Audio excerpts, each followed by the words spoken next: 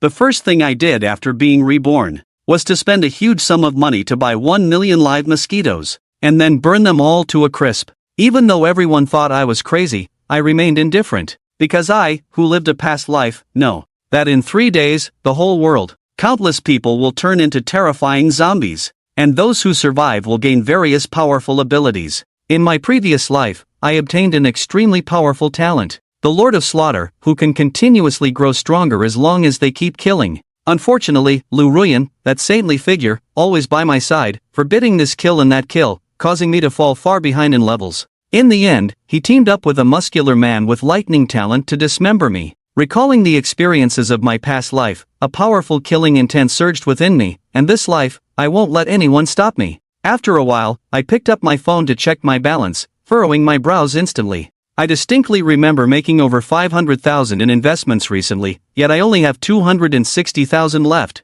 Just then, my phone vibrated. I answered, and a sweet voice came through. Brother Chen, I want to buy a bag, but I'm out of money. Could you transfer some to me? That bag isn't expensive, it's on sale for only 20,000 yuan. Hearing this familiar voice, I was so angry I almost crushed my phone. In my previous life, before I died, I learned from Lu Ruyan that this despicable woman had long been cheating on me. She took away hundreds of thousands from me before the apocalypse, just to seduce young men. Unfortunately, my limbs were cut off by him at that time, leaving me helpless and enraged. Brother Shao, why are you silent? Lu Ruyan continued, using a disgusting tone. Although I am extremely angry at this moment, the apocalypse has not arrived yet. Blind actions will only affect our future plans. Ruyan, let me tell you something important. Forget about that bag for now. I have already figured out a way to retaliate against him. What's the big deal? If you don't see me, just transfer the money directly. Lu Ruyan's tone suddenly became much colder. I received news that a stock will triple in a few days. If you have money, send it over quickly. As soon as she heard triple, all thoughts in Lu Ruyan's mind vanished. Really? She exclaimed in excitement. Of course, have you forgotten what I do? Before the apocalypse, I was a senior executive at a financial company. Wait for me to borrow money first. Don't rush to invest. After saying this, Lu Ruyan hung up the phone directly. Thinking of Lu Ruyan's greedy nature, I already knew what she would do. To make money, she would probably efficiently utilize her body. I sneered. Thinking about how to survive the early stages of the apocalypse, combat ability, food, water, and shelter are indispensable. Shelter, water, and food are easily resolved, having survived the apocalypse for over a decade. If you can't even handle this, you're practically wasting your life. Combat power is the most important. As long as you have absolute strength, no problem is insurmountable. In my previous life, my strength came from the Lord of Slaughter. By killing, you earn points. The more points you have, the better the rewards. Open your phone, search for the target. Forget about cattle, you need billions of pigs, hundreds of millions of chickens, even tens of billions are not enough. Obviously, it's not possible to buy a large number of livestock. After all, they can also mutate into corpse-transforming creatures, and the larger the size, the more ferocious they become. Even if dozens of mutated Koan creatures appear, I definitely won't be able to defeat them just after gaining my talent. What should I do? Just as I was thinking, a buzzing sound rang in my ears. You dare suck my blood, damn it. I slapped the mosquito that was about to suck blood to death. Looking at the remaining blood on my hand, I paused for a moment. Then I excitedly shouted, mosquitoes. Mosquitoes are the easiest creatures to kill in the early stages. You can collect a large number of them and burn them all when they mutate. Thinking of this, I quickly opened my notebook. Are you kidding me? 10 mosquitoes? I looked at the only store selling mosquitoes on a certain e-commerce platform for 25 yuan. Suddenly, I felt like my brain wasn't enough. Would anyone really spend 25 yuan on 10 mosquitoes? I thought with tens of thousands, I could buy tens of millions of mosquitoes. Turns out, I can only buy 100,000. I need to negotiate with the boss. Hello, I would like to buy 1 million live mosquitoes. Do you have them? The customer service staff was stunned. 1 million? Boss, come quickly. Upon hearing his son's call, the boss walked out of the tent where the mosquitoes were being raised. Sir, I won't hide it from you, I don't know how many mosquitoes I have here. After all, who counts mosquitoes every day like a normal person? I want all the ones that are available for sale, excluding those that cannot be sold. How much do you plan to sell them for? If he really has mosquitoes crowded in the tent, the number must be at least several 100,000. After all, these things are very easy to raise, just add some water and food, and they will grow like crazy. I want them all. Looking at the message coming from the other side, the boss was at a loss for a moment. After some discussion, he tentatively quoted a price of 500,000. Seeing this number, I couldn't help but shake my head. I won't sell for 300,000. Sell it, give me an address, big shot, I'll deliver it to you tomorrow. Relying on the other party's quick agreement, it's obviously double the price, but I'm too lazy to change it. Spending 300,000 to buy mosquitoes, only I could do such a thing. After placing the order, I messaged Lu Ruyan, as for why not call, because Lu Ruyan probably couldn't answer the phone at the moment. As expected, half an hour later, Lu Ruyan replied. I borrowed from all my friends around me, my dear, you must make it back. Along with the message came a transfer reminder. Your account has received a total of 520,000 in transfers. Wow, seeing this number also surprised me. It's like rubbing a fire under, plus taking a picture. Isn't this making a fortune? She truly lives up to being a gold digger, ruthless in her methods. Darling, come to my house tomorrow night at 12 o'clock. Let's witness making big money together. Just finished with the coach. The elusive Lu Ruyan smirked. Wang Chen, oh Wang Chen, always working all day long.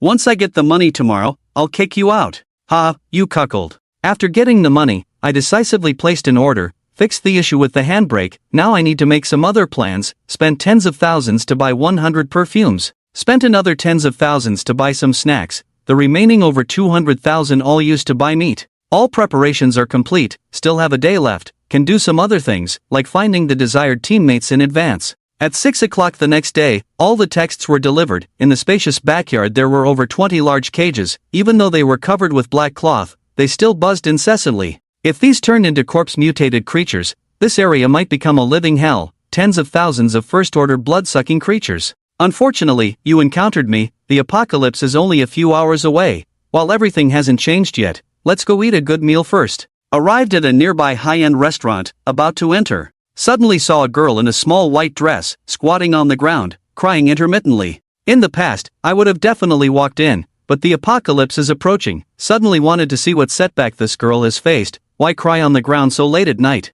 Upon hearing this voice, the girl stood up in pain, angrily looking at me with tears still streaming down her face. I'd never been to a high-end club in my life. Why can my colleagues in Bosco but not me? Crying so miserably like this, I thought my husband had run away. Suddenly, I felt a sense of familiarity with this tear-streaked face that looked like a flower cat. Although I couldn't recall, it must be someone I met in a past life. Isn't a strong person just a rundown restaurant? Let me treat you to a meal. Don't worry, I'm not concerned about your well-being. I just have money to spend. I'll treat you casually. Do you keep your word? The girl's face lit up with surprise at the words. It's just a few thousand yuan. If you want to eat, come with me. After saying that, I walked calmly towards the building. The girl was stunned for 2 or 3 seconds, then wiped the tears from her face, and quickly followed. After arriving at the reserved private room, the girl followed the hostess inside. Seeing her sitting obediently across from me, I couldn't help but laugh. I never expected that the future powerhouse, before the apocalypse, was just an inexperienced girl. What's your name? Chen Lin lowered her head and whispered.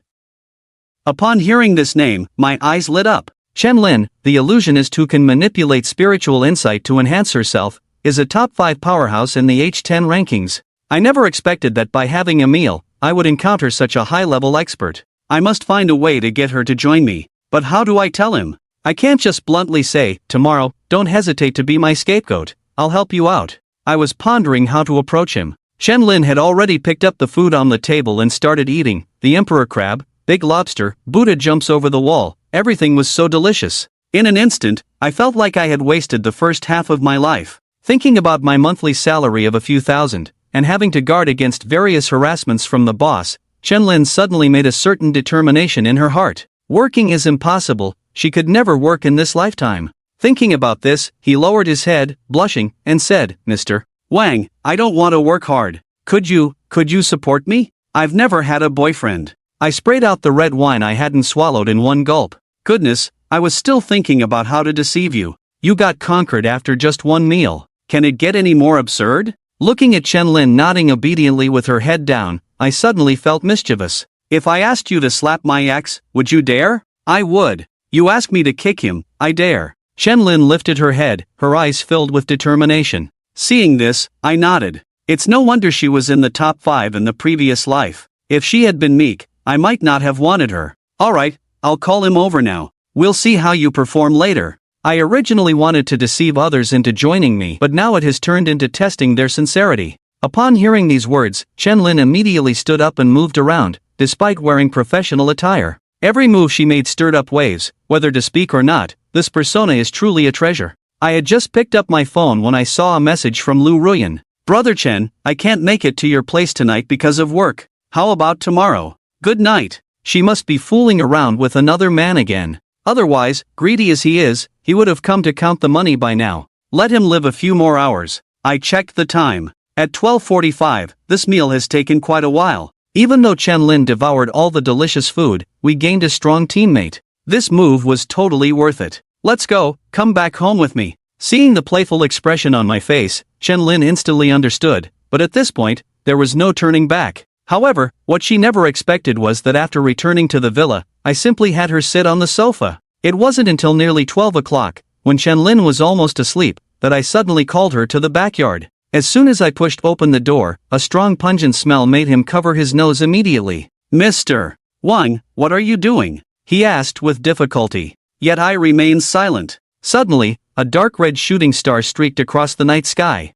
Welcome to the end times, where I bestow upon the remaining humans their unique talents. Fight against the powerful mutant creatures. A familiar voice echoed in my mind. And those humans and animals who did not receive the message. A remarkable transformation began, especially for those mosquitoes drenched in gasoline. At that moment, I directly ignited the gasoline flames beneath my feet. Like a fiery serpent, I swiftly crawled towards the group of mosquitoes, needing to exterminate them all before they were completely purified. Congratulations on gaining the talent, Lord of Slaughter, for successfully killing a first-order mutated mosquito. The moment you gained the talent. The crazy killing prompts also sounded in my mind, lasting for a full 10 minutes. I didn't stop until all the mutated mosquitoes in the cage were burned to ashes. Ding! Successfully killed 1,009,528 mutated corpses, triggering the Lord of Slaughter talent. Congratulations to the host for receiving the reward, the Bloodthirsty Feathered Wing Pangu Bloodline Infinite Backpack. 3 shiny rewards appeared before my eyes, and I couldn't help but burst into laughter.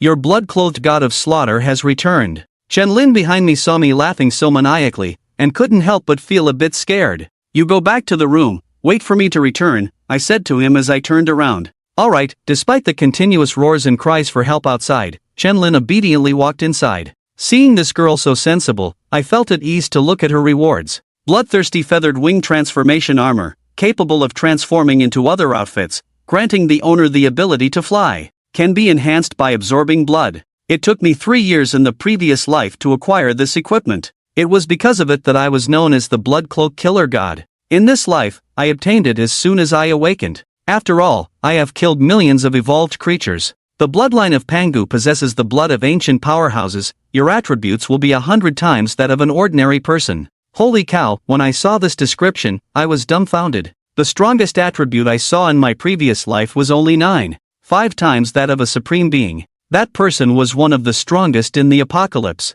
And now I directly possess attributes 100 times greater. This feels amazing, incredibly amazing. But for now, I need to clear out the nearby zombies and kill Lu Ruyan in the building across. Suddenly, there were roars and banging sounds around the iron gate. A trace of coldness flashed in my eyes. I haven't come looking for you, yet you've come looking for trouble. I immediately started absorbing the bloodline of Pangu and the bloodthirsty featherwings. 2 mysterious energies swiftly circulated through my body. Then, a terrifying power burst forth. A pair of wings shimmering with eerie feathers appeared behind me, with what seemed like blood flowing through them. Even my original eyes turned into a strange light golden color. This is the mark of the baptism of the bloodline of Pangu. With a thought in my heart, the wings behind me instantly transformed into a blood-red robe. Looking at the zombies crawling into the villa, I coldly smiled. Let me test how strong my fists are with you. A light jump and I can easily cover over 10 meters. Upon landing, I grabbed a snarling zombie, crushed its head, and threw it away.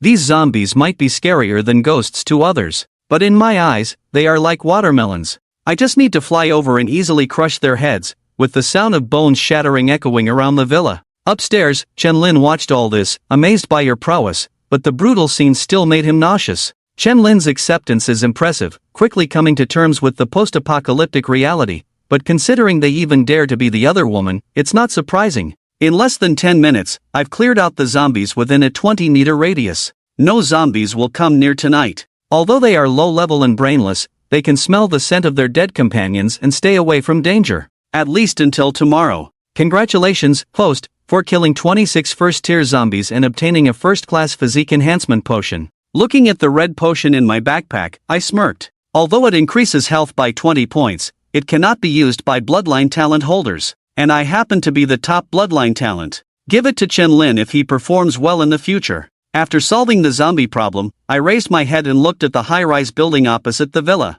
In my past life, Lu Rian said to me before dismembering me, to fully experience the thrill of stealing. He always arranged meetings in the room and the building opposite, and he liked to play some exciting games facing the villa direction on the balcony. As expected of you, despicable Chen Lin.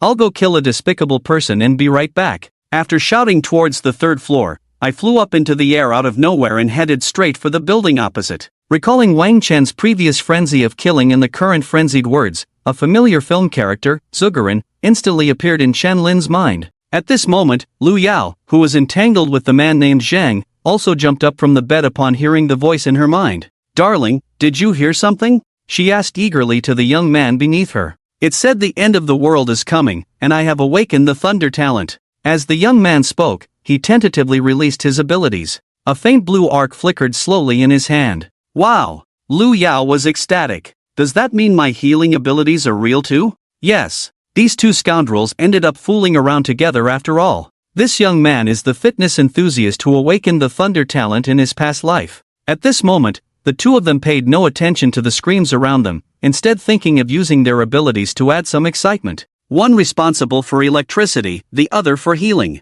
The feeling was truly, "Let's go to the balcony." Lu Yao seductively beckoned with her finger. "Darling, you're quite bold, even wanting to play in the cuckold's direction." The two of them leisurely walked to the balcony. The streets below were filled with flames and screams. However, Lu Yao looked in the direction of a certain villa and said maliciously, "I wonder if Xiao Chen has been bitten by zombies? If he dies, half the fun is gone. Don't worry, even if he's alive, we'll go kill him at dawn tomorrow and take over his villa," the fitness enthusiast said with a smile. Little did they know that Xiao Chen was floating several floors below them. "Mom, there's a superhero." "Ah, Mom, don't bite me, help." A teenager on a certain floor was infected by his already turned into a zombie mother with just one glance at Xiao Chen. Moreover, on the floor Xiao Chen flew past, some people chose to jump off the building to end their lives. In this chaotic apocalypse, living often requires more courage than death.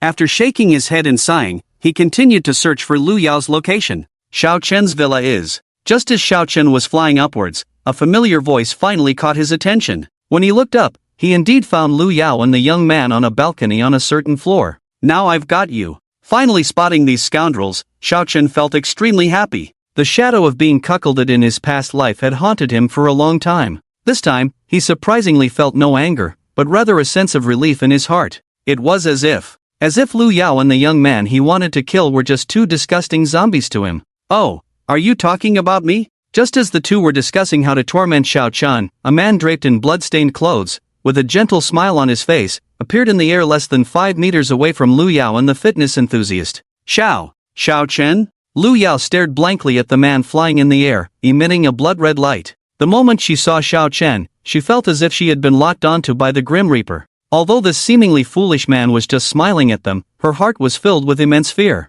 Because his body exuded a strong scent of blood. The smell was so intense, as if he had just killed dozens of people. And this was something Lu Yao had learned from her healing talent. The thunder talent man behind her clearly had no idea what was happening. Seeing Xiao Chen floating in the air, he thought the other's ability was flight. "What's wrong, cuckold?" He sneered at Xiao Chen. "Your girlfriend was taken by me. What are you going to do about it?" At this moment, Lu Yao couldn't stop him from speaking anymore. Sensing the opponent's killing intent gradually emerging, Lu Yao quickly stood in front of Thunderman. "Xiao Chen, I have no feelings for you anymore. Please forgive me." She pretended to apologize to Xiao Chen with a serious look. Such a hypocritical woman, this was Xiao Chen's evaluation of her. Even though he saw them bare skin together at the door, he could still spare their lives. "I also want to forgive you," Xiao Chen chuckled, "but I feel an itch in my hands. I can't feel at ease without killing a few people." Lu Yao broke into a cold sweat hearing this. As a priest, she could see that Xiao Chen's killing intent had reached a certain level, almost materializing and poking him in the face.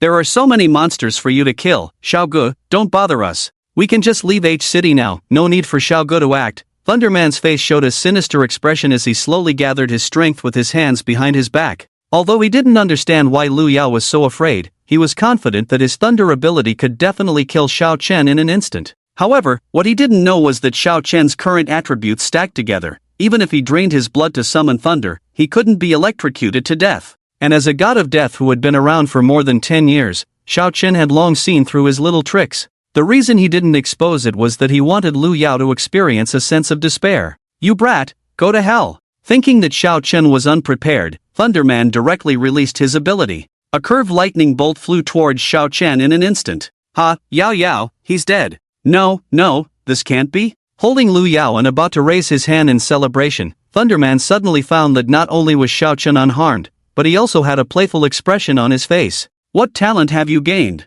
Feeling that he was no match, Thunderman looked at Xiao Chen in disbelief and retreated uneasily. "Too weak." Xiao Chen shook his head. Then, he dove down and with a simple punch, smashed Thunderman into the wall. Everything happened too fast. One moment Lu Yao was still smiling and communicating with Xiao Chen. The next moment, her delicate face had been smashed into a mess by him. At that moment, the terrifying feeling of death crawled from the soles of Lu Yao's feet to the top of her head. Xiao Ge? She struggled to speak. "It was him who forced me." Even she didn't believe the words she said. How could she, who had been given countless green hats by Xiao Chen, shamelessly say such things? He had intended to continue scaring Lu Yao, but seeing her dazed and trembling, he lost interest. "I won't give you another chance." He walked step by step towards the woman who was destined to die. The moment their eyes met, Lu Yao knew her time had come. Just as she was paralyzed with fear, Xiao Chen whispered softly in her ear, "I prefer you dead than the current you." With a thud, the next moment, Lu Yao, with a large hole in front of her, slowly fell from the 21st floor of the high-rise building.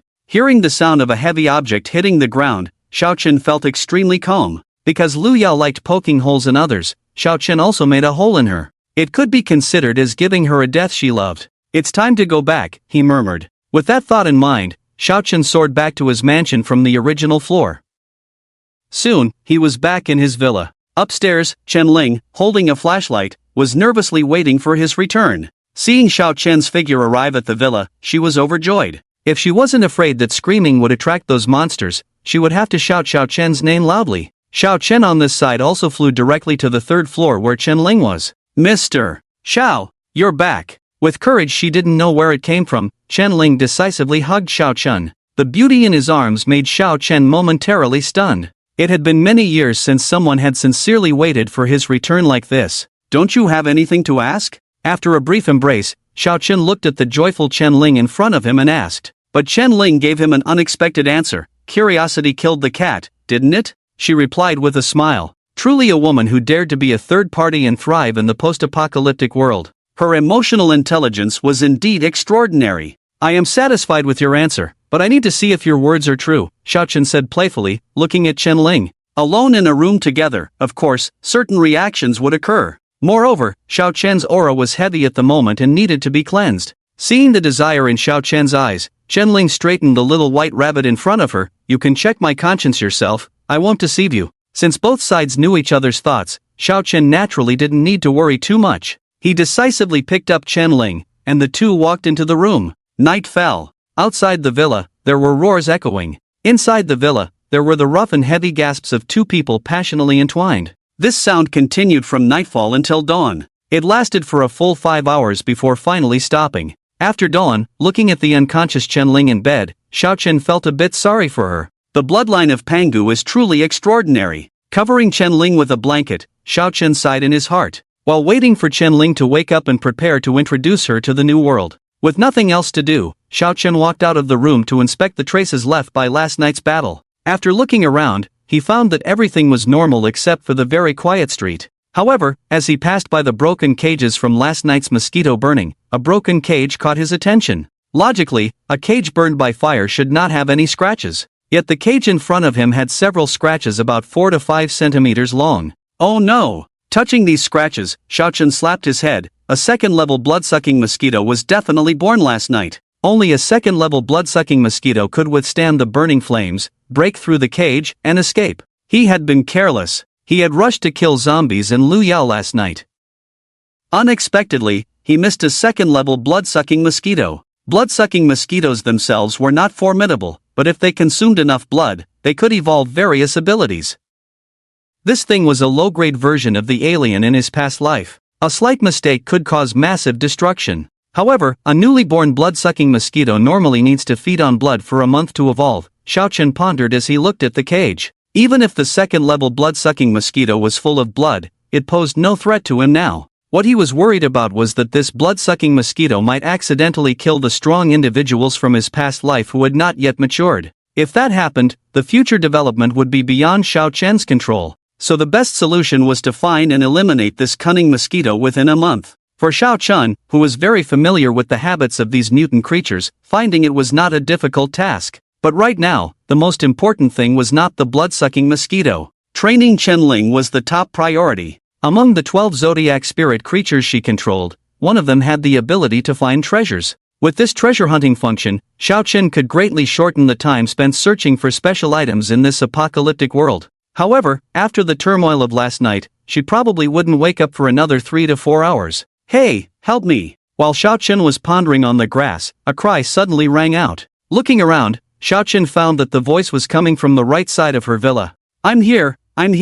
Soon, he saw a man wearing glasses waving his hands on the third floor of a duplex in the community. "You bought so many things a few days ago, and killed so many monsters last night, you must know some secrets, right?" Before Xiao Chen could speak, the man with glasses started to talk at length. "Get me out of here, or I'll tell all the surviving people nearby about this. Even if you're powerful, you can't beat the people in our community, right? As long as you save me, not many people will know about this." The man with glasses did not witness the scene where Xiao Chen killed Luo Yao and Thunderman. At this moment, he was still confident that Xiao Chen would accept his conditions. However, what he didn't know was that when he shouted loudly about the food in Xiao Chen's house, many survivors in the community poked their heads out. But it was only the first day after all, and these people did not show too much greed. "Where do you get the confidence, Puxin?" Xiao Chen responded to him impatiently as he flew up. The people in the community saw him flying and showed envy on their faces. Some even started to prepare to ask him to save them. "Oh, you're still pretending with me,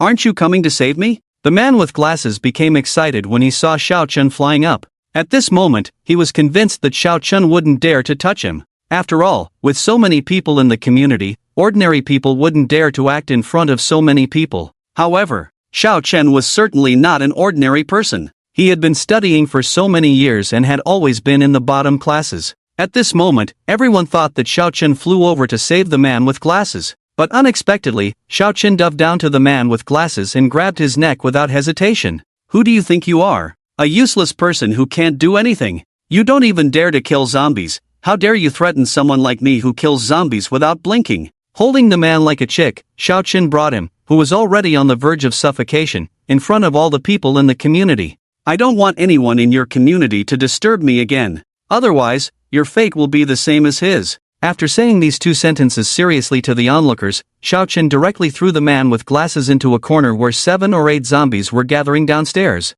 That casual action, that cold expression, seemed to tell everyone that if they angered him, the only outcome would be death. "Help me, this bastard can only fly, he's a jerk, help." "Ah!" The sound of the man with glasses being gnawed under the building reached the ears of everyone in the entire community. At that moment, they realized flying wasn't just for angels, it could also be for demons. Looking at the faces of the people, big and small, all showing expressions of fear, Xiao Chen restrained some of the killing intent on him. Staying at home will only result in starving to death. Instead of waiting to die, it's better to explore, to fight these monsters, maybe there's still hope. Although he didn't have much fondness for these people, he still gave them a hint. After all, there would be a siege by mutant creatures later on, and these people would still be useful. Besides, Xiao Chen wasn't someone who would kill just anyone. Only those who provoke him, obstruct him, or even attack him will be directly killed by Xiao Chen. The man with glasses just now clearly intended to use the information about food in Xiao Chen's home to threaten him. This clearly violated his taboo.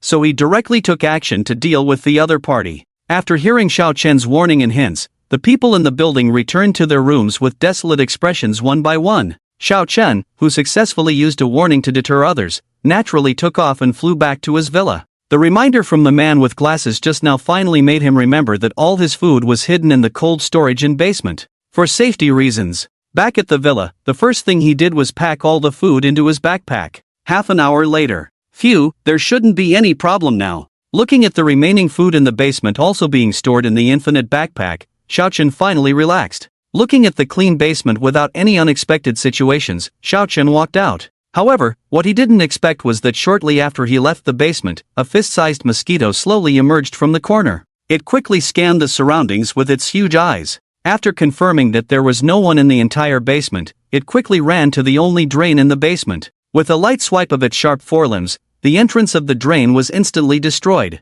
and it successfully escaped from Xiao Chen's control through the sewer. However, it was still too weak. It didn't fly far before encountering a group of strange people as soon as it climbed out of the sewer. "Brother! There's a strange mosquito here, it's so big." After cleaning up the basement and returning to the surface, Xiao Chen found that the bodies of the zombies he had killed before were no longer deterrents. Many zombies caught his scent and were slowly heading towards the villa. These unconscious killing machines began to continuously bang on the doors and climb the walls. Although their movements were slow, if their numbers increased, the perimeter of his villa wouldn't hold up. "I need to come up with a solution." While quickly clearing out these zombies, he began to think about how to solve this problem. Ordinary things wouldn't stop these creatures. During the apocalypse, people used the crystals from the brains of zombies and other mutated creatures to extract and make metals. This metal, called Jing crystal, could resist most attacks from mutated creatures. If I remember correctly, a week after the apocalypse arrives, when the black rain comes, the mutated creatures will produce crystals.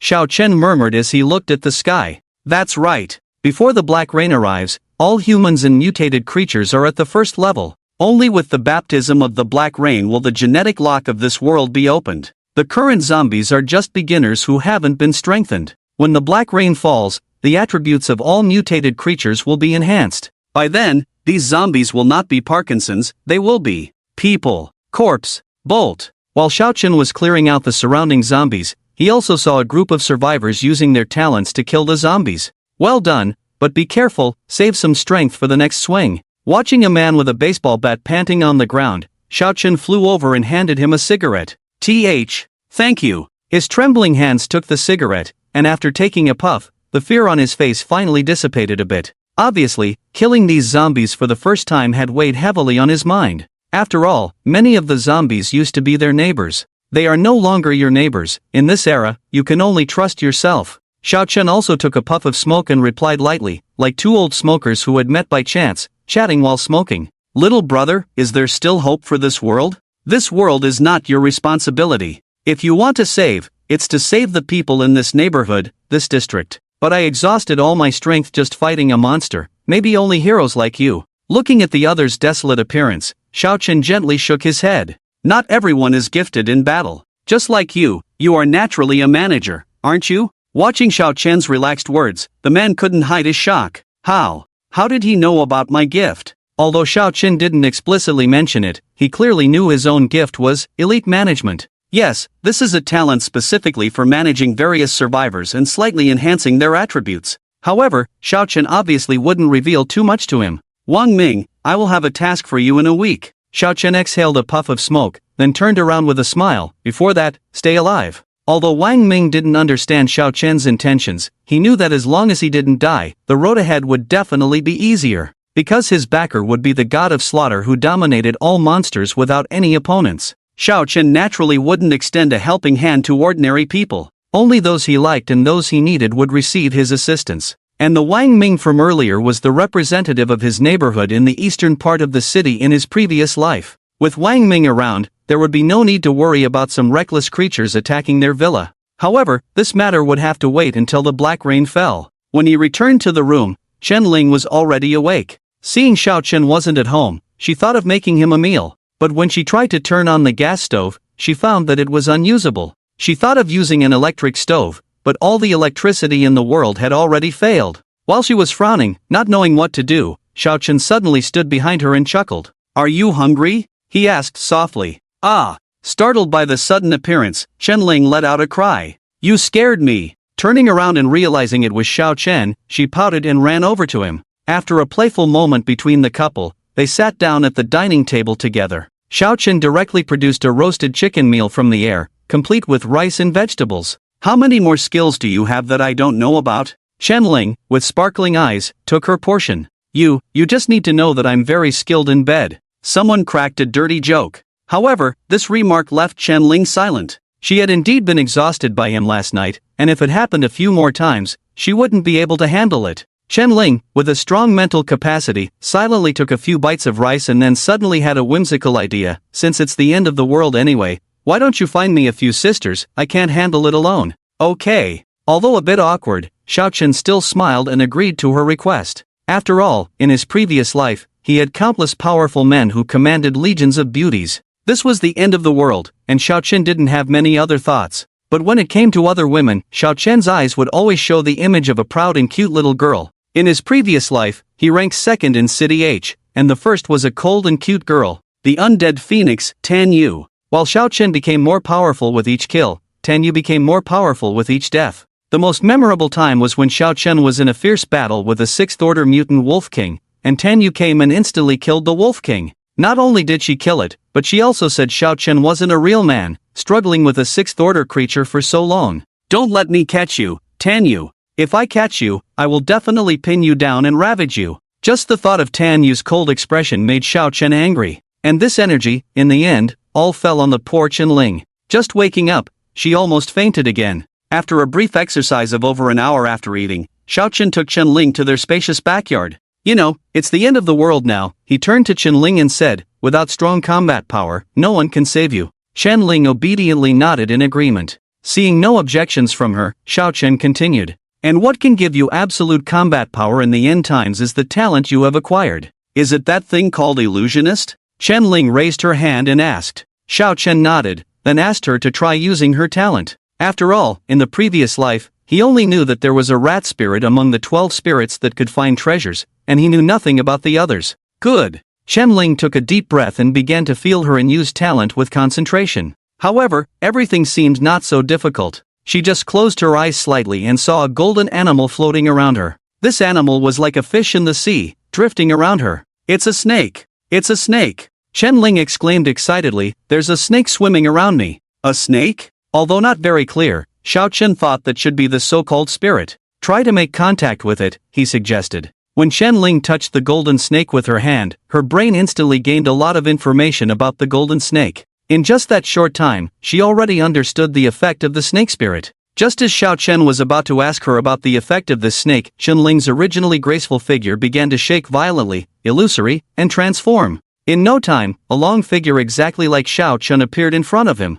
Damn! He had never heard that the 5th-ranked illusionist could also transform in his previous life. Xiaochen only knew that she was very cunning, able to escape safely every time she was surrounded by other survivors. Now it seemed that she was likely to have directly killed one person at that time, then infiltrated into another group. This golden snake can make me look like someone else. Chen Lin looked excitedly at herself. Seeing that she had grasped it well, Xiaochen naturally wouldn't waste time. Good, now that you have learned to use your abilities, it's time for practical combat, he said seriously. Hearing this, Chen Lin changed back. She knew Xiaochen couldn't protect her forever, and only by becoming stronger could she help Xiaochen. Wait for me to get a weapon, she said, then went into the villa and came out with a suitable kitchen knife. After all preparations were made, Xiaochen flew into the sky with the confident Chen Lin. When the two flew outside the city to a garbage dump with few zombies, they landed. The reason for doing this was to protect Chen Lin, whose combat power was still low,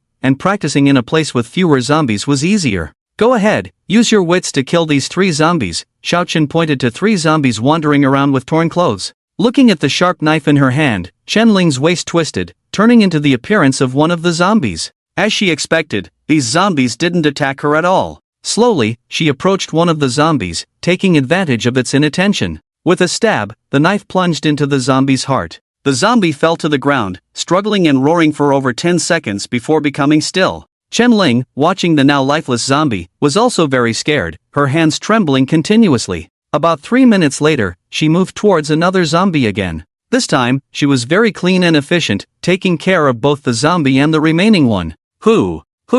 Looking at the bloodstained knife in her hand, Chen Lin felt a hint of nausea. I finally did it. Ugh, after all, she was still a young girl, and the bloody smell overwhelmed Chen Lin, making her vomit. Xiaochen decisively flew over and landed beside her. While gently patting her back, he handed her a bottle of water. You did great. He comforted with a smile. I was even more scared when I killed my first zombie. My hands were shaking uncontrollably. Thank you. Chen Ling's response was a bit weak, indicating that this first hunt had drained her quite a bit. Once Chen Ling had somewhat recovered, Xiao Chen carried her back to their villa. Having killed 3 zombies on the first day, there was no need to go through the trouble of killing more. After all, he was helping Chen Ling adapt to the environment, not turning her into a killing machine like himself. Everything would come in due time. Just as the two left not long ago, a group of men in suits, looking like thugs, arrived near the garbage dump. "Boss, those old zombie guys are all dead." The man holding a steel pipe at the front exclaimed in surprise. "What's going on?" A tremendously obese man with a face full of muscles walked over. When he saw that the zombies he intended to hunt were already taken down, he flew into a rage. "Damn it, daring to steal my prey, I'll chop this kid up to feed my pet." This statement made the others nervous. After all, the boss's pet was truly terrifying. Throw a pig in, and all that comes out is a pile of dried up bones. "Leopard, you and Cohen stay here. Notify me immediately if there's any information." Lin Biao pointed to the 2 men behind him and ordered. "Yes, boss." Upon receiving the command, the 2 men directly entered the container where the previous owner of the garbage dump lived. Lin Biao noticed that the fallen zombies were all killed with a single blow, which made him slightly uneasy. To be able to kill zombies so cleanly and efficiently, the person must be a highly skilled expert. If he didn't find and deal with this person, his position in the Black Dragon Gang could be in danger. "You 2 don't need to come back until afternoon. The rest of you, carry these 3 bodies and follow me back to the Black Dragon nightclub." And so, Lin Biao, with the zombie bodies, left with the remaining 7 or 8 people. The 2 who stayed behind took out a deck of cards from their pockets and started playing inside the container. "Why do you think the boss left just the 2 of us?" Leopard asked casually while shuffling the cards. "What else could it be? Isn't it because we have the worst talents?" The statement was so blunt that it ended the conversation abruptly. Indeed, their talents were truly terrible. Leopard's talent was to absorb sunlight and glow. He wouldn't shine without light. As for Cohen, true to his name, his talent was to emit a loud rooster crow. "If only I knew, I wouldn't have joined as a small fry." Cohen secretly shed tears in his heart. 3 days passed in a row. Cohen and Leopard had worn out the cards, and no other humans were seen at the garbage dump. When they returned to their Black Dragon nightclub, Lin Biao also felt that the other party had probably already left. No need to bother with that trashy garbage dump. Lin Biao waved his big hand around the 2 delicate women he was holding and gave them a new task. "Go to the east of the city, bring all the survivors there into our gang.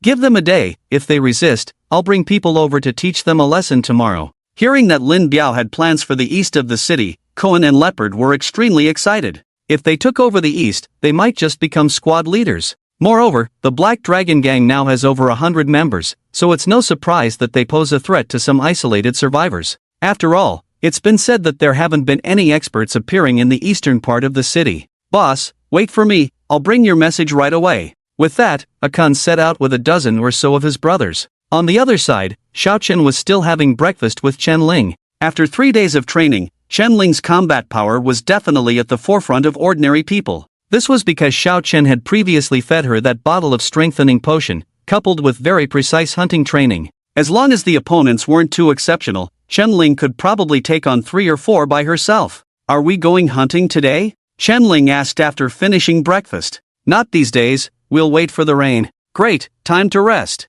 Chen Ling laughed heartily upon hearing that she didn't have to go hunting. But Xiao Chen naturally wouldn't let her rest every day. "These days, you'll spar with me." "Ha? You?" Chen Ling's face showed an incredulous expression upon hearing this. "No way. You can easily crush those monster bones, how could I possibly beat you?" She quickly protested, waving her hands. Half an hour later, Chen Ling, who thought she could defeat Xiao Chen with the same strength, was once again thrown to the ground by Xiao Chen. "Mind your stance, you only attack and don't defend, others won't show mercy like I do." Xiao Chen critiqued her on her recent fight. "I give up, I can't possibly beat you." Chen Ling, lying peacefully on the ground, had no intention of getting up. Although they hadn't been together for long, Xiao Chen naturally knew she was just being stubborn. "Alright, I'll carry you back. Hurry up." Upon hearing that she didn't have to spar anymore, Chen Ling eagerly reached out her hands for Xiao Chen to lift her up. Unexpectedly, after Xiao Chen walked over to her, he turned around and threw her to the ground again.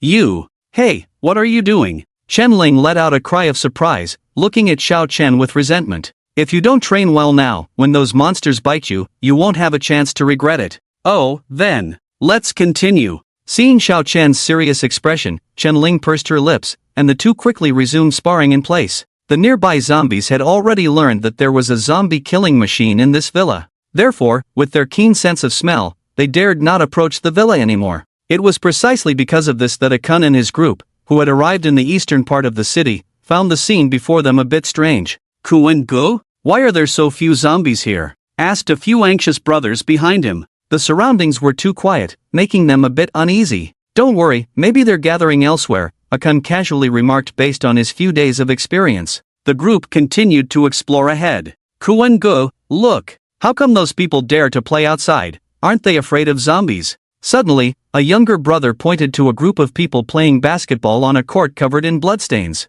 This scene was truly bizarre. Even the members of their Black Dragon gang didn't dare to play so recklessly, fearing it would attract zombies. Distribute the flyers and let's leave. Hurry! Sensing something amiss, Akun immediately had his men disperse to distribute flyers. These people were already scared to death, and they were surprised to see Akun behaving even more fearfully than them. In the end, they could only find a few safe corners and throw away all the flyers filled with dangerous messages. They returned in less than a minute. Akun didn't have time to say much and led his men back to the Black Dragon nightclub via a small path. Lin Biao looked at Akun returning so early, his expression instantly turning serious. What's going on? He slammed the table and roared. Big brother, the situation in the east of the city is so bizarre. Akun exclaimed. Didn't you all say there were no experts in the east of the city? Lin Biao pointed at his men behind him, scolding angrily. None of them dared to reply. After all, the information they received indicated that there were indeed no leaders or experts in the east of the city. All useless. After cursing this group of people, Lin Biao turned his dangerous gaze towards Akun. Tell me everything you've seen and heard. Seeing Lin Biao so furious, Akun quickly recounted the pitiful number of zombies in the east, along with the surprising sight of people happily playing basketball there. Few zombies were understandable, but someone daring to play basketball in front of them required some serious consideration. Zombies have very keen hearing. Normally, you would have to glance back a few times even when riding a bicycle in front of them. How could they dare play basketball in front of zombies with such acute hearing? Are you sure you're not making this up? A dangerous glint flashed in Lin Biao's eyes as he looked at Akun. How could I dare, big brother? Ask the other brothers if you don't believe me, they saw it too. Seeing Akun so agitated, Lin Biao also knew that this matter was likely true. But why weren't those people afraid of the zombies? This question made him ponder for a long time. Just as everyone was anxiously waiting for Lin Biao to speak, he suddenly slammed the table and burst into laughter. I know! They must have obtained a treasure that can ward off zombies. A treasure? The expressions of the others showed they were contemplating this. The look on his men's faces made Lin Biao frown. How could his own men be so foolish? You idiots! If that's not a treasure, then what is it? Could it be that there are experts in the east of the city who have killed all the zombies? He angrily scolded. Akun was startled by the scolding. Not wanting to appear emotionally unintelligent, he quickly caught on and joined the others in praising Lin Biao's intelligence. The flattery from his men lessened the anger in Lin Biao's heart. Akun, take more men to gather information, make sure to find the location of this treasure. Once we find this treasure, Lin Biao's voice exuded a domineering smile, our Black Dragon gang will surely dominate the city of H. Since Akun and the others had not actually entered the real area in the east of the city, the flyers they distributed went unnoticed. As a result, Xiao Chen had no idea that his territory had already attracted attention. Lately, he had been practicing with Chen Lin at home to enhance her combat abilities. However, most of the time, Chen Lin would request to engage in activities other than training. Ahem. Yes, the kind of activities you're thinking of. Of course, today was different. Xiao Chen had been waiting for the black rain for a week, and it had finally arrived. As darkness enveloped the world, dark raindrops fell slowly. As the rain intensified, the surrounding zombies and mutated creatures began a second evolution. After an hour passed, as the sky began to brighten, crimson eyes appeared in the corners of the city. The good news was that most people were hiding in their homes, so only a few were engaged in battles with the enhanced monsters. Of course, there were also unexpected incidents like the Black Dragon gang led by Lin Biao. Due to their penchant for roaming around, they were eventually overwhelmed by the impact of the strengthened monsters, leaving over 100 members reduced to just over 60. Human genetic lock has been opened, corpse mutation enhancement complete. This is my final gift. Let the revelry begin. Familiar voices echoed once again in the minds of all survivors.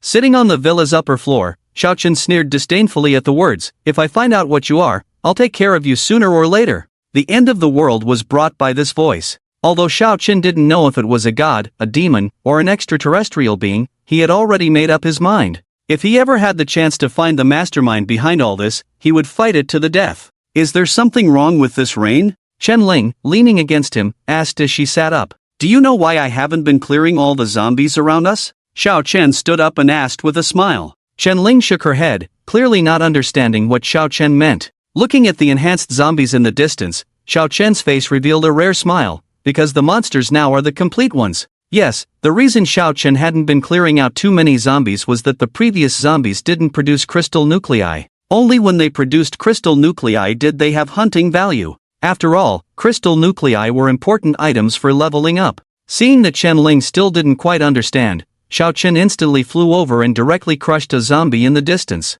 Ding, successfully killed a first-order zombie. Lord of Slaughter not triggered, obtained a first-order zombie crystal. A moment later, a dark green rectangular crystal fell from its head. This thing is the most important for enhancing your combat power, he explained to Chen Lin as he held the first-order zombie crystal in front of her. Looking at this strange crystal, Chen Lin's eyes were full of curiosity. But since Xiao Chen said it was a good thing, she naturally understood that the more of this stuff, the better. Okay, I'll help you collect them too, she replied firmly. As his woman, she had to stand on her own. Besides, in her previous life, Chen Lin was already a strong individual, so Xiao Chen wouldn't help her hunt and level up. Remember to stay safe. If you encounter any unfamiliar creatures, run first, okay? Okay. After a few light reminders, Xiao Chen parted ways with Chen Lin. Chen Lin needed to kill zombies, but Xiao Chen naturally didn't need to. He had to go to the most chaotic area in the western part of the city to kill more powerful creatures. If he remembered correctly, the first second-order creature born in City H in his previous life was in the western part of the city.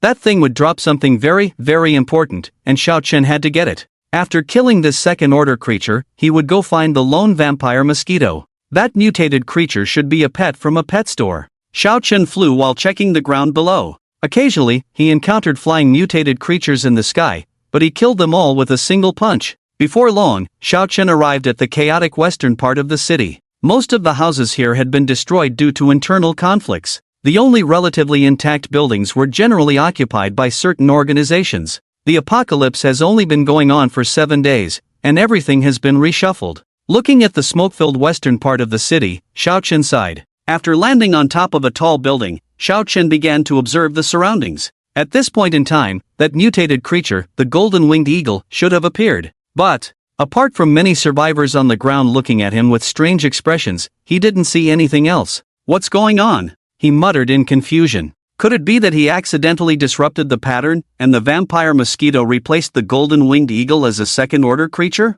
No, that couldn't be possible. He had lived for over 10 years in his previous life, and there was no rule that didn't allow 2 second-order creatures to exist. Either it was killed prematurely, Xiao Chen pondered, his eyes flashing with coldness, or someone has hidden it. As soon as he thought that someone had actually snatched his prey, Xiao Chen leaped directly from the high-rise building of over 20 floors. Boom! Xiao Chen landed on the ground, creating a huge pit. The swirling air even lifted the surrounding stones directly. The survivors who were originally watching the show on the ground were astonished as if they had seen a ghost when they witnessed this scene. Especially when they saw Xiao Chen easily walking out of the smoke, their faces froze in shock. Is this guy even human? Brothers, what should we do? Isn't this a humanoid monster? He's coming over. What do we do now? Quickly think of a solution. While the few people were still confused, Xiao Chen had already walked up to them. Hey guys, weren't you supposed to have a very powerful eagle? He asked. Upon hearing Xiao Chen speak, the few people finally realized he was human.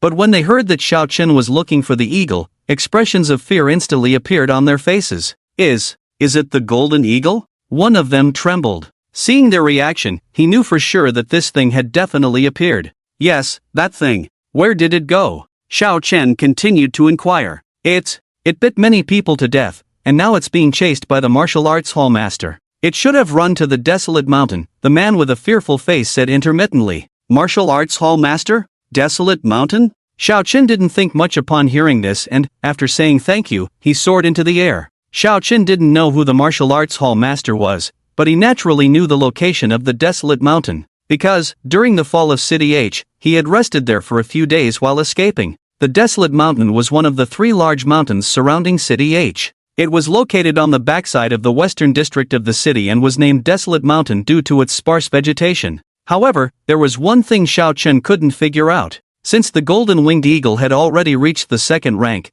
it was very difficult for current first-rank humans to harm it, especially this flying mutant creature. So the question arose, why did it run to the Desolate Mountain? Could it be that it was pretending to escape in order to lure away the humans chasing it? As he pondered, a shocking idea suddenly appeared in Xiao Chen's mind. This golden winged eagle may not be the second-rank golden winged eagle. The one escaping is actually its father or mother deliberately luring away the humans. This way, it can quickly adapt to its second-rank abilities. Damn, this mutant creature was really cunning. After finally figuring it out, Xiao Chen didn't fly towards the Desolate Mountain at all, but instead flew directly back to the western part of the city. Sure enough, as soon as he flew to the edge of the western city, he saw a golden giant eagle wreaking havoc in the residential area of the western city. Damn it, these bastards were playing the game of luring the tiger away from the mountain with him. No wonder he had learned from that guy's mouth that a lot of people had died in the west of the city before they managed to eliminate this thing. Realizing that he had been played by a beast,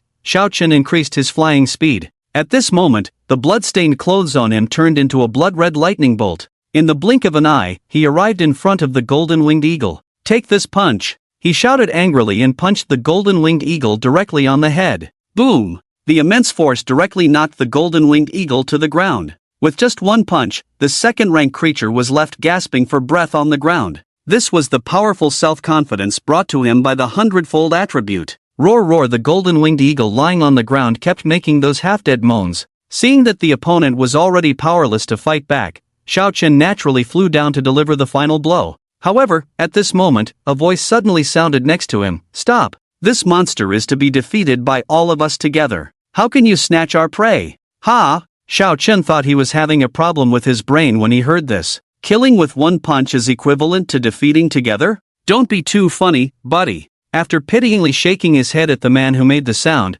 Xiao Chen dove down and punched the dying golden-winged eagle to death. Ding! Successfully killed the second-order golden-winged eagle, triggering the Lord of Slaughter, gaining a special skill, Eagle Eye. Absorbed the essence blood of the second-order golden-winged eagle, increasing the evolution degree of the bloodthirsty feathered wings by 8%. Eagle Eye. The skill that good brother from the previous life mentioned is indeed true. Even if the Lord of Slaughter is not triggered, this skill will drop from the brain along with the crystal nucleus. And its effect is very simple and practical. Eagle Eye can probe the combat power and weaknesses of living beings. When Xiao Chen inherited the Eagle Eye, the color of his golden eyeballs quickly deepened. At the same time, the specific information of the golden-winged eagle appeared in his eyes. Second-order golden-winged eagle, deceased, combat power, 0, 1380 before death, weakness, low defense in the abdomen, simple 3 lines, but the most practical thing. This is the only skill in the apocalypse that can see the combat power of others. However, just as Xiao Chen excitedly prepared to check his own combat power, that voice rang out again.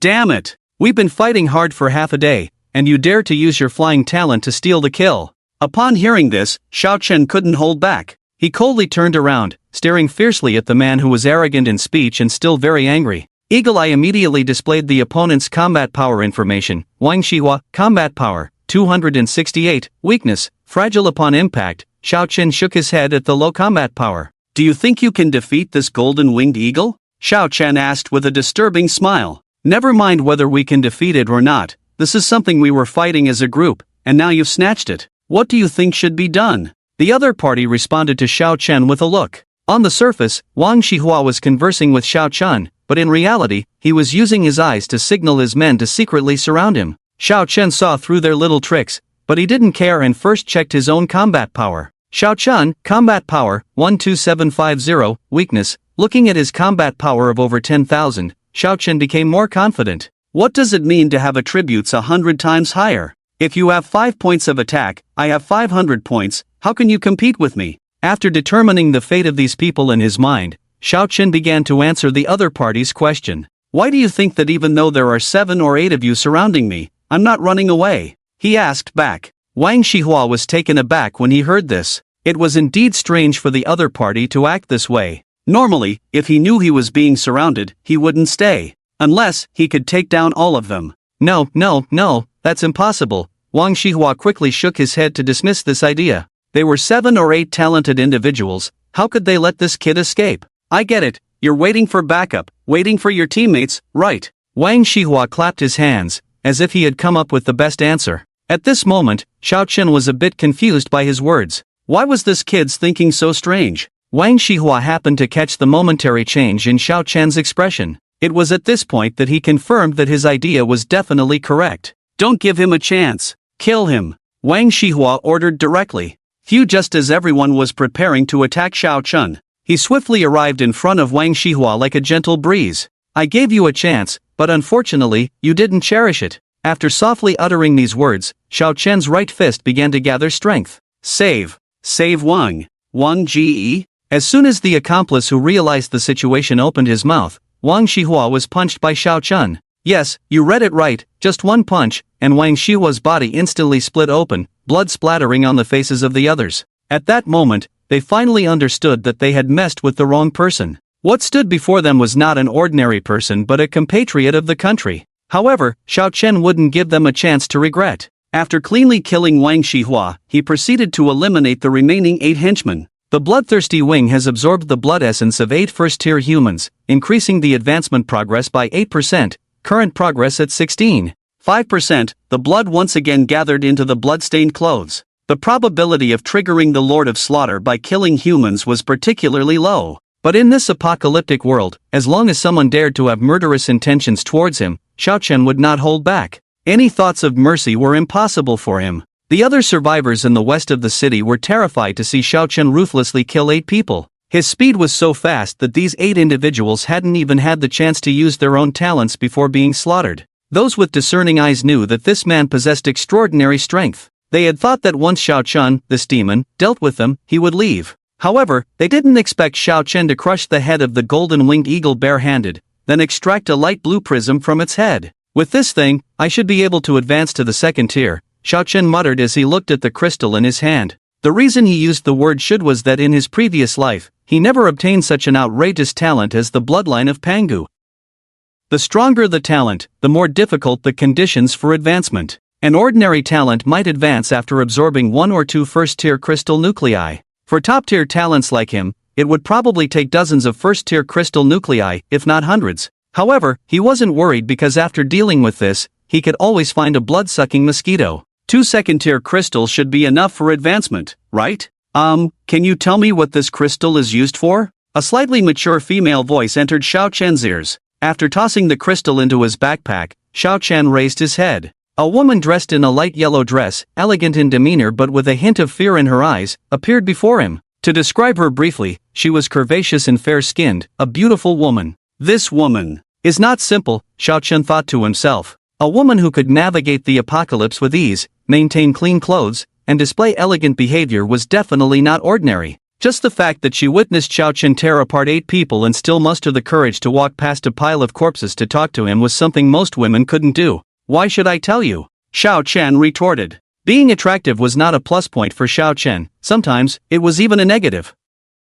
After all, Xiao Chen would never keep a good-looking woman around just for show. The woman paused upon hearing Xiao Chen's response, clearly not expecting such an answer. If I have this crystal, can I follow you? Perhaps feeling that flattery was futile, she took out 2 green crystals and respectfully handed them to Xiao Chen. This gesture finally made Xiao Chen understand the situation. She thought he was powerful and wanted to find a backer. These are not enough, Xiao Chen shook his head as he looked at the 2 first-tier crystals. Killing 2 zombies might be considered good in the eyes of ordinary people, but it was still not within Xiao Chen's considerations. I can do something else. What do you think? After hinting with her eyes, she shyly lowered her head. This move was utterly useless on Xiao Chen. Do you think you would have a chance to resist if I wanted to have my way with you? He continued to smile and asked back. This sentence directly shut down all the other person's words. Xiao Chen was right. With the strength he displayed, if he had any thoughts about himself, he could easily treat her like a toy. It seemed that the other party was a strong man who was not lacking in women. I'm sorry to disturb you. She bowed lightly, preparing to leave. Such a polite and intelligent woman was indeed a bit rare. Moreover, the other party knew that after she refused, Xiao Chen did not pester her. Just from these few sentences of conversation, the other party had many advantages, but it was unknown if they were effective. Tang Wuqing, strength, 628, weakness, fragile upon touch. With a keen eye, Xiao Chen knew that Tang Wuqing was definitely not as weak as she appeared. Wait, He called out to Tang Muqing, who was about to leave. Upon hearing Xiao Chen's voice, the other party turned back energetically, a happy smile on her face. Have you changed your mind? At this moment, she thought Xiao Chen was going to take her in. But she didn't expect him to shake his head, then leave her with a sentence. If you can reach the Xiao family villa in the eastern part of the city from the west within 1 day, I will take you in. After saying this, Xiao Chen soared into the air and left directly. Xiao family villa in the east of the city? Tang Muqing's face showed a shocked expression. It was a full 20 kilometers from the west to the east of the city. Before the apocalypse, she could have walked to the east in half a day. But now it was the apocalypse. The city was not only filled with zombies but also various hidden mutant creatures. To travel alone to such a distant place within a day, it not only required great strength but also a lot of luck. I accept your challenge. Thinking of Xiao Chen's display of extraordinary strength, Tang Muqing clenched her fists, instantly making up her mind. However, before she could go back to her room to pack her things, a harsh teasing voice sounded behind her. Little girl, he doesn't want you, but I do. Come home with me, I'll make you happy every day. Tang Muqing turned coldly, facing a man with bare arms holding 2 butcher knives, looking at her lasciviously. You're not worthy. With that, Tang Muqing exerted her talent with both hands. The man thought he could threaten Tang Muqing with 2 knives. But unexpectedly, a spike about 1 to 2 meters long suddenly emerged from the ground, piercing through his crotch, causing him to die instantly. Before he could even react, he had already met his end. Worthless, not even comparable to him. Tang Muqing cursed silently, then returned home.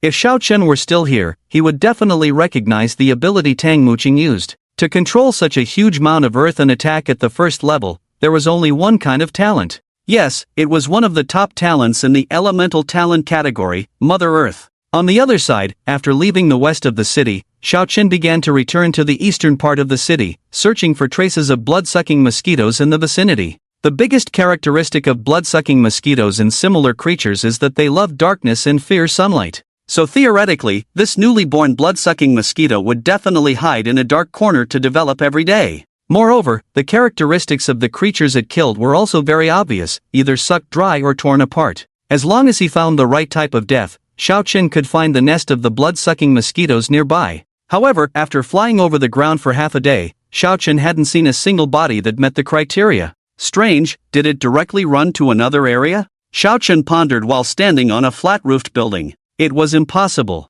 The wings of this blood-sucking mosquito grew very slowly. Without the boost of wings, it could only catch some small animals at night, such as non-mutated insects for feeding. Logically, it couldn't move remotely. After thinking for a while, Xiao Chen could only come up with one possibility, that the blood-sucking mosquitoes were being kept captive by someone. It was very likely that someone in the city had secretly hidden this thing in a dark place and fed it daily. Moreover, it was highly probable that they had other things to mask the smell, preventing Xiao Chen from discovering it. Let's go back and check on Chen Lin. Xiao Sa, without any clues, didn't intend to waste time and flew back to the villa on his own. As soon as he arrived home, his keen sense of smell caught Chen Lin's scent. Drifting into the villa, he landed. Xiao Gu, let me tell you, I seem to have become more powerful. Before she even landed properly, Chen Lin rushed towards him like a child. Xiao Chen quickly embraced her with strong arms to prevent her from falling. She rubbed against him excitedly without saying a word, so Xiao Chen had to check by himself. Chen Lin, Illusionist, Combat Power, 1825, Weakness, for you, the opponent is full of loopholes.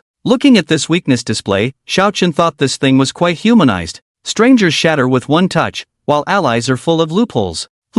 Makes sense. And this combat power of 1800 is even higher than that of the golden-winged eagle. Promoted to the 2nd rank? Xiao Chen asked with a smile. Instead of directly answering the question, the other party began to share her gains of the day. Let me tell you, I just killed 12 zombies. And then you found a treasure, right? Hey, how did you know? Seeing that Xiao Chen had guessed what she was going to say, Chen Lin widened her eyes and pouted. Her combat power clearly wasn't that of a 1st rank, so Xiao Chen naturally knew she must have found a treasure. Otherwise, with her efficiency in killing, she wouldn't advance in 3 to 5 days. Alright, quickly tell me what you found. Xiao Chen ignored her coquettish appearance and asked with a smile. Women's mood changes are really fast. One moment pouting and sulking, the next excitedly sharing her story with Xiao Chen. When I passed by 318th Street today, I found all the zombies gathering at a supermarket. Out of curiosity, I went up and found nothing inside, just a shiny crystal on the ground. I pushed away the other zombies and picked up the crystal.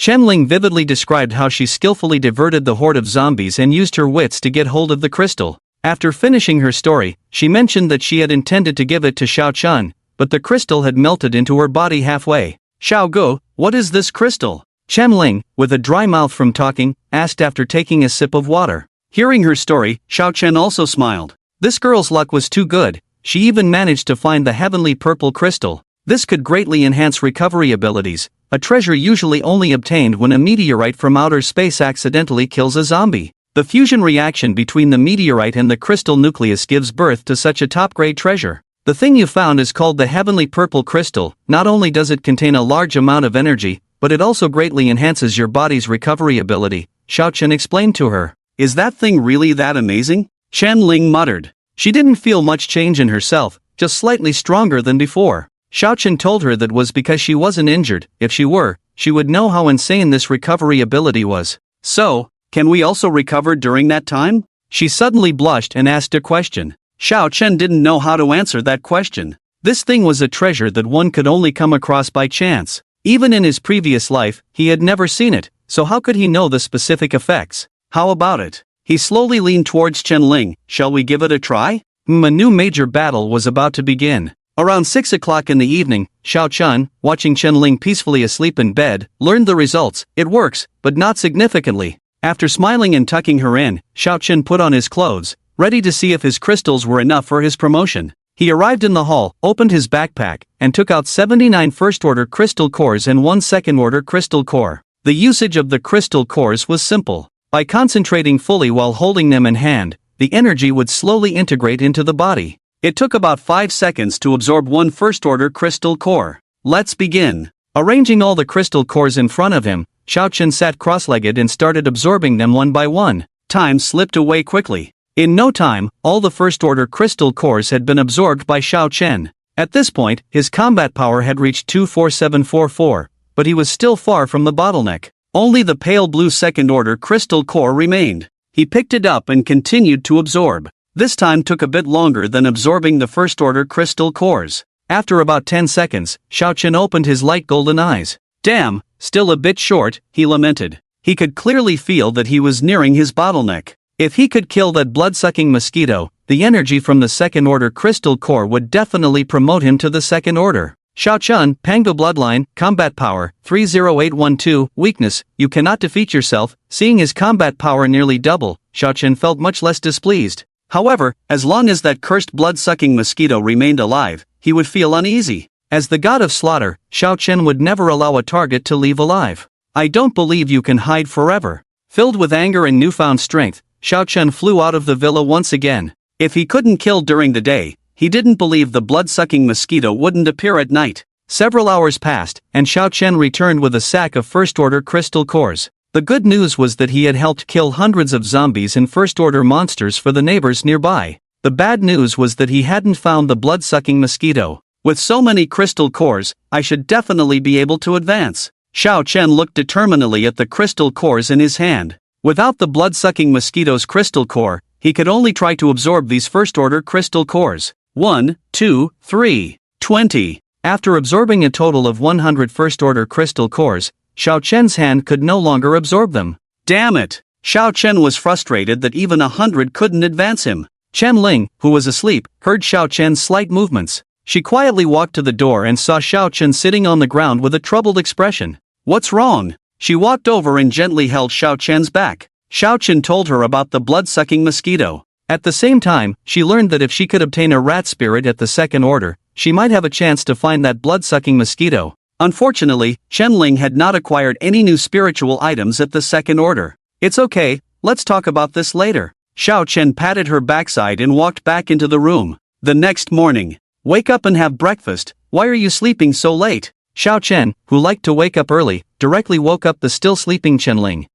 I couldn't sleep all night because of your tossing and turning, let me sleep a bit more. Chen Lin murmured with sleepy eyes. Ha! Xiao Chen was not pleased with that statement. I slept peacefully last night, how could I have disturbed you? He defended. Despite feeling a bit tired, Chen Lin sat up with Xiao Chen's support. After yawning, she looked at Xiao Chen resentfully and said, not that, it's about the rats. Only upon hearing the word rats did Xiao Chen suddenly realize. It seemed that she really wanted to help solve the problem for him, otherwise, why would she think about insomnia? This matter is not urgent, no need to worry so much, he said, pinching Chen Lin's cheek. The other nodded, then got up to brush his teeth. Not long after, the two had a light breakfast at the table, and then Xiao Chun gave Chen Ling a new task. Go to this place, find a man named Wang Ming, and tell him I sent you. Give him this thing, he'll understand. After receiving a simple map and a note from Xiao Chen, Chen Ling looked up with a puzzled expression and asked, What about you? Me? I'm going to see if your sister has arrived, Xiao Chen said, observing the other's expression as he spoke. The expected discomfort or small expressions did not appear. Upon hearing his words, Chen Ling's face lit up with excitement. She was relieved that someone was finally sharing the burden with her. You found my sister for me? How is she? Is she pretty? Chen Ling asked eagerly. I don't know if she can be your sister, let's see after she passes the test. What kind of test did you give her? Very simple, I asked her to walk from the west side of the city to the east side to find us. Chen Ling, if she can't do something like that, how can she be your sister? Remember to pass on the note, I'll go ahead. Looking at the note in her hand and Xiao Chun in the distance, Chen Ling suddenly felt that meeting him that night was truly a stroke of luck. At least, she didn't have to endure absurd tests like crossing a zombie horde alone. After blessing the sister in her heart for a while, she left the villa to complete Xiao Chen's task. The marked location on the map was not far away. Plus, Xiao Chen had already cleared out all the nearby zombies. So Chen Ling only took 10 minutes to arrive at the residential area marked on the map. In front of the residential area, several tables blocked the way. Who are you looking for? A male voice came from the side. Chen Ling looked up and saw two young men standing on the second floor of the residential area, even younger than her, around 20 years old. Judging by their nervous expressions, they were probably responsible for observing if any zombies were nearby.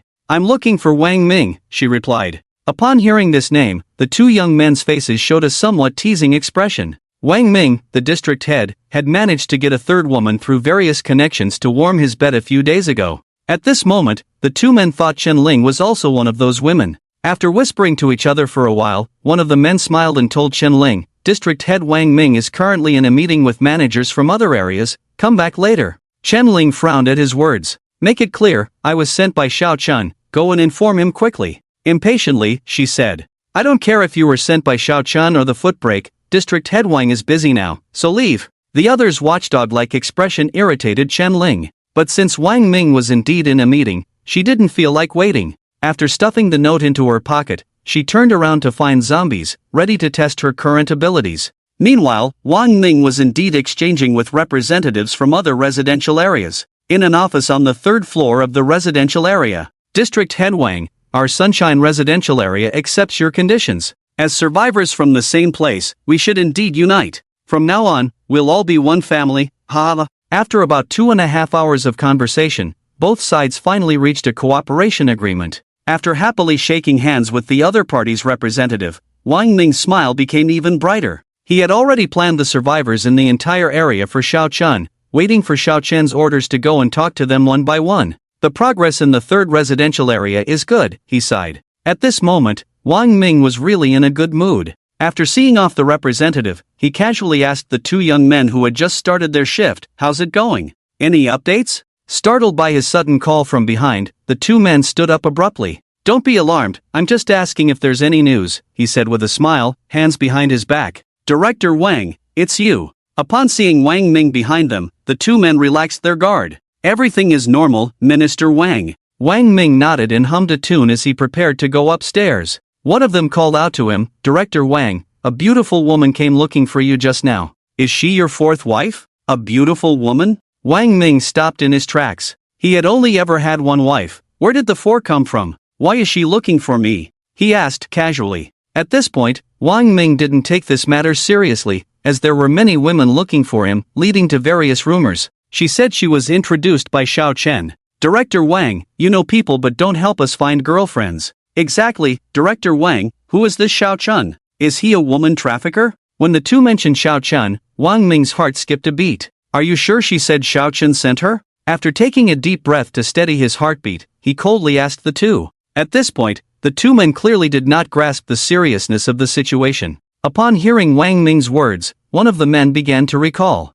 I saw her with two notes. It seemed like Xiao Chen asked her, where is she? Before he could finish his sentence, Wang Ming, infuriated, grabbed him by the neck and pinned him against the wall. The other young man, witnessing this scene, was petrified. She left. I asked her to come back later, the man replied haltingly. Wang Ming was seething with anger at this point. Why did they have to provoke not just anyone, but the person known as the god of killing zombies in the entire district? If he couldn't handle this, the whole district would be in chaos. Inside the happy district, Wang Ming dragged the two young men, whom he had beaten to a pulp, and threw them downstairs. At his shout, the remaining 31 humans in the district gathered downstairs. Everyone, something big has happened, Wang Ming said, his face filled with despair. Seeing this, others asked what had happened. What's going on, old Wang? What did those two do for you to beat them like that? Speak up, old Wang. Wang Ming was their backbone. In this week of the apocalypse, while Xiao Chen was responsible for clearing out zombies, old Wang helped the entire district with various tasks. Cooking for children, consoling widows, building barricades.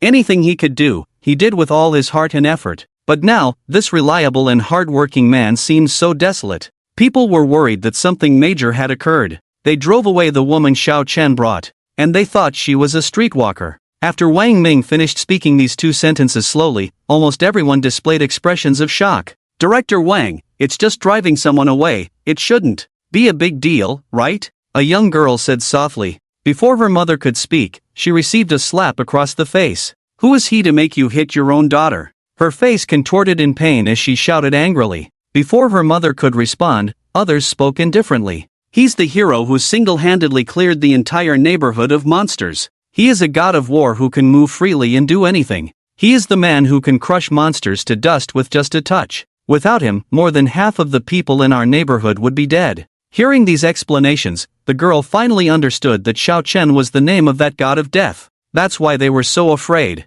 Xiao Chen was notorious for holding grudges and using ruthless methods. Last time, a kid from the neighboring area insulted him, and the next day, he was found hanging from a tree, lifeless. Now, the people in their neighborhood not only treated this fierce woman as a streetwalker but also drove others away. If Xiao Chen found out, their bodies might end up neatly arranged at the entrance of the neighborhood. At that moment, everyone fell silent. No one dared to propose a reasonable solution. After all, no one dared to gamble on whether Xiao Chen would vent his anger on all of them. Wang Ming, is Wang Ming here? Just when everyone was nervously contemplating, Chen Lin's voice sounded like a savior, waking them up. Upon hearing this call, Wang Ming quickly stood up, pushing through the crowd in a fluster. I am Wang Ming. Just wait, I'll open the door for you right away. Seeing the note in the other person's hand, Wang Ming hurried to the neighborhood entrance, throwing away the clutter without a care. Please come in. He wiped the sweat off his face and smiled at Chen Lin. He thought his time had come. But Chen Lin's return meant there was still hope.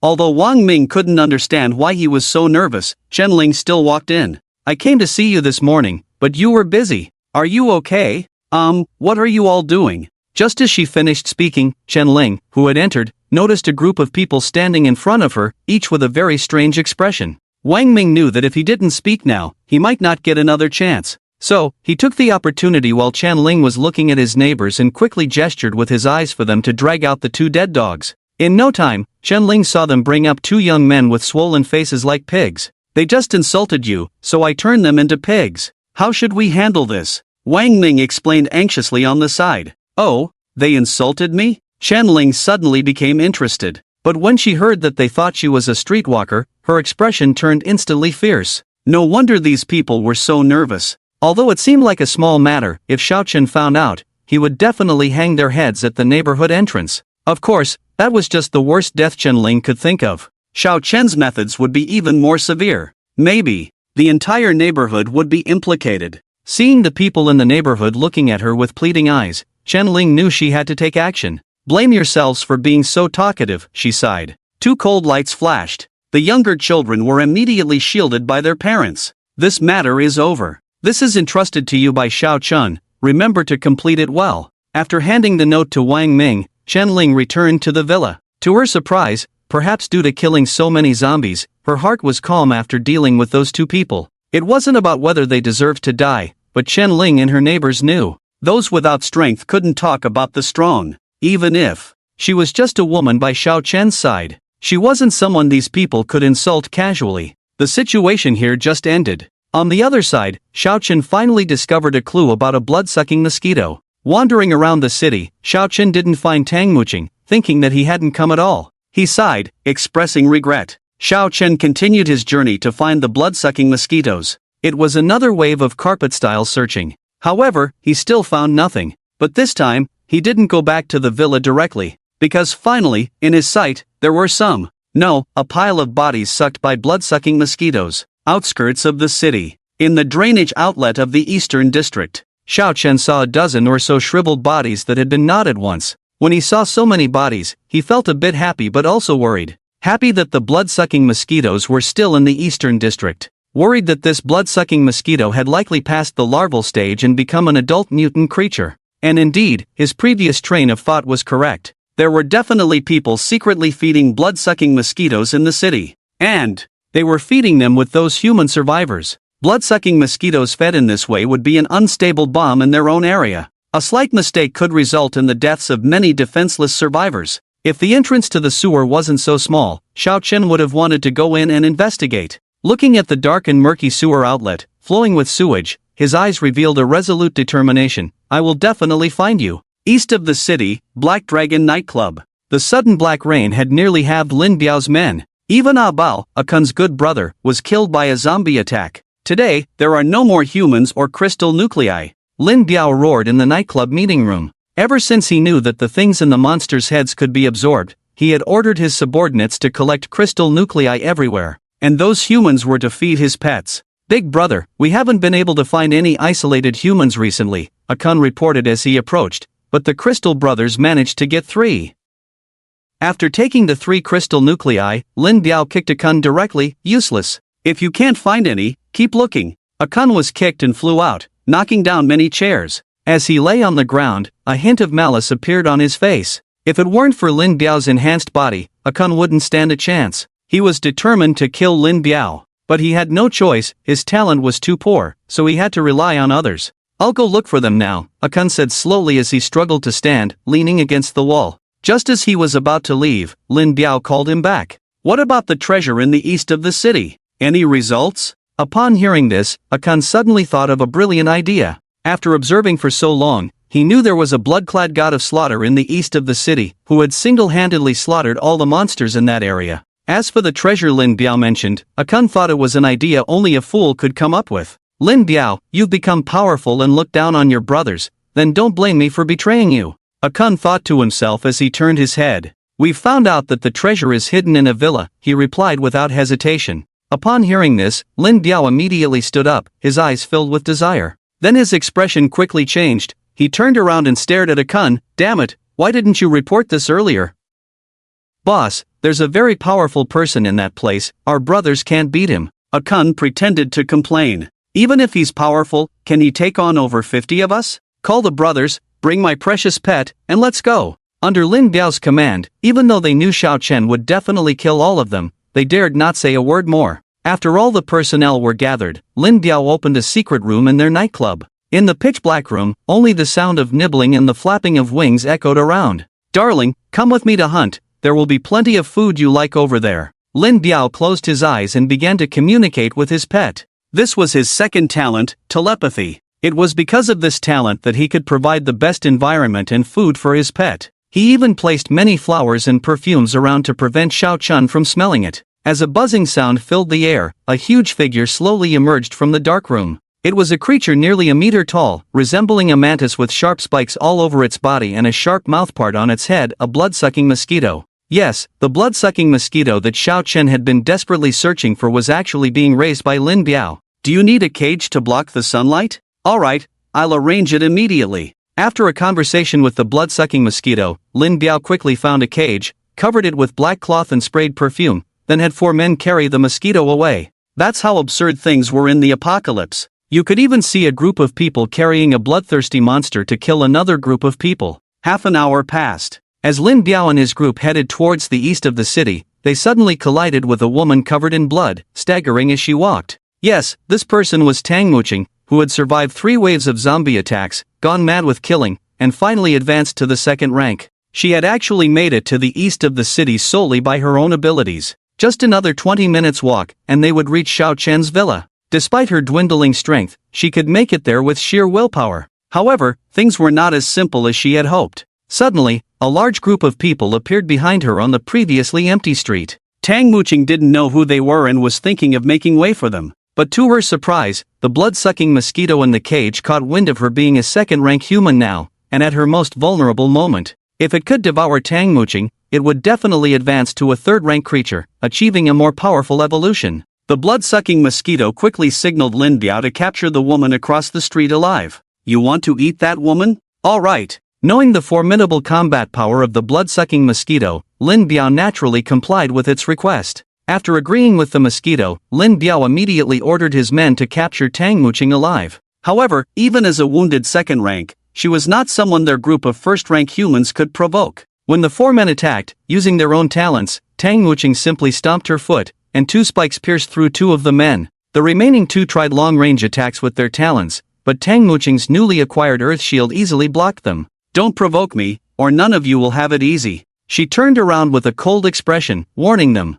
Although she didn't know who they were, the fact that they had killed two of her men in an instant made Lin Biao hesitate to continue the attack. After all, he still had to seize that important treasure and couldn't afford to lose too many people here. Can we eat her next time? He began to communicate with the blood-sucking mosquito telepathically. However, at that moment, the blood-sucking mosquito had already decided that Tang Muqing was the best ingredient for its advancement. It angrily commanded Lin Biao to help, but he remained unmoved. As a result, the cage covered in black cloth began to shake violently. Bang! The enraged blood-sucking mosquito broke out of the cage. It always remembered how Xiao Chun had killed so many of its kind. If it hadn't been for the smell of the meat in the basement covering its own scent at the time, it might not have survived. Although it didn't know how powerful Xiao Chun was, it believed that as long as it devoured Tang Muqing, its evolved self in the third stage could definitely defeat Xiao Chun. Mosquito, my million mosquito brethren, I will avenge you now. With that, it swiftly took off with its sharp wings, turning into a blur heading straight towards Tang Muqing.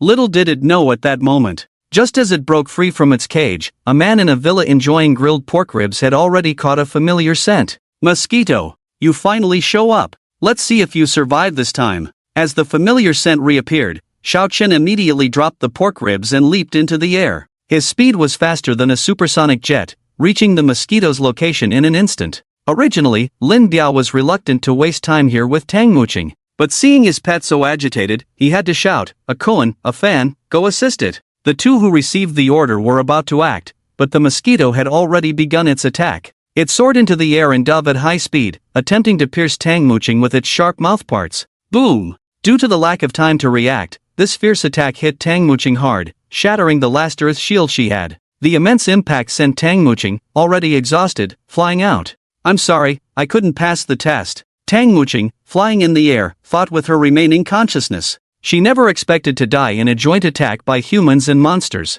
Knocked over 10 meters by the monster, she probably would die if she fell? As she was about to hit the ground and crash into the pile of rubble ahead, Tang Muqing closed her eyes in despair. Just then, a strong arm suddenly appeared and caught her securely before she hit the ground. I am pleased with your performance. You have passed this test. A voice sounded calmly in her ear. Hearing this voice, Tang Muqing opened her eyes. The man, clad in blood-stained clothes exuding a sinister aura, miraculously appeared before her. Xiao Chen had caught her just before she fell to her death.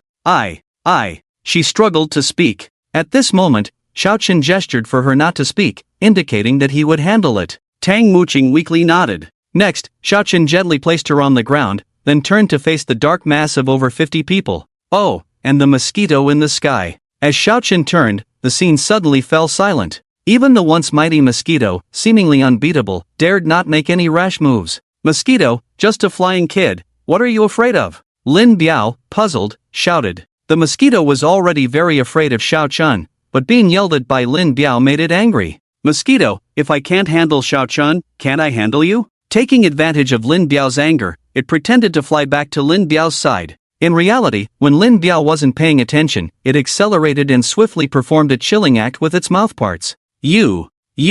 With his heart pierced, blood oozing from his mouth, Lin Biao cursed in his mind. It was only then that he realized this damn mosquito didn't see him as its master. Seeing Lin Biao still alive, the mosquito thrust its sharp forelimbs into him. With Lin Biao's final scream, all the Black Dragon Society members nearby went mad and fled. The boss is dead. Brothers in heart, I'm out first. Run quickly, or the death god will come for us. These people scattered like flies, trying to find an escape route. At that moment, Xiao Chen glanced at the mosquito still feasting on Lin Biao's body. Blood-sucking mosquito combat power, 3149 weakness, shatters upon touch while sucking Lin Biao's blood. The opponent's combat power soared rapidly. From over 1,000, it directly jumped to over 3,000. Xiao Chen could sense its potential to advance to the third rank. The third rank meant a third-rank crystal nucleus, which needed to evolve before being killed to maximize gains. Let you live a few more minutes. I'll clear out these small fries first, he thought to himself. Glancing at Tang mooching behind him to ensure her steady breathing, Xiao Chen began to act.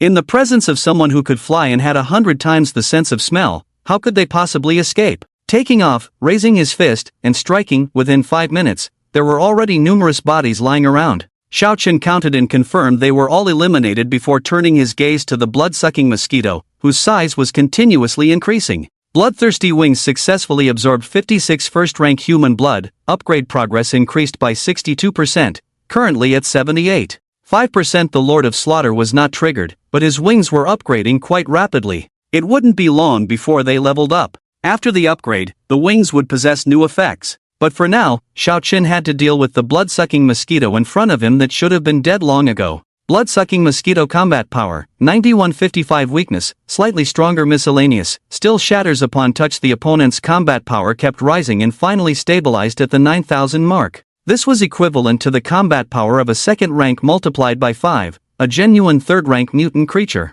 If Xiao Chen hadn't absorbed some crystal nuclei before, it would have been quite challenging to deal with. But now, his combat power was at a baseline of 30,000. It could only be said that the moment the opponent was doused with gasoline by Xiao Chen, their fate was sealed. After sucking blood, prepare to meet your end, Xiao Chen reminded. This statement made the monstrous creature, now 2 meters tall, fly off Lin Biao and stare fiercely at Xiao Chen, as if today was his last day. It had strived to survive, suck blood, evolve, all for this day, to avenge its kin. Damn humans, accept the mosquito's judgment. With its most potent power, the blood-sucking mosquito lunged directly at Xiao Chen. In flight, it began to use its newly acquired poison needle skill. Although most poison needles couldn't penetrate Xiao Chen's defense, it still dove recklessly towards him. Meet your end, human. Smack! The blood-sucking mosquito's bold words abruptly ceased. Just as its stinger was about to reach Xiao Chen's face, he simply extended 2 palms. With a smack, he directly crushed its head as if swatting a mosquito.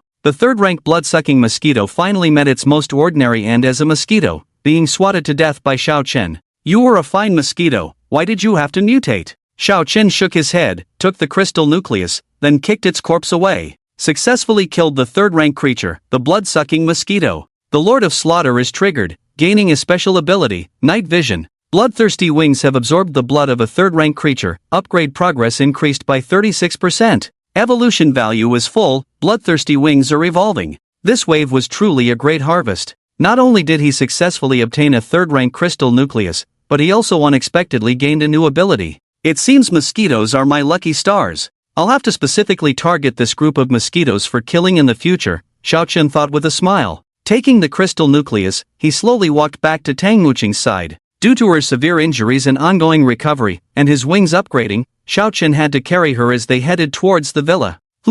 Hopefully, Chen Lin, who was injured too severely to move, wouldn't be angry about having to eat alone. Originally, the distance that could be covered in a few minutes took Xiao Chen more than 10 minutes to walk. Many survivors from the nearby blocks wanted to come and help, but Xiao Chen refused all offers. And so, a group of people watched as Xiao Chen carried Tang Muqing back to the villa. Another person they absolutely should not provoke. Wow! Running so fast just to find a woman. Even if you introduce me to other girls, you shouldn't be so fickle. Chen Lin, who saw Xiao Chen returning from upstairs, felt a bit resentful. She didn't argue against Xiao Chen expanding the team, but she didn't want to be ignored by him. Like today, when he flew away at the drop of a hat, leaving her feeling a bit uncomfortable. But these things couldn't be shown. Is this my new sister? She pretended as if nothing was wrong, smiling as she took Tang Muqing from Xiao Chen. Holding a girl with second-tier strength was simply effortless. Xiao Chen keenly sensed a hint of forcedness in her smile. Well, go help her change clothes,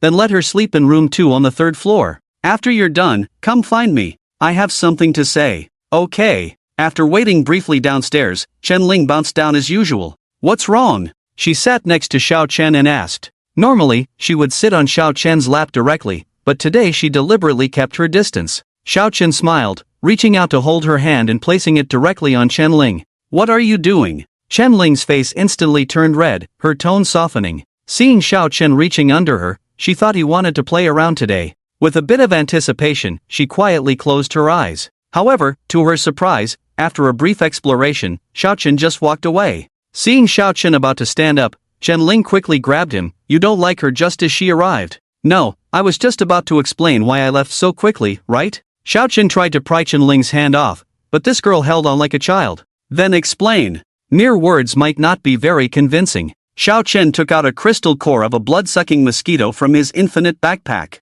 When the purple, prismatic crystal appeared, Chen Ling's gaze was instantly captivated. What's this? She asked in surprise. This is the mosquito I smelled and went to kill. As for Tang Muching, she happened to be attacked by that mosquito, so I brought her back as well. Chen Ling stared at the crystal core, silent for a while. After a few minutes, she muttered behind Xiao Chen, I thought you were fickle, abandoning things halfway, liking things tight. Hey, it's not that extreme, is it? Xiao Chen quickly interrupted her dangerous words. Except for the last one, none of those were in line with Xiao Chen's style. It is. How could you just leave without a word? Chen Ling said, lightly punching Xiao Chen a few times. Next time, I'll tell you in advance before the operation, is that okay? That's more like it. Ultimately, after Xiao Chen explained clearly, Chen Ling felt much better. She knew that no one could stop Xiao Chen if he wanted to find a woman. Her little thoughts just now were merely a woman's cunning. So what is this thing for? Chen Ling, back to normal, sat on Xiao Chen's lap,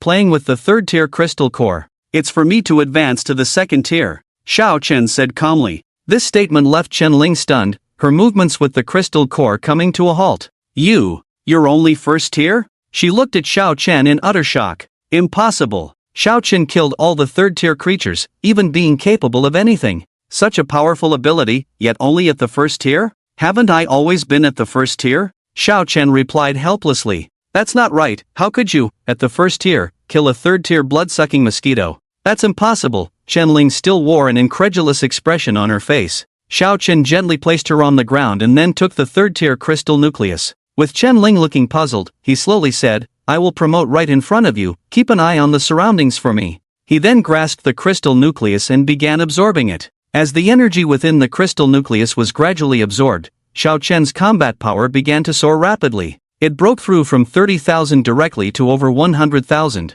Just as Xiao Chen successfully advanced to the second tier, a huge beam of light emerged from him, shooting straight into the sky. Subsequently, the entire sky gathered dark clouds, becoming incredibly dark. Before the survivors could understand what was happening, a massive figure suddenly appeared in the sky. His hair was disheveled, but he exuded an ancient aura. Perhaps feeling lost in the darkness, he took out an axe and, with force, cleaved the dark sky. With a loud bang, the darkness was split open by this mighty blow. The sky, covered in dark clouds, instantly cleared up. Oh my god! Who is that? Is he an ancient powerhouse of our human race? Why is he so powerful? Mom, look, it's Pangu, the Pangu who created the world. What Pangu? You've been reading too many legends, that must be a mysterious human powerhouse. Countless survivors in City H were shocked by the scene of the appearance of the heavenly dragon. However, no one had expected that such a earth-shattering scene was actually triggered by someone advancing to the second tier. The darkness had dissipated, but Chen Ling's heart could not calm down.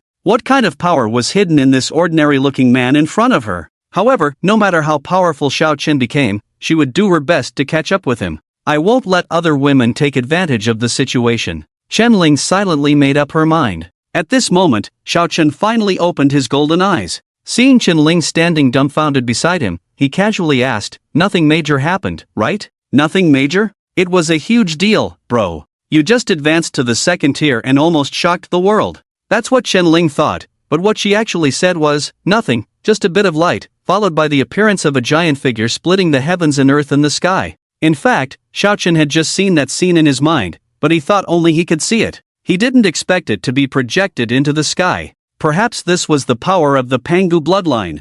Fearless, breaking all barriers with one force. This was the grandeur that Pangu should possess. Are you feeling more eager now? Chen Ling, who had been staring at him for a while, suddenly blushed and asked. Before Xiao Chen could answer, she reached out and began to feel around his body. Only after confirming that his muscles had not changed much did she finally relax. If there hasn't been much change in your body, the advancement shouldn't be significant, right? She poked Xiao Chen's arm and said. Hearing her inference, Xiao Chen smiled and shook his head. Some strengths cannot be judged by appearance alone, he replied. I am at least 10 times stronger than before. Well, in all aspects. Chen Lin's face turned pale at this statement. 10 times stronger than before. Wouldn't that mean she would die in bed? You have to be gentle in the future, she reminded him anxiously. Xiao Chen had no good response to this because Chen Lin was extremely wild during exercise. How wild is it? It's when people pass out but their bodies keep moving. If the other party still has the strength to move, it means they're not satisfied yet, so Xiao Chen will definitely continue. So, every time she passes out from being messed with, it's not all Xiao Chen's fault. We can talk about this later. Let's go see if your sister is awake, Xiao Chen reminded her, pinching her cheek. Chen Lin quickly broke free from Xiao Chen's grip and then exclaimed, oh. However, as soon as she turned her head, she saw Tang Muqing standing behind them, looking at them with a natural and intelligent gaze. The scene suddenly became a bit awkward. I'm already awake, she said slowly. Xiao Chen turned his head, and soon saw Tang Muqing's current combat power. Tang Muqing, combat power, 2045, weakness, can't last around in front of you. Although the combat power value is now 2045, it is gradually increasing, adding about 10 combat power every 10 seconds. Xiao Chen thought this should be related to the opponent's talent. He had wanted to ask some questions about talent, but seeing Tang Muqing and Chen Lin staring at each other, he abandoned that idea. You two go prepare dinner and get to know each other, he said to them. Tang Muqing looked tired and indeed needed a meal to replenish herself. Muqing, the kitchen is this way, Chen Lin broke the awkward silence by speaking first. Oh, okay, Tang Muqing nodded lightly and followed her towards the kitchen. After the two left, Xiao Chen began to check how much his combat power had skyrocketed. Using his hawk eyes to look at his arm, the data quickly appeared. Xiao Chen, talent, 2nd order Panga bloodline, 2nd order Lord of Slaughter. Combat power, 127,000. Special abilities, Bloodthirsty Wings, Night Vision, Hawk Eyes. Destined weapon, Sky-Opening Axe. Luxurious. It was truly luxurious. As for the combat power, he was certain that he was now the most powerful man in the entire post-apocalyptic world. Even if others were strong, they couldn't surpass 20,000 combat power. Only he possessed attributes 100 times that of the Pango bloodline, bringing such a powerful panel. I didn't expect my Hawkeyes to level up too, showing more things. Xiao Chen looked at his brand new panel, a smile appearing on his face. Wait, what? Xiao Chen suddenly froze as he looked at the panel. I actually have a destined weapon? The panel clearly stated that his destined weapon was the Sky-Opening Axe. This made Xiao Chen extremely excited. A destined weapon was the most powerful weapon in the entire post-apocalyptic world. It not only leveled up with its owner but also usually possessed powerful abilities. In his past life, Xiao Chen had seen a powerful 9th order expert with the talent of Sword Immortal, whose destined weapon was a white long sword named the Exterminating Immortal Sword. Its ability, called Exterminate Immortal, meant that each sword strike had a 1% effect of exterminating the opponent. Relying on this 1% ability, that expert had battled a 9th order mutant creature for countless rounds. In the end, using the Exterminate Immortal effect, he directly slew the monster. Remembering how the creature had been disintegrated into countless fragments, Xiao Chen couldn't help but feel envious at the time. If he could overpower the opponent, he wanted to try and see if he could unleash the Exterminate Immortal Sword. However, times had changed. He, Xiao Chen, had finally obtained his destined weapon. With an excited heart, Xiao Chen began to call out for the Sky-Opening Axe in his mind. Then, a very fitting, peculiar giant axe, one side black and the other white, appeared out of thin air in Xiao Chen's hand. Although the axe head was only half a meter long, Xiao Chen could feel the terrifying power contained within, capable of easily destroying a city. Heaven-Opening Axe, a weapon destined by the bloodline of Pangu, the only one of its kind in the world. Possessing the Heaven-Opening Axe grants the ability bestowed by it, Heaven-Opening and Earth-Splitting. Heaven-Opening and Earth-Splitting, first effect as the owner of the Heaven-Opening Axe, when you use it to attack, any damage you inflict cannot be evaded by the opponent. The moment Xiao Chen held the Heaven-Opening Axe, all information about the opponent appeared in his mind. This ability is truly extraordinary, Xiao Chen exclaimed in amazement. Unable to evade, just 4 words, yet the most powerful effect. In the current post-apocalyptic world filled with minor characters, Xiao Chen could easily slay them at will. However, as one reached the 4th or 5th tier, the extraordinary effects of some talents would gradually reveal themselves. Shields, dodges, counterattack damage, damage transfer, damage reduction, immunity to damage. Anything visible in the game would correspond to talents in this post-apocalyptic world. But now, with the Heaven-Opening and Earth-Splitting effect, Xiao Chen no longer needed to worry about his damage being nullified. His purpose when encountering enemies in the future became much simpler. A punch for what can be solved with fists. An axe strike for what fists cannot solve. Just as Xiao Chen marveled at his increasingly outrageous abilities, Tang Muqing suddenly walked out of the kitchen. Linger asked me to get some pork from you, she said, glancing somewhat apprehensively at the axe in Xiao Chen's hand. Although the heaven-opening axe couldn't speak, Xiao Chen could sense it. If Chen Lin and Tang Muqing were to suddenly touch it, they would undoubtedly be instantly killed by it. The more powerful the original weapon, the less it allowed anyone other than the owner to touch it. To prevent the heaven-opening axe from pressuring Tang Muqing, Xiao Chen quickly put it away. 3 pieces should be enough, right? Do you want anything else? After retrieving the axe, Xiao Chen took out some pork from his backpack. Watching him conjure up pork out of thin air, Tang Muqing was dumbfounded. How could someone in this world conjure pork out of nowhere? Chapter 21 is a bit filler, but it's too long to change, so just start from chapter 22 or 23. Because she was extremely nervous facing Xiao Chen, Tang Muqing returned to the kitchen with the pork without saying much. It was the moment she entered the kitchen. Out of a sense of female competitiveness, the two began observing each other. Tang Muqing, Chen Lin, lively, cute, and can cook, the type men like the most. Chen Lin, forget about Tang Muqing's curvy figure, she's so good-looking. If she wears black stockings, Xiao Chen might be mesmerized. Of course, these were just their surface observations and conclusions. In reality, they didn't communicate much but focused on cooking normally. One frying pork chops, the other making soup, occasionally calling out to each other when something was needed. In the end, this first encounter could be said to be a draw. However, after chatting for a while, Chen Lin realized that Tang Muqing was about 3 years older than herself, so she could only address Tang Muqing as Sister Muqing, while Tang Muqing called her Lingling. Anyway, the outcome was not bad, at least there were no conflicts between the two. Before long, the three of them were seated around the dining table. Xiao Chen sat on one side, while Chen Lin and Tang Muqing sat opposite him. Muqing, what is your talent? Xiao Chen asked as he cut a piece of pork. Tang Muqing, who had been hungry all day, answered while eating, Mother of the Earth, can manipulate earth elements for attack and defense. Hearing her response, Xiao Chen finally understood why she was so fierce. The Mother of the Earth was among the top tier of elemental talents. Its abilities were not limited to controlling earth elements. When the talent holder reached a certain level, they could even control all objects on the ground, including rocks, water, and even air. Impressive talent, Xiao Chen praised, then helped her analyze. Mother Earth must have enhanced your recovery ability, that's why you recovered so quickly today. These words left Tang Muqing, who was eating, stunned for a few seconds. How did Xiao Chen know about this? This was her biggest secret. He knows everything, but don't ask him why he knows. If you ask, not only will he not tell you, but he will also beat you up, Chen Lin hinted from the side. This whispered conversation amused Tang Muqing. It seemed that Xiao Chen was really good to his woman. At least Chen Lin dared to complain in front of her, indicating that he didn't bully the other party every day. I know Ling Ling's talent is illusionist, what about yours? Tang Muqing finally asked the question that had been bothering her for a long time. This question made Xiao Chen's mouth curve into a smile. Invincible. My talent is invincibility, Xiao Chen confidently replied. It wasn't that Xiao Chen wanted to hide it from her, but his current state was indeed invincible. Invincible? How come an invincible person can't even find a mosquito? Chen Ling teased with a smile. Xiao Chen felt a bit embarrassed at this remark. Who knew that Lin Biao sprayed so much perfume on that thing? Otherwise, Xiao Chen would have smelled that scent on it long ago. I'm invincible in fights, but if the opponent hides, then I can't do anything, Xiao Chen retorted. Hey, then that doesn't count as invincible. I think you're just itching for a fight. Muqing, look, he can't argue with me and wants to hit someone. I'm on Xiao Chen's side this time. Alright, you two are teaming up to bully people. With Chen Ling's playful interference, the meal ended smoothly. At the same time, in a 3-story duplex villa in the suburbs of City H, a man who looked extremely similar to Lin Biao but with a more robust physique was having a meal under the service of 4 women. I heard that my little brother has taken over a whole block in the city area. I'll take you there in a few days to enjoy the best food and drinks,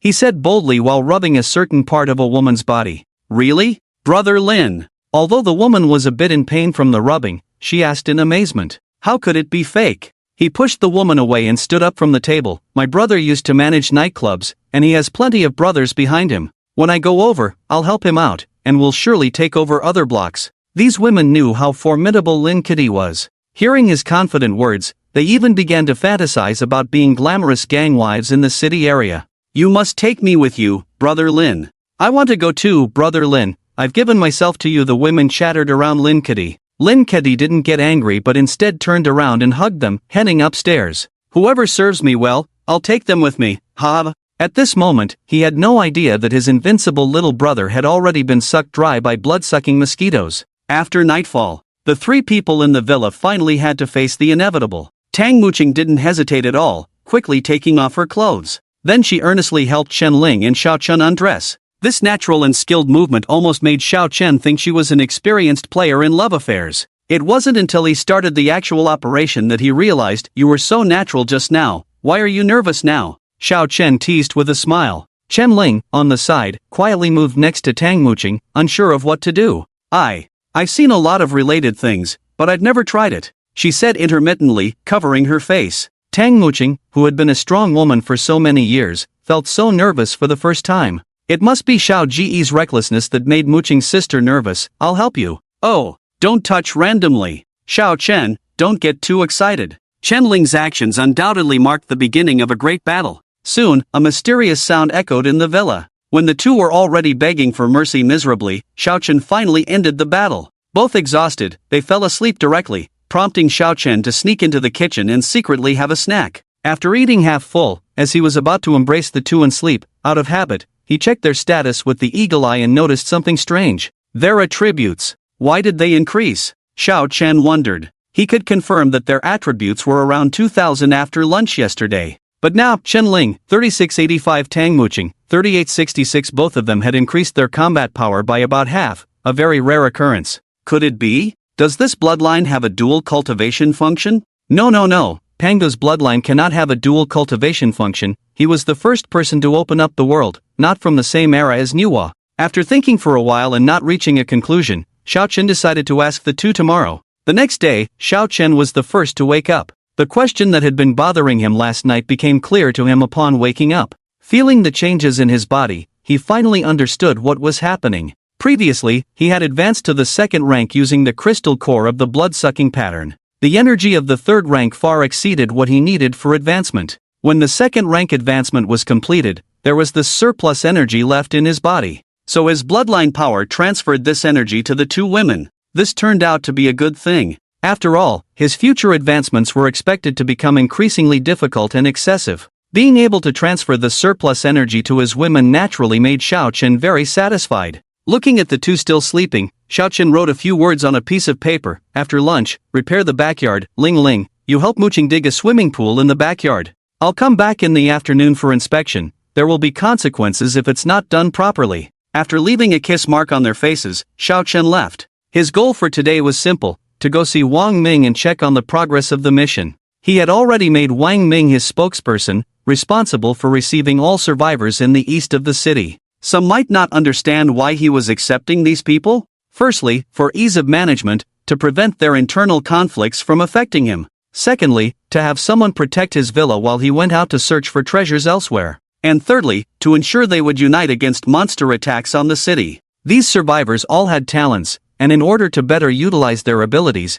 they needed someone to manage them. Anyone could do it, but Xiao Chen chose Wang Ming, who was very skilled in management in his past life. With him, Xiao Chen could just be a background figure, leaving the management to the intelligent Wang Ming. The blood-feathered wings had not yet evolved, so Xiao Chen had to walk there on foot. "Good morning, young Master Xiao, you're up early today." "Young Master Xiao, my mom made tea eggs today, do you want one? I can sneak one for you." "Playing basketball, young Master Xiao? I've been practicing for 2.5 years, I guarantee my skills are very good." Many residents who knew him on the road greeted him. Although behind his back they called him the god of slaughter, a demon sent from hell, when they actually met him, they would call him young Master Xiao, showing their respect for him. After all, without Xiao Chen, the whole neighborhood would probably be filled with monsters, and no one could go out. Xiao Chen quite liked this nickname and chatted with the people he met along the way. Before long, he arrived at the entrance of the happy community where Wang Ming lived. Since the last lesson, Wang Ming had held a meeting, warning everyone not to act recklessly again.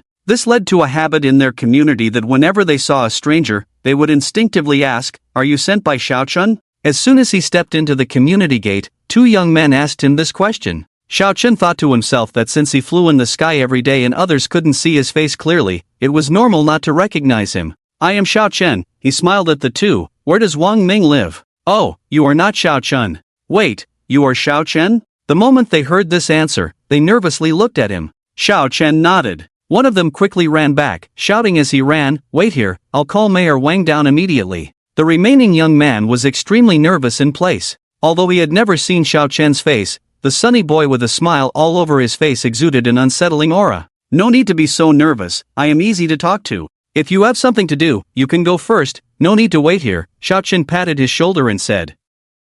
This statement relieved the other person, who quickly made up an excuse and ran off. Shortly after, Wang Ming and the man from before ran down from upstairs. Young Master Xiao, you're here. Wang Ming quickly walked up to Xiao Chen and greeted him. How is the progress of the plan I gave you a few days ago? Xiao Chen went straight to the point. Wang Ming seemed to have known that Xiao Chen was here to ask about this. He directly took out a notebook from his coat pocket and began to report. Currently, we have received 326 survivors, 153 with combat talents, 183 without combat talents, covering 7 districts. There are still 4 districts that have not shown intentions to be under your control. In addition, there are 3 small groups of 10 people each who have explicitly stated that they will not join. After finishing the report, Wang Ming waited quietly for Xiao Chen's response. Seeing the other party smiling and not speaking, Wang Ming even thought he was about to be scolded. Well done, Xiao Chen's praise came unexpectedly. Wang Ming was about to respond happily, but the next moment, Xiao Chen's tone became serious.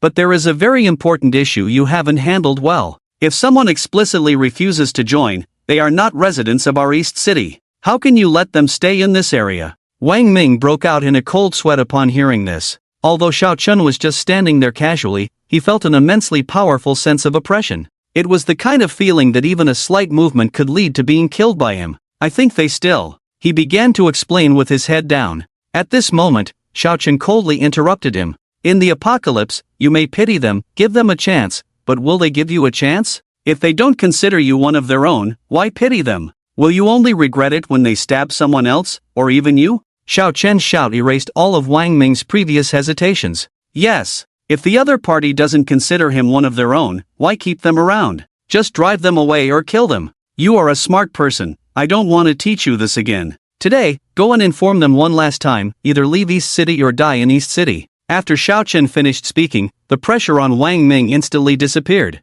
Yes, young Master Xiao, I will remember your teachings. Although Wang Ming felt that he had done everything perfectly. But the few words Xiao Chen just said made him realize one thing. This is the end of the world, not the world as it used to be. In this apocalyptic world, everyone has the ability to kill. If they are not one of their own, then for safety, he indeed had to drive these people away or kill them. Before tomorrow, sort out the difficult ones and put them in the villa mailbox, I will take care of it, Xiao Chen said and then left. Wang Ming nodded slightly in the direction he left. When his figure finally disappeared, he looked in the direction of a residential area, showing a fierce expression. Damn it, if you don't accept the toast, you have to drink the penalty. Today I will wipe out all of you. Under Xiao Chen's guidance. After breakfast, Wang Ming led a group of highly skilled individuals and began the cleansing journey in the eastern part of the city in a grand manner. Their first stop was in front of a 2-story department store. Upstairs, listen, this is your last chance, get out, or die here. He shouted sternly towards the building.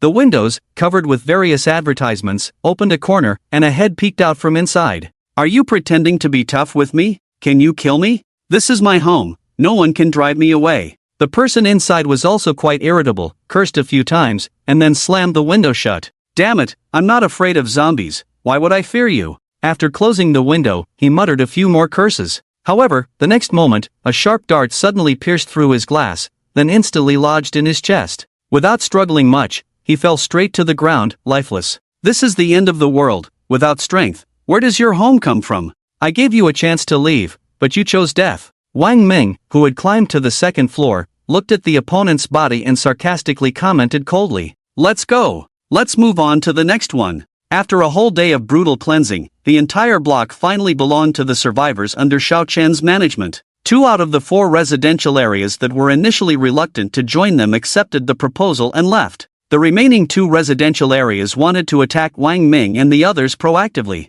However, these people had absorbed a lot of crystal nuclei from Xiao Chen's side before being sent out. A group with almost no crystal nucleus absorption, of course, was all killed by Wang Ming's top team. In this way, Wang Ming completed the task very easily. Xiao Chun, who had been secretly following them, finally showed an approving expression. Only with such methods can one gain respect. He nodded and smiled. After Wang Ming's team returned, Xiao Chun did not rush to leave. Because just now, he clearly saw that among the 2 residential areas evacuating, the leader of one of them was none other than the former 3rd strongest in City H. Chen Feng, the Mad Shark. He was notorious for always seeking revenge, especially those he targeted, almost always ended up being fatally ambushed by him. His talent was the Mad Shark, which allowed him to designate someone as prey. After killing this prey, he would gain some of the prey's attributes. How should I put it? This thing is similar to the praying mantis and the lion dog in the past life's League of Legends. It may seem not that powerful, but as long as he accumulates enough kills, the attributes he gains will increase significantly. He was able to rank 3rd in City H initially because his attributes were extremely high, his body was very resilient, and his attacks were brutal. Then why was Xiao Chen ranked 2nd? Because Xiao Chen's attributes were even higher than his, and he could fly. Chen Feng, oh Chen Feng, in this life, you won't consider me as prey, will you? While thinking this, Xiao Chen had already started following behind Chen Feng and the others. He wanted to see if this group would launch an attack on him, a lone person from the eastern part of the city. Stop right there! Xiao Chen, with his face covered and a changed appearance, shouted. Chen Feng, who was walking at the front, turned around. Looking at this masked person, many cruel methods flashed through his mind. Of course, being clever, he knew that the fact that the other dared to come alone meant that he might not be afraid of their group of 20-something people at all. We've already left, no need to push so hard, right? He sighed. The other party remained very calm, which surprised Xiao Chen a bit. The people behind him seemed eager to try, but Chen Feng stopped them. Friend, there's no need to push to the death, we just don't like being controlled, Chen Feng continued towards Xiao Chen. From these few interactions, Xiao Chen judged that the other party was indeed a master. However, he hadn't quite crossed Xiao Chen's bottom line, so he really had no reason to kill him. When Xiao Chen told them to leave, they left. When Xiao Chen told them to stop, they stopped. Without resistance or causing trouble, Xiao Chen naturally wouldn't kill such people. You can go. After thinking for 2.5 seconds, Xiao Chen turned and walked back. Despite his slow pace, the other group left without any intention of attacking him. When he looked back again, the group of 20-something people had already disappeared from sight. It was already dusk, and Xiao Chen knew that this group of people probably wouldn't survive for long. Just because I've killed all the monsters, do you think it's safe outside? When you go out, you'll understand why it's called the end of the world now. If they didn't want to follow Xiao Chen's rules, they would have to face endless hordes of corpses in the wilderness, as well as those terrifying, eerie mutated creatures. For these few people who had just come out of the residential area, to leave with their bodies intact would be the best outcome. The situation unfolded exactly as Xiao Chen had anticipated. This group of people hadn't left the east side of the city for long when they were about to enter the south side. Suddenly, a large number of zombies and several strong mutated stray dogs rushed out of the woods. Everyone, be careful, there are zombies. It's okay, these zombies aren't that dongay. Dad. What? My dad was bitten to death by zombies. Chen Feng, protect us quickly, damn it. Why did you run away? Ah. Chaos reigned on the scene, with screams and cries echoing through the entire forest. It was only then that they realized how formidable Xiao Chen was and how safe the east side of the city was. Unfortunately, this time, there was no one to protect them anymore. And all of this was their own doing, a choice they had made casually after half an hour of discussion. 5 minutes later, the entire forest fell silent. Apart from more than 20 vague bodies on the ground, nothing else could be seen. At this moment, Chen Feng was fleeing like a mad dog. Luckily, he veered off course from heading towards the south side of the city and ended up in a rural area. In front of him, a 3-story duplex was flickering with a faint firelight. This undoubtedly gave Chen Feng a glimpse of hope. Help! Help! He shouted as he ran. The people upstairs must have heard the commotion and opened a door. Run into the house, jump in. Lin Kedi, who was upstairs, saw a few zombies following Chen Feng and immediately directed him. Chen Feng understood instantly. Stepping on the outer wall, he jumped into the house. Damn it, daring to chase me near my home, are you asking for death? Lin Kedi shouted disdainfully. Then he jumped directly from the 3rd floor, picked up a long stick from the ground, and rushed out. Swinging the stick, thrusting and stabbing, he knocked down all the zombies in a few moves, then blew their heads one by one. Chen Feng, behind him, steadied his breathing and watched the battle closely. When he saw how strong Lin Kedi's combat power was, his first reaction wasn't gratitude. Instead, he greedily marked the other as prey using his own talent. After extracting the crystal core from the zombie bodies, Lin Kedi turned to look at Chen Feng. Did you escape from City H? He put away the wooden stick and asked, from the east side of the city, right? Chen Feng hesitated for 3 or 4 seconds before subconsciously replying, yes, from the east side. Learning that the other person had run from the east side of the city, Lin Kedi was overjoyed. He thought his younger brother was in the east side, right? He could get some clues from this kid. Do you know Lin Biao? He asked, tentatively. Lin Biao? The name seemed familiar to Chen Feng. Is it Lin Biao from the Black Dragon Gang? He asked, looking up. Ah, yes, that's him, Lin Kedi immediately responded, planning to find out how his brother was doing. However, the next moment, Chen Feng's face turned grim. He's dead, Chen Feng said slowly. This sentence instantly turned Lin Kedi, who was previously joyful, into a furious state, with bloodshot eyes. He grabbed Chen Feng's clothes and shouted, "Who killed my brother?" Seeing the other person so agitated, a revenge plan instantly surged in Chen Feng's mind. He pretended to be a victim and started smearing Xiao Chen.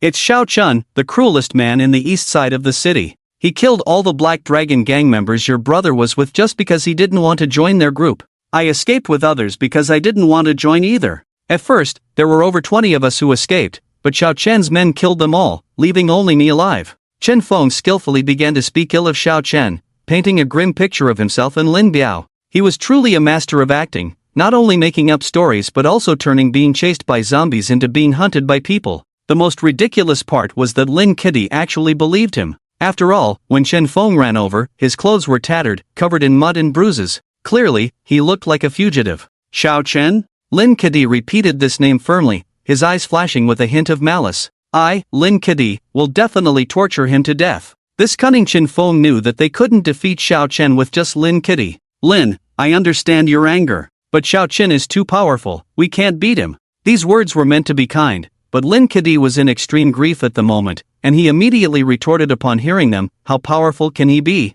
He can fly indefinitely, and with one punch, he can easily smash a wall. Killing monsters is like eating for him. He single-handedly wiped out all the monsters in the east side of the city. Lin Kedi. Originally filled with rage and wanting to kill Xiao Chen, Lin Kedi, upon hearing this description, fell into contemplation. Chen Feng would never dare to deceive him about such a serious matter. But if this was true, how could they kill Xiao Chen? Just the ability to fly alone left them clueless. Tomorrow, we'll find people in the south side of the city, and when we're sure, we'll sneak into the east side and kill him, the now calm Lin Kedi said to Chen Feng. With no other options left, Chen Feng could only nod and agree to his plan. East side of the city. After probing with Chen Feng, Xiao Chen returned to his villa in the afternoon. The two women had already set up the outline of the swimming pool, waiting for Xiao Chen to return. But as he walked into the backyard, the reactions of the two women were completely different. Chen Lin jumped onto him, shouting, "You're back." Tang Muqing stood in place, nodding gently, smiling, waiting for Chen Lin to finish being coquettish before slowly approaching.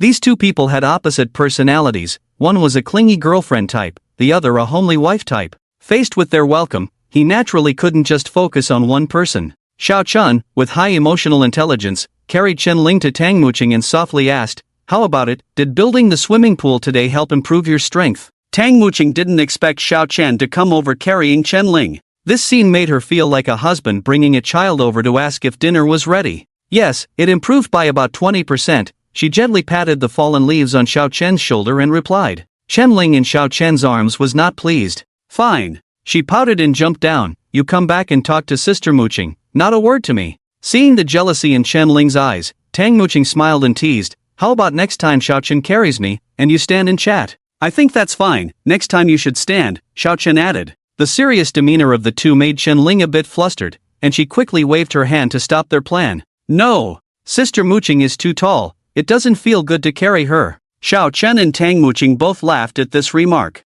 This girl always thinks of things that others don't. If Xiao Chen hadn't confirmed that he was the former 5th-ranked strongman, he might have really taken her as a quirky little sister next door. Alright, enough, tell me what you did today, Xiao Chen asked Chen Lin with a serious expression. Chen Lin also put on a serious face and began reporting what they had done all day. Today we built a swimming pool, and then went nearby to buy some clothes. The owner of the supermarket was very kind, he didn't even take our crystal cores, and gave us several sets for free. Oh right. Sister Muqing bought a set of black stockings, and I bought a set of white stockings. Although the mention of black and white stockings sounded important, Xiao Chen first turned to look at the outline of the swimming pool. Less than 20 meters from the villa, there was a 20x15 deep pit dug by the two women. All that was left was to fill and fix it, add water, and a comfortable swimming pool would be completed. The black and white stockings they bought would come in handy then. Well done, in a few days I'll take you both out to play, Xiao Chen said with a smile. In the whole post-apocalyptic world, only Xiao Chen would dare to say such words.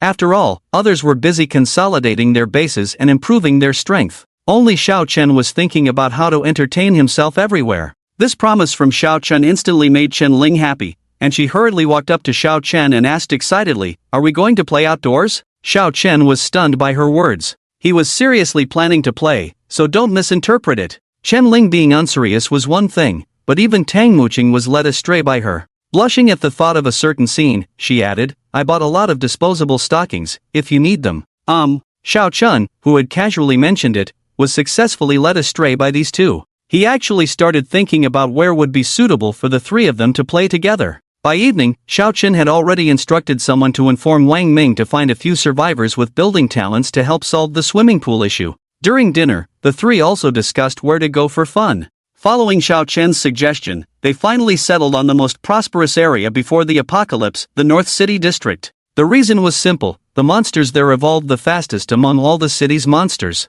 This would be a good opportunity to find some second-tier creatures for the two women to practice on. While having fun, they could also enhance their strength, so why not? Why don't we go tomorrow? After dinner, Chen Lin suddenly raised a question, perhaps eagerly anticipating their first outing, and Tang Muqing also turned to Xiao Chen, waiting for his answer. "Because I can't fly yet," Xiao Chen replied truthfully. "The upgrade of the bloodthirsty wings this time is different from the previous life. It has been too long, even Xiao Chen doesn't know what it will evolve into. We can drive there." Chen Lin once again put forward her idea. "I see many people driving nearby, right? Drive? Making noise, that's a big taboo in the apocalypse. Although Xiao Chen can kill the zombies blocking the way. But battles leave behind a large number of bodies in pits. If there are too many battles, the accumulated bodies can completely block the road for vehicles. They can drive because I have cleaned up the monsters. If we go outside, facing so many monsters, vehicles are useless." Xiao Chen's answer left Chen Lin speechless for a moment. She thought these monsters weren't that fierce, so how could they block their way? At this moment, Tang Muqing poked her arm. "Ling Ling, what Xiao Chen said is true. Those who drove here were all surrounded and killed." Tang Muqing rushed from the west of the city to the east, so Chen Lin naturally couldn't refute her words. But without a car, they would have to wait a few days before going, and Chen Lin, who was impatient, couldn't bear it. At this moment, Xiao Chen also noticed something was wrong. Although Chen Lin usually likes to joke around, she never messes around when it comes to serious matters. But today, how could she even suggest driving to the north of the city? Such a ridiculous idea. "Do you have something on your mind, Ling Ling?" he asked her seriously with a smile. Seeing Chen Ling suddenly lower her head, Tang Muqing sat beside her and held her slightly trembling hand. "With Xiao Chen here, what are you afraid of? Just tell us what's on your mind." Encouraged by the two, Chen Ling finally revealed the truth. Although she was an orphan, she had a good friend she met online in the north of the city. Although they hadn't met in person much before, she knew the other person's address. "Is it a guy or a girl?" Xiao Chen asked vigilantly. "It's a girl." Chen Ling regained her usual playful demeanor. "I was just afraid of causing you trouble, so I never mentioned this." Hearing that it was a girl, Xiao Chen breathed a sigh of relief. But thinking that Chen Ling had a friend outside, was Tang Muqing also. Seeing Xiao Chen's gaze shift towards her, Tang Muqing also understood his thoughts. After thinking for a while, she spoke. "I am an only child. Since taking over the company at 18, I haven't seen my parents again. I have nothing to say to them, nothing to see." There was a hint of desolation in her words. This time, it was Chen Ling who held her hand. "It's okay, Muqing, we will always be by your side." "Okay." Understanding Chen Ling's maturity made Tang Muqing, who was originally anxious, feel much more comfortable. Seeing the close relationship between the two, Xiao Chen also directly embraced them, enhancing the atmosphere of the moment. As for Chen Ling's whatever female online friend, that discussion would have to wait until they finished being affectionate, until Xiao Chen's wing upgrade was completed. The next day, Wang Ming sent two people with building talents over. This man and woman heard they were going to build a swimming pool for Xiao Chen, so they were waiting at the villa gate early in the morning before dawn. If Xiao Chen hadn't woken up early, these two might have had to wait for who knows how long. "Why are you here so early?" Xiao Chen asked the two as he opened the villa door. "Hello, young Master Xiao." As soon as the door opened, the two quickly bowed to him. "No need to be so polite, come in." Xiao Chen waved his hand, ushering the nervous pair inside. Although he invited them to have breakfast together, these two refused to enter the villa and could only sit in the backyard pavilion waiting to start work. Helpless, Xiao Chen walked back to the villa alone, then made a few Western-style breakfasts, leaving 2 portions for the 2 lazybones. He carried the remaining breakfast on a plate and brought it to the 2 architects. Xiao Chen's principle in life was to treat others as they treated him. He knew that others had come early to renovate for him, probably without even having breakfast. If he didn't treat them well, Xiao Chen would feel guilty. This is too precious, Xiao. The 2 men hesitated, their eyes fixed on the breakfast, milk and hamburgers. Back in the day, these were common items, but since the apocalypse, they hadn't seen milk, a rare commodity. It's not that precious, it's already made, so eat up, Xiao Chen said, placing the plate in front of them. His familiar demeanor eased their worries. Before coming, they had heard that Xiao Chen was ruthless, but now they realized it was all nonsense. How could this elegant and friendly man be a killer? Thank you, we'll enjoy it. The 2 gratefully took the plates and began to eat heartily. Xiao Chen suddenly remembered that it had been almost a month since the apocalypse. He couldn't let his people in the East City starve. After the 2 quickly finished their breakfast and thanked Xiao Chen repeatedly, he asked, "Are you and your neighbors running low on supplies?" This question caught the 2 off guard. After a while, the female architect reluctantly admitted, "Almost everyone has only about half a month's worth of food left. If we don't find more food soon, people might start starving." Well, if he hadn't asked, he wouldn't have known about this. Xiao Chen realized that Wang Ming had neglected to report such an important matter. He observed the architects for a while and marveled at their architectural talents. With just a mental image and some energy materials, they could create structures as if using a printer. Xiao Chen gave them 2 bags of crystal cores as energy materials, and they began scanning by the pool. A virtual image of a pool slowly materialized in the pit. Due to their novice level, the progress was slow. "If you're tired, rest at the pavilion where I left some fruits and water," Xiao Chen reminded them. Gratefully, they nodded, and Xiao Chen took the opportunity to go find Wang Ming. He realized that Wang Ming was too afraid to approach him. 5 minutes later, he arrived at the community where Wang Ming nervously awaited him. "Have you assessed the residents' supplies?" Xiao Chen got straight to the point. Wang Ming felt the pressure again. He had been searching for supplies tirelessly, but it wasn't enough. If Xiao Chen wanted more, they would starve. Wang Ming thought Xiao Chen was asking for food because he had none left. "Almost every household has only about a week's worth of food left," Wang Ming nervously replied. Xiao Chen lightly tapped the table. It seemed the 2 architects were relatively well off, but the others were already facing famine. I didn't want to bother you," Wang Ming said. Xiao Chen looked at him and shook his head helplessly. "You can respect me, but you don't need to fear me, understand?" He patiently explained. "As long as there are problems that cannot be solved, you must report them to me. If you are afraid, find a few children to pass on the message. This communication issue must be resolved. After all, Xiao Chen will have to go out every day. If he doesn't take care of his subordinates, who will protect the villa for him?" "Yes," Wang Ming nodded, keeping these words in mind. It was only then that he realized Xiao Chen didn't seem to be here to plunder the residents' resources. With his strength, it was better to go straight for the loot rather than waste time with him.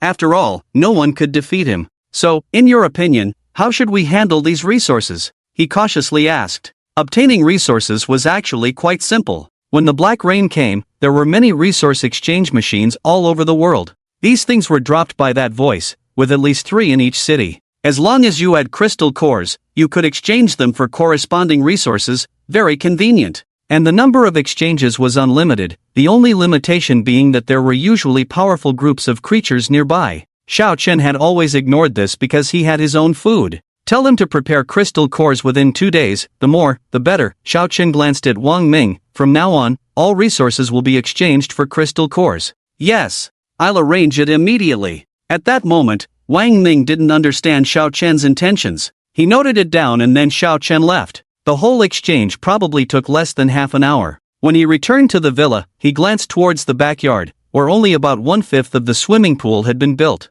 As he walked to the second floor, he happened to see Chen Lin and Tang Muqing sitting face to face eating potato chips. "It's not healthy to eat like this early in the morning," Xiao Chen said as he took a bag. "You're the one who likes to eat them," Chen Lin retorted, pouting in dissatisfaction. Xiao Chen was about to argue that he was healthier than them when a sudden voice interrupted him. Blood Feather Wings successfully evolved to the second stage, acquired new ability, Blood Prison, Blood Prison? Xiao Chen was dumbfounded upon hearing this. In his previous life, the second stage feather wings clearly obtained acceleration, so how? Did he directly acquire a domain now? That's right. Blood Prison consumed the essence of the feather wings to create a spatial domain. In this space, you could suppress and subdue the opponent, reducing their combat power while preventing them from escaping. The strong expert with the talent of a sword immortal in his previous life possessed a domain called the Exterminating Immortal Sword Formation. Unbelievable, this is too unbelievable, Xiao Chen exclaimed in shock. The innate spirit weapon could be said to be inherent in the Pango bloodline, but Blood Prison was not something you could obtain by luck. Theoretically, before reaching the 9th stage, normal people did not have a domain. Xiao Chen speculated that by feeding the feather wings high-level essence blood, he had evolved Blood Prison. This is normal, after all, a first-stage human theoretically cannot defeat a third-stage creature, Xiao Chen muttered. Tang Muqing, seeing Xiao Chen eating, suddenly stared at her potato chips. So, do you want me to feed you? She gently asked, picking up a potato chip. Xiao Chen didn't answer, so she tried to feed the potato chip to Xiao Chen's mouth. Unexpectedly, he actually bit the potato chip and ate it. Showing affection, Chen Lin, who noticed the clue, immediately shouted. This shout woke Xiao Chen up, just in time to see Tang Muqing holding out the second potato chip to him. So he bit and ate it again. This time, Chen Lin couldn't stand it and, with teeth and claws, tried to feed all the potato chips to Xiao Chen. Eat mine. You can't just eat Sister Muqing's. After feeding 7 or 8 pieces in a row, she finally stopped satisfied.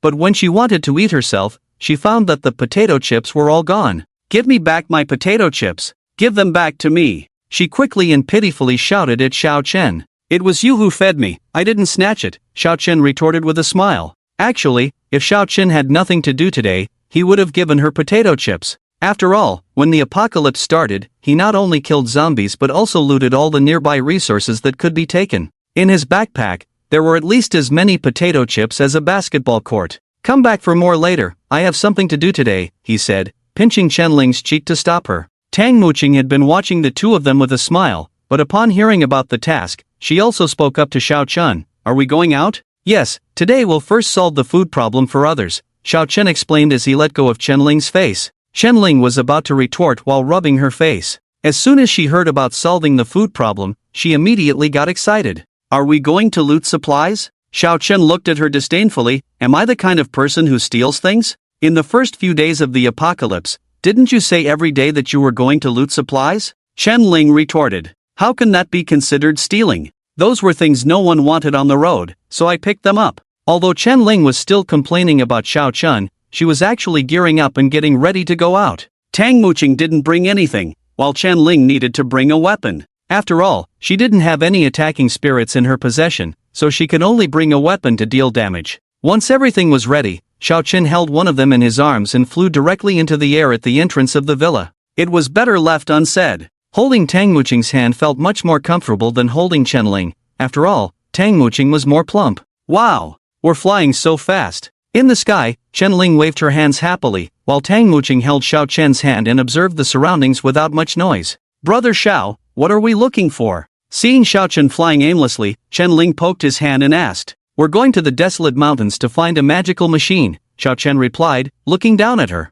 Chen Ling nodded and then started pulling Tang Muqing to admire the scenery together. With two women in tow, Xiao Chen didn't dare to fly too fast. After about 20 minutes, he finally arrived at the desolate mountains behind the western part of the city. If he remembered correctly, there was a post-apocalyptic exchange machine on the mountaintop. Found it. Xiao Chen quickly spotted the target. After landing with the two women, about 50 meters ahead, there was a blue self-service exchange machine over 2 meters tall. However, around this exchange machine, there was a slightly taller than 2 meters zombie with a bright mind, its eyes fixed on the surrounding zombies. Indeed, a third-tier creature, Xiao Chen chuckled. Only third-tier zombies with intelligence had such agile thinking and cautious eyes. That zombie is so big. Chen Ling showed a fearful expression. It's much stronger than me, Tang Muqing also said, putting away her gentle gaze. Nonsense. You two are only at level 3, while the opponent starts at level 8, aren't they stronger than you? Third-tier zombie, combat power, 8,255, skills, frenzy, corpse driving, weakness, shatters upon touch. After taking a look at the zombie's panel with his eagle eyes,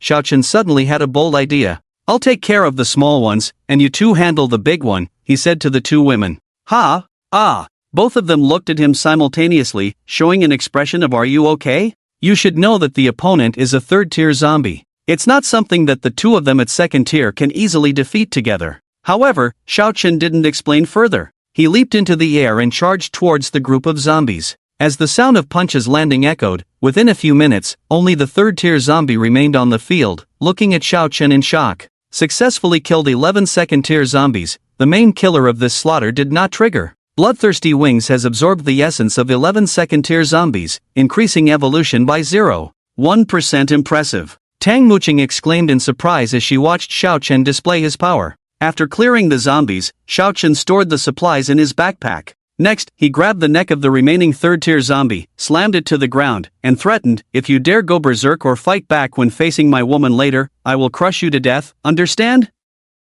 Chen Lin and Tang Muqing were dumbfounded by the scene. They had seen people being threatened before, but it was the first time they witnessed someone threatening a zombie. What's more, the zombie actually nodded cautiously in agreement. "Alright, you two, come and fight it." Xiao Chen tossed the zombie aside and called the two women over. Chen Lin and Tang Muqing nodded, approached the zombie, and assumed a combat formation. Tang Muqing made the first move, summoning her earth spikes to launch at the zombie. However, the zombie blocked the attack with ease, causing the spikes to shatter instantly. "What? Why can't I push it back?" Tang Muqing exclaimed in surprise. Xiao Chen, observing the battle from the sky, shook his head at the scene. The difference in combat power was too significant, the damage was insufficient. However, Tang Muqing and Chen Lin did not show any weakness in front of Xiao Chen. Despite being unable to harm the zombie, they displayed impressive coordination in their moves. For example, Tang Muqing blocked the zombie's line of sight while Chen Lin mimicked the zombie's attacks, showcasing a well-coordinated strategy.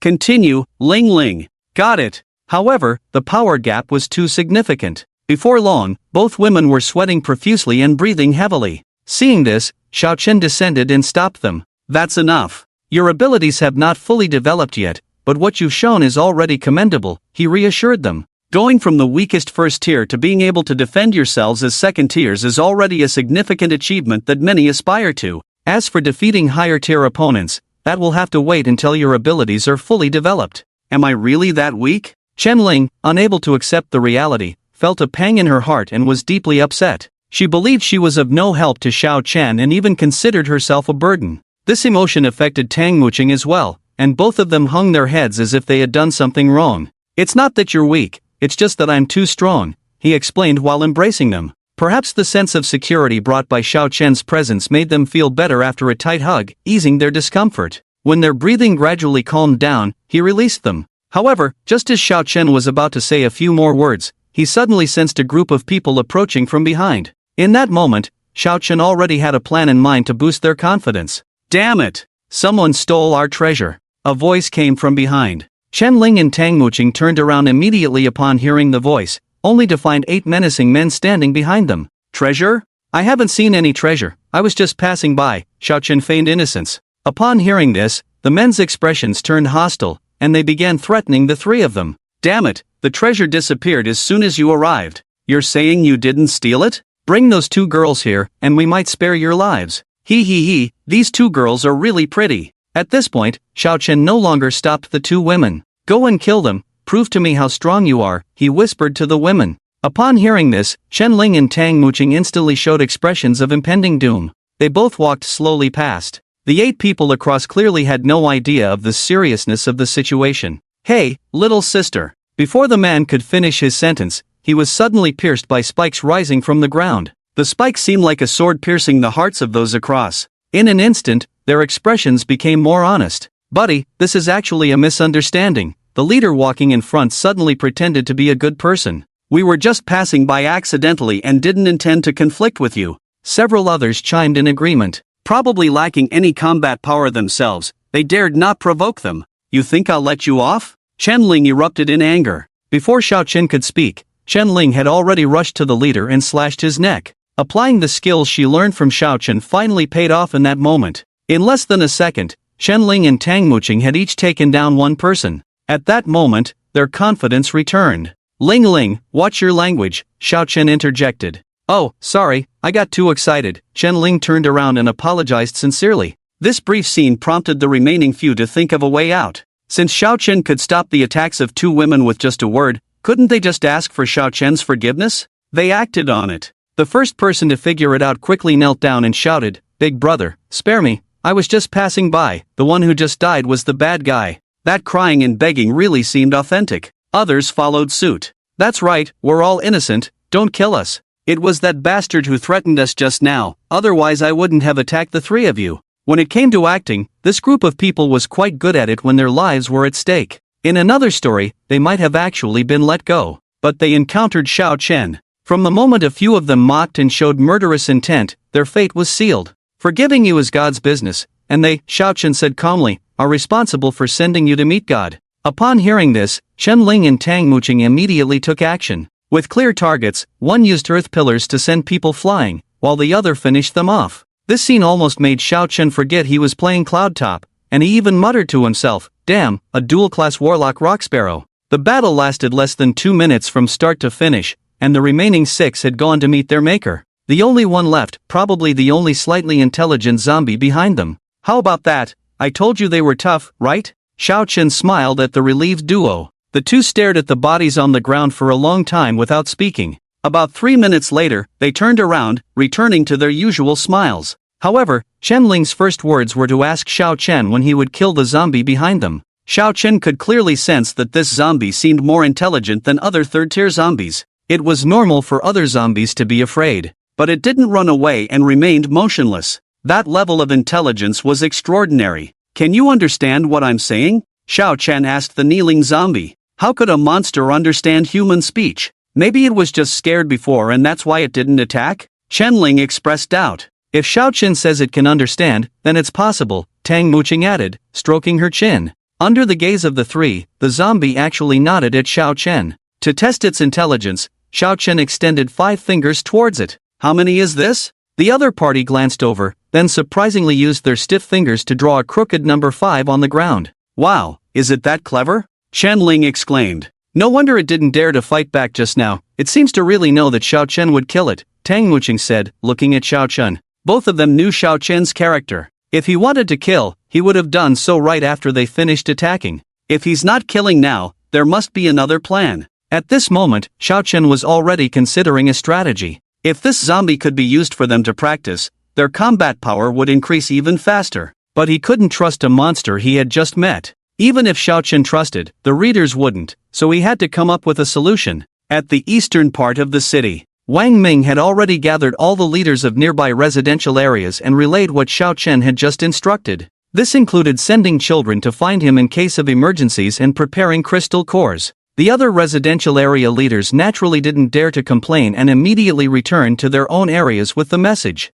Then, some people started discussing. "Isn't that white thing able to enhance strength? Why does Xiao Chen, who is already so strong, need to collect them? You don't understand, do you? The stronger someone is, the more they like to improve, you know? Stop talking, you guys should be grateful that he's not collecting your food." Most of those discussing were not very familiar with Xiao Chen. It's the same old story. What Xiao Chen wants doesn't ask for anyone's opinion, either you can beat him, or the thing is his. With strength, that's how domineering he is. Some people's theories happened to reach the architect who had just finished repairing the swimming pool at Xiao Chen's house. Actually, Xiao Chen is a good person, he wouldn't forcefully take everyone's crystal cores, he argued. You must have received a lot of benefits for helping build the swimming pool, right? Exactly, everyone knows Xiao Chen is a cold-blooded god of slaughter. Seeing this group of people mocking him, he furrowed his brow and continued to argue with them. And the more he spoke, the fiercer he got, silencing the opposition directly.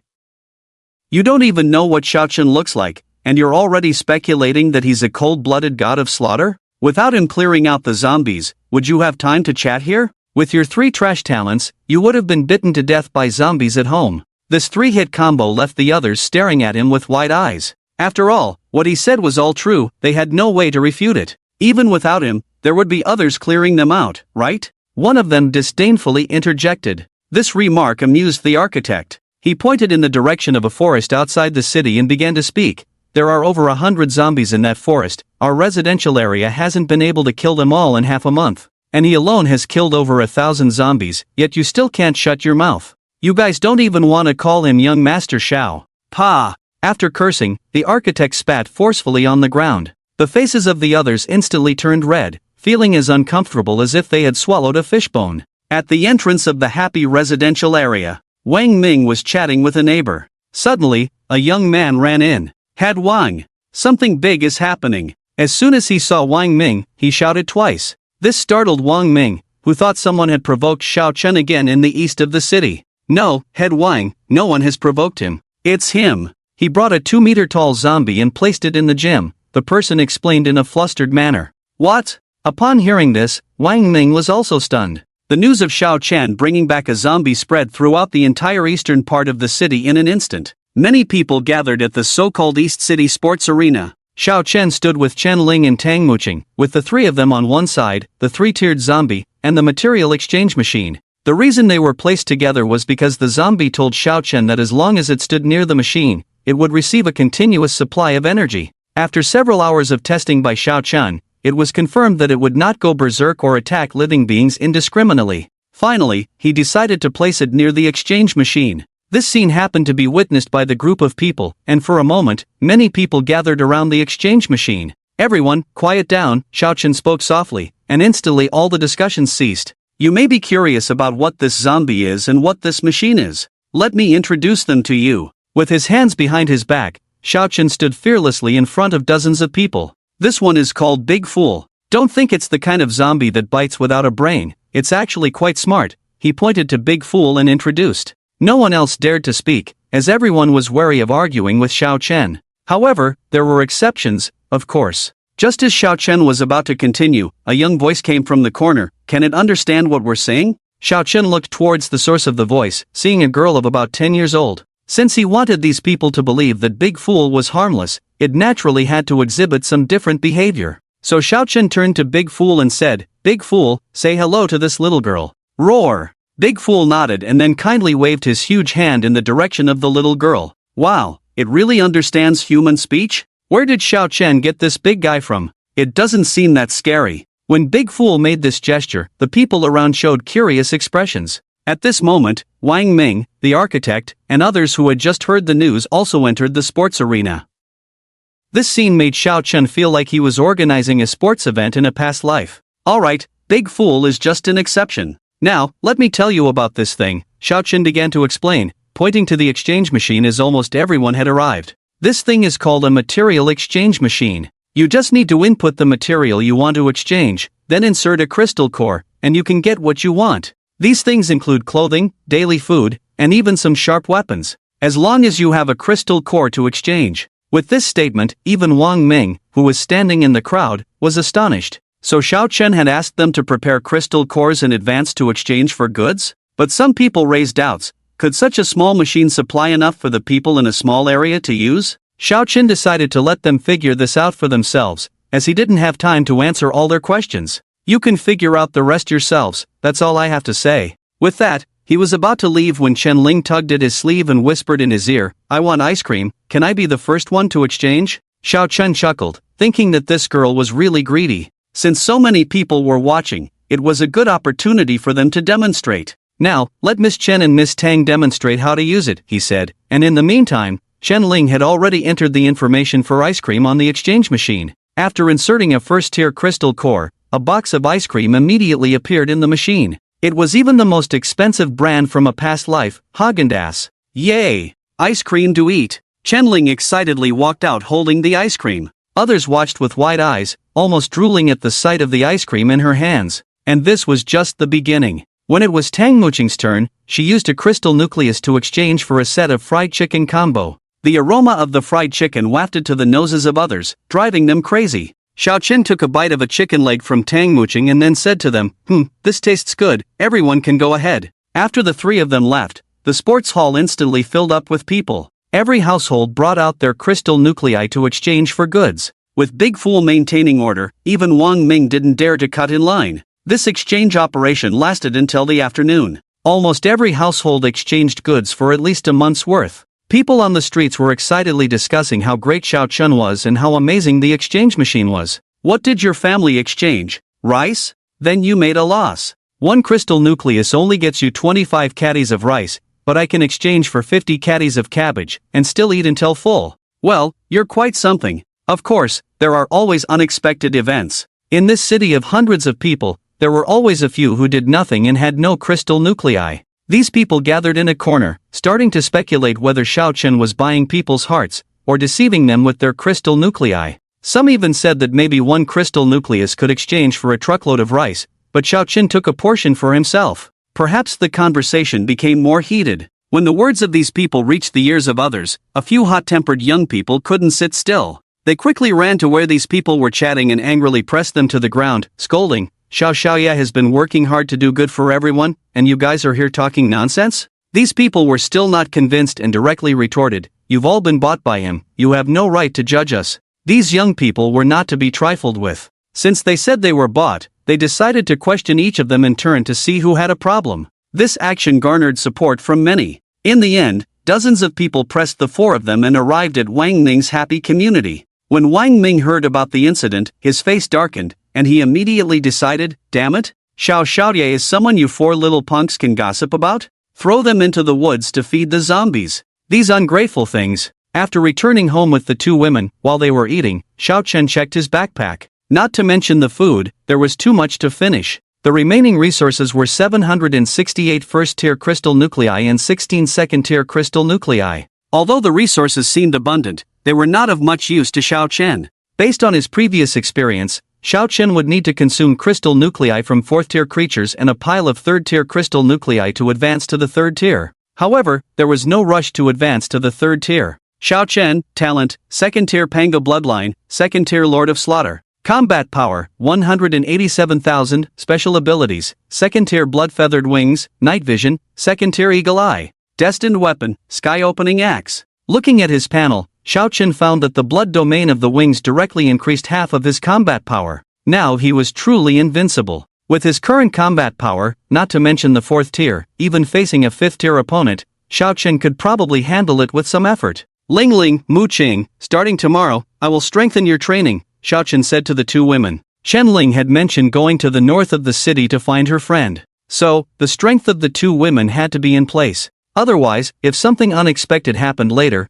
it would be too late to regret. In the blink of an eye, a week had passed. Tang Muqing and Chen Ling both advanced to the 3rd tier. Chen Ling, who had been lacking in combat ability, finally experienced an epic enhancement. She not only obtained the 2nd spirit, the tiger spirit, but her original snake spirit also received a significant boost. Tang Muqing's evolution was even more outrageous. After reaching the 3rd stage, she unexpectedly mastered a skill called Earthglide. Just like the rock sparrow in a certain game, she could control the soil beneath her feet to propel herself forward. Compared to the two, Xiao Chen's combat power hardly changed, only increasing from 180,000 to 240,000. Well, not much of a difference. Originally, Xiao Chen wanted to go to the north of the city with the two girls to meet her online friend. However, seeing that both of their combat powers had exceeded 10,000, he dismissed the idea. Both girls possessed combat power ranking at the top in the post-apocalyptic world, so they didn't need his protection. After a night of fierce battle last night, when Xiao Chen woke up in the morning, Tang Muqing and Chen Ling had already gone to the north of the city. Busy for a week, finally can rest. Xiao Chen chuckled in his heart. But before this thought could materialize, his keen senses had already detected someone approaching the villa. "Young Master Xiao! Young Master Xiao!" A young voice called out his name. Xiao Chen quickly flew out and landed in front of the girl, handing her a snack while smiling. "What's up?" "Thank you, young Master Xiao." The little girl cautiously took the snack and then began to speak. "Mayor Wang said someone is causing trouble and wants you to take a look." "Oh, someone causing trouble?" Xiao Chen was extremely excited to hear this. It had been too long since someone had caused trouble for him, making his recent skills rusty. "Remember not to eat too much, I'm off to deal with the bad guys." Xiao Chen stuffed more snacks into the girl's hands. "Okay, I only eat a little bit every day." Seeing the girl obediently nod, he instantly took off and flew towards the direction of Happy Community. After circling around, he finally found Wang Ming's figure south of the Eastern City Protection Area. The Eastern City Protection Area was the name given by everyone in the east of the city, specifically referring to the area under Xiao Chen's jurisdiction, which had been surrounded in a circle, and to the south was one of the entrances. Seeing Wang Ming and others seemingly conversing with strangers outside, Xiao Chen descended. "Is this Birdman your leader? Is your Eastern City so trashy?" Before he could speak, the leader on the other side had already mocked. This remark successfully caught Xiao Chen's attention. "Oh, so you think you're better than me?"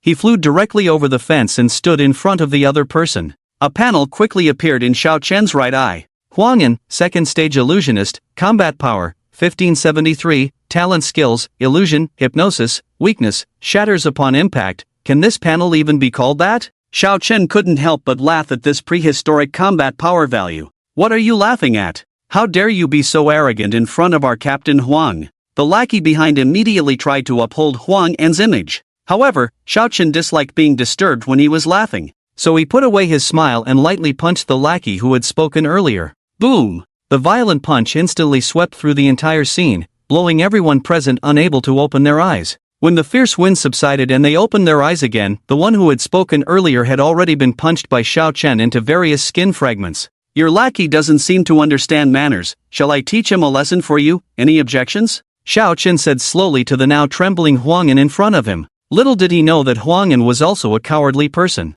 Upon seeing Xiao Chen's swift action, he quickly knelt down and begged for mercy. Big brother, spare me, big brother. Others also followed suit and knelt on the ground. Ignoring the others, Xiao Chen directly lifted Huangyan from the ground. Didn't you say I was trash? He looked at Huangyan with a playful expression. Now, use your illusion to hypnotize me. Today, either you hypnotize me and successfully escape, or I will directly gouge out your eyes. Devil, this person is definitely a devil. Everyone present, including Wang Ming, felt a deep sense of fear at Xiao Chen's words. You have 5 seconds, come on. After saying this, Xiao Chen stood straight, ready to be hypnotized by the other party. Huangyan was already at a loss for what to do at this moment, but under the gaze of so many people, he had to use his own skills. He wiped the sweat from his face out of fear and then began to use his illusion technique on Xiao Chen. 1 second, 2 seconds. After 5 seconds, Xiao Chen actually started to look confused, falling into a state of unconsciousness. Seeing this,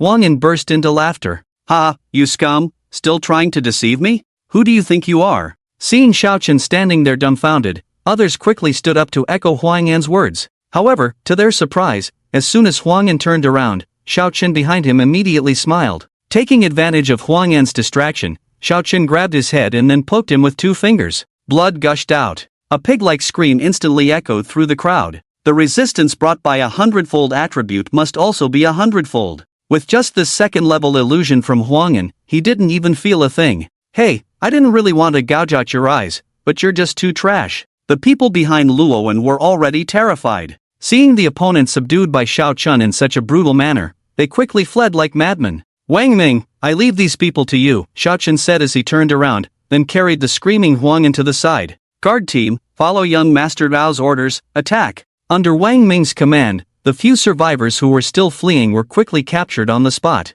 What are you here for? Xiao Chen asked the still screaming Huangyan, but the other party seemed to ignore him, lying on the ground, screaming and rolling around. Seeing this, Xiao Chen kicked him directly. You're a second-level body, it shouldn't hurt that much. The man clutched his stomach, his face contorted in extreme pain. Well, now it really hurts. Walking over, Xiao Chen lifted him up and said with a smile, I'll give you a choice, either you honestly answer my questions, or, Xiao Chen's tone changed, I'll have them crush your balls. At this, Huang An's lower body trembled uncontrollably. Cold sweat poured down instantly, crushing his family jewels directly. Who could bear that? No, no, no. He begged in pain, I'll talk. Knowing that the other party finally obeyed, Xiao Chen flicked his hand and threw him aside. Speak up, what are you here for? Huangyan, lying on the ground, didn't dare to be careless and quickly answered Xiao Chen's question. We were summoned by the Black Rose Church. That woman told us to come and investigate your background. The Black Rose Church? What kind of organization is this again? He had never heard of this organization in his previous life. Where did you come from? With no clue, he furrowed his brow and continued to ask. From the west side of the city, we came from there. Huangyan answered anxiously, afraid that Xiao Chen would fulfill his promise. As soon as he said this, Xiao Chen felt something was off. The number of second-level monsters had become quite high now, and with just their team, it was impossible to break through the monsters' defenses to reach here. You, a group with only 1 second level, how could you have walked from the west to the east of the city? He voiced his doubt. There's a subway between the east and west of the city. There are no monsters down there, so we came through that route. So that's how it was. The subway entrance in the east of the city had been blocked by Xiao Chen earlier. At that time, it was to prevent this group of people or whatever monsters from suddenly causing trouble. But now, it seems that the other party should be able to come out from another entrance. As for the monster mentioned by the other party, Xiao Chen was not quite sure why. Who sent you here? Xiao Chen, who had figured out the route, continued to inquire. It was Black Rose herself who sent us. It seems that someone commissioned her, so she sent us to gather information. Luowen's words became louder and louder. It seemed like he was afraid Xiao Chen didn't hear clearly and would crush his little brother. The person who commissioned her is two men. I remember Black Rose said their names were Mad Shark and Warrior Jia. It seemed that the safety of his little brother was really important. So important that before Xiao Chen could even ask, Huang Yan blurted out everything he knew. Is there any other useful information? Faced with Xiao Chen's questioning, Huang Yan, with fear written all over his face, shook his head vigorously. No, no more. Seeing the other party's appearance, he knew for sure that this was the truth. If there's nothing else, then goodbye. I hope you'll be reincarnated in your next life as a man who doesn't rely on others. After saying this, Xiao Chen ordered them to be taken away and walked towards the shelter. At that moment, Huang Yan thought Xiao Chen was going back on his word to kill him, so he started begging frantically, I've told you everything, please let me go. Xiao Chen shook his head and told him that he wouldn't waste time with dead people. This statement left Huang Yan and the others completely puzzled. Just as he was about to ask Xiao Chen what he meant, a sudden intense pain struck his chest, and then all of them convulsed in place. Before long, they all went to meet their maker. Black Rose, with thorns on her body, how dare you come into contact with such people? Watching the poisoned bodies of the deceased, Xiao Chen shook his head. When he mentioned the west side of the city earlier, Xiao Chen already knew what this Black Rose cult was all about. This group was a very chaotic organization. Their leader, Black Rose, would silently poison all her subordinates. If they didn't return to her after a while, they would immediately die. Due to their extreme wickedness, it seemed like they were wiped out in just a few months. In the previous life, she died. But in this life, Xiao Chen was somewhat interested in contacting her. Because the people in their organization were adept at gathering intelligence, if Xiao Chen could control Black Rose, he might actually be able to use this organization to his advantage. Regardless of the time, intelligence was always very useful. Even if he disregarded Black Rose, there was still Chen Feng, that kid, to deal with. Last time he escaped in hiding, but this time Xiao Chen wouldn't give him a chance. No matter what this warrior Jiao was up to, since he dared to provoke him, these two had to be taken care of. Wang Ming, strengthen the security around here, and make sure the guard team is on high alert before I return. Xiao Chen, fearing any mishaps, ordered Wang Ming. Yes, I'll arrange it immediately. Wang Ming nodded earnestly. After saying this, Xiao Chen didn't leave directly. After all, although the guard team had a few second-tier members, most of them were third-tier. He needed to add another layer of protection. Flying to the gym, Xiao Chen found the sleeping Big Fool, a 3-meter-tall third-tier zombie, and woke him up. Big Fool, listen to the others later. If someone comes to fight, you must help the people here, understand? Roar. The Big Fool cleverly nodded, then went out to patrol with the others. To prevent the guard team from being afraid, Xiao Chen personally explained how powerful the Big Fool was. As the Big Fool patrolled with the others, Xiao Chen soared into the air and flew swiftly towards the west side of the city. At this moment, he still didn't know that as he was rushing towards the west side of the city, beneath the ground in the subway tunnel on the east side of the city, a group of people were swiftly approaching in that direction with all sorts of equipment in hand. If Xiao Chen were present, he could clearly see that among the two people at the forefront, one of them was the enduring and burden-crazy shark, Chen Feng. When Xiao Chen arrived swiftly at the west side of the city, he began to ponder where Black Rose and Chen Feng's group would be. However, as he flew, he realized he didn't need to search anymore because he had already caught a faint scent of rose in the air. This was actually the toxin released by Black Rose relying on her own talent. As long as the intake reached a certain level and there was no antidote from Black Rose, the poison would slowly lead to death. Of course, Xiao Chen wasn't afraid of this stuff at all. Following this scent, Xiao Chen flew directly to the city center, to a place that looked like a rose flower shop. After ruthlessly kicking the door open inside the shop, he saw a voluptuous mature woman. How to describe her? Just by turning around, she could make Xiao Chen see the kind of waves surging in front of her chest. You must be Xiao Chen, right? The moment she saw him, she directly uttered his name. Not only that, she showed no fear at all. Wearing a black dress, she casually sat on a table, crossing her legs swiftly while Xiao Chen was paying attention. Every move seemed to be tempting Xiao Chen. Purple, sorry, my eyesight is very good, Xiao Chen calmly spoke. This statement made Black Rose on the other side pause for a few seconds. However, she eventually suppressed the palpitations in her heart and smiled at Xiao Chen, saying, interesting, truly the strongest man in the east of the city. Don't talk nonsense with me. Since you know me, you should know my style. Where are they? Xiao Chen didn't want to say much and went straight to the point. Sorry, Black Rose won't disclose any customer information. As she spoke, this woman unabashedly began to rub Xiao Chen's thigh in front of him. Woman, if you continue to be arrogant with me, the outcome will be very tragic. Xiao Chen's words were starting to carry a hint of impulsiveness. Sensing this situation, Black Rose quickly used her seductive voice to show weakness. But I really don't know. Please don't hurt me. Xiao Chen had intended to beat her up before questioning her. However, considering that she knew how fierce he was and still didn't run away, the current Black Rose definitely had some confidence that Xiao Chen couldn't do anything to her. Since Xiao Chen had nothing else to do at the moment, he decided to play along with her and see what she was really capable of. Although you look good and act flirtatious, I know that deep down, you actually have a severe aversion to men, right? Xiao Chen said with a smile as he walked towards her. This was a piece of information he had heard by chance in his past life, and he wasn't sure if it was true. However, the moment Xiao Chen mentioned it, Black Rose's eyes clearly showed panic. Seeing this, Xiao Chen knew it was definitely true because with each step he took, the fear in her eyes became more apparent. If I were to touch every inch of your body, would you behave then?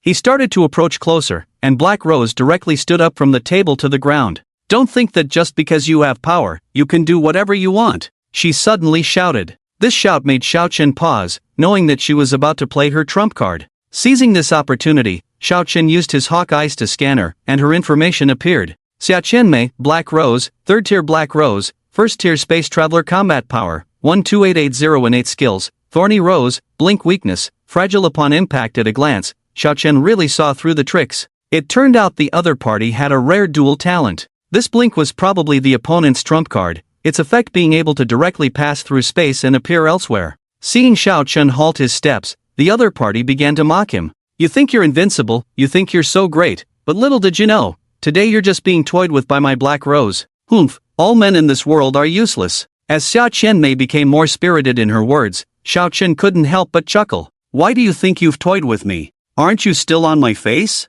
He pretended not to know and replied to the other party. Ha, that's why I say all men are useless, knowing nothing and still trying to catch me. Xia Qianmei suddenly revealed a willful smile. At that moment, she had already begun to unleash her abilities. Sensing her body undergoing transmission, she shook her head pitifully at Xiao Chen. It was as if she was playing with him. Blood Purgatory. Activate. Just as Xia Qianmei was about to complete the transmission, Xiao Chen suddenly shouted a mysterious phrase with a smile. Immediately after, Xia Qianmei, who thought she could escape, was instantly surrounded by a blood-red space. WH. What? Seeing Xiao Chen standing in the air, smiling at her, Xia Qianmei's expression turned to panic. What have you done? Why can't I use my teleportation? She shouted at Xiao Chen. Unexpectedly, he had no intention of answering that question. Xiao Chen slowly approached, then directly grabbed her hands, pressing her against the wall of this blood-red space. Hey, this useless man of mine is going to take revenge now.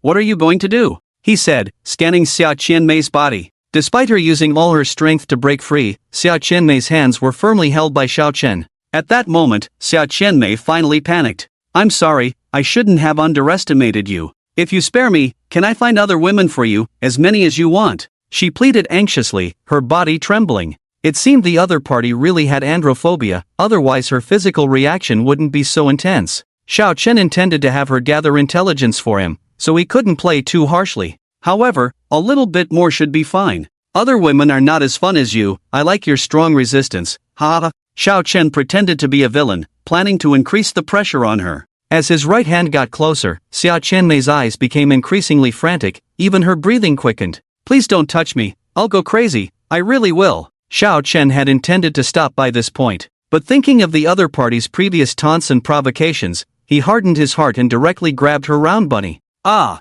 After he grabbed her hand, Xia Qianmei let out a sound that seemed to be a mix of enjoyment and fear. Her expression turned into one of being played with. When Xiao Chen saw a strange substance appearing on the ground of the space, he realized, damn, I went too far. This situation persisted for 5 minutes. When Xiao Chen noticed the other party looking at him with blush-filled eyes, he withdrew his right hand. Of course, he only withdrew his right hand, still holding onto her 2 arms with his left hand. He was afraid she wouldn't have the strength to fall into that puddle of liquid. Now do you know how powerful men can be? Xiao Chen looked at Xia Qianmei with a playful expression. Upon hearing his words, the other person turned away without a word. Just as Xiao Chen was about to get down to business, he suddenly noticed that Xia Qianmei had stopped trembling. Your androphobia? Could it be that I've cured it just like that? He asked instinctively. The other person kept their head down, not answering. The scene fell into an awkward silence. Xiao Chen pondered on what to do next. If he messed this up, gathering information in the future would be difficult. "You've knocked her out," Xiao Qianmei suddenly said in a rather cold tone. Her voice was completely different from before, as if it belonged to a different person. "Knocked out? But your eyes are open, aren't they?" Xiao Chen replied, following her lead. "I have a split personality," Xiao Qianmei replied calmly. "Split personality? What the hell, is this even a thing?" Xiao Chen couldn't tell if the other person was telling the truth, but he instinctively scanned her with his eagle eyes once more. Xiao Qianmei, second tier red rose, combat power, 4562, talent skill, flower healing, weakness, fragile upon touch. After this glance, Xiao Chen confirmed that what the other person said was true. Because the current Xiao Qianmei's talent was completely different from the other Xiao Qianmei. "Does this personality of yours not have androphobia?" Xiao Chen said as he released his hand. He couldn't afford to mess up with this one, or he would really have no one to gather information from. But things always took unexpected turns. As soon as he let go, the other person, lacking strength to support themselves, subconsciously leaned towards him. Out of instinct, Xiao Chen naturally caught her. In doing so, he ended up holding Xiao Qianmei in his arms. She let out a soft ah and started trembling again. What the hell is going on here? Xiao Chen was baffled himself. Could it be that she was androphobic because she was too sensitive? All questions had to wait for 5 minutes. This time, the other person's panel displayed a black rose.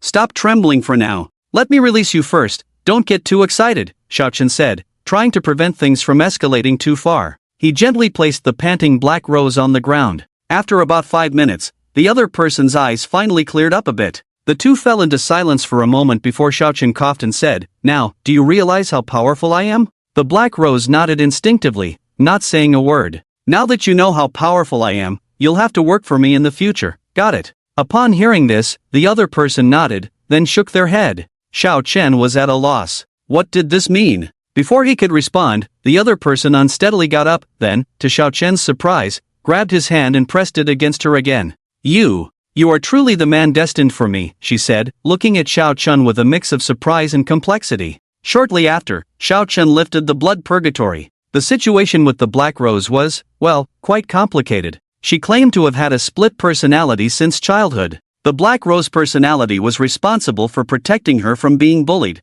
while the original personality was more introverted. That personality wasn't an issue. The key was that her grandfather was an old wizard, as she informed him. As long as a man appeared whom she didn't find disgusting or annoying in her eyes, he would be the man destined for Xiao Qianmei. Although Xiao Chen had gotten a bit too excited touching both Xiao Qianmei's today, the other person didn't seem to mind. "Your story is a bit too far-fetched," Xiao Chen mused. Compared to Chen Lin's willingness to be the third party, Tang Muqing's situation of walking through the neighborhood on foot was even more outrageous. But that's the reality. Xiao Qianmei's current expression was as shy as a young girl in love. But the other party was a mature woman, and this kind of appearance could easily trigger Xiao Chen's impulsive behavior. Let's pause this for now and tell me where the wild sharks went. To prevent things from getting even more out of hand, Xiao Chen decided to deal with Chen Feng and the others first. Them? I've already poisoned them in advance, it's probably taking effect by now. After Xiao Qianmei finished speaking, she sat down on the small wooden chair she used for watering plants with a smile.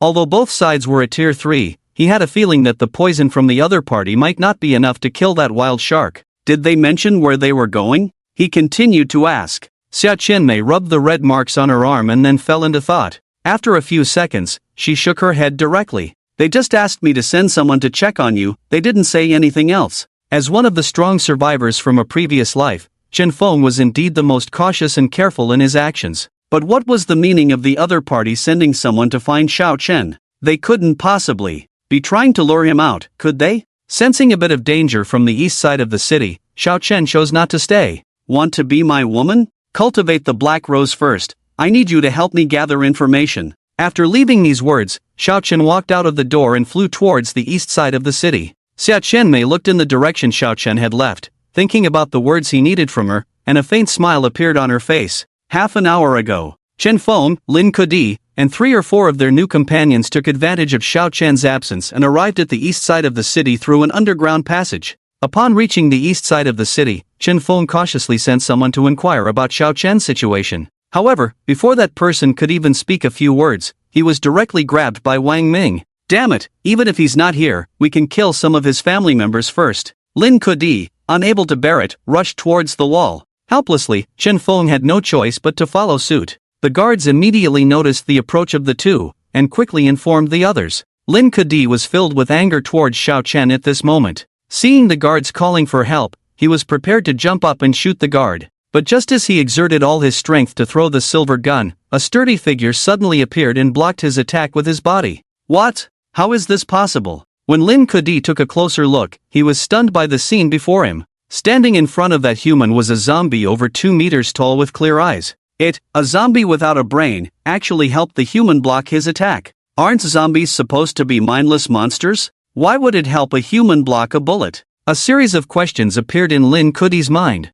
Chen Feng, who approached, also exclaimed in surprise, "This zombie is a bit unusual." However, their goal was still to kill the humans in Xiao Chen's sanctuary, so they had no intention of dealing with the big fool. While Xiao Chen is not back yet, ignore it and go directly to kill the others. Lin Kudi, with a murderous look in his eyes, commanded Chen Feng behind him. Chen Feng nodded, took out the large knife he had just obtained, and prepared to go on a killing spree with Lin Kudi. In the past 10 days, the two of them had encountered many opportunities, and both had already reached Tier 3. With their current strength, it was too easy to kill these Tier 1 and 2 individuals. However, before the few people could rush forward together, the big fool had already picked up Lin Kudi's silver gun and threw it back directly. The strength on the zombie was already more terrifying than that of a human. The gun shot through the fence like a missile. With a swift sound, it pierced through one of Chen Feng's companions behind him. Damn it! Luckily, I dodged it. Chen Feng watched his teammate die tragically, secretly amused.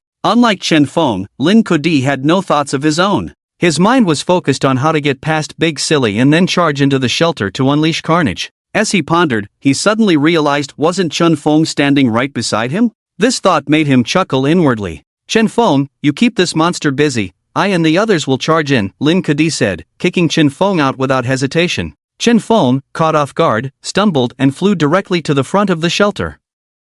Big Silly stared at him with crimson eyes, then leaped out of the shelter. Chen Feng quickly retreated, fearing Big Silly would crush him. I feel it's quite clever, won't fall for our trap, Chen Feng said as he stepped back towards the others, showing no signs of resentment on the surface. But deep down, he had already killed Lin Kudi countless times in his mind. That kick almost sent him to his death. Indeed clever, it seems it has never left the vicinity of the shelter. Lin Kudi observed Big Silly blocking the shelter's entrance and began to contemplate. Before Lin Kudi could come up with a plan, the shelter was already filled with commotion. Big Silly is right in front. If not for it, I would have been shot dead. Damn it, daring to ambush my brother in Big Silly. Brothers, hurry and help. Well. In less than 2 minutes of the group's arrival at the shelter's entrance, a large group of guards had already rushed over. At that moment, Lin Kudi and the others exchanged glances and decided to take ruthless action. Let's go together, kill a few and run, Lin Kudi shouted as he charged forward. However, at that moment, they suddenly felt a sharp pain in their chests, as if worms were burrowing into their hearts. The poison under the black rose suddenly took effect. The second-tier companions behind them immediately spat blood and dropped dead on the spot. Chen Feng and Lin Kudi, both third tier, resisted the poison but couldn't withstand Big Silly's sweep. As they charged forward earlier, Big Silly had already seized the opportunity to grab a wooden stick and unleashed its fury by spinning in place like a death meat grinder, sending Lin Kudi and Chen Feng flying over 10 meters. Nevertheless, being third tier, they weren't so easily killed. Despite the poison and the sweep, they were only severely injured. Damn, is Big Silly really this powerful? This tornado move could destroy a parking lot, Afu would be impressed. Truly a unique zombie brought back by Xiao Xiao. The people in the shelter cheered for Big Silly. At that moment, Big Silly was ready to continue the pursuit and take down the two. But unexpectedly, Lin Kudi, heavily injured and lying on the ground, managed to muster the strength to get up. As Big Silly slowly approached with the wooden stick, Lin Kudi pulled out an old-looking copper pocket watch from his pocket. Roar! Big Silly let out an excited roar, preparing to strike both of them down with one blow. Wait for me to come back, you will die, Lin Kudi shouted with all his might, pressing the button on the pocket watch in anger. Ding! At that moment, time seemed to freeze for everyone around. When Big Silly's strike hit the ground, it only struck one person. Yes, that person was the barely alive Mad Shark Chen Feng. Seeing the battle end so quickly, others rushed to Big Silly's side. Some checked if it was injured, while others cleaned up the battlefield. This kid seems to be alive, What should we do, Chief Wang? The guards surrounded the barely alive Chen Feng. Wang Ming stepped forward to take a look. Although Chen Feng had been hit solidly by the wooden stick, his body didn't undergo any major changes. Just a bit of blood trickled from the corner of his mouth. Let's wait for Xiao Xiao to handle this. Tie him up first and let Big Fool keep an eye on him. Wang Ming quickly made a decision after a glance. Yes. Several people swiftly tied up Chen Feng and were about to return to the shelter. At that moment, Chen Feng unexpectedly woke up. With a strong effort, he broke free from their restraints. Empowered by the third-order frenzied shark, he instantly sent the guards flying. You bunch of useless trash think you can capture me? Didn't expect me to recover so quickly, huh? Ha ha ha. Whether he was driven mad by poison or by Big Fool's blows, the awakened Chen Feng seemed a bit insane. Big Fool immediately charged, attempting to knock Chen Feng out of the crowd. However, without the berserk boost, it couldn't budge the slender Chen Feng. Crossing his arms, Chen Feng blocked Big Fool's attack. Recover quickly? Let me try. A voice suddenly echoed in the sky, startling Chen Feng. Looking up, he saw Xiao Chen descending from above. What made him even more desperate was that he noticed Xiao Chen throwing punches at him, but the speed was too fast for him to block. Bang! With a sound resembling kicking a soccer ball, Chen Feng was sent flying like a kite with a broken string. Xiao Chen followed suit, only to realize upon landing that his punch had shattered all of Chen Feng's internal organs. Damn, how did you die so easily? I used the least amount of force. He had wanted to see if Chen Feng had become much stronger now, but unexpectedly, he lost control of his strength and ended up killing him. Feeling regretful, but there was nothing he could do. After all, his combat power was currently too high. Successfully killed a third-order human, the Lord of Slaughter was not triggered this time. The bloodthirsty wing has absorbed the essence of a third-order human, enhancing its evolution progress, currently at 115%. After dealing with Chen Feng, he flew back to Wang Ming and the others, inquiring about what had just happened. Wang Ming and the others recounted everything that had occurred earlier. Oh, Big Fool single-handedly took down the two of them? Xiao Chen heard of Big Fool's feat and looked at the third-order zombie with admiration. It seemed that bringing Big Fool back was indeed the right decision. Without Big Fool, Chen Feng might have fought fiercely and taken down many people. Well done, Big Fool. Next time I get a treasure, I'll get you a weapon, he said to Big Fool with a smile. Big Fool responded with a terrifying expression, nodding stiffly. Wang Ming continued with the story. When they mentioned Lin Ku escaping, Xiao Chen raised his hand to interrupt them. Wait, are you saying he took out a pocket watch? As soon as the pocket watch was mentioned, others began to speak up. Yes, a very old-fashioned pocket watch, the kind with a western case. One press and the person disappears. Could that thing be the Third Order's pocket watch? Are you too immersed in anime? The Third Order is here. Pocket watch? Third Order? These two terms circulated in Xiao Chen's mind. However, he had no recollection of this martial saint or the information about the pocket watch. A pocket watch that disappears with a press? He had never heard of such a thing in his previous life. But it wasn't entirely his fault. In his past life, he was a shut-in during the early stages of the apocalypse and hardly went out. This lack of exposure led to his limited knowledge of events that occurred in the early stages of the apocalypse. You all go back first, I'll see if I can find him nearby. Xiao Chen decided to let them return to the shelter first. Yes, Xiao Xiao. Xiao Xiao, please be careful. If you see Kyuka, let me take a look, even just a. Hey, don't drag me. The second dimension brother was forcibly dragged away by Wang Ming and others. Without their influence, Xiao Chen began to carefully study the area where the battle had just taken place. The two pools of blood on the ground caught his attention. Since one belongs to Chen Feng, the other should be that martial saint's. Sensing this, Xiao Chen took a deep breath, closed his eyes, and began to search the air with his keen sense of smell. Chen Feng, dead person, dead person. The bloody scent in the air was all discerned by him. About 5 seconds later, Xiao Chen suddenly opened his eyes, a hint of a smile appearing on his lips. Found you. In a mountain forest about 10 kilometers near the eastern shelter of the city. Link D held his chest, leaning against a large tree, adjusting his breathing in place. Damn it! It must be Black Rose who poisoned me. He cursed in his heart. They had only interacted with that woman, so no one else could possibly harm him. It's a good thing I joined Annihilation, or I would have died in the east of the city today. Looking at the pocket watch in his hand, Link D's eyes showed a hint of contentment. He and Chen Feng were able to advance to the third stage so quickly, all thanks to the help of this organization. It was strange. He still didn't know the identity of those men in black. Anyway, they only said they were from the Annihilation organization, then gave them 3 vials of potion and a pocket watch. 2 vials directly enhanced their strength. The other was a resurrection potion, which Chen Feng drank. When Chen Feng was suddenly revived when he was captured earlier, it was because the resurrection potion took effect. The pocket watch Link D held was an enhanced version of a teleportation device, capable of instantly transporting them 10 kilometers away.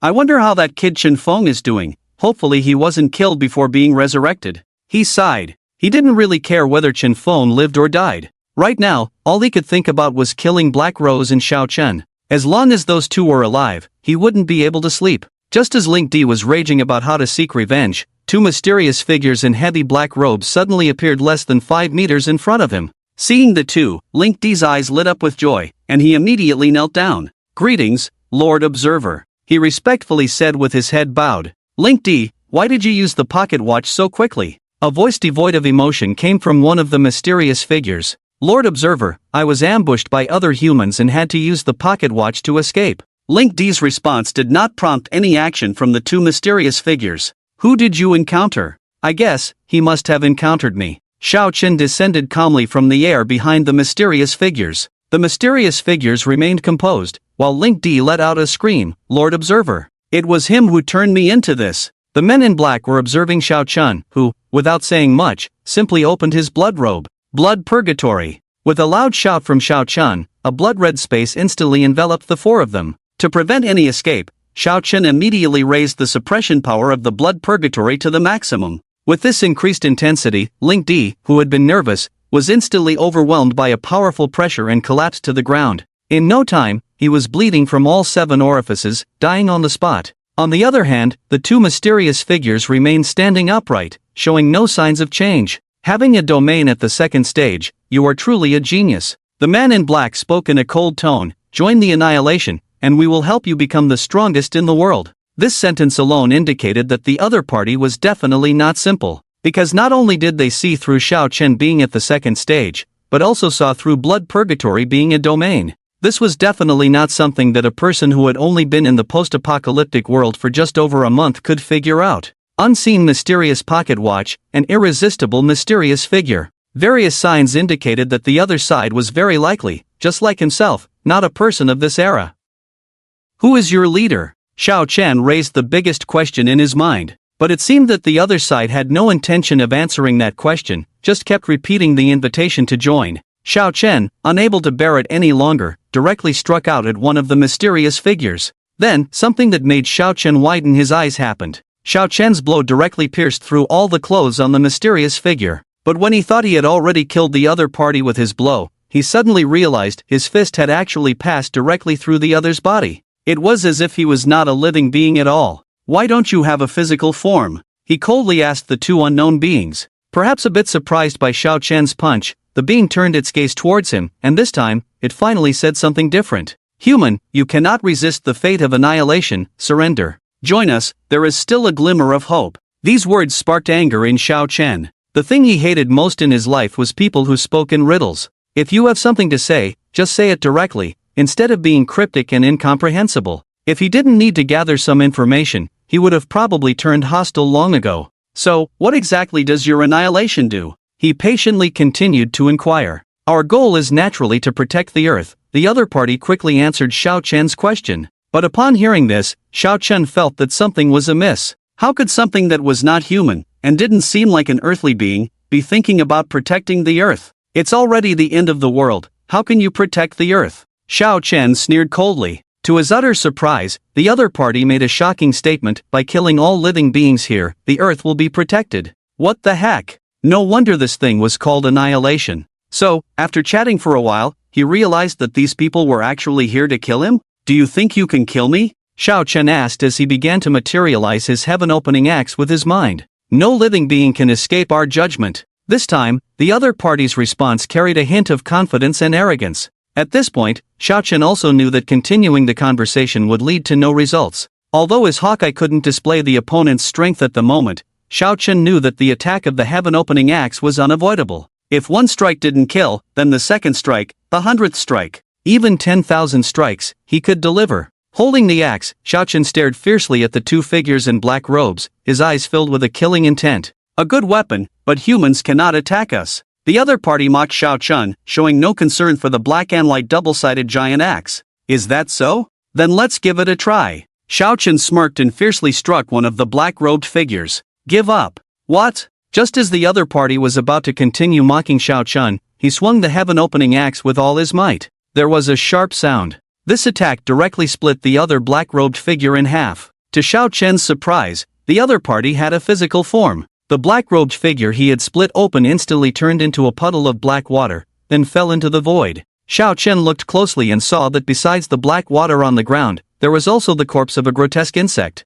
It was a creature with various tentacles, covered in dark fur, resembling a disgusting creature like a mouse. No, it's impossible, the creatures here can't attack us. Another figure in a black robe exclaimed in fear. Who knows, maybe your mom will cheat on you tomorrow, nothing is impossible. Xiao Chen walked up to the last creature with an axe in hand. Despite its struggles to escape, Xiao Chen ultimately split it into a puddle of blood with one swing of his axe. Successfully killed two unknown creatures, triggering the Slaughter Lord. Congratulations on obtaining Mimic Armor. Mimic Armor, a set of shapeshifting armor that enhances physical strength and provides super defense. Xiao Chen didn't pay much attention to the newly acquired Mimic Armor. What caught his interest was the Mimic creature. It was a species he had never heard of in his past life. To understand the situation better, Xiao Chen decided to use his eagle eye ability on the corpses of the two creatures again. This time, information finally appeared. Mimic creature unknown parasitic organism combat power, 0, 100 before death, innate skills, mimicry, absolute defense, self-learning, rapid development. Weakness, blood well, this thing could mimic objects. During the mimicry process, they were in a state of absolute defense and couldn't be attacked. Unless blood was splattered on them or they were attacked by unavoidable means, they could be killed. When did these things appear in my past life? Xiao Chen was puzzled. Was it an accident caused by his rebirth? Or did he simply never encounter them in his previous life? Thank goodness I have the sky-cleaving axe, or I would have been disgusted by these two beasts, he sighed. For the first time since his rebirth, he realized his knowledge was insufficient. This was why he urgently requested the Black Rose to establish an information network. However, given the current situation, it would take at least half a month for the Black Rose to get on track. Forget it, let's go back first. After dispelling the blood hell, Xiao Chen was about to take off when he noticed the corpses of the two mimic creatures. Damn it, trying to annihilate humanity? I'll annihilate you two first. To prevent any possible resurrection, Xiao Chen raised his sky-cleaving axe again and struck the corpses of the two mimic creatures several times until they were completely obliterated before leaving in satisfaction. In no time, Xiao Chen returned to the eastern part of the city. Once inside the villa, he began to study the armor he had just obtained. After equipping it, a circular white barrier appeared around Xiao Chen within a meter. Initially, Xiao Chen thought it was just a regular armor. However, after some testing, he realized it was extraordinary. Not only did it possess the absolute defense effect of the mimic creature, but it also enhanced his recovery and attack abilities. Just as he was about to put on the mimic armor, his combat power had already doubled, reaching an impressive 510,000. Now the monsters have no chance. Xiao Chen rejoiced. What did 510,000 mean? Essentially, Xiao Chen could now single-handedly destroy everything in City H without breaking a sweat. Of course, Xiao Chen had no intention of wasting his time on such trivial matters. If it were Chen Lin who possessed this power, she might actually do something like that. Thinking of Chen Lin, Xiao Chen missed the two girls, one big and one small. Don't reach tier 3 yet, you still can't dominate the north of the city, or I'll be truly embarrassed. Looking towards the north of the city, Xiao Chen smiled contentedly. One day ago, Chen Lin and Tang Muqing swiftly rode their land skateboards towards the north of the city. Although not as fast as Xiao Chen, within an hour, the two girls arrived in the northern area of the city. Here was the most prosperous place in City H before the arrival of the apocalypse. However, now it was even more dilapidated than the west side of the city. The once bustling buildings were all in ruins, and the streets were devoid of anything except zombies and other mutated creatures. Ling Ling, be careful, Tang Muqing cautioned Chen Ling as they paused. Okay, let's keep going, Chen Ling nodded, and the two girls continued towards the address of their female online friend before the apocalypse.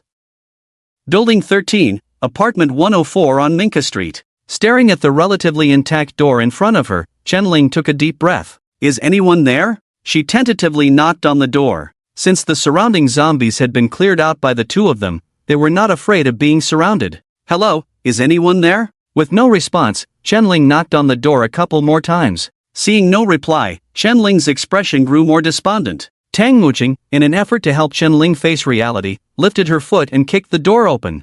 Bang! the door was instantly kicked open, revealing the scene inside to the two of them. A strong stench of decay filled the air, assaulting their senses. Chen Lin covered her mouth and slowly walked in. Before long, they saw a female corpse lying on the bed, already dried up and decomposed. Judging from the knife in her hand, it seemed she had been influenced by the cruelty of the apocalypse and had taken her own life. Chen Lin stared blankly at the scene, feeling a moment of confusion. "Nana?" she whispered softly. Following Chen Lin's steps, Tang Muqing also saw the scene. "Take care, Ling Ling," she said gently, covering Chen Ling's eyes. Chen Ling burst into tears and hugged Tang Muqing. After all, she was just a young woman in her early 20s. The sudden death of her best friend from before the apocalypse was indeed hard for her to accept. After coming out of that house, Chen Ling remained somewhat dazed. Originally, Tang Muqing had intended to return, but seeing Chen Ling's state, she knew it could easily lead to them being surrounded by zombies on the way back. With no other choice, she decided to act as a confidant and took Chen Ling for a stroll in the north of the city.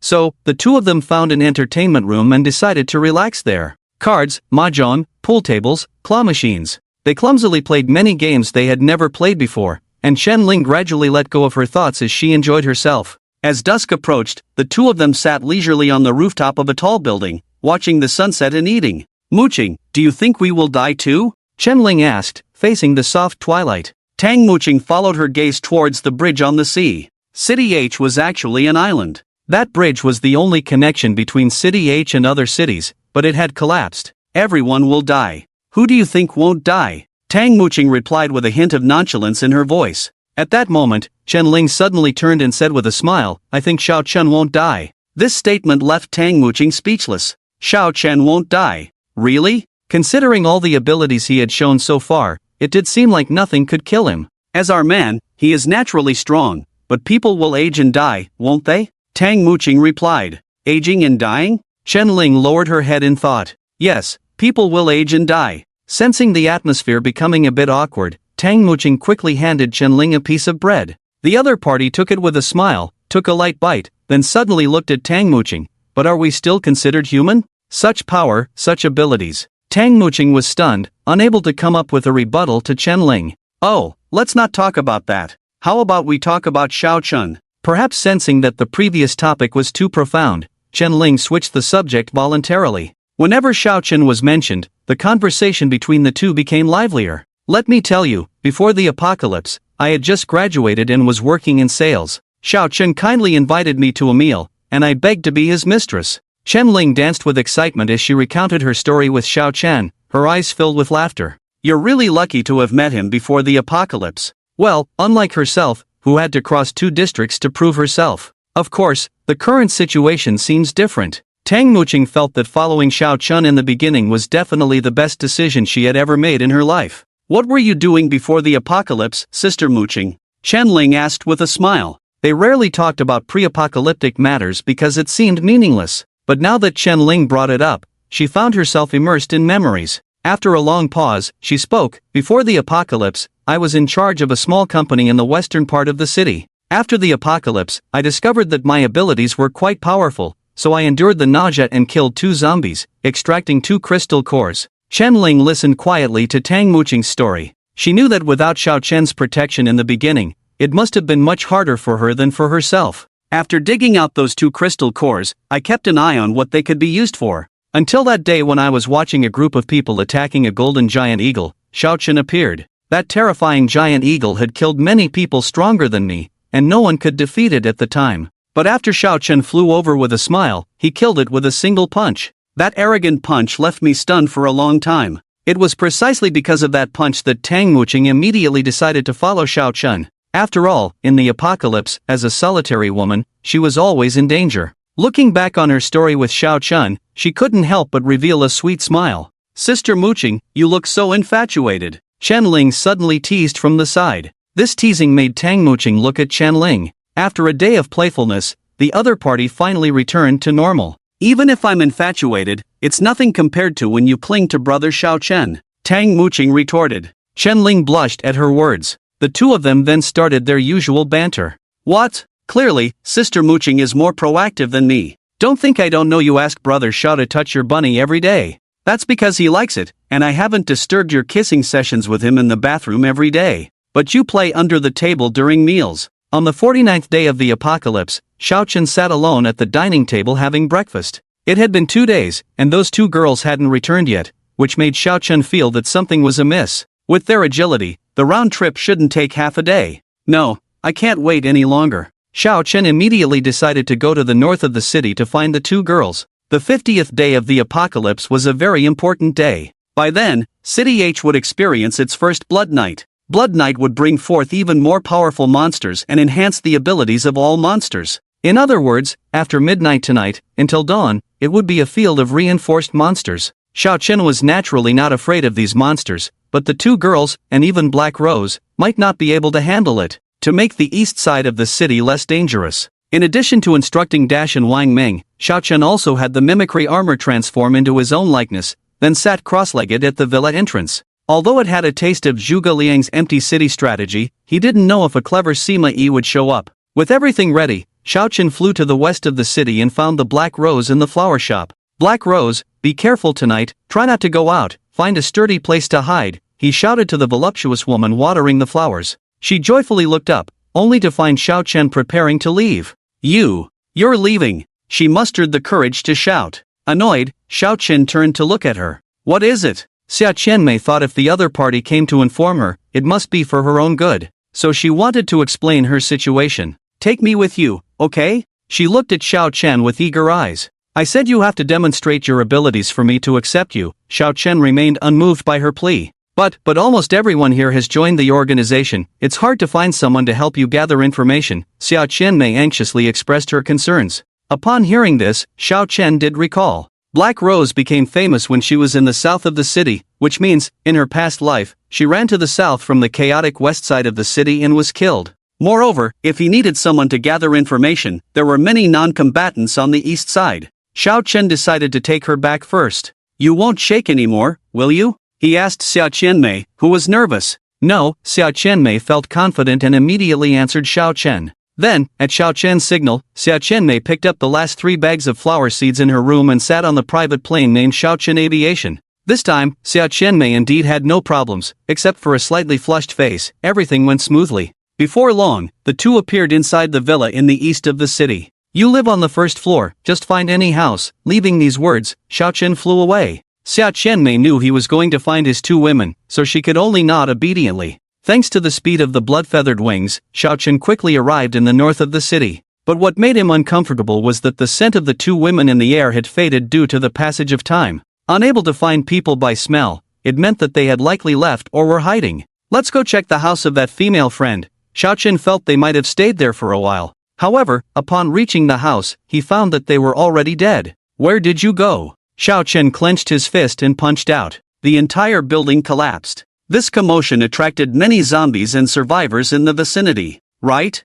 Shelter. In his distress, Xiao Chen realized the key issue. They had been here for 2 days, it was impossible not to encounter any humans. If he went to the shelter here to inquire about the situation, he might find a clue. It's the leader. A man flew down from outside and took out all our guards. In a small shelter in the north of the city, a subordinate rushed into the leader's command room to report. Damn, how could one person take out our entire guard team? Do you think I'm a fool? The leader had just finished speaking when Xiao Chen kicked open the door and walked in. You indeed are a fool, Xiao Chen ruthlessly added to his words. For some unknown reason. The moment the leader saw Xiao Chen, he felt no resistance in his heart. He always had the feeling that if he said something wrong, the other party would crush him ruthlessly. You didn't even announce your arrival, please have a seat. Being clever, he immediately picked up his chair and placed it in front of Xiao Chen. Xiao Chen ignored the leader's subtle actions and directly asked him, stop beating around the bush. Have the people here seen 2 women, very beautiful, one tall and one short, who ride on soil and slide around?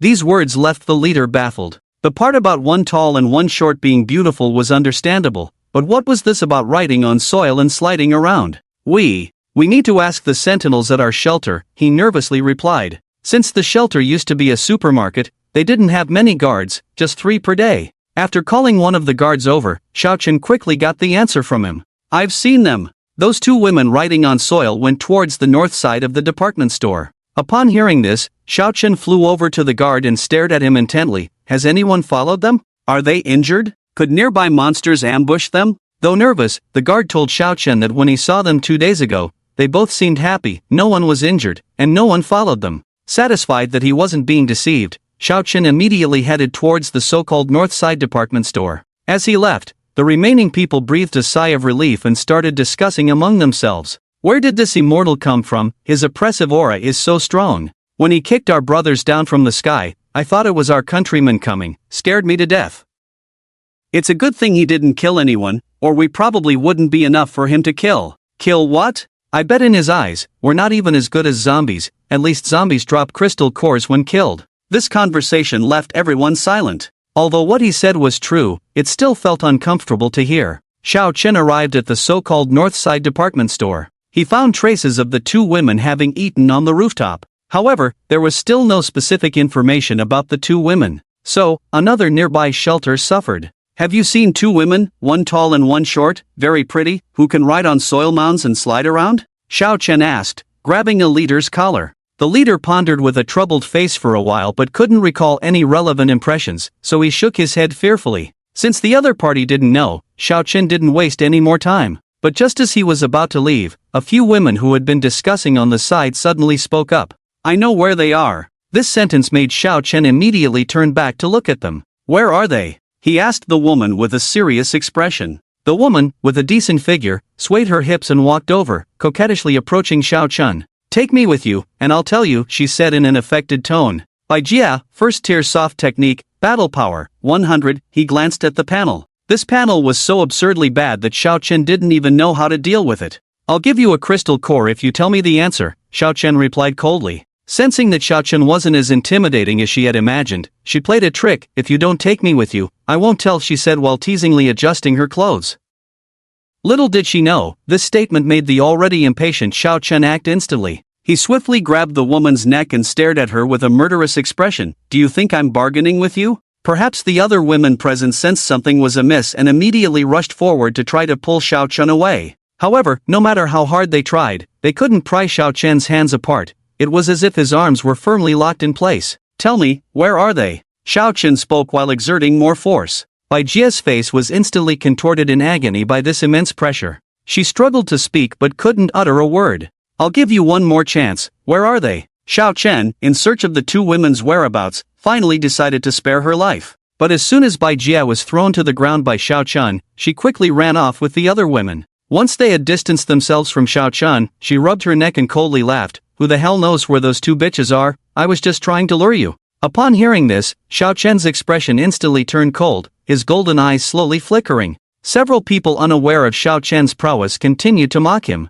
Impressive strength, huh? A few of us have dealt with stronger before. Yeah, you have no idea that we've already planted quite a few bombs on you just by getting close, right? Our talent is mini bombs. If you dare to move, we'll blow you up. Xiao Chen couldn't hold back any longer. Seeing them still joking around, he lifted his foot and walked towards them. Damn it, I told you not to move, or I'll blow you up. One of the women cursed coldly. However, Xiao Chen continued to advance slowly, resembling a grim reaper about to harvest lives. The women, angered by Xiao Chen's actions, directly used their talents, detonating the dozens of powder bombs on Xiao Chen's body. Boom! A violent explosion rang out on the outskirts of the shelter.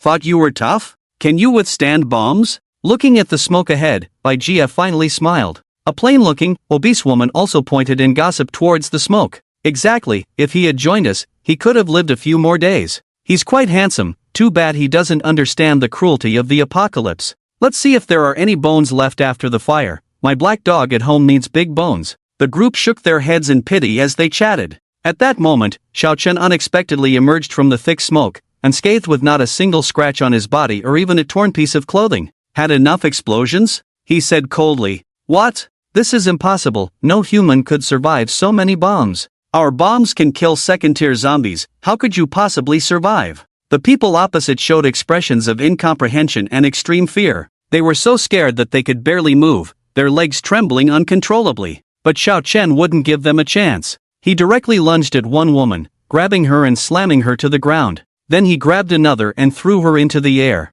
The obese woman left was also swiftly dispatched with a single punch. In less than 5 seconds, only one person remained standing, the woman capable of detonating bombs. She stared blankly at Xiao Chen, muttering pleas for mercy. Spare you? When you detonated the bombs, you didn't spare me. Xiao Chen mimicked her tone with a smile. His words made her cry in fear. Cry? This wasn't the world before the apocalypse. Crying could also lead to death. Xiao Chen lifted her up, then swiftly snapped her neck. After completing all this, he showed no emotion. That's how it was in the apocalypse. Without his invincible strength, anyone could set a trap for him. Originally, according to his previous habits, he wouldn't leave any survivors in this shelter. But now, finding the two individuals was the most important thing. He couldn't waste any more time. Of course, if people like this kept wasting his time every time, he wouldn't mind going on a killing spree. After taking off into the sky, Xiao Chen once again searched for the whereabouts of the two. After searching through all the shelters in the north of the city, he finally got a very, very important clue. A child told him. Yesterday morning, when she and her friend were picking things up, they happened to see two sisters sliding towards the direction of the cross-sea bridge on a dirt mound. Following this lead, he flew over the so-called cross-sea bridge. There were hardly any people on the bridge, just a few first-order zombies wandering around. But as he searched along the coastline, he suddenly saw a familiar figure at a beach. She was wearing a blue long dress, her slender body swaying in the wind. Standing alone at the beach, she was staring blankly across the sea. If one looked closely, they would notice, behind her, there was a faint phoenix shadow. This was the former top expert of City H in his past life, the woman who always overshadowed Xiao Chen. The undead phoenix, Tan Yu. Phoenix, have you seen two women? Xiao Chen landed behind the petite cutie who was less than 1.60 meters tall and asked. Phoenix was his address to her in his past life. Because he was used to it, Xiao Chen didn't change his address and instinctively blurted out this name. Tan Yu turned around awkwardly upon hearing the voice. A petite cutie with eyes burning with flames appeared in front of Xiao Chen.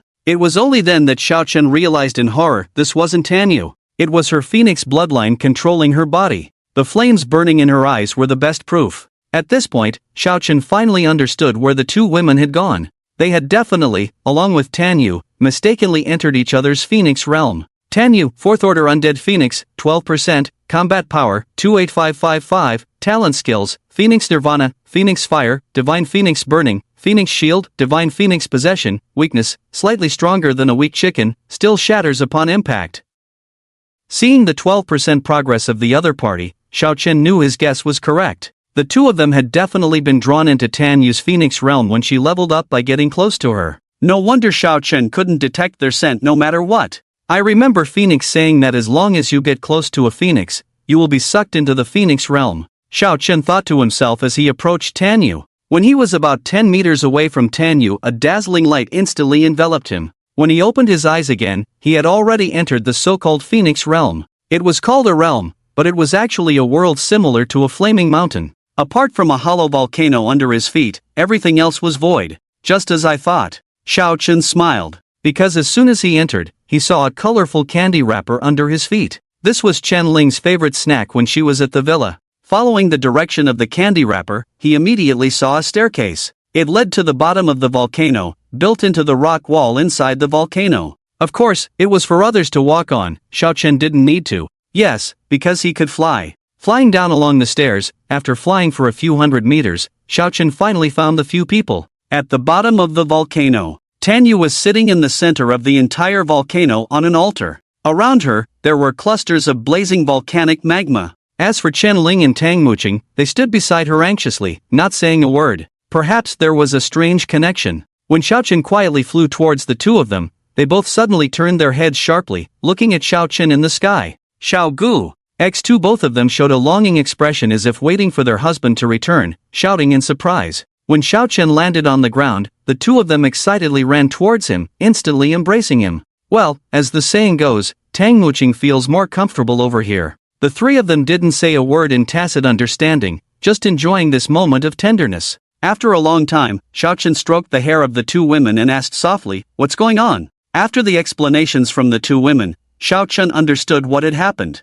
Basically, after spending a night together, Chen Lin wanted to go see the cross-sea bridge early in the morning. Just then, they coincidentally encountered Tan Yu advancing to the 4th rank here. So, the two of them were sucked into the secret realm with Tan Yu. During that time, they tried many methods but couldn't get out. In the end, they can only wait for Tan Yu to complete her advancement and then think of other ways. "I'm sorry, I was being willful," Chen Ling apologized with her head down. "It's my fault, I didn't protect Ling Ling well, scold me if you want." Tang Muqing also spoke softly. "I'll make you go back and wear black and white stockings," Xiao Chen said with a smile. The two women suddenly paused, then readily agreed to Xiao Chen's request. Okay. After everything was explained, the two women were not so afraid anymore. Xiao Chen released them from his embrace and began to ponder on how to get out. The blood night was approaching soon. Tanyu was standing alone by the sea, who knows how many monsters she might summon. Xiao Chen had to solve this problem quickly. What do we do now? Chen Lin asked, looking at the petite Tanyu.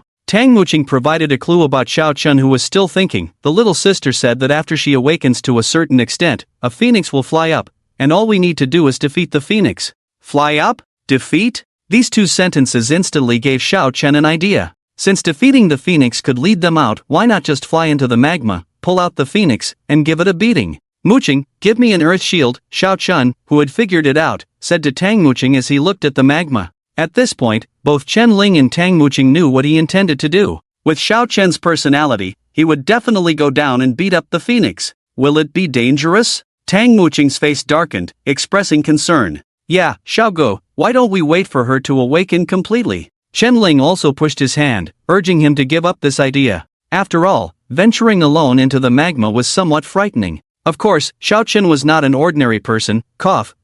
He was not a regular person. This magma had almost no effect on him. Why? Because his fire resistance, coupled with the Pangu bloodline, was amplified 100-fold. Be good, I'll be back soon. After repeated requests from Xiao Chen, the two women could only watch helplessly as he plunged into the magma. 1 second. 2 seconds. 10 seconds. At that moment, the two of them finally understood what it meant to feel like time was dragging on. Not long after Xiao Chen flew down, their faces were already filled with worry, even starting to pray for him. The two women's hearts were pounding as they waited for Xiao Chen to emerge from the magma. And at that moment, Tanyu had absorbed about 15% of the phoenix's power. Feeling overwhelmed, Tanyu decided to take a break for a while. Just as she opened her eyes, she saw her two older sisters looking worriedly at the magma. It's okay, I'll handle the phoenix, she reassured them. But when she heard that Xiao Chen had jumped into the magma, Tanyu's expression instantly turned incredulous. This is magma. Even with the power of a phoenix, I wouldn't dare to resist it. It's impossible for anyone to swim in there. However, just as Tanyu Gang and the two others finished saying this, the magma began to shake violently, even causing the altar beneath their feet to tremble. The next moment, a man in a blood-red coat, holding a struggling phoenix, flew straight out from the magma. No way? Tanyu, who was originally full of confidence, was dumbfounded on the spot. Seeing Xiao Chen flying out of the magma unscathed, Chen Lin and Tang Muqing finally cheered. Awesome, Xiao Go. Truly my man, so powerful. As one of the parties involved, Tanyu was somewhat bewildered. Ha? Who am I? Where am I? Is this a direct secret realm or the opponents? Xiao Chen, flying up, was unaware of the thoughts of the three women below. After grabbing the sleeping phoenix below, he decisively beat it before pulling it out. Do you yield? Xiao Chen pressed the phoenix against the wall, asking as he struck. Not yielding, huh? If you don't yield, I'll keep hitting. Thud, thud, thud. 3 punches later, the phoenix had completely surrendered. Despite surrendering, it still couldn't speak. Still not yielding? Xiao Chen's words echoed in the phoenix's ears. Just as it was about to nod obediently, Xiao Chen cruelly punched it in the head. It was only when Tanyu below felt that the phoenix was close to death that she hurriedly stopped Xiao Chen. Stop hitting. It's dying, she anxiously shouted from below. Xiao Chen stopped and saw that indeed, the phoenix's claws and wings were limp. It truly looked like it was dying. However, just as he was about to let go, he suddenly remembered something about the phoenix. It's a phoenix, it can definitely resurrect. Let me hit it a few more times. Hearing this, Tanyu jumped up in a panic, her petite figure resembling a rabbit. Don't hit it. It's the spirit of the phoenix, it won't resurrect. Seeing the urgency in the other's eyes, Xiao Chen secretly rejoiced. In the past life, he had been tormented by Tanyu every day, and now it was finally his turn to vent. In fact, he had intentionally beaten the phoenix in front of Tanyu to provoke her. After all, it was also a part of her, so it was only natural to feel distressed. But it hasn't begged for mercy all this time. I feel like it still doesn't yield. Xiao Chen shouted loudly in the air. It yields, it just can't speak. Please, quickly release it, Tanyu pleaded in a pitiful tone. The two women standing beside Tanyu suddenly looked at each other in confusion. Ling, don't you think Xiao Chen seems to be teasing this girl? Tang Muqing asked in surprise. Ah, do you think so too? After all that beating, and nothing happened, this really isn't Xiao Ji's style. Chen Ling replied in a hushed tone. As they looked at each other, a strange speculation suddenly crossed their minds. Could it be he has thoughts about children too? Of course, if they were to find out that Tanyu was already 20 years old, they would surely be even more surprised. While they were thinking, Xiao Chen had already picked up the half-grown phoenix and placed it in front of Tanyu. Quickly advance and let us out, or I'll continue hitting you later. Before leaving, he put on a stern face and threatened intentionally. However, as soon as he walked past the two women, Tang Muqing secretly whispered in his ear, "Do you like girls?" Xiao Chen wondered what that had to do with girls. Could it be that Tang Muqing wanted to have a child? "Are you pregnant?" Xiao Chen asked in a deep voice. This question made Tang Muqing blush instantly, unsure of how to respond to Xiao Chen. "Hey, Muqing, she's asking you if you have any thoughts about that," Chen Lin said, raising an eyebrow at Tanyu, who was still communicating with Feng Wang. This small gesture made Xiao Chen understand the implication. He burst out laughing on the spot. "Leaving aside whether you like her or not, she's not a child. Why are you nervous?" He chuckled, looking at the two women. "She's 20 years old, she was a college student before the apocalypse," he added, addressing the two skeptical women. "How is that possible? Even if she looks young, especially with that baby face, she can't be 20. Chen Ling shook her head, indicating it was impossible. Tang Muqing nodded along with Chen Ling's words. He knew he might not be able to explain this matter himself, so he decided to wait for Tanyu's promotion to be completed before explaining. Xiao Chen, who was too lazy to explain, turned to look at Tanyu to check on her progress. On the display of the Hawkeye, Tanyu had now reached 86% progress in the 4th stage. Judging by this situation, it was estimated that everyone would be able to go out together in less than half an hour. But what Xiao Chen didn't know was, without answering, he turned to focus on Tanyu. Chen Ling's suspicion deepened. She thought to herself, if Xiao Chen really liked younger girls, then her and Tang Muqing's positions in the future were in jeopardy. After all, one was 24 and the other 27, not at all a match for this cute little girl in front of them. "Muqing, look at him, his eyes are fixed on her. What should we do?" she anxiously asked Tang Muqing. Unlike the lively Chen Ling, Tang Muqing had always been composed. She knew Xiao Chen had no reason to deceive them, and if he said the child was 20, then she must be 20. It's just that others might not have developed as quickly, making them appear younger. "He often stares at us like that, haven't you noticed?" Tang Muqing calmly replied. But Chen Ling was already in a panic and didn't take in her words at all. She felt that Xiao Chen must be unsatisfied somewhere in his daily life, which is why he had thoughts about this little girl. So she sneaked up behind Xiao Chen and whispered in his ear, "If you have any thoughts, feel free to express them, don't worry about me and Muqing not accepting it." This statement left Tang Muqing behind her speechless, shaking her head in disbelief. Upon hearing this, Xiao Chen knew that Chen Ling was overthinking things again. He directly pinched her cheeks. "Can't you think of something positive for once? I really have no thoughts about her. And Nanny, why are you looking at her for so long?"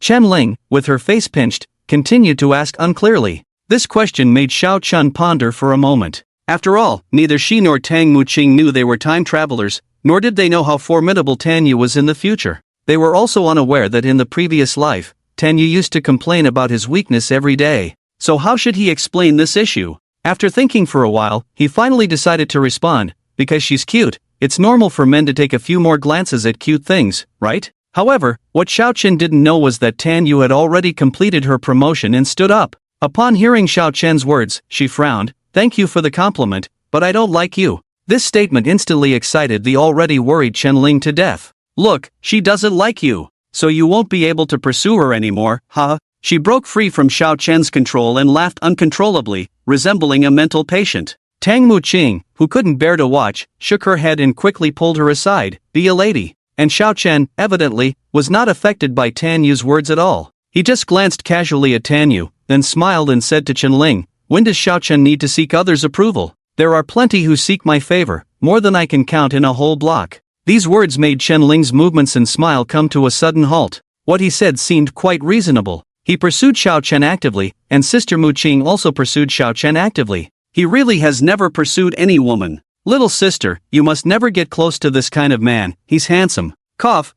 He's bad. Not only does he kill every day, but he also bullies his own women." Chen Ling suddenly walked over to Tanyu and rambled on incessantly. The other party already felt that Xiao Chen was a violent man, just having beaten up their phoenix. He surely wasn't a good person. Now, upon hearing how despicable he was, a look of disgust appeared on their face. "I will absolutely not have any dealings with this kind of man, Tanyu said indignantly. Just as she finished speaking, as the promotion had ended, the entire Phoenix secret realm vanished at that moment. In the blink of an eye, the four of them found themselves back on the coastline next to the Transocean Bridge. The sound of the waves crashing on the beach brought Xiao Chen back to his senses first. Alright, let's go. He looked at the two women with a serious expression. Chen Lin and Tang Muqing nodded upon hearing his voice, then each hugged Xiao Chen from one side. Immediately after, Xiao Chen lifted off the ground with the two women and flew towards his villa. Little sister, be safe, Chen Ling's voice echoed from the sky, reaching Tan Yu, who was standing on the coast in a daze. How is this possible? He can fly, that's one thing, but why can he take others with him? Tan Yu felt like she had said the wrong thing. She had been searching for someone who could fly for so long, and now there was one right in front of her. Wait a moment. As she raised her hand, wanting to try to stop Xiao Chen and ask him to help her with something.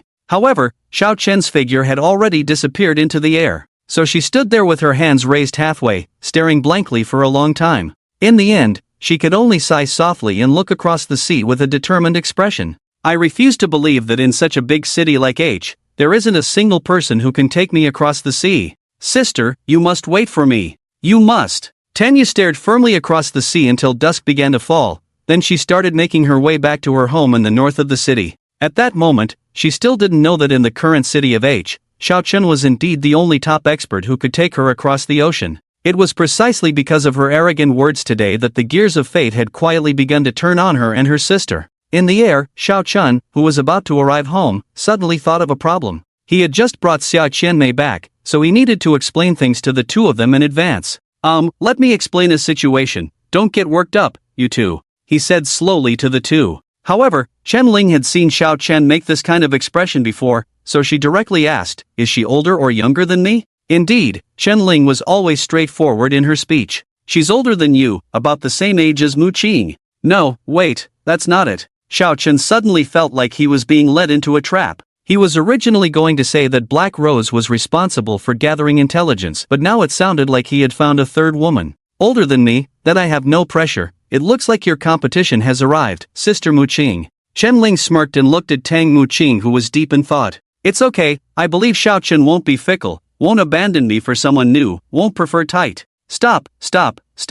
Why are you like Chen Ling? I'm not that kind of person. Xiao Chen interrupted Tang Mu Qing's resentful words, just like last time. Not this kind of person who brings people home again. You've only been gone for 2 days and you're already looking for a replacement. Tang Muqing continued to complain. While speaking, she used her nails to pinch his waist. If his defense wasn't so high, Xiao Chen might have been pinched to leave a blood mark. You'll understand when we get home, let's talk about it later. Xiao Chen, afraid of not being able to explain clearly, temporarily ended the topic. Soon, the three of them returned to the villa. Xia Qianmei, who happened to be sitting in the backyard pavilion, saw the three of them coming back and immediately walked out to greet them. You're back? Xia Qianmei said with a smile. The tone of the two women was lukewarm, making Xia Qianmei feel a bit awkward. So, she took the initiative to call out Black Rose, who was more fluent in communication with people. In the blink of an eye, Black Rose was already standing in front of the three of them. Smart Black Rose knew that it was most useful for Xiao Chen to speak at this time, so she chose to smile.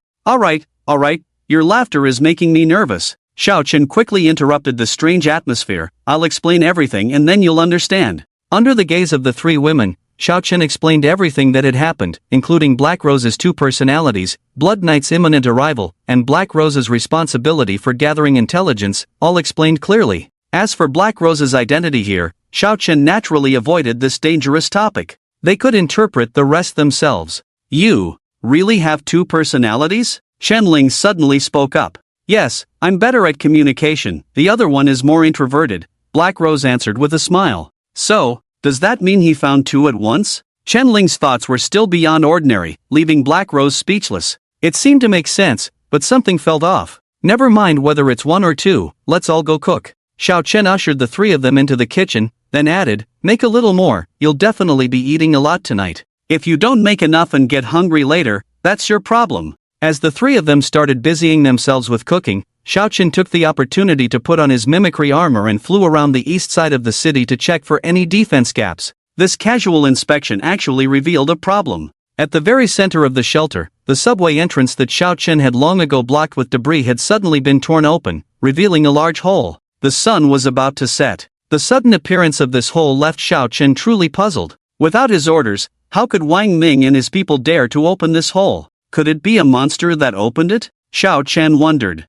But at this stage, it was unlikely for such an intelligent monster to appear. To figure out what was going on, Xiao Chen slowly descended to the edge of the hole. Looking into the dark abyss, Xiao Chen first tried to sense it with his own senses. Living creatures? Sensing movement below, Xiao Chen frowned. If he wasn't mistaken, there were over a dozen things moving quietly inside. Their speed was slow, as if they were afraid of making noise and being noticed. Just as Xiao Chen was about to walk in, someone behind him suddenly called out, "Young Master Xiao?" Hearing the sound, he turned around and saw a middle-aged woman holding a pile of food, looking at him strangely. This middle-aged woman was the pastry chef in the shelter, usually responsible for making cakes and tarts. Every time Xiao Chen passed by her dessert shop, she would come out and stuff him with pastries. Of course, these things were usually eaten by Chen Lin and Tang Muqing, as Xiao Chen preferred spicy snacks like hot strips. "Auntie Zhao, it's getting late. What are you up to?" Xiao Chen smiled and responded. The other party was also observing Xiao Chen's actions. When she noticed that Xiao Chen had been paying attention to the entrance of the cave, she immediately revealed a look of understanding. "Wang Ming hasn't reported the situation at the entrance to you yet, right?" She muttered to herself as she spoke, "But it makes sense, you seem to be absent all day today, and Wang Ming was busy, probably forgot." Wait, what's going on, Aunt Zhao?" Xiao Chen quickly interrupted the other party's spellcasting. As soon as he spoke, Aunt Zhao stopped rambling and quickly recounted what had happened today. Today, a group of people fleeing from the south of the city suddenly arrived in this cave. At that time, Wang Ming was thinking of killing them or driving them away. But he found that two of them had special abilities, and he thought you would take them in, so he let them stay at the subway entrance first. Oh, no wonder Xiao Chen heard the commotion below so lightly. Turns out it was a group of fugitives? Why did you bring these things over? He pointed to the large pile of pastries Aunt Zhao was holding. They exchanged some crystals for food before, Wang Ming agreed, and then instructed me to bring it to them, Aunt Zhao blurted out without hesitation. As soon as she finished speaking, Xiao Chen, who was already dissatisfied with Wang Ming, immediately furrowed his brow. "He sent you alone? Didn't ask anyone to accompany you?" he asked in a deep voice. Seeing Xiao Chen's serious expression, Aunt Zhao knew he was definitely angry. Xiao, we don't have many guards in our team. Maybe he was in a hurry and didn't have time to arrange." She defended Wang Ming. "I know he's busy, but what if these people are bad? How can your safety be guaranteed? There are over a dozen fugitives down there, who can guarantee they won't turn violent when they see food?" Aunt Zhao fell silent at these words. Xiao Chen was right. The danger level of over a dozen hungry and desperate people below was indeed very high. If Xiao Chen hadn't come today, she wouldn't have noticed this herself. "Give me the stuff, go call Wang Ming over." "Yes." After taking the pastries from the other party, Aunt Zhao finally left feeling relieved. Looking at the pastries in his hand, Xiao Chen turned and walked towards the cave entrance. Just before reaching the pitch-black entrance, he stopped and shouted coldly inside, "Everyone come to me within 10 seconds, or else, you die." In Xiao Chen's eyes, no matter how powerful or useful an outsider was, if they were disobedient or troublemakers, he would rather kill them than accept them. Upon hearing Xiao Chen's voice, the people inside immediately rushed towards him in a commotion. In no time, there were 9 young people with dirty clothes and extremely pale faces standing at the entrance of the subway. They voluntarily lined up, some looked surprised, some lowered their heads, some felt embarrassed, some were skeptical. But not a single one dared to say a word more to Xiao Chen, who had a stern expression. Seeing that these few people were still sensible, Xiao Chen placed the pastries in the hands of a long-haired girl near him. "Hold these for me, I'll deal with the reckless ones first." After saying this, Xiao Chen disappeared in an instant from where he stood. Inside the subway entrance, there were 3 or 4 brief screams, and the sound of heavy objects hitting the ground. Thud! Thud! The sound of impacts made the legs of the group of people tremble in fear. But compared to fear, the pile of pastries in the hands of the girl was more enticing. 2 or 3 boys couldn't take their eyes off the food. Some had even started preparing to use their wobbly legs to run over and snatch the food.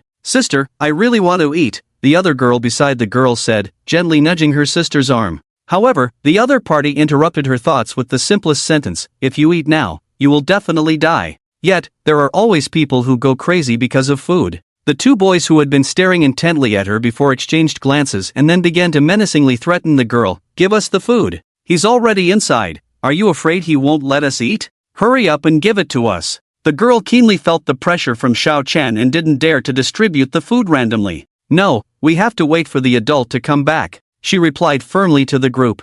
This sentence initially had some effect. However, as Xiao Chen had not returned yet, these people became increasingly impatient. He's definitely going to take a long time to come back. Why don't we just eat it now? We can just eat now and run later, can't we? I think that makes sense. The group stood there, already engaged in a dual struggle between their minds and reality. Xiao Chen, naturally, was waiting for this moment to happen. His test was not long, just 5 minutes. As long as none of these people ate the food in front of them within 5 minutes, they would pass the test. Those who snatched and caused a commotion would surely end up like the 4 bodies next to Xiao Chen. However, reality is very cruel. Just a minute after Xiao Chen's movements disappeared, these people began to get restless. Damn it, give us the food. Don't think that just because he left it with you, it's yours. Sensing that the time was right, Xiao Chen transformed into the appearance of one of the bodies on the ground using mimicry armor. He went to chase someone else. He pretended to be someone who had luckily escaped, panting as he shouted to the 9 of them.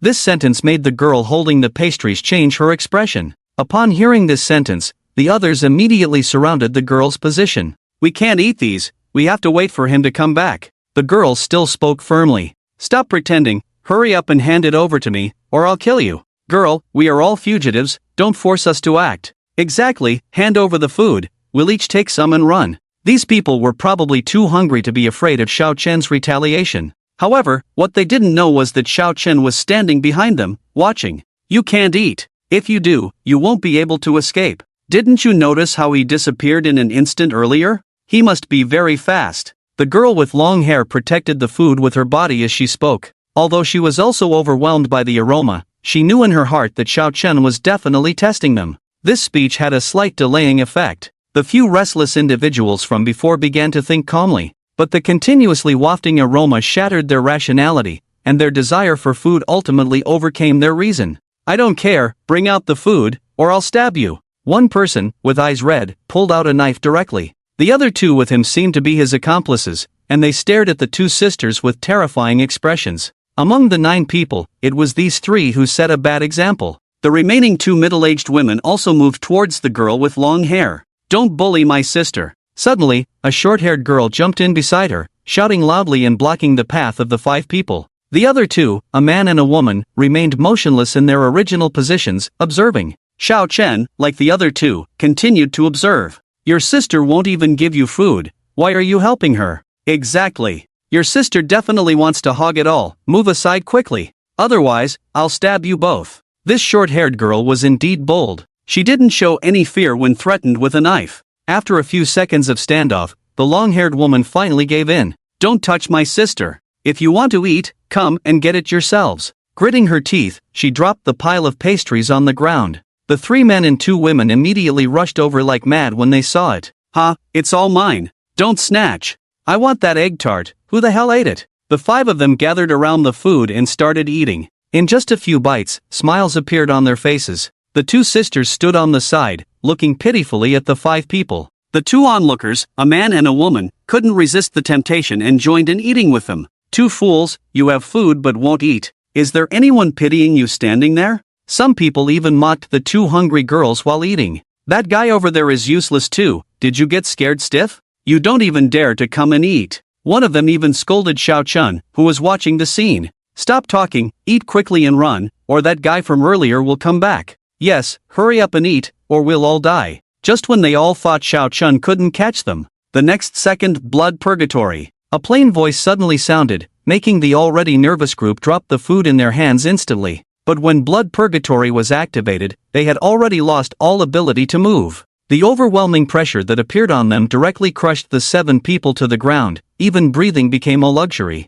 Xiao Chen, from a ragged person, instantly transformed into a man in blood-red clothes exuding immense pressure. He walked slowly to the 2 sisters and calmly said, "Welcome to the Eastern Sanctuary." There were no restrictions on the 2 sisters, and they smiled when they saw Xiao Chen approaching. They felt he was like a neighbor brother to them. But just as the 2 of them were about to smile and nod, bang! The powerful pressure instantly crushed the 7 people to death, and a few drops of blood splattered on the 2 women. At that moment, the 2 women realized the kind and amiable leader standing before them was none other than the living Yama. Thank you. The stunned elder sister reluctantly replied to Xiao Chen's words. Xiao Chen lifted the blood purgatory and then checked the talents of the 2. Chen Cheng, Crystal Nucleus Research, Chen Bai, Architect, To his surprise, the talents of these two were very practical. He had been wondering when scientists studying crystal nuclei would appear. And now, a future scientist was standing right in front of him. Well, with an architect as a bonus.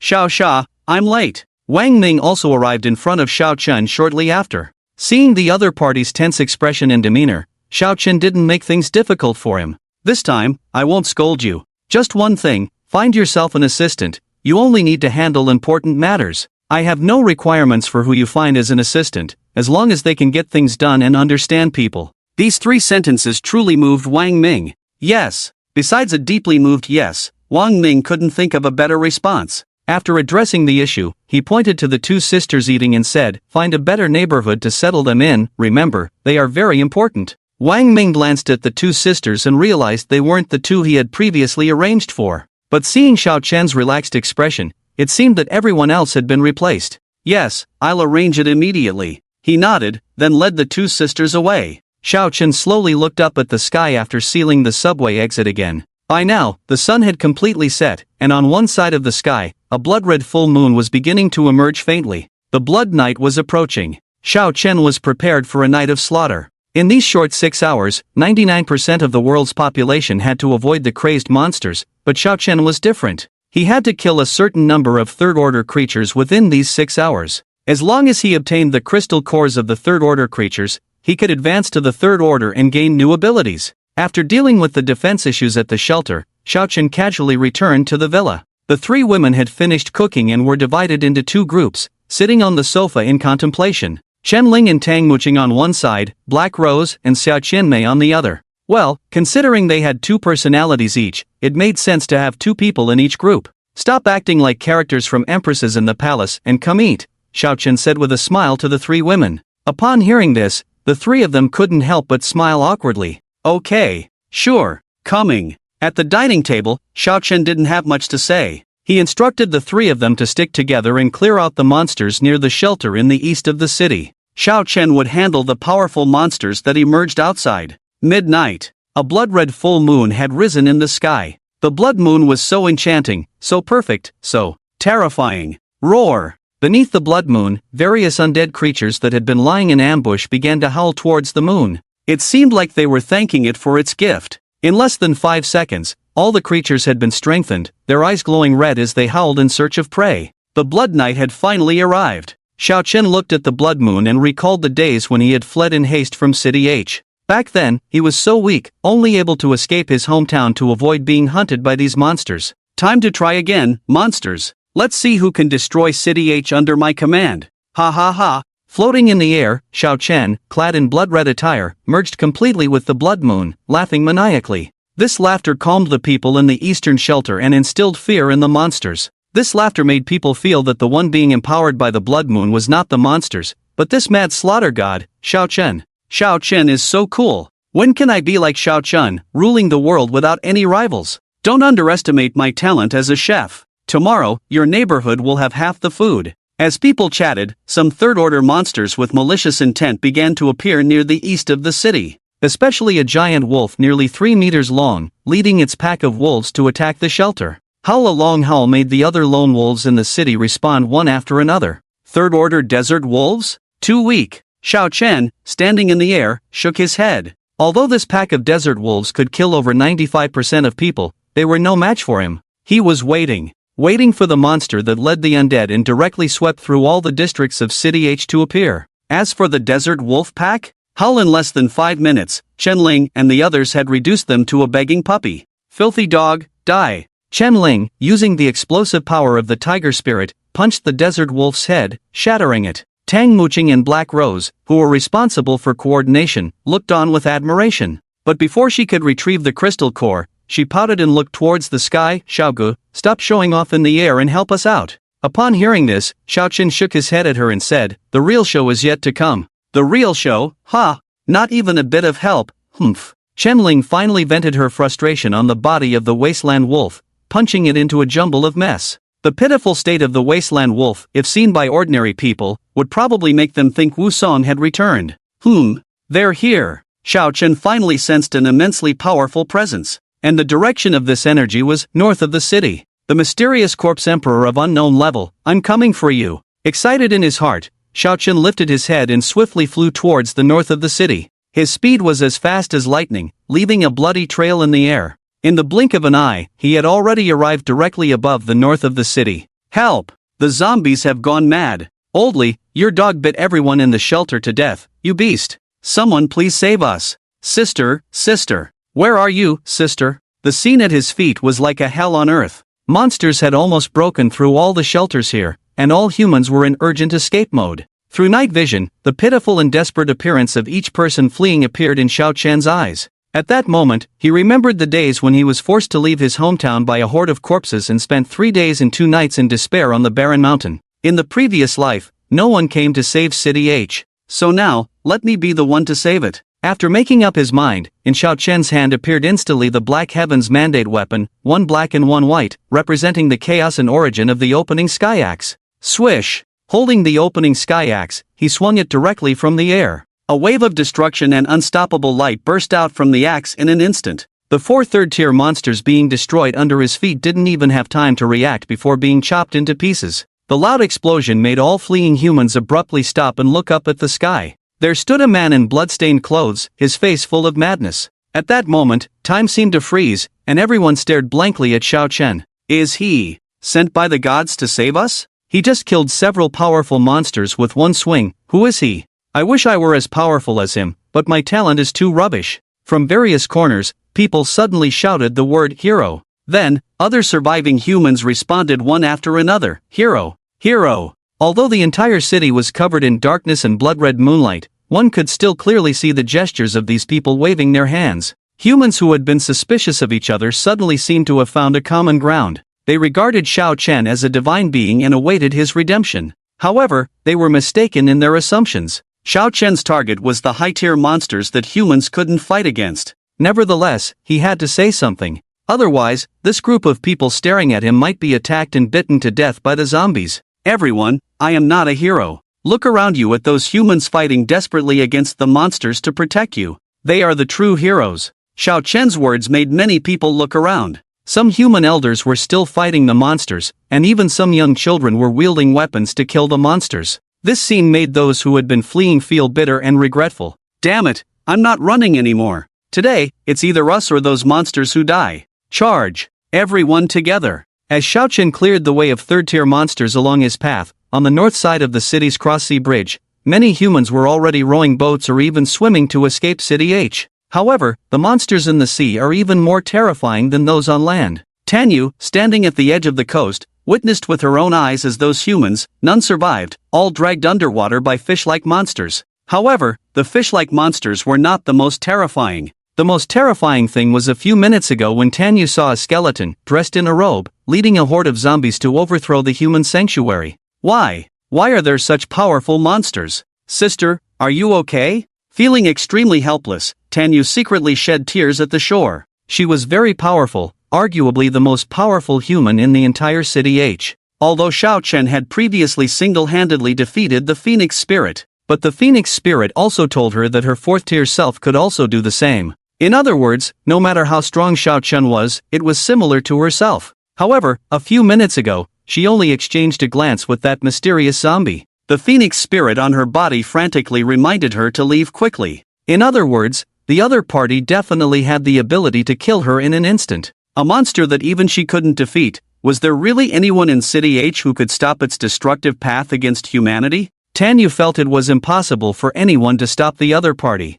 Ha ha, Corpse Emperor, is this all you've got? While she was feeling melancholic, a heroic voice suddenly came from the sky. This is? That bad guy? The familiar voice made Tanyu wipe away the tears from the corner of her eyes. She jumped onto the highest rock at the shore and looked towards the North City area. What? He's confronting the Corpse Emperor. Tanyu covered her mouth in astonishment. At this moment, on top of the North City department store building, Xiao Chen was laughing heartily in the air, while the mysterious zombie actually commanded its horde of zombies to stack up crazily into a zombie staircase. The Corpse Emperor stepped on this group of zombies, step by step, to the top of the department store building. At this moment, it was less than 20 meters away from Xiao Chen in the air. A few minutes ago, Xiao Chen had already fought with it for several rounds, even taking out the sky-cleaving axe to attack. However, to Xiao Chen's surprise, after several unavoidable strikes with the sky-cleaving axe, the other party didn't seem to feel any injury. This made Xiao Chen wonder if the other party's health points were limitless,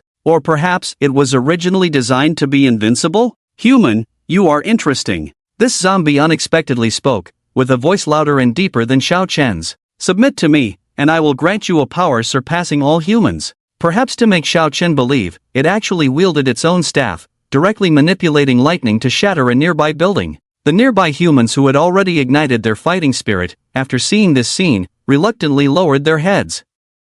That monster was too strong. Strong to the point that even the hero with an axe couldn't harm it in the slightest. I don't believe you are invincible, because only I can be invincible. Xiao Chen smiled, then lifted his sky-cleaving axe and struck towards the mage zombie once again. 1 strike, 2 strikes, 99 strikes. He exerted all his strength for the 100th strike, but there was still no trace of injury on the other side. Stubborn and ignorant. Thunder punishment. The mage zombie roared in anger. A thunderbolt struck down, directly interrupting Xiao Chen's attack. This lightning concentrated on Xiao Chen, blocked by the absolute defense and hundredfold defense of the mimetic armor. But it still made Xiao Chen spit out a little blood. The power of the second tier was ultimately too weak. Corpse Emperor, tell me, who is standing behind you? Wiping the blood from the corner of his mouth, Xiao Chen looked at the Corpse Emperor and asked, "Behind me stands the great Lord Corpse God." The Corpse Emperor answered seriously, feeling that Xiao Chen should be convinced by now. Upon hearing Xiao Chen's words, the hearts of the other humans sank instantly. On the coast, Tanyu wore a desolate expression that seemed to say, humanity has lost. But Xiao Chen would never admit defeat. Sorry, Corpse Emperor, I feel more like a walking corpse than a human. Xiao Chen stood in the air, smiling as he made an international friendly gesture towards it. Insulting the gods? Today, you will undoubtedly die. The Corpse Emperor spoke with anger, gathering even more powerful lightning with his staff in hand. Dark clouds gathered in the sky above Xiao Chen's head. As the people hidden in the shadows saw the thickness of the dark clouds, expressions of despair appeared on their faces. Humans could never withstand such a powerful lightning strike. Die! Boom! A bolt of lightning thicker than a water bucket flew from the sky and struck Xiao Chen, who was standing with his middle finger raised. The intense explosion even created a white light in the sky. This loud explosion of despair lasted for a full minute before the sky slightly returned to normal. He's a hero. Damn it! Why are these monsters so powerful? We have lost, with no power to resist, brothers. Everyone suddenly felt like they had lost their backbone and sat dejectedly on the ground. The city returned to calmness, until the Corpse Emperor's exclamation broke the silence. What? Why aren't you dead? At that moment, everyone looked up in shock. In the sky, the blood-clad war god was still standing, not even lowering his middle finger. I feel like the power of the second rank shouldn't be able to hurt you, so I've ascended to the third rank. Xiao Chen's casual remark left everyone dumbfounded. Including countless others, even the Corpse Emperor pondered a very serious question. Is this the effect a second rank can produce? Just as Xiao Chen said, he absorbed all the third-rank crystal cores during the lightning strike. Some crystal cores even carried the power of the lightning. In the end, he accumulated the energy needed for his promotion. Prepare for your judgment, worthless Corpse Emperor, Xiao Chen said lightly. Following that, the blood moon in the sky and all the areas illuminated by the blood moon in City H were covered by an unknown void. The Corpse Emperor suddenly felt a deep sense of crisis. But when it tried to command its subordinates to interrupt the opponent's promotion, it was horrified to find that it couldn't move at all. In the gaze of everyone, the void became clearer and clearer. A colossal figure that couldn't be seen clearly suddenly emerged from the void. Then, it produced an axe from nowhere and struck directly at the Corpse Emperor's position. Boom! This strike changed the colors of the world, and even gods and demons evaded it. The Corpse Emperor didn't even have a chance to resist. It was instantly obliterated. Not even ashes were left behind. When Xiao Chen opened his eyes calmly, both humans and monsters in the city knelt before him. This scene should have been unforgettable, but Xiao Chen's first words disrupted the awe-inspiring atmosphere. What a worthless Corpse Emperor! I just slaughtered you. You have the Corpse God standing behind you? Someday I'll kill the Corpse God along with you. After cursing, Xiao Chen felt much better. The Corpse Emperor was not supposed to appear at this stage. Its axe barely made a dent in Xiao Chen, and it took the appearance of the Panga shadow from his promotion to finish it off. Ah, if only I had ascended from the beginning, Xiao Chen shook his head. At his feet, a group of people watched in astonishment. I thought the Corpse Emperor was invincible, but it turns out Xiao Chen is the real heavyweight. He took down that monster in one strike. Didn't even give it a chance. Amidst the shock, some people suddenly noticed the monsters around them fleeing rapidly. So, this person shouted to the sky, "Humans have won. Long live the hero." With this shout, others also responded, and all the survivors in the northern part of the city shouted in unison, "We won! The monsters have retreated. He is a hero. I am a hero. Everyone is a hero." People laughed freely as if celebrating a festival. No one noticed the figure in the sky slipping away while everyone was laughing. Even Tanyu, who was standing there dumbfounded, forgot she should have tried to stop Xiao Chen. When she snapped out of it, besides the blood moon in the sky, she could no longer see that bad man's figure. Damn it! Why? Why couldn't you wait a little longer before leaving? She clenched her fists, looking up at the sky with a helpless expression. Even though she had countless things to say, Xiao Chen had already left, and she couldn't catch up with him at all. "Phoenix, didn't you say I should be on par with him after reaching the 4th rank?" Feeling Xiao Chen's strength, she communicated with the Phoenix spirit in her heart. It had been telling her all along that Xiao Chen wasn't that powerful, but now it changed its tune. "I was afraid you lacked confidence, so I encouraged you," it said leisurely. "Is that so?" Tanyu breathed a sigh of relief. "As long as you weren't scared off by him and started talking nonsense, that's fine, hee. Phoenix, actually, I know you're very strong and not afraid of him, you don't need to explain." Hearing Tanyu's seemingly naive words, the Phoenix felt too embarrassed to continue. In fact, everything it said before was just empty talk. If Xiao Chen really made a move, they and Tanyu would have been done for in the secret realm. The power emanating from that man far surpassed their own. Even the peak undying Phoenix wouldn't dare confront the shadow of that mighty being Xiao Chen could summon. "Girl, why don't you go plead with him, or when will you reunite with your sister?"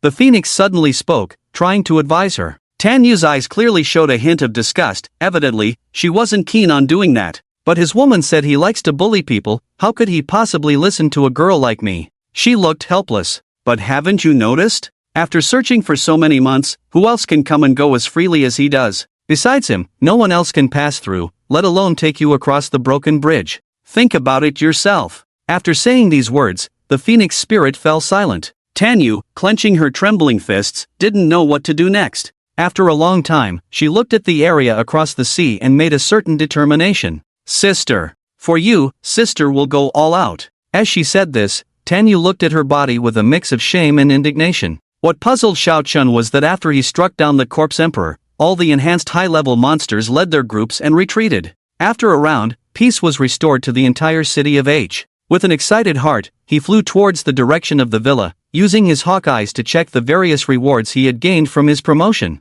Xiao Chen talent, 3rd tier Pango bloodline, 3rd tier Lord of Slaughter, 1st tier God Eater combat power, 2. 7387 million destined weapon, sky opening axe, 2nd liberation form, other items, night vision, eagle eye, 3rd tier bloodthirsty wings, divine blood, mimetic armor. What a blast! When he saw his new panel, his brain almost stopped in shock. This promotion is just too outrageous. Not only did he gain a new talent, God Eater, but he also unlocked the 3rd tier wings and the 2nd form of the sky opening axe. The God Eater was burst out by the Lord of Slaughter, and the wings evolved directly by absorbing the essence blood of the corpse emperor. Taking a deep breath to calm himself down, he began to check his new abilities one by one. Sky opening axe 2nd effect, destroy heaven and earth, your attacks will carry a chaotic aura. When the chaos energy reaches a certain level, the enemy will instantly vanish. Damn, annihilation? This thing is no ordinary fierce. Bloodthirsty wings 2nd effect, sharp, the wings will form a stream of air during flight, capable of destroying objects and causing extremely high damage. This one is heavyweight. Even a flying armor has been directly boosted in attack power. In the future, Xiao Chen can even wipe out a large group of monsters without using his fists. After reading the first two, Xiao Chen's heart was already excited enough, but he never expected the new talent to be even more heaven-defying. God Eater, your damage to gods and their servants is tripled, and your damage to non-divine creatures is doubled. How should I put it? It seems like in this life, he is evolving more and more towards invincibility. No. After sighing, Xiao Chen suddenly shook his head. If the God Eater has appeared, it means that gods will definitely appear in the future. But he had never heard of gods in the previous life, so how come he suddenly learned that there are gods in this world? However, the divine blood dropped from the corpse emperor seems to imply that indeed there are gods manipulating the apocalypse. The overnight destruction of City H in the previous life is the best proof. If there are truly gods playing with the mortal realm, I will make all the gods involved in this taste the bitterness of death.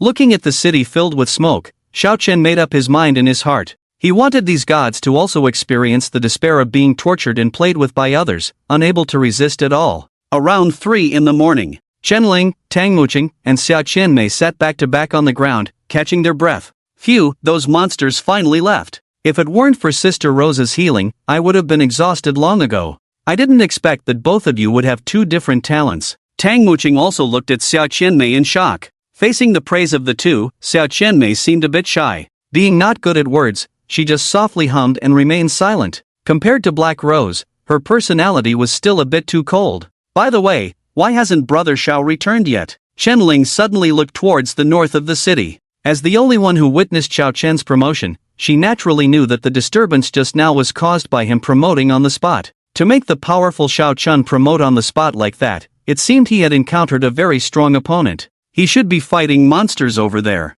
That phantom just now should have been created by him. Tang Muqing had seen Xiao Chen's axe, which was exactly the same as the huge axe wielded by the figure in the phantom just now. Is that created by him? Hearing Tang Muqing's words, Xiao Qianmei looked surprised towards the north of the city. Just as she turned her head, the waves that rose and fell on her chest when she breathed were seen by Chen Lin and Tang Muqing. Ah, how can someone be so big that even a breath can move? I'm so envious. After watching for a few seconds, Chen Lin suddenly had a seizure. Tang Muqing also covered her mouth and secretly observed. Well, indeed a step above herself, and still not sagging or deformed. Now her advantage over Chen Lin was overshadowed by Xiao Qianmei. Xiao Qianmei blushed and dared not answer, because in this scene, Black Rose would be more appropriate. But the other party insisted on exercising and refused to switch back. It has always been big since I was young, others used to call me Big Sister. After thinking for a while, Xiao Qianmei cautiously replied, well, this nickname does suit your style. Suddenly, Xiao Chen in the air laughed, breaking the original silence between the three. The first to react was Chen Lin. She stood up with a flutter and then watched Xiao Chen slowly descend in front of her. Are you injured? The bloodstains on Xiao Chen's chest and the torn clothes made her anxious, so she hurried over to check. The two women on the ground also got up upon hearing this. It's okay, I'm just testing my body's strength. Xiao Chen hardened his mouth. He couldn't possibly tell them that he had been hacking away at the opponent without causing any injuries. You're lying, you always like to solve fights with one punch. This time, I must have encountered a very strong opponent. Chen Lin pierced his words while gently touching his wound with her nimble fingers. After confirming that Xiao Chen's wound was not serious and had already healed, she unexpectedly hugged Xiao Chen and gently licked his chest. Hee, it's Xiao Ji's taste. She showed a contented expression. Xiao Chen was truly flustered by this scene and quickly pulled her away, jokingly saying, are you a zombie? You hug and then bite. This teasing did not make her back off. Chen Lin even struck a victorious pose to Tang Muqing and Xiao Qianmei behind her, saying, after I licked him, Muqing Jie and Rose Jie dared not touch him. Don't you understand? Well, Chen Ling's way of thinking was always different from others. Sometimes Xiao Chen felt that this girl was really extreme, even more so than himself. But what she said made sense. Tang Muqing and Xiao Qianmei did not step forward. They just smiled and watched the two, their thoughts unknown. After the four returned to the villa, they promptly started eating to replenish their energy. At the dining table, the three of them shared the total gains from the Blood Moon's 3-hour battle. They collectively killed 16 third-tier monsters, 48 second-tier ones, and there were too many first-tier ones. They didn't even bother with the crystal cores. I didn't expect you three to cooperate so well. I thought you could kill at most 10. Xiao Chen wasn't joking. Their performance, even in their past lives, was something only top humans could achieve. Because at this stage, few people could advance to the third tier, so the three of them jointly killing 16 third-tier monsters was truly remarkable. How can you be so amazing? Not helping your own women, just wandering around. Chen Lin muttered in her usual tone. As the strongest man, naturally, I have to go fight the fiercest monsters, otherwise you won't be able to handle those things. Xiao Chen replied while pinching her thigh.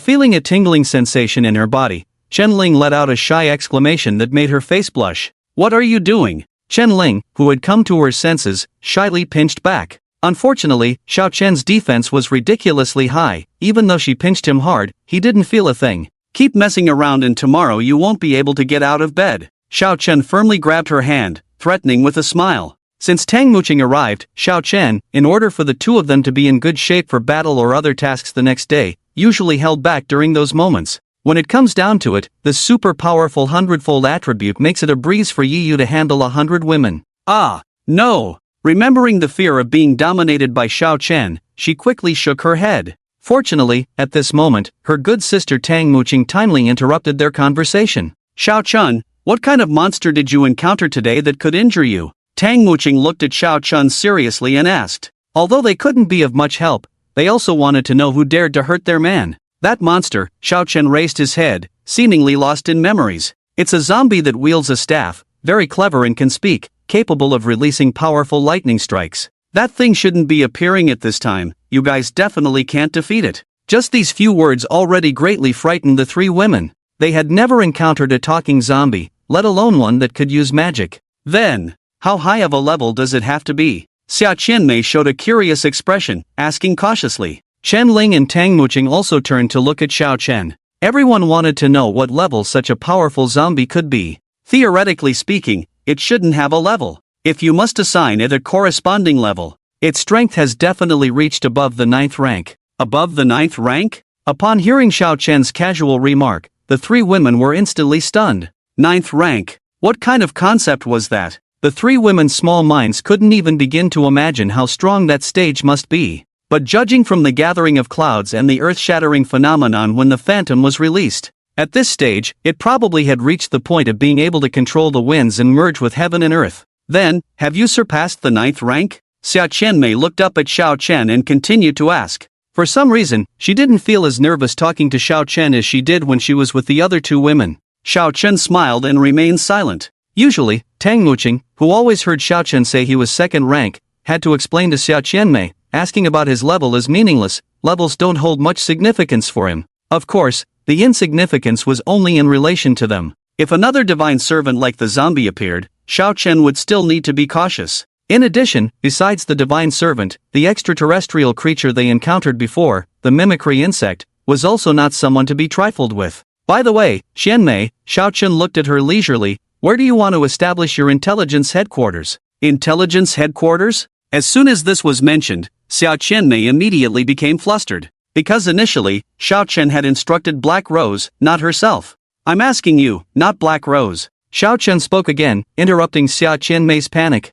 Faced with Xiao Chen's expectant gaze, she could only take a deep breath, forcibly suppressing her inner turmoil. If there's a map, I can try to find a location. She nervously answered, lowering her head and fidgeting with the hem of her clothes. It should be noted that the other party was a perfect goddess in her 20s. Such actions were really not in line with her attractive criminal body. Xiao Chen shook his head, such timidity and nervousness, how could she survive in the apocalypse? Come here, sit on my lap, he ordered Xia Qianmei. Chen Lin and Tang Muqing knew Xiao Chen's temper, he was definitely going to discipline. No, train the other party. Tang Muqing stood up first, took a map from the nearby table, and handed it to Xiao Chen. Watching Xiao Chen smile at Tang Muqing, Chen Lin pouted. How did you know Xiao Gu needed a map? She quickly asked quietly as Tang Muqing sat down. Shoo, we'll talk later. Their man was doing something important up front, so the two of them dared not continue their discussion. And so, under the gaze of the three, Xia Qianmei, although still hesitant, slowly sat on Xiao Chen's lap.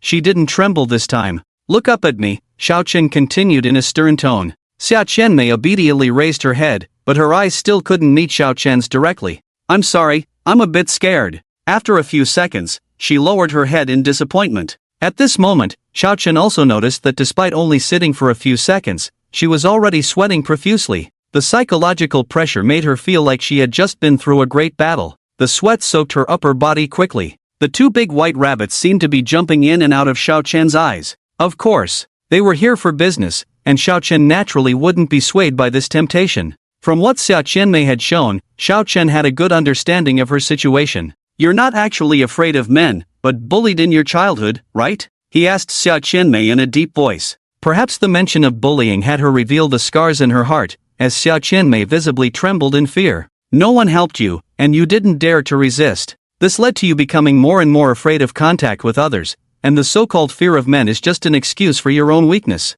Xiao Chen's voice grew louder as her body trembled more. I wanted to resist, but I couldn't beat them. There were 7 or 8 of them, and no matter how hard I fought back, it was useless. She suddenly raised her tear-streaked face and shouted at Xiao Chen, they called me fat girl, they called me ugly freak, but I did nothing wrong. Xia Qianmei, sitting on his lap, covered her face and cried in pain, tears flowing uncontrollably. Years of suppressed emotions seemed to be released in that moment. Chen Lin and Tang Muqing felt a bit sad listening, but they didn't dare interrupt Xiao Chen's actions. Unlike them, seeing this scene, Xiao Chen not only didn't get angry, he even smiled. That was in the past. Now that you have talent, why are you still afraid? He gently embraced her and asked slowly. Mentioning talent made Xia Qianmei cry even louder. Whoa, my talent is useless, I can only heal others. I will always be bullied by others, unable to resist. Bullied for a long time in her childhood, she thought that growing up to be beautiful would allow her to seek revenge in the apocalypse. But she never expected that her talent would turn out to be healing, with no combat abilities at all. This situation would be a nightmare for anyone. Who said your healing is useless? Xiao Chen lifted her face with his hand, gently wiping away a tear with his finger. Have you never heard of what's called poison milk? By this time, Xia Qianmei had almost stopped crying, her voice becoming weaker. Hearing Xiao Chen mention poison milk, she showed a look of resistance in her eyes. Poison milk? But I don't want others to touch my body. Only you can touch it. Saying this, she grabbed Xiao Chen's hand and gently pressed it against her big white rabbit. You misunderstood. It's not about that milk. Xiao Chen pinched her white rabbit, then smiled as he explained, I mean, your healing talent can sometimes be poisonous to others, right? Chen Lin stood behind, staring at Xiao Chen's hand intently. Train if you must. What are you two doing? She inwardly shouted in anger. On the other hand, upon hearing Xiao Chen's explanation, Xia Qianmei's eyes immediately showed a glimmer of hope. But isn't that Rose's talent? She asked excitedly. Rose referred to her second personality that protected herself. Xiao Chen shook his head, pointing at her body. You both share one body, so it's impossible for her to have a talent that you don't. The only explanation is that due to communication issues between you and her, your talents have been split in half, he said, leaving Xia Qianmei momentarily speechless. I feel like she often kills people. She says I'm too gentle to solve problems. We often argue when we sleep. At this moment, Xia Qianmei finally saw Xiao Chen as her only reliance. And this decision changed her dark life of over 20 years. What to do when bullied? In the past, everyone would think of seeking parents or teachers. And the final result? They would bring the bullies in front of you, insincerely apologizing. You would reluctantly accept, thinking it was over. But most of the time, those people would continue to bully you, even more viciously. Your situation is easily resolved. Xiao Chen released his evil hand and said seriously to Xia Qianmei, Tell me, where do the bullies live? The best way to deal with bullies is to fight back. And as a revenge professional, Xiao Chen was very familiar with this process. Are you going to help me fight them? Xia Qianmei showed an incredulous expression. Not me, but you, Xiao Chen pointed at her, a knowing smile on his lips. Although Xiao Chen didn't say anything, Xia Qianmei understood his intention. He wanted her to take matters into her own hands and settle the past grievances once and for all. The various bullying she had endured, she could finally repay them herself. Do you remember where they live? Xiao Chen's question interrupted Xia Qianmei's thoughts. I remember. I will never forget in my lifetime. When answering Xiao Chen, her eyes no longer dodged as before. They revealed her deep determination for revenge. Alright, after breakfast tomorrow, we'll go on a trip to solve these issues. Now, go downstairs and sleep, Xiao Chen casually said, then asked her to leave. This made Xia Qianmei extremely anxious. She felt Xiao Chen might think she had been bullied to the point of losing her body, so he dared not touch her. At that time, no boys bullied me, no one touched me, I was still a virgin. She explained nervously, only to be silenced by Xiao Chen placing a finger on her lips. You're only at the first level, your physical condition is too weak, you'll die, Xiao Chen said seriously to her. Her eyes showed a mix of emotions, not understanding what Xiao Chen meant by you'll die. Tang Muqing timely explained, Xiao Chen didn't lie to you, with that. Tang Muqing recalled the scene where Xiao Chen tormented both of them, her face blushing. Although it can enhance your strength, if your level is too low, you'll die because you can't absorb the energy. After this explanation, she finally understood the general idea. Basically, if she was too weak, forcing that would lead to her death? Then, when can I do it? She straightforwardly asked Xiao Chen. Although these things might not be important to others, to Xia Qianmei, this was the most crucial matter. If she let go of such a good and powerful man, she would regret it for the rest of her life. At least third level, the same level as Lingling and Muqing. However, you can also switch to Black Rose to do it for you, as long as you're willing. Xiao Chen was just joking at this point, not expecting. He underestimated Xia Qianmei's determination. Excited, Xia Qianmei immediately nodded, then communicated with the Black Rose in her mind. Before Xiao Chen could say another word, the personality of Black Rose had already emerged. My dear sister actually passed on such a good opportunity to me, hee hee. Black Rose appeared and immediately looked at Xiao Chen with a knowing expression. Let's go. She placed Xiao Chen's hand on her little white rabbit again, then held Xiao Chen's head, speaking in a very charming tone. but unexpectedly, Chen Lin pulled her down in one go. Get down from there. Don't underestimate me just because I'm the youngest. I'm the boss here. After pulling down Black Rose, Chen Lin immediately jumped on Xiao Chen, asserting her dominance. Xiao Chen smiled, holding her, and the two headed upstairs. Before long, the villa echoed once again with passionate moans that made faces blush, coming from three women simultaneously. The next day, the three of them got up early to prepare breakfast for Xiao Chen. Last night's intense battle was all seen by Xiao Qianmei. Although she wasn't the one in control of her body, she could still share the sensations with Black Rose. Her assessment was that she was so happy she lost her mind. It was like being high until late at night, both personalities almost passing out. However, as she blushed while reminiscing, Chen Lin suddenly wrapped her arms around her waist from behind, feeling amorous, aren't you? Her exclamation almost made Xiao Qianmei drop the toast in her hand. Ling Ling, stop scaring people, or else when she switches to Black Rose, she might ambush you. Tang Muqing chuckled on the side. Qianmei isn't that rotten woman Black Rose. Last night, I was about to faint, and she was still asking Xiao Chen to go harder. It made me so mad. Chen Ling scoffed with hands on her hips. This explosive remark made the two women blush, almost unsure how to respond. Oh, why are you both blushing at these things? It's no fun. Seeing the two silent, Chen Ling pursed her lips and went off uninterestedly to fry her meat patties. With mischievous Chen Ling gone, Tang Muqing and Xiao Qianmei took the opportunity to chat. Qianmei, were you really fat before? Tang Muqing looked at her perfect figure in amazement, wondering why someone so beautiful and perfect would be bullied. I grew up with my grandfather, and he passed away when I was in elementary school. I developed quickly in school, was very fat, and had a lot of acne on my face. I looked quite ugly. Maybe I didn't look very pleasing, so the girls in school often picked on me. Xiao Qianmei recounted her past while sharing her story. After high school, to get away from them, I transferred schools and started losing weight like crazy. By the time I got to college, my weight gradually stabilized. After graduation, I opened a flower shop, and until the apocalypse came, I was taking care of my flower shop. She smiled as she spoke. The day Xiao Chen came to find me, I knew he was the man destined for me. Tang Muqing listened quietly to her story. Initially, she thought those people wouldn't cause trouble for her. But now, it seemed that some people were just natural bullies who liked to pick on others. It's okay, we'll help you get your place back later. She comforted Xiao Qianmei confidently. For those who enjoyed bullying others, Tang Muqing and Chen Ling both preferred Xiao Chen's way of handling things. His unique approach was, making mistakes is your business, forgiving you is God's business. And Xiao Chen was specifically responsible for sending them to meet God.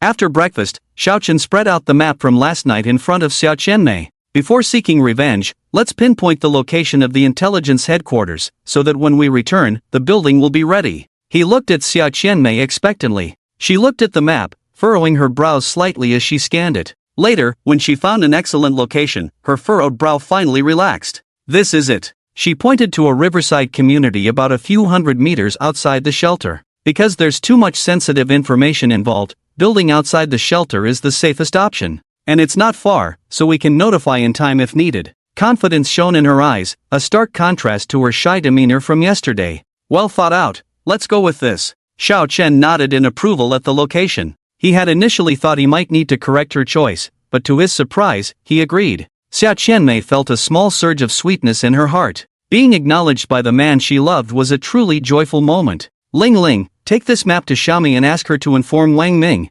Xiao Chen handed the folded map to Chen Ling. Chen Ling obediently nodded, took the map, and walked out. In less than a minute, she returned after completing the task. The time was right. At that moment, all three of them looked at Xiao Qianmei with serious expressions. Are you ready to make them feel despair? Xiao Chen asked gently. Yes. 10 minutes later, at a shelter on the southern edge of the city, several guards were bored, absent-mindedly scanning their surroundings. Old Zhang, do you think I got too high playing mahjong last night? I swear I saw someone sliding on a mound of dirt. A man with a scruffy beard chuckled to his companion. His words elicited a laugh from the man next to him. Believing someone can fly, now that I can buy. But sliding on a dirt mound? Come on. Hey, old Zhang, I really saw someone flying. What time did you finish playing last night? How can someone fly and slide on dirt? Wait, is that real? Old Zhang turned his head in disdain, only to see Xiao Chen and his group leisurely approaching the shelter, admiring the scenery as they moved closer. Who could be so relaxed in the apocalypse? If one didn't know better, they might think they were tourists. Survivors ahead, please stop. Old Zhang, sensing something amiss, quickly grabbed an X warning sign to signal them to halt. With many zombies nearby, he didn't dare shout and could only rely on the sign. But to his surprise, they showed no intention of slowing down and continued towards the shelter. "Don't worry, old Zhang, the gate of our shelter is made of reinforced steel, they won't be able to break in," his companion reassured him. However, in the next moment, Tang Muching squinted, and a massive spike of earth shot up from the ground, piercing through the shelter's gate that had proudly withstood countless zombie attacks, turning it into a hedgehog-like structure. "Old Zhang, don't worry, even if the gate is pierced, it's still in place, they still can't get in." Before he could finish his sentence, Chen Lin, who had just been sliding on the dirt, leaped into the air and flew over 10 meters. To the astonishment of old Zhang and the other guard, she gathered her strength and punched towards the gate. Empowered by tiger spirit, her strength reached levels beyond their imagination. Bang! The steel gate was blasted away from its place, the frame shattered by her force. Old Zhang was dumbfounded. Was this woman for real? "Don't worry, old Zhang, we still have." He already knew the capabilities of this group, but the guard standing beside him seemed unaware. A few muttered complaints irritated old Zhang. In a fit of anger, old Zhang threw a punch at the guard's head. "You clueless fool, don't you know we have important guests coming?" He continued to rain blows on him until the guard dared not speak a word. He immediately jumped down from the lookout tower and walked over to the three women with a smile. "Hello, everyone. What brings you to Shelter No. 7 in the south of the city?" Old Zhang, being the captain of the guard, knew how to handle situations with people he couldn't possibly defeat, so he kept a humble posture. He was sensible and avoided unnecessary trouble. The three women, who were chatting before, stopped in front of him. "Is there a woman named Lin Qing in your shelter?" Chen Lin asked coldly. As soon as old Zhang heard the name Lin Qing, an image of a pretentious figure flashed in his mind. Wasn't she one of the leader's favorites? Could it be that these people were her close friends? Yes. Are you here to catch up with her?" Old Zhang's tone became warmer upon realizing that this group was connected to Lin Qing. At that moment, he hadn't grasped the seriousness of the situation. "Yes, we are here to catch up with her." "Where is she now?" Xia Qianmei asked with a smile. She's right here. "Let me show you the way," old Zhang said cheerfully, ready to lead them. However, at that moment, Xiao Qinfei, who had been observing from above, descended. "You three go ahead, I need to talk to him." The sudden appearance of Xiao Qinfei almost startled old Zhang to the ground. The three women nodded and left, while old Zhang stayed to observe Xiao Chun. His scouting abilities made him keenly aware that he was facing a formidable opponent. He knew that one wrong move could lead to instant death, leaving no trace behind. It was evident that this man had the power to easily destroy a city.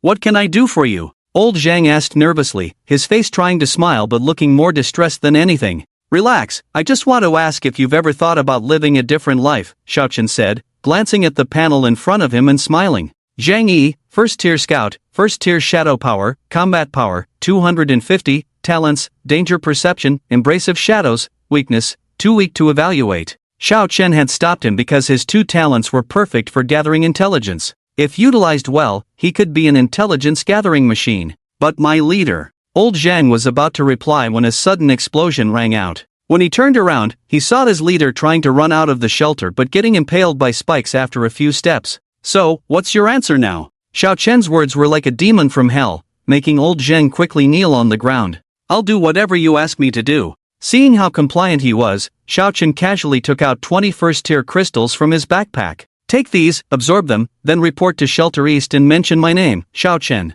After completing these tasks, Xiao Chen decisively flew towards where the three women were. Meanwhile, old Zhang looked at the scattered crystal cores on the ground, feeling deeply shaken. "I've been guarding the gate for 3 months, and I haven't earned as many crystals as others casually throw away." "Guarding? Screw this guarding." On the other side, before the three women could make a move, Xiao Chen arrived in front of them. "Ha, Xia Feizhu, is this the man you've been looking for? Just like you, the man you found is as ugly as you." Xiao Chen awkwardly touched his head, wondering if he was really that unattractive. Although he wasn't considered handsome by popular standards, before the apocalypse, people often mistook him for Edison Chen or Takeshi Kaneshiro.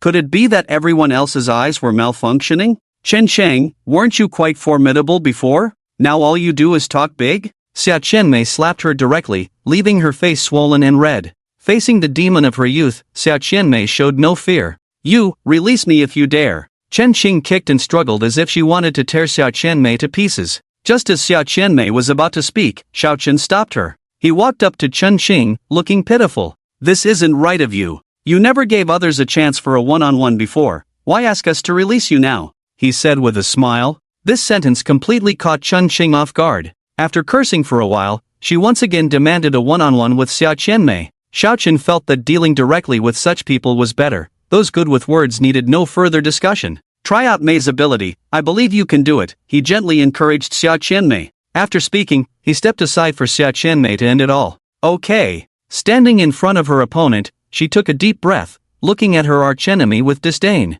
As her ability activated, the scent of roses surrounded everyone. Haha, is your ability healing? I not only feel no pain, but my wounds are also healed. Thanks to our Xia Fei. Chen Qing's smile abruptly stopped. Initially feeling comfortable, she suddenly felt her internal organs rapidly pulsating. Soon, a sensation of insects gnawing at her body caused intense pain, making her scream in agony. Ah! Stop it! Fei Zhu! Stop! Chen Qing first cursed angrily, but as the poison took effect and the pain twisted her, she began to beg for mercy. I was wrong, Qianmei, I'm sorry, spare me. I really messed up, spare me, please. You'll be tormented to death by Fei Zhu. As Xiao Qianmei released more toxins, Chen Qing eventually died in agonizing screams. Watching her opponent's skin turn black, blood oozing from her mouth and nose, Xiao Qianmei felt no unease, only a sense of relief. It was as if every step they had taken on her, every punch she had endured, no longer instilled fear and dread. She turned to the three people who had helped her, tears of gratitude in her eyes.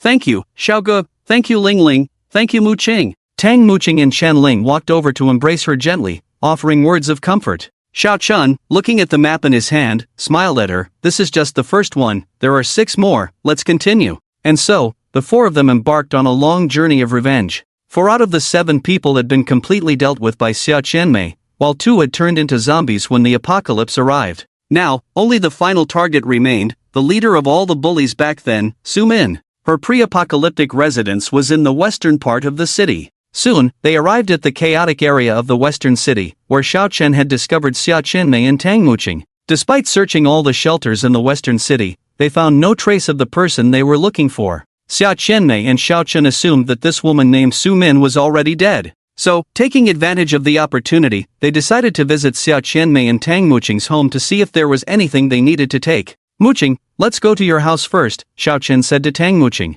Okay, there were many things left behind last time, so it's a good chance to retrieve them. Tang Muqing obediently nodded, and they set off for Tang Muqing's pre-apocalyptic home. However, when they joyfully arrived in front of a duplex, they were shocked to find that the door on this floor had been forced open. Normally, there was no need for the people in the shelter to break into all the nearby doors. Having survived until this point, the people in the shelter must have also obtained the material exchange machine. Go up and see if anything important is missing, Xiao Chun instructed Tang Muqing. Tang Muqing nodded and went up, soon returning with some photos and a small pile of clothes. Apart from the fridge being opened, the wardrobe and other things are fine, Tang Muqing reported puzzledly to Xiao Chen. Xiao Chen looked for a while, silently noted this down, then turned to Xiao Qianmei who was contemplating beside him. Qianmei, let's go to your house this time. Okay. Before long, the 4 of them arrived at the familiar flower shop. Perhaps Xiao Qianmei hadn't watered them for too long, the flowers at the door had withered and died. It was hard to tell it was a flower shop anymore.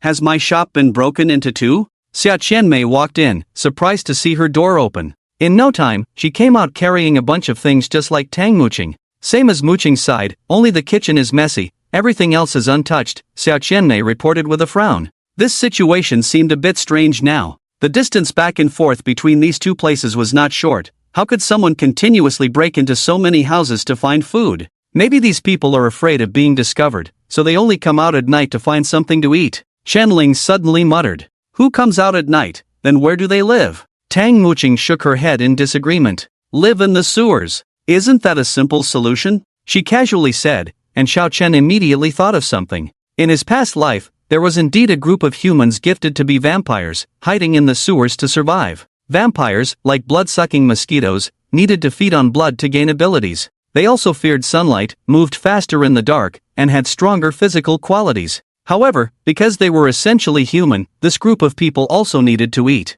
But when these few pieces of information were combined, Xiao Chen immediately turned his head, gazing intently at Xiao Qianmei. Do you think that Su Min might have just turned into a vampire? In Xiao Chen's impression, humans with vampire-like abilities could transform servants after reaching the 4th rank. Judging from the fact that so many houses had been broken into, it was obvious that they already had a vampire king or queen. It was very likely there was indeed a large group of vampires lurking in the darkness of these underground sewers. Vampires? Do those things really exist? Xiao Qianmei looked at Xiao Chen in confusion, not very clear about the definition of vampires. Very likely, and it's a fourth-rank vampire, you might not be able to defeat them, Xiao Chen said as he started walking towards the door. Once they reached the street, he began to observe if there were any signs of movement around the manhole covers. As expected, almost every manhole cover had clear signs of friction around them. This meant that these creatures were very active, and it was possible to be ambushed by these vampires even standing on the street at night. It seems we need to see if our target is among these vampires, he pondered as he looked at each manhole cover. The other three women also began to think about what to do next. After a moment of silence, Tang Muqing stood up. She looked at everyone present with her beautiful eyes, then began to analyze the current situation. If we enter the sewers and start fighting, my abilities will be greatly limited. Ling Ling, as a brute force woman, she also can't fully utilize her abilities. She first explained her and Chen Ling's situation, then looked at Xiao Chen and Xia Qianmei. In comparison, the two of you, one can fly and resist physical attacks, and the other can quickly poison enemies. If you both go down together, the effect will be better. This analysis was very reasonable. Xiao Chen was not satisfied with the outcome. If he really wanted to take Xia Qianmei down alone, naturally, not even 10,000 vampires could defeat him. But they were out together now. How could he ask his woman to leave first or wait on the ground? What? Who said I'm a brute force woman? I'm Xiao Ji's little obedient one. Chen Ling had a strong opinion about her nickname. She turned her head eagerly to retort Tang Muqing. If they weren't outside now, Chen Ling would definitely pounce on the other person with a flurry of small punches. Xiao Chen, who had been thinking all along, ignored the bickering between the two. Combining Tang Muqing's words with his own observations, he made an important decision. Tonight, we rest in the city center for the night. When these things come out, we'll ask about the other party's whereabouts. These words made the three women who were exchanging glances immediately turn their heads in surprise. Stay here? The environment is too poor. Then where do we stay? Those houses have broken doors, it doesn't feel safe to move in. Chen Ling muttered cautiously, afraid that Xiao Chen would find her troublesome. Have you forgotten that I have a bag of 100 treasures? There's nothing you can think of that I can't find. Xiao Chen finished speaking with a contemptuous smile, then directly pulled out 3 or 4 camping tents, sleeping bags, firewood, barbecue grills, everything needed for camping from the infinite backpack he had. It's no exaggeration to say that he is now a mobile supermarket in the apocalypse. How come you're even more magical than Doraemon? Do you have all these things too? Camping is fine, but no sticking tonight. I'm afraid the people and monsters nearby won't be able to sleep. Ling Ling, let me help you set up the tent. Oh Ling Ling, don't touch randomly, it'll be set up soon. After a series of operations by the 3 women, 4 tents and 2 campfires were finally set up. However, just as they were happily camping and barbecuing, a mysterious guest happened to visit the outskirts of the eastern shelter. Hey, it looks like there's a little girl approaching over there. What's going on? A guard noticed the situation from afar. Another guard quickly looked in the direction he pointed. Sure enough, they saw a little girl less than 1.6 meters tall, with a slightly dirty face, but still very cute. She's really a child. How come she's wandering outside alone? He exclaimed. Under the gaze of the two, the little girl slowly walked to the outskirts of the eastern shelter. Xiao Chen, are you here? She raised her dusty head pitifully and asked. The 2 guards, upon hearing that she was looking for Xiao Chen, did not dare to be careless at all. Although they didn't dare to open the door, they immediately threw an unopened bottle of water next to them over the fence. Have some water and rest for a while, we'll go get someone. The little girl picked up the drinking water and quickly took a big gulp, then leaned against the fence to rest. Before long, one of Wang Ming's men, a man wearing glasses and a suit, arrived at the scene. Such attire was rare in the apocalypse. Sorry, may I ask your name first, and what brings you here to find Xiao Chen? He asked respectfully, holding a notebook. My name is Tanyu, I am his sister. What? Xiao Yang's sister? Yes. The so-called little girl who came to the eastern shelter was none other than Tanyu, gifted with the phoenix immortality. Unable to find anyone to take her out of H City, she could only pray for Xiao Chen to help her. Faced with others' inquiries, she could only randomly come up with the excuse of being his sister. Xiao Yang left in the morning. Could it be that this is his newly found sister? The man in the suit pushed his glasses and began to figure out what to do. Wang Ming had told him that whenever a woman came looking for Xiao Chen, he should just let her in without thinking. But Looking at this cute little girl in front of him, could she be considered a woman in this situation? Probably not, right? If she's not, then how should he handle this? After thinking for a while, he decided to let the other party in first and discuss it further when Wang Ming arrived. However, at that moment, the other party asked a question first. Is Xiaochen inside or not? She asked softly while drinking water and looking at the man in a suit. Normally, the man in the suit should have changed the subject and not revealed Xiaochen's whereabouts. But for some reason, when he saw the burning flame in the little girl's eyes, his thoughts instantly became muddled. He left in the morning with a woman, said they went on a trip. Maybe. He'll be back in 2 or 3 days. The man in the suit's answer startled Tan Yu. She had worked so hard to find his place, only to find out that he went on a trip? What's going on? Didn't her sister say he often mistreated his women? How could they go on a trip together? In the central area of the western city, night had finally fallen. Xiao Chen and the 4 women began their barbecue journey. Laughing and eating beer and kebabs, anyone unaware would think they were watching a movie. After all, this was the end of the world. Who would bring tents and barbecue grills and come to the deserted city center full of monsters for a barbecue? Soon, their eating and drinking attracted many monsters. However, Xiao Chen didn't even put down his kebab skewer. He held the skewer in his axe, chopping around nearby with a clatter. Soon, the roaring sounds of the monsters gradually faded away. When he returned to the 3 women with his weapon, the ground was scattered with various monster remains.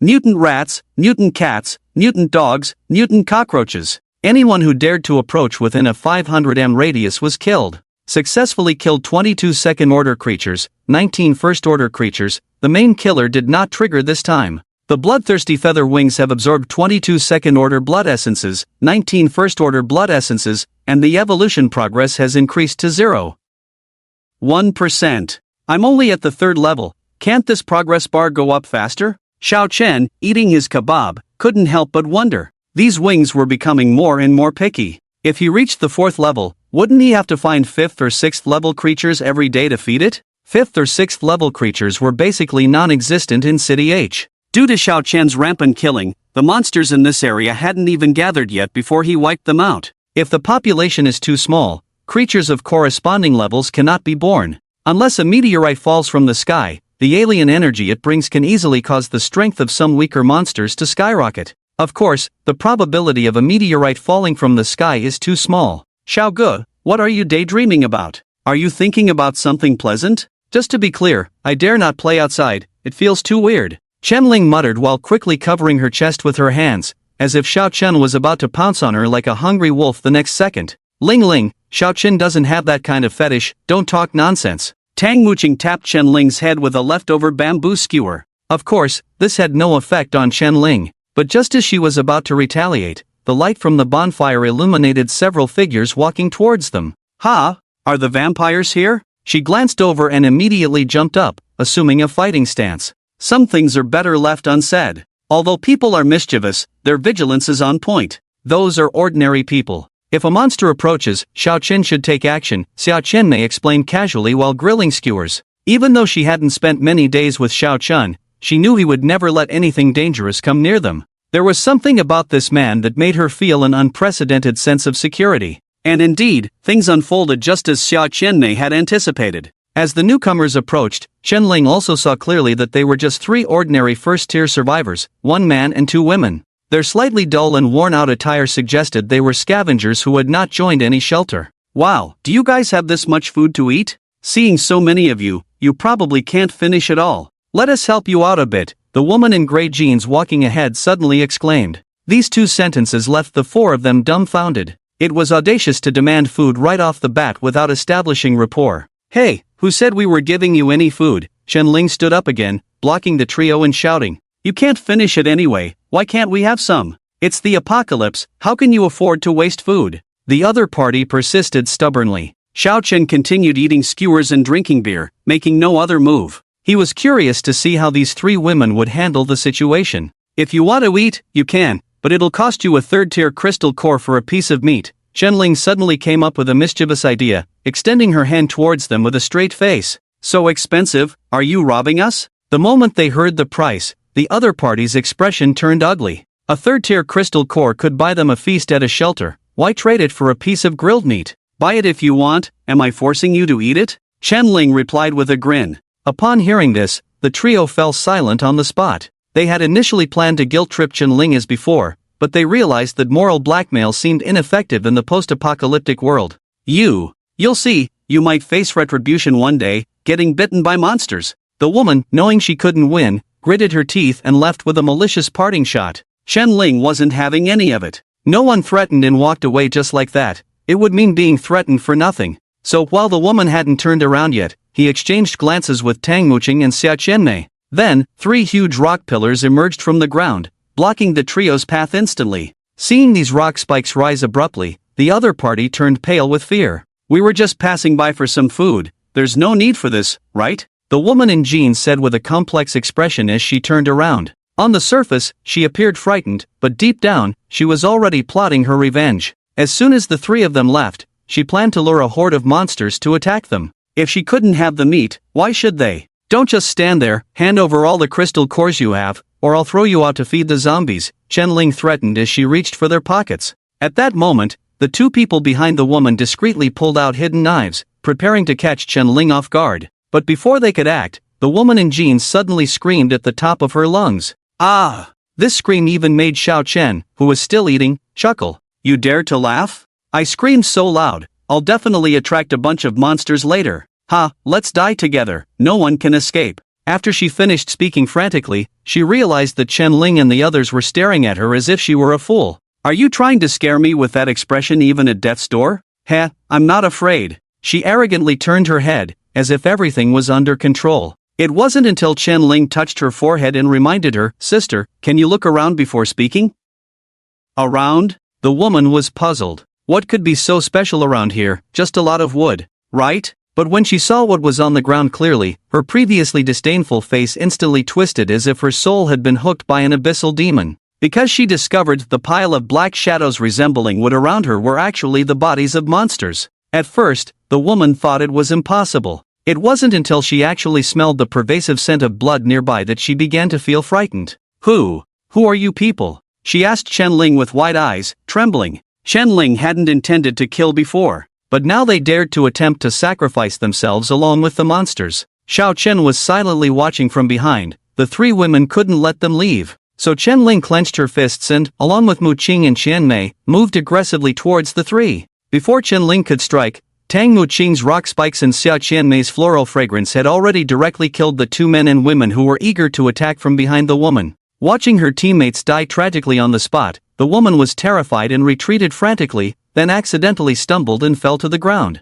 You can't kill me. Although you are powerful, you definitely can't defeat my master," she shouted while waving her hands, imagining that her hands could block Chen Ling's attacks. However, when Chen Ling's fist struck, the tremendous force sent her flying as if she were a kite with a broken string. She crashed through a wall before finally coming to a stop. "What useless master, can't beat me, Xiao Ge?" "Poof." Chen Lin snorted towards the distant ruins, then returned with a smile to continue eating grilled skewers. They said they were eating skewers. In reality, the 3 women were waiting for Xiao Chen to speak. After all, he had been watching from behind, so he must have had a purpose. Because the skewers in his hand were too fragrant, Xiao Chen took a big bite, chewed and swallowed before smiling at the 3 women who were waiting expectantly. "Well done, leaving no survivors is the best weapon in the apocalypse." Upon hearing his praise, the 3 women, who had been nervous, finally showed relieved smiles. "Actually, I wanted to kill them from the beginning, but I was afraid you would think I was too cruel, not like a girl."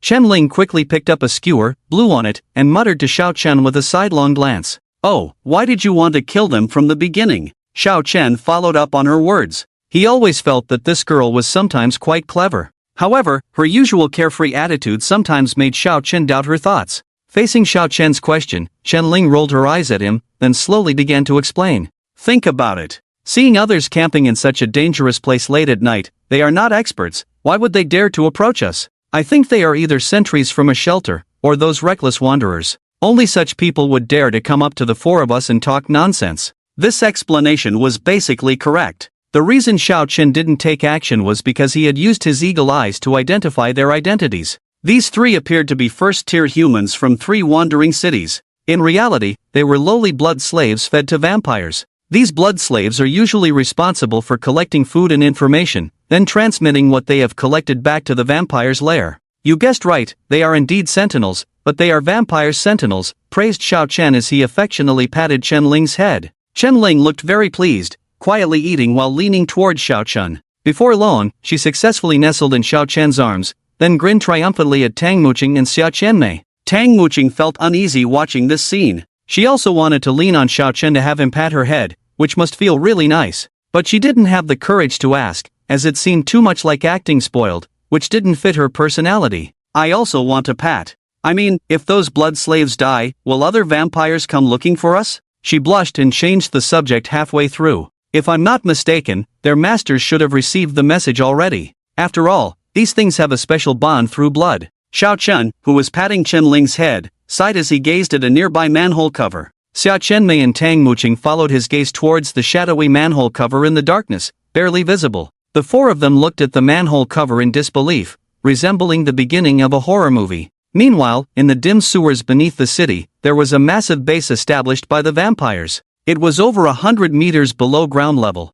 In this huge base, there was a vampire with blood-colored wings and a fierce appearance. She sat on a black throne, overlooking her numerous subordinates. This was the queen of all vampires, a human with a fourth-order vampire talent, and the former bully of Xiao Qianmei, Su Min. I sense that 3 blood slaves died in the city center. What happened? She suddenly opened her crimson eyes and asked one of her subordinates below. Your Majesty, I will investigate immediately, a pale-faced male vampire with sharp nails on his fingers responded promptly. Su Min narrowed her eyes in thought, then nodded quickly, indicating he could go. Soon, he returned with information. Your Majesty, those 3 blood slaves were reportedly killed by 3 very powerful humans. He reported to Su Min with his head bowed. This news enraged Su Min, who was sitting on her throne. She spread her powerful wings and angrily exclaimed, almost roaring, who in the west of the city doesn't know the name of this queen? Who dares to be so audacious as to kill the queen's servants in my territory? As the only fourth-order human in the west of the city, she would not allow anyone to challenge her authority. She had to make everyone in the west fear her, just like before the apocalypse when she was the head of the student council, and no girl dared to disrespect her during room inspections. Your Majesty, calm down. I will send someone to avenge you and make these outsiders feel your power. Afraid of being caught and drained of blood, the subordinate quickly knelt down and proposed a solution. Send out a stronger team of second-order vampires to eliminate them directly. Go. Also, bring the food in. Why hasn't tonight's food arrived yet? It's coming.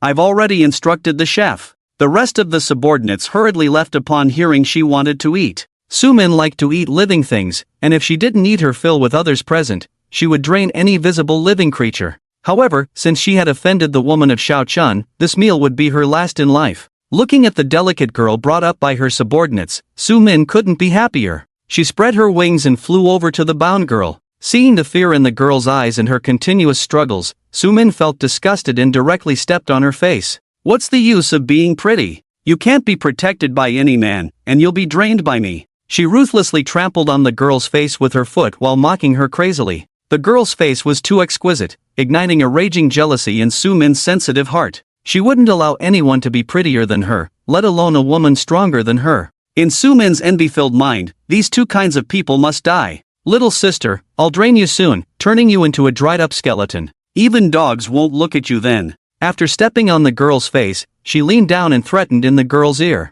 Seeing the lifeless fear in the girl's eyes, her playful mood vanished instantly. Boring, in your next life, don't be so pretty, or I'll still beat you every time I see you. After cursing, Su Min lowered her head, revealing her fangs ready to pierce the girl's heart. The blood of such a pitiful girl was Su Min's favorite.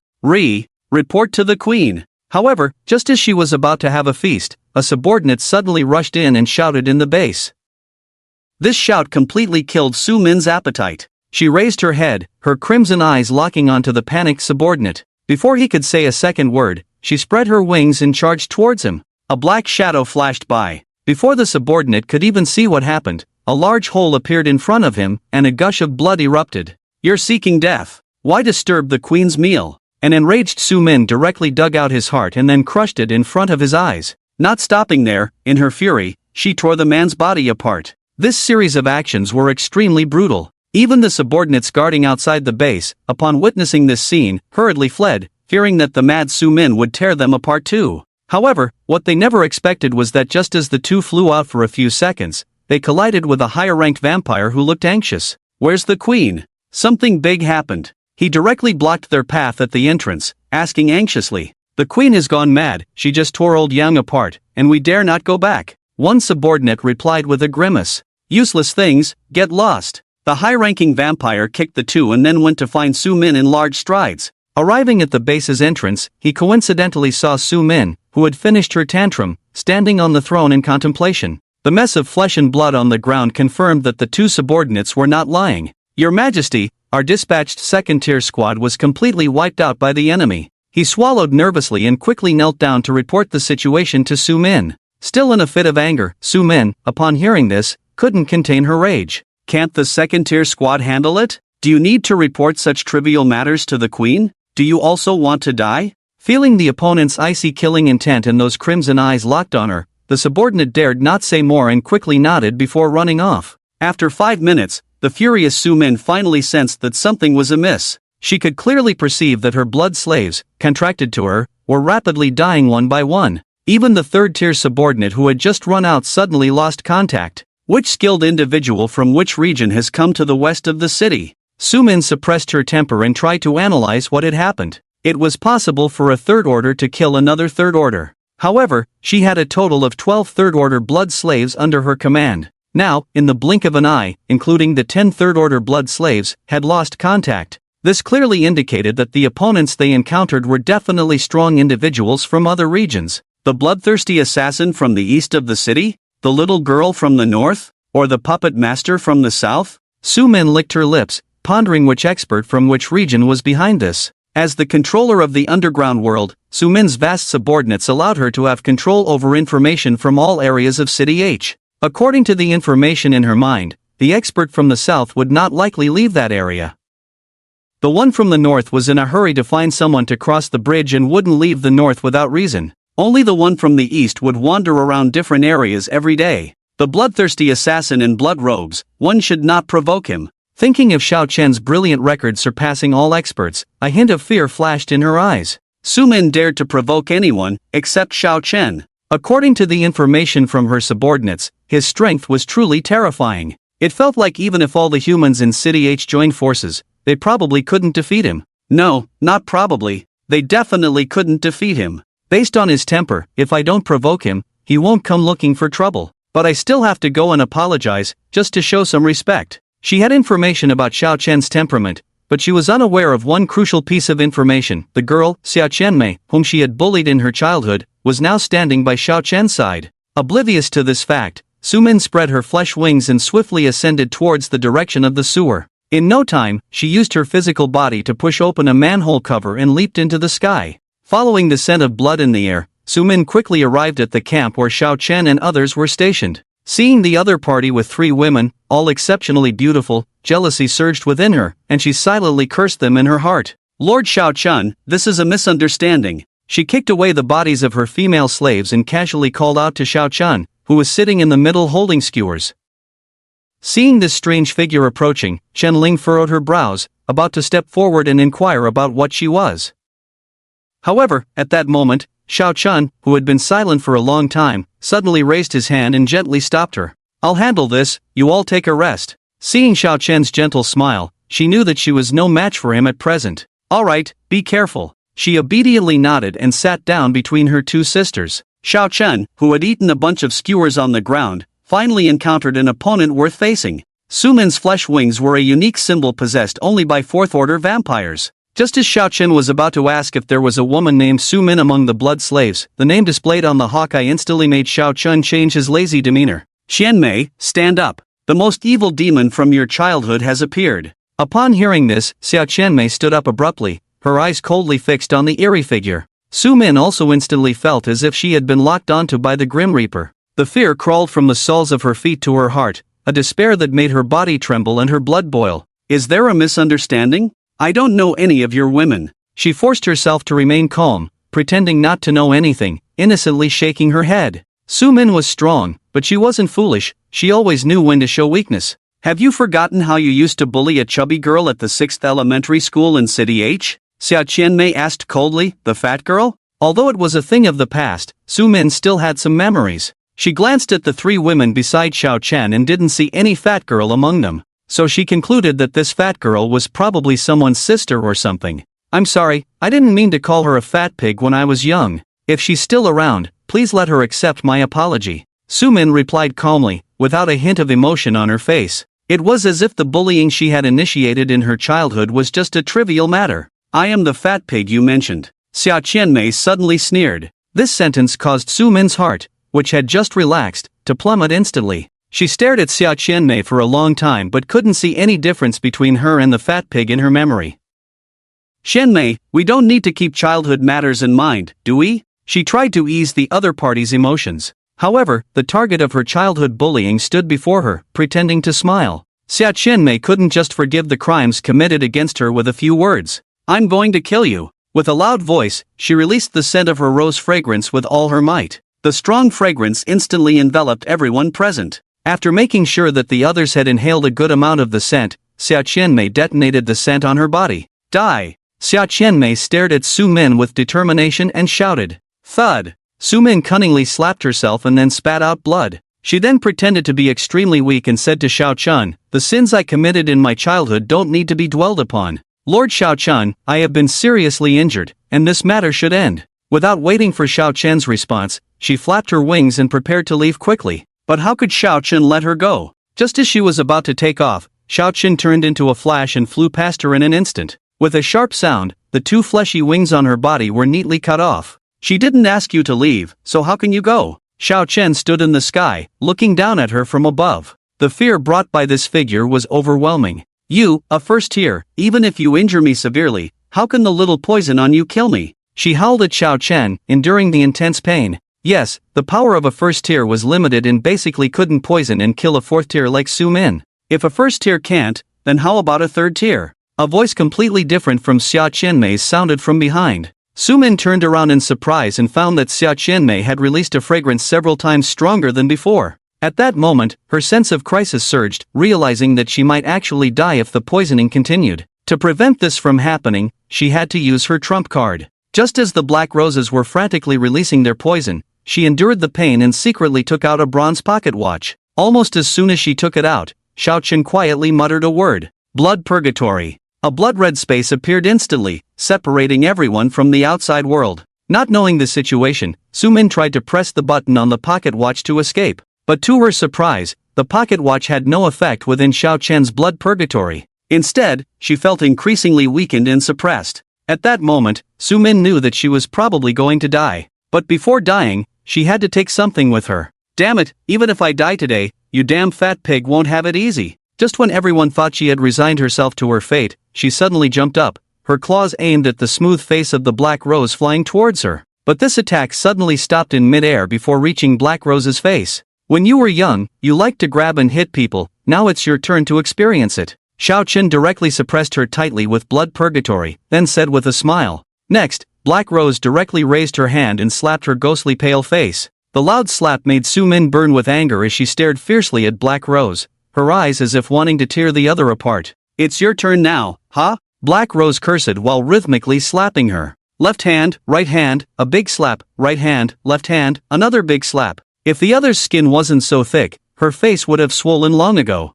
Black Rose, feeling the thrill of the moment, called Tang Muqing and Chen Lin to join in, taking turns to greet the completely immobilized Su Min. The bullying methods encountered in childhood were all returned to her this time. 10 minutes later, Su Min, with the excellent physique of a vampire, had not suffered much damage. Ha ha, is this all you've got? Useless pigs, if you have the guts, kill me without relying on Xiao Chun. She continued to laugh and curse at Black Rose. This sentence made Black Rose's face darken. Indeed, the three of them were unable to kill Su Min. The gap in level and strength was hard to make up for. Just as everyone fell silent, Xiao Chun spoke up in the air. Who said she can't kill you? Black Rose switched to Qianmei. I will suppress her to the first level and let Qianmei end this. These words made Black Rose laugh a few times, then quickly switched back to Xia Qianmei. And Su Min, who had been suppressed all along, struggled to lift her head and look up. Impossible? With my fourth level strength, how could you suppress me to the first level? Who do you think you are? Just as she was about to refute the other's thoughts, she suddenly realized that her energy was indeed disappearing. Soon, her strength was suppressed to the lowest first level. When Xia Qianmei coldly stepped on her head and slowly released her fragrance into her body, she finally regretted it. The feeling of being tortured on the ground was so unbearable and unforgettable.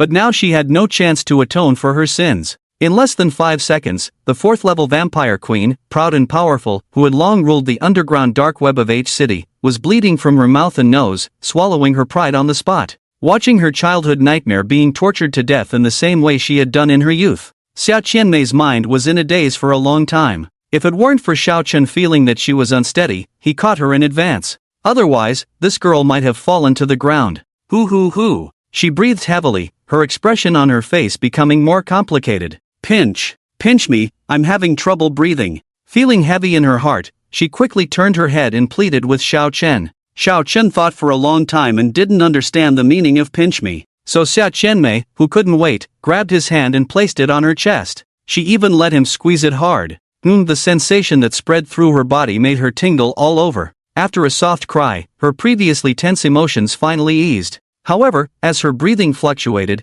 Xiao Chen's touch became hotter and hotter. Ahem, you should let go now, Ling Ling looks like she's about to kill someone. To avoid any adverse reactions, Xiao Chen quickly found an excuse to pull his hand back. Okay, Xiao Qianmei took a deep breath, and the complex expression on her face finally relaxed a lot. It's not her fault, when a person's emotions reach a certain extreme, complex situations always arise. For example, when Chen Lin first saw Xiao Chen killing zombies, she was crazy vomiting and couldn't stop. Xiao Qianmei's adverse reaction was only due to the excitement of avenging a great enemy. When her complexion returned to normal, Xiao Chen glanced at Tang Muqing and Chen Lin behind her. Stop pouting there. If you can't stand it, you can pinch me too, he joked with a smile. Tang Muqing blushed at his words, while Chen Lin looked down at her less than ample attributes. Feeling a huge gap between herself and the other two, she instantly became embarrassed and angry. With clenched fists, she started hitting Xiao Chen. You've been focusing on their attributes all along, not mine. Being petite is cute too, don't call me small, I'm of average level. Clearly they are different from normal people. Seeing Chen Ling's frustrated expression, Tang Muqing and Xiao Qianmei behind her couldn't help but chuckle. In normal circumstances, Chen Ling's at least C+ attribute was indeed average. However, Tang Muqing started at D, and Xiao Qianmei at least at D+, which put them a whole level above Chen Ling. Why bother with these things? Let's tidy up quickly and get ready to go back, Xiao Chen said, holding Chen Ling's face to stop her from hitting him. Humph, Chen Ling snorted and broke free, then obediently started cleaning up the remaining skewers with the other two girls. Soon, all usable items were packed back into Xiao Chen's backpack. The three girls stood on either side, ready to leave. Xiao Qianmei's teleportation couldn't reach too far, so she followed behind Tang Muqing, who led the way sliding on the ground. Chen Ling replicated Tang Muqing's sliding skill and they slid together. Although she was a bit slower than Tang Muqing, her third-tier sliding skill was faster than the cars before the apocalypse. Watching them slide on the ground, Xiao Chen found the skill quite fun. If he couldn't fly, he would have loved to try high-speed sliding between cities. Let's go, heading home. With Chen Ling's shout, they flew and slid, embarking on the not-so-distant journey back home.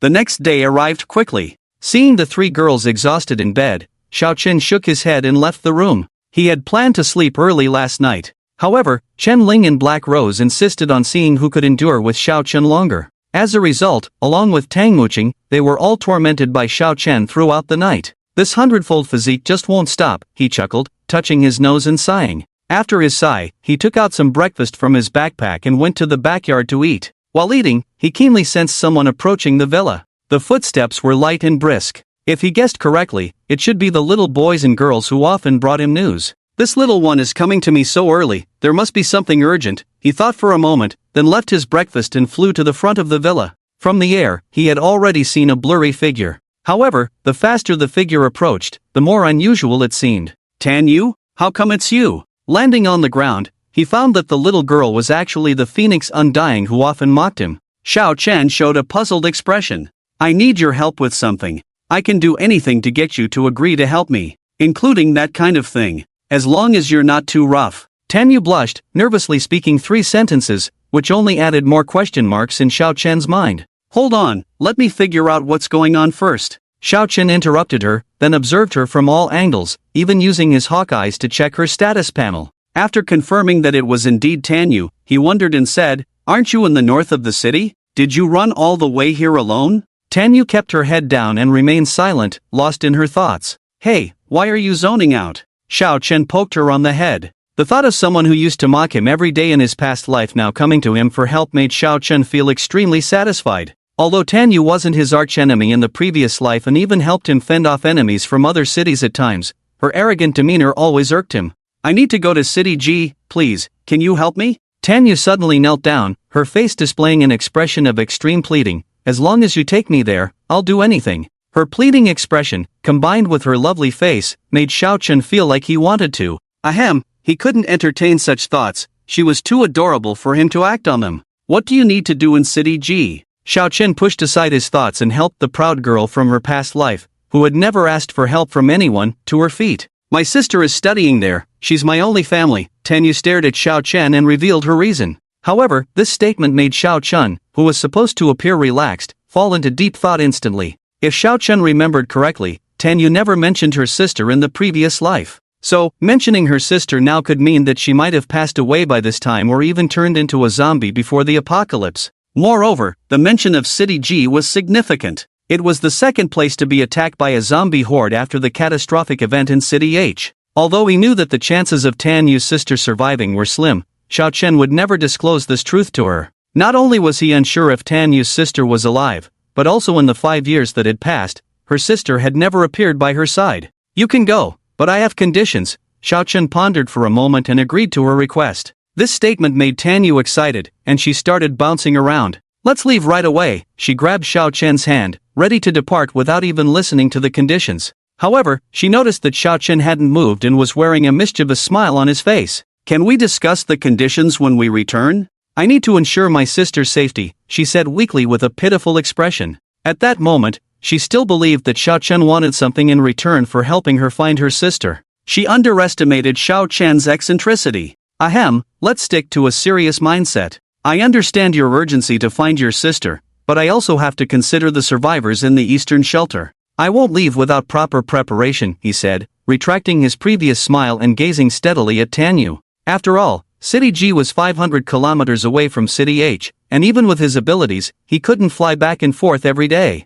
Besides, if he didn't find her sister, he intended to investigate the cause of the zombie horde. After the catastrophic event in City H, he had a feeling that these zombie attacks didn't occur out of nowhere. There must be something, an organization, or even a person behind these incidents. I'm sorry for being abrupt. Let's do it now, so your woman doesn't get jealous. Tan Yu was also generous, holding Xiao Chen's hand, eager to fulfill their agreement immediately. However, Xiao Chen seemed to have never mentioned anything about intimacy with her, and he hadn't even had the chance to state his conditions. Seeing Tan Yu's anxiety, he smirked mischievously and pulled her back. When did I say I wanted that with you? Wait, do you like men? What do you mean, like men? I meant my conditions are not about getting intimate with you. Then what are your conditions? Hearing the conditions whispered by Xiao Chen, Tan Yu's face showed an expression of disbelief. She pondered for a while before abruptly turning to look at Xiao Chen. Are you sure you're asking for a delicate and easily toppled little cutie like me to be your maid?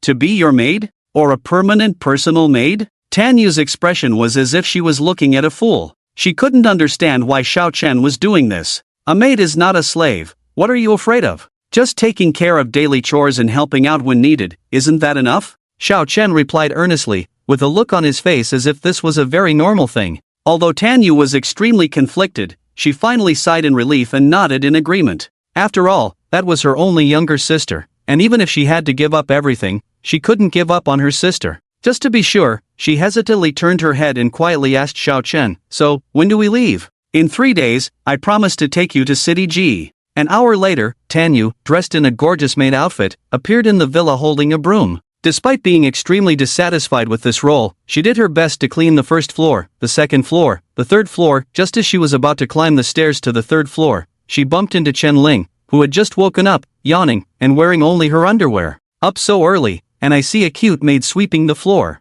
Must be because I didn't sleep well, all because Xiao Chen didn't know how to control himself last night. She grumbled a few words and was about to go downstairs. At this moment, Tan Yu sensibly stood aside, allowing her space to walk down the stairs. Thank you, little sister, I feel like I've seen you before. Chen Lin yawned, patted Tan Yu's head, and then casually walked downstairs. Thinking everything was fine after she went downstairs, Tan Yu was about to go upstairs to clean. However, Chen Lin finally noticed something was wrong. She tilted her head, pondered for a moment at Tan Yu's face, then immediately turned around in surprise, walked up to Tan Yu, and stopped her. In the other's confused expression, Chen Lin exclaimed a few times. He finally made a move. He finally made a move on a young girl. Xiao Chen is starting to do things I can't even imagine. Perhaps Chen Ling's voice was too loud. Xiao Qianmei and Tang Muqing quickly put on clothes and came out. As soon as they stepped out, they saw Chen Ling with a distressed face, holding Tan Yu's hand tightly and staring at her intently. Muqing, Qianmei,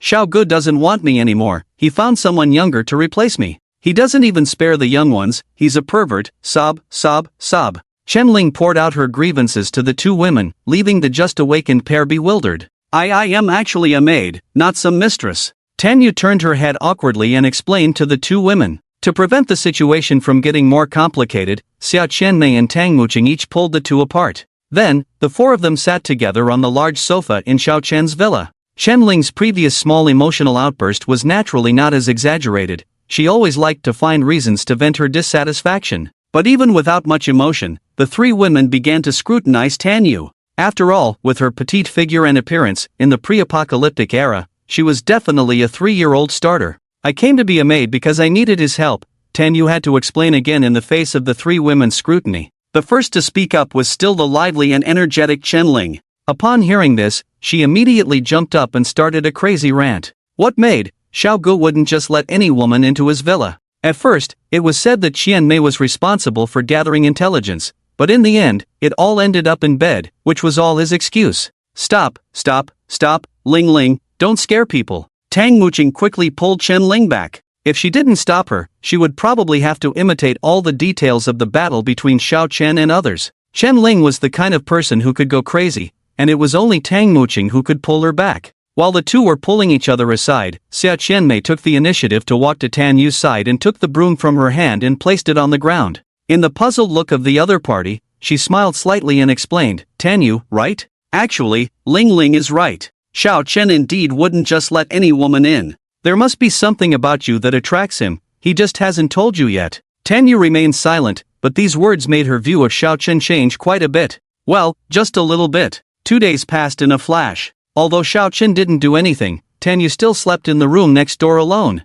But only Xiao Chen would boss her around, treating her like a maid. Chen Ling and the others saw her as a sister, and sometimes Chen Ling would even come to her to chat. Although most of the time she was warned to be cautious of Xiao Chen, it still made her less bored. Besides Chen Ling, Xiao Qianmei's intelligence department had already been established, and sometimes Chen Ling would follow Xiao Qianmei to work there for a while. Tang Muqing, on the other hand, was different. She preferred to take Tan Yu out to play in the soil, the two of them wandering around like two sisters shopping everywhere. On the other hand, Xiao Chen, besides asking Tan Yu to wash his feet, help brush his teeth, and hand him a towel for bathing, he basically didn't do anything serious. Are you going to see your sister tomorrow? At the midnight dinner table, Tang Muqing asked Tan Yu next to her while eating. Tan Yu nodded and took the opportunity to sneak a glance at Xiao Chen. She didn't want Xiao Chen to change his mind at the last minute, or else her efforts over the past 2 days would be in vain. Don't worry, they have all reached the 4th level, so I have no reason not to take you with me. Xiao Chen supported his chin, smiling as he replied. That's right. Over the past 3 days, Xiao Chen had taken out all the crystal nuclei he had collected before, specifically to promote the 3 women to the 4th level, thereby enhancing their strength. He used 1/3 of the crystal nuclei in his backpack, easily completing this task. Another 1/3 of the crystal nuclei was left for Wang Ming, to enhance the strength of some key residents. The remaining 1/3, Xiao Chen kept as a reserve. Although he couldn't absorb these low-level crystal nuclei now, when the two of them went to City G, whether it was to win hearts or gather intelligence, they would definitely come in handy. Hey, little Yu's body is so small, you better not mess around. Chen Ling suddenly turned her head to look at Xiao Chen and muttered. This was said. Was Xiao Chen that kind of person? Could he really lay a hand on the adorable Tan Yu? Is that possible? Well, it's definitely possible. The desire to conquer in men had already been hinted at in Tan Yu's words from her past life. Men are not reliable. Of course, if the other party didn't have that intention, he wouldn't force it. After all, over the past few days of bossing her around, he had already let out most of his frustration from his past life. I'm not that kind of person, and you see, Tan Yu never gives me a good face, she wouldn't let me touch her. Xiao Chen smiled and replied. Although it was the truth, Tan Yu didn't see it that way. She didn't give Xiao Chen a good face because he made her do things that filled her with shame. If he treated her like he did with the 3 sisters, she would have some affection for him. After all, he provided an extremely strong sense of security, excellent living conditions, the best social interactions, and the best food guarantee. Basically, any woman would develop some affection. You really need to take it easy, little you is really too young. It's going to be trouble. Tang Muqing looked at Xiao Chen with a very worried expression and gently reminded. Based on their past experiences, if Tan Yu faced Xiao Chen alone, it would definitely be suicidal. We're going outside to find my sister, we don't have that kind of intention. Tan Yu also hurriedly waved her hand, explaining. What could have been an embarrassing topic for Tan Yu ended there. It wasn't until Chen Lin finished eating and snorted coldly that a new topic arose. Xiaogu is the best at flirting, don't trust yourself too much, you. Flirting with me? Isn't it all of you flirting with me? Who's flirting with you? It's you flirting with us, don't talk nonsense. Oh, but I seem to recall someone saying they wanted to be my mistress, who was it? You're not allowed to talk nonsense. I never said such a thing. In the end, amidst everyone's laughter and Chen Ling's blushing and angry expression, dinner finally came to an end. Tan Yu, who enjoyed walking, said a few words to the others before going out for a walk alone. About 2 hours later, feeling much cooler and more relaxed, Tan Yu finally returned to the villa. However, as soon as she opened the door, she saw a scene that made her blush to the roots of her hair. Chen Lin, disheveled, was fast asleep on the sofa. The blush on her face indicated she had been through a battle. After awkwardly covering Chen Lin with a blanket, Tan Yu tiptoed into the bathroom to wash her face and rest. But as soon as she opened the bathroom door, she saw Xiao Chen and Tang Muqing standing there with a strange expression on their faces, looking at her.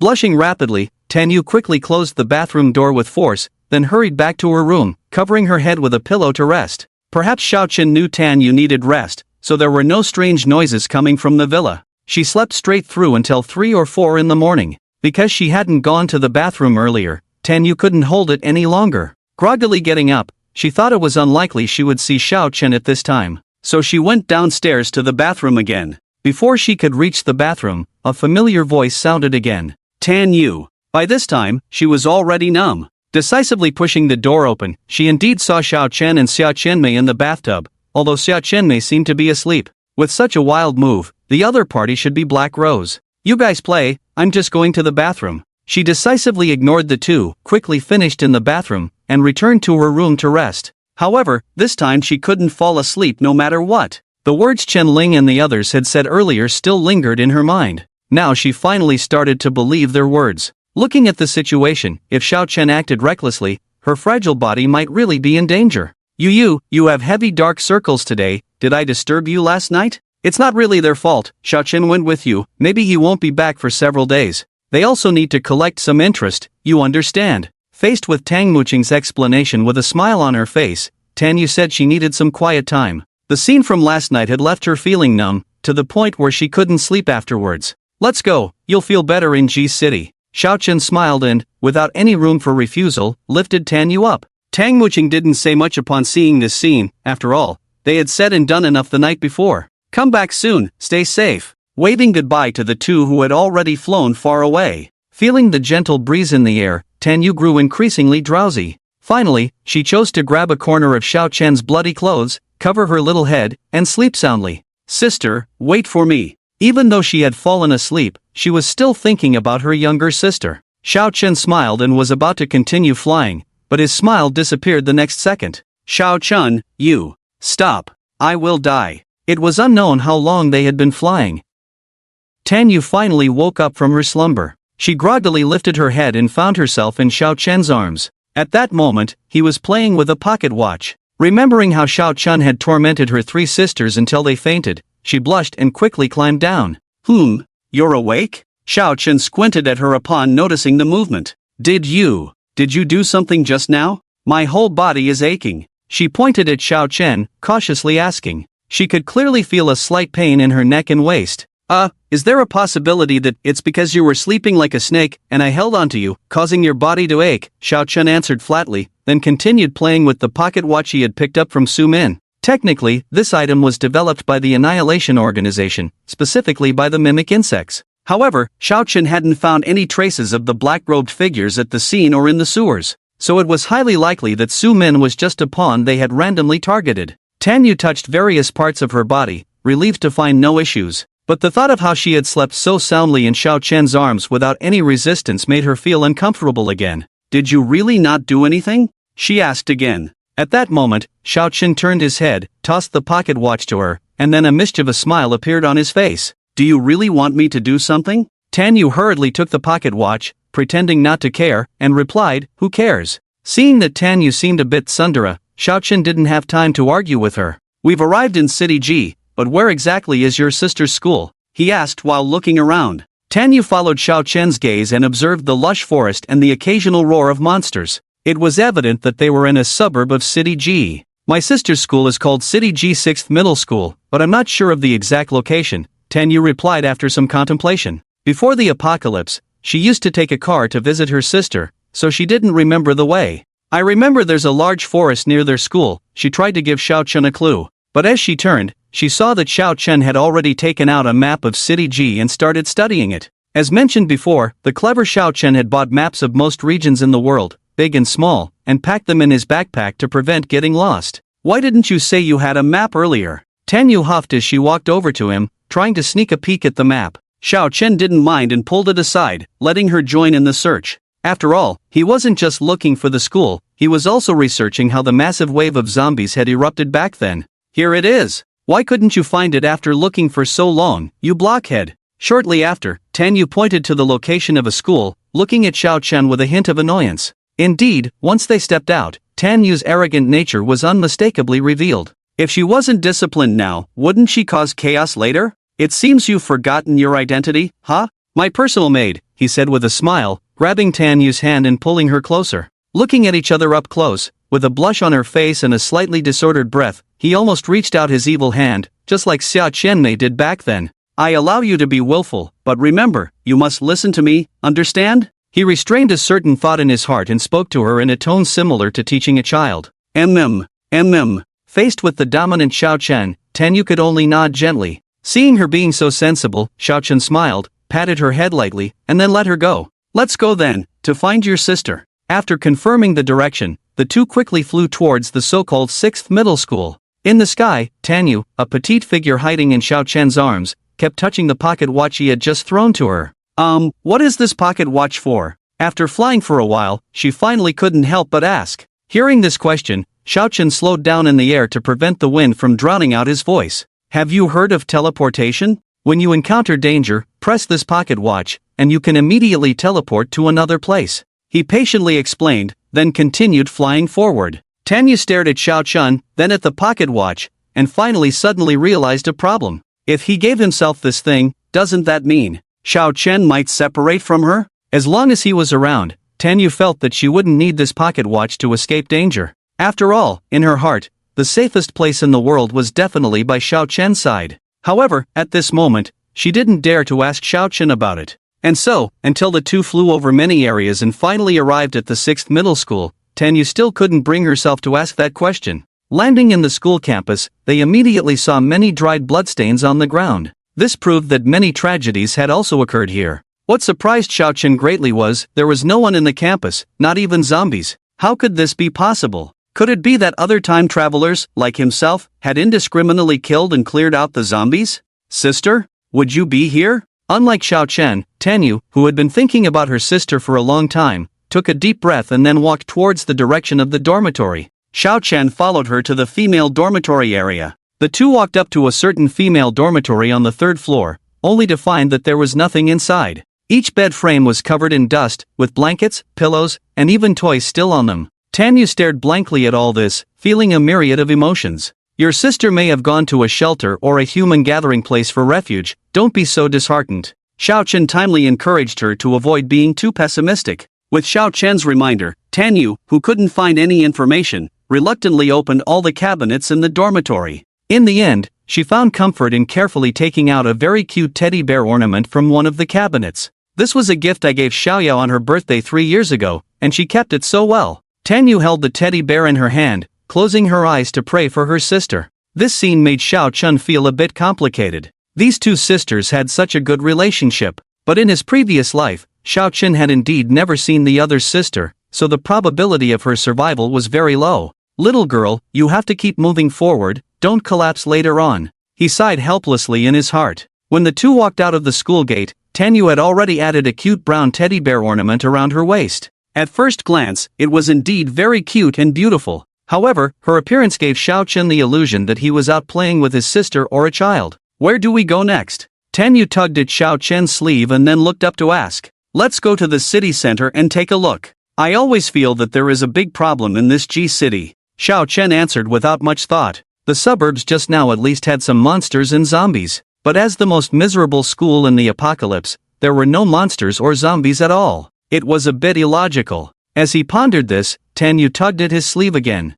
When he turned to look, he saw her tightly holding a teddy bear in her right hand, asking softly, Am I ugly with this teddy bear? Why don't you look back at me for a few moments?" Well, no wonder people say girls are sensitive. Without looking at her, one could think she had turned ugly. If this were before the apocalypse, Xiao Chen would have been teased relentlessly. "Don't worry, you're very cute. How could there be an ugly woman by my side?" Xiao Chen casually replied. Unexpectedly, with just that casual remark, Tanyu, who was holding the teddy bear tightly, smiled quite happily. Hee, thank you." Tanyu's smile was becoming more and more like Chen Lin's, making Xiao Chen feel a bit uneasy. Didn't he used to call her every day before? Why did this good feeling seem to be growing stronger? But with a few more glances, Tanyu's adorable appearance didn't seem like something Chen Lin could imitate. "Stop laughing, let's go to the city center to see what's going on." Okay. In the blink of an eye, the two flying at high speed finally arrived at the outskirts of the city center. According to Xiao Chen's keen senses, there were at least tens of thousands of people in the city area, and they were a mix of humans and zombies. Perhaps they were spotted during their flight, as about a dozen people were already quickly chasing after them. "Someone's coming, I'll test you." In this situation, should we force our way through or try to get close to them? After setting Tanyu down, Xiao Chen immediately asked her a question. He thought Tanyu wouldn't understand, but her answer was exactly what Xiao Chen had in mind. "Get close, then sneak in to gather information," she confidently replied. When Xiao Chen asked her why, Tanyu pointed to the city center and calmly replied, "If you were to force your way in, you would have already gone in and killed them all. No need to stop here. After all, this group can't beat you, right?" Well, Tanyu might look cute on the outside, but her mind was as sharp as Chen Ling's. "Yes, that's right. I'll reward you. Your role will change from a maid to a little sister when we use it later," Xiao Chen said with a smile. However, Tanyu clearly didn't care whether she was a maid or a little sister, as long as they could find their own younger sister. Before long, a team of people in silver armor shouted from a distance, "G City Patrol, please stop ahead and undergo inspection." Initially, the two had no intention of leaving, so they obediently waited for the dozen or so people to approach them with great momentum. "Please show us your entry permits." The leader of the men opened his helmet and said sternly to the two. It was hard to imagine. The apocalypse had only happened about half a year ago. These humans were already wearing ancient armor. If one didn't know better, they would think it was the medieval period. "My sister and I came to G City by chance. Do we need to show identification if we didn't enter?"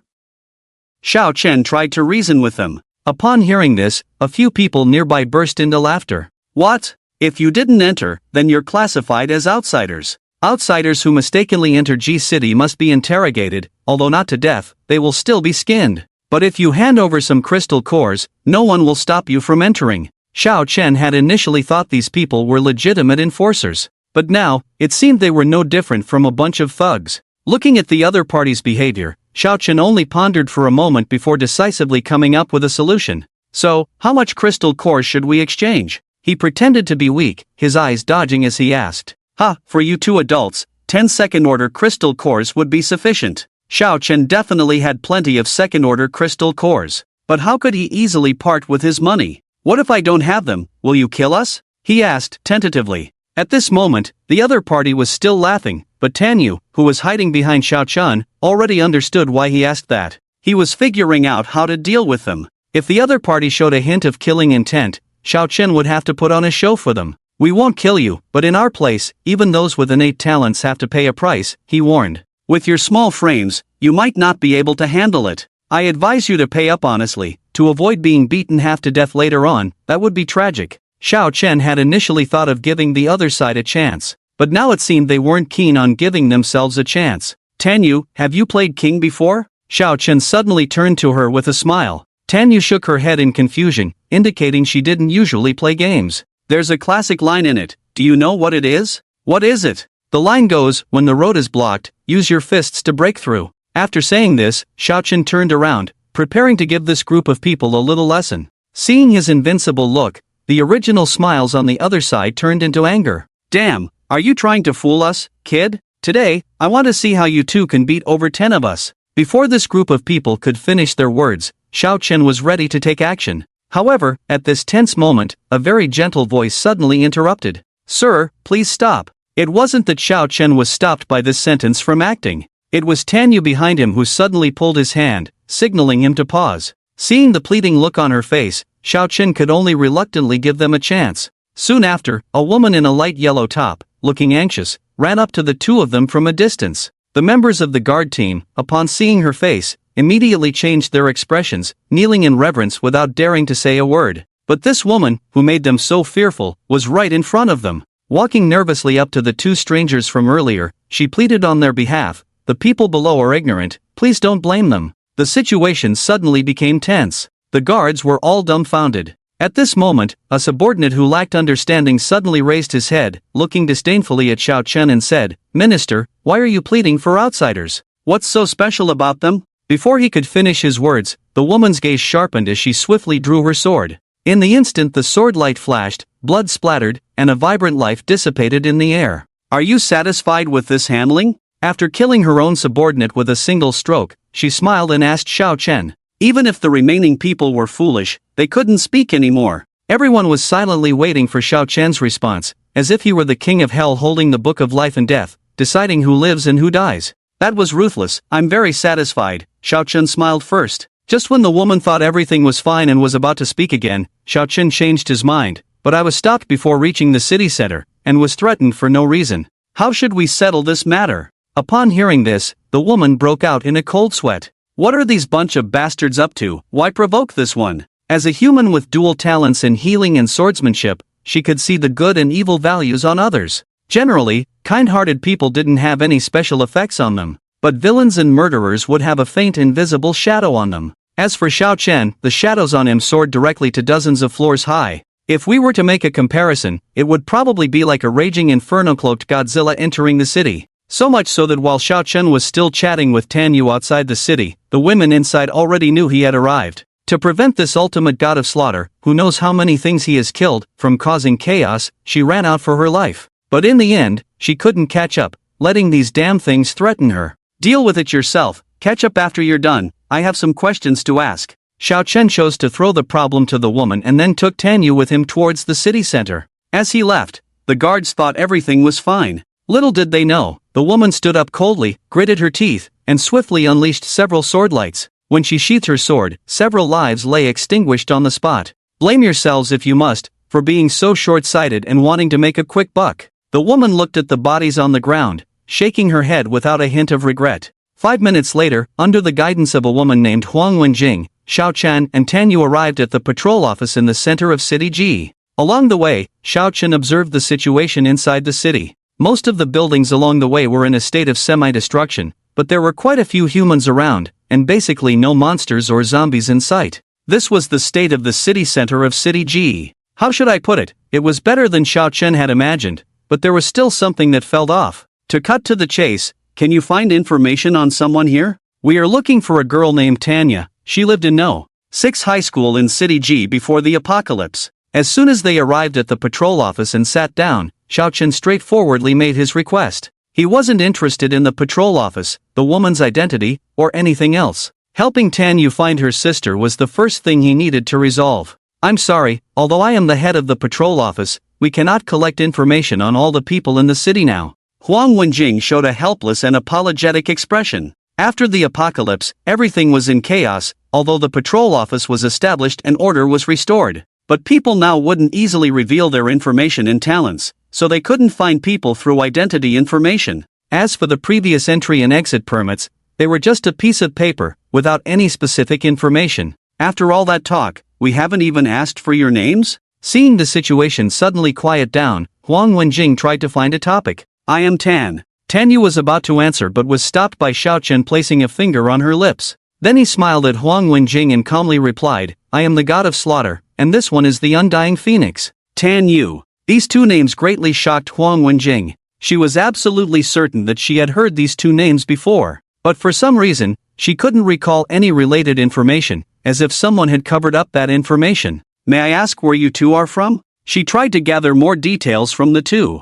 but Xiao Chen naturally couldn't be bothered to explain such matters. Upon learning that they couldn't find information on Tanya here, he decided to inquire about something else. Besides your patrol office, are there any other organizations in City G? Faced with this question, Huang Wenjing's eyes narrowed slightly. She pondered for a while before telling Xiao Chen the answer. Yes, there are 5 organizations in City G, namely the Patrol Office, Research Department, Auction House, Trading Center, and Arena. These 5 organizations, which one has more girls? Ha? Girls? Huang Wenjing was taken aback by this question. They were looking for someone, so why suddenly talk about girls? Even Tan Yu quickly nudged Xiao Chen, signaling him not to be too off track. The women at the auction house are the most, it's just a matter of where the women are. You should understand. Although Huang Wenjing was surprised, she still answered Xiao Chen's question. After all, the petite Tan Yu by her side was clearly not someone she could vent to. Tan Yu naturally noticed the look in Huang Wenjing's eyes. However, with the other party present, she refrained from saying much to Xiao Chen for the time being. Under Tan Yu's gaze, Xiao Chen and Huang Wenjing chatted for a while, and then he suggested leaving.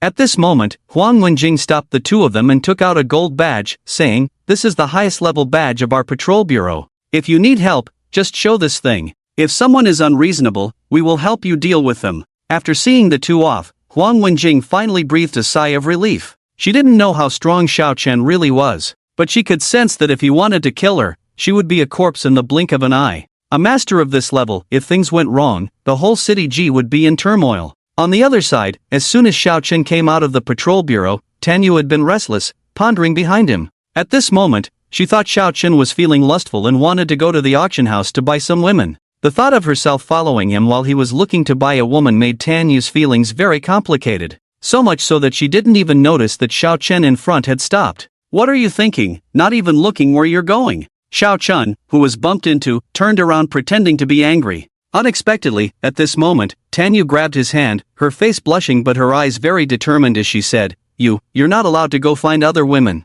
Looking at her serious little face, Xiao Chen couldn't help but laugh. He had originally thought she was just distracted, but he didn't expect her to think he was going to the auction house for entertainment. Even if he couldn't resist, he could fly back to find Chen Lin and the others, so why bother with any entertainment? However, Tan Yu's nervous and afraid of being rejected childlike appearance made him mischievous and decided to tease her. "It seems you've already guessed." Xiao Chen deliberately pried open her hand. "But I can't help it, a man always needs to expend some energy." Seeing her hand being pried open, Tan Yu's face turned pale with urgency, almost wanting to jump on Xiao Chen. "I promised 3 sisters, you can't mess around. If it really can't be helped, I can. Give it a try." Her words went from anxious to despondent, as if she didn't believe what she was saying. Seeing this scene, Xiao Chen also stopped teasing her. The little sister hadn't been found yet, so he shouldn't upset her first. Alright, let's not talk about what you can do with that small frame of yours. The key is I didn't intend to go find any women." He waved his hand, explaining to Tan Yu seriously. Although these words made Tan Yu raise her head, she still looked at Xiao Chen incredulously. "You're not looking for women, then why are you going to the auction house?" "I'm going to find your sister," Xiao Chen quickly replied. "How could my sister possibly go to the auction house? What do you take her for?" She gave Xiao Chen a displeased look, as if his words were an insult to her sister. "Are you stupid?" Impatient Xiao Chen shook his head, giving her a brain burst on her head. "This is the apocalypse. You have no control over anything you do, understand? She's a woman without anyone to rely on. How can she survive without attaching herself to someone else? Are you mistaking her for me? Or do you think she can resurrect like you?" After a scolding and a headache, Tan Yu finally sobered up a bit. Yes, her younger sister might not have such powerful talents like her and Xiao Chen. Therefore, being alone and helpless, it was indeed easy for her to end up at the auction house. Upon realizing she had wrongly accused Xiao Chen, Tan Yu suddenly panicked. She held her head, tears in her eyes, gently tugged at Xiao Chen's sleeve, and then anxiously said, "I'm sorry. Hurry up and follow me. If I need a woman, I'll find you, not some woman to bid on, really." After saying this, Xiao Chen headed towards the so-called auction house. Hearing this, knowing that the other party still had thoughts about her, Tan Yu inexplicably smiled with joy on her face, wiped away a tear, and quickly followed. She thought Xiao Chen didn't care if she cried or not, but as soon as she reached his side, he took out a pack of tissues from the air and handed it to Tan Yu without saying a word. Now she felt even happier, her smile on her face shining like that of a child who had just eaten candy. Before long, the two arrived at the so-called auction house in City G. Although it was called an auction house, it was actually a basketball court from before the apocalypse that had been transformed. They had enclosed the area, set up a platform in the middle, and placed several dozen chairs around it. Although a bit crude, it was still acceptable. "Stop, please show your identification." Just as the two approached the entrance of the auction house, they were stopped by two tall guards. "Identification?" Xiao Chen was a bit surprised. Huang Wenjing hadn't mentioned needing identification here. Could it be the badge from earlier? After all, there was a chance of seeing Tan Yu's sister inside, and Xiao Chen didn't want to take any risks. But someone was about to thwart his plans. "Hey, are you going in or not? If not, get out of the way, we want to go in." A rough voice from behind interrupted Xiao Chen's thoughts. He frowned, turned around, and saw a fat man with a woman on each arm, looking disdainfully at him. This appearance was reminiscent of a nouveau riche or a character from a movie. Wang Yang, second-tier ability transformation, combat power, 2300. Looking at the panel, Xiao Chen shook his head in disbelief. Even the monsters he fought were stronger than this kid. "Yeah, how can you enter the auction house without identification? Truly uncultured." "Humph, Wang Go, ignore them, show off your identity and scare them." The two women beside him began to goad Wang Yang coquettishly. At this moment, Wang Yang had no idea who was standing in front of him. He sneered, then walked past Xiao Chen with great arrogance, showing a green badge to the guard. "I earned this badge by contributing dozens of crystal cores, obtained it from the trading center over there." "Humph, what do you think?" He proudly waved the badge in Xiao Chen's face, as if boasting about how powerful he was. After seeing his badge, the guard immediately let him through. However, due to its low rank, his badge couldn't bring anyone inside. The two women, who had been all smiles, were suddenly embarrassed by the guard's words. "Ha ha ha. Ugh." Tenyu couldn't help but laugh at this scene but didn't want to affect Xiao Chen, so she covered her mouth to stifle her laughter. "Go ahead and laugh, we won't be embarrassed even if they are." Xiao Chen indeed removed her hand, allowing Tenyu to laugh more freely. This laughter seemed to be highly contagious. Even the guard couldn't hold back his smile, shaking with laughter. Seeing this, Wang Yang's face turned green with anger, his whole body trembling with fury. "Laugh all you want, what's so funny? You can't even get in, what's there to laugh about?" He pointed at Xiao Chen and the two of them with mockery, while the two women also made snide remarks as Xiao Chen came out with a child. "Just a badge? Who doesn't have one?" Xiao Chen showed a calm face. "Come on, you, show our badge." Tenyu heard his words, put away her smile, and took out a golden badge from her pocket. "This is our badge." She calmly raised her hand and showed it to the guards. As soon as that touch of gold appeared, the two guards who were holding back laughter instantly changed their expressions. Even Wang Yang, who was just joking around, widened his eyes, and his feet were already not listening to him. The highest level badge of the patrol bureau, only the Valkyrie Huang Wenjing can issue this badge. That's right, the inscription on this badge was personally carved by the Valkyrie. No one can imitate it. Seeing this badge is like seeing the Valkyrie herself who guards the entire city G. Excited, the guard finished speaking and quickly knelt down in salute. Even Wang Yang couldn't kneel down even if he wanted to. His legs were completely unresponsive, as if he had Parkinson's. Although Huang Wenjing was not as formidable as the little girl Tanyu, but from the immediate kneeling of several people, it could be seen that her influence in City G was very high. Otherwise, these people wouldn't be scared silly by just a badge. However, if they knew that the Valkyrie they admired would have to humbly ask Xiao Chen not to cause trouble, what expression would they have? These three people don't kneel. Is it because this badge is ineffective? After thinking it over, Xiao Chen deliberately pointed at Wang Yang and his two companions with sarcasm. In fact, Wang Yang didn't kneel because he was scared silly, and his companions simply didn't know the significance of this badge. But sometimes, ignorance is also a kind of sin. Almost as soon as Xiao Chen finished speaking, the two guards instantly stood up, kicked Wang Yang, and decisively pinned the two women to the ground. The locals of City G dare not salute the Valkyrie. Without the Valkyrie guarding the surroundings, could you act like a nouveau riche here, you scum? Soon, the three of them were pinned to the ground by the two guards, punched and kicked, and in no time, they were turned into pigs. And they didn't dare to fight back at all because most of City G's experts were gathered at the patrol bureau. If they dared to provoke them, it would really be pushing their luck. Sorry, it's my fault for offending you. I willingly accept the punishment,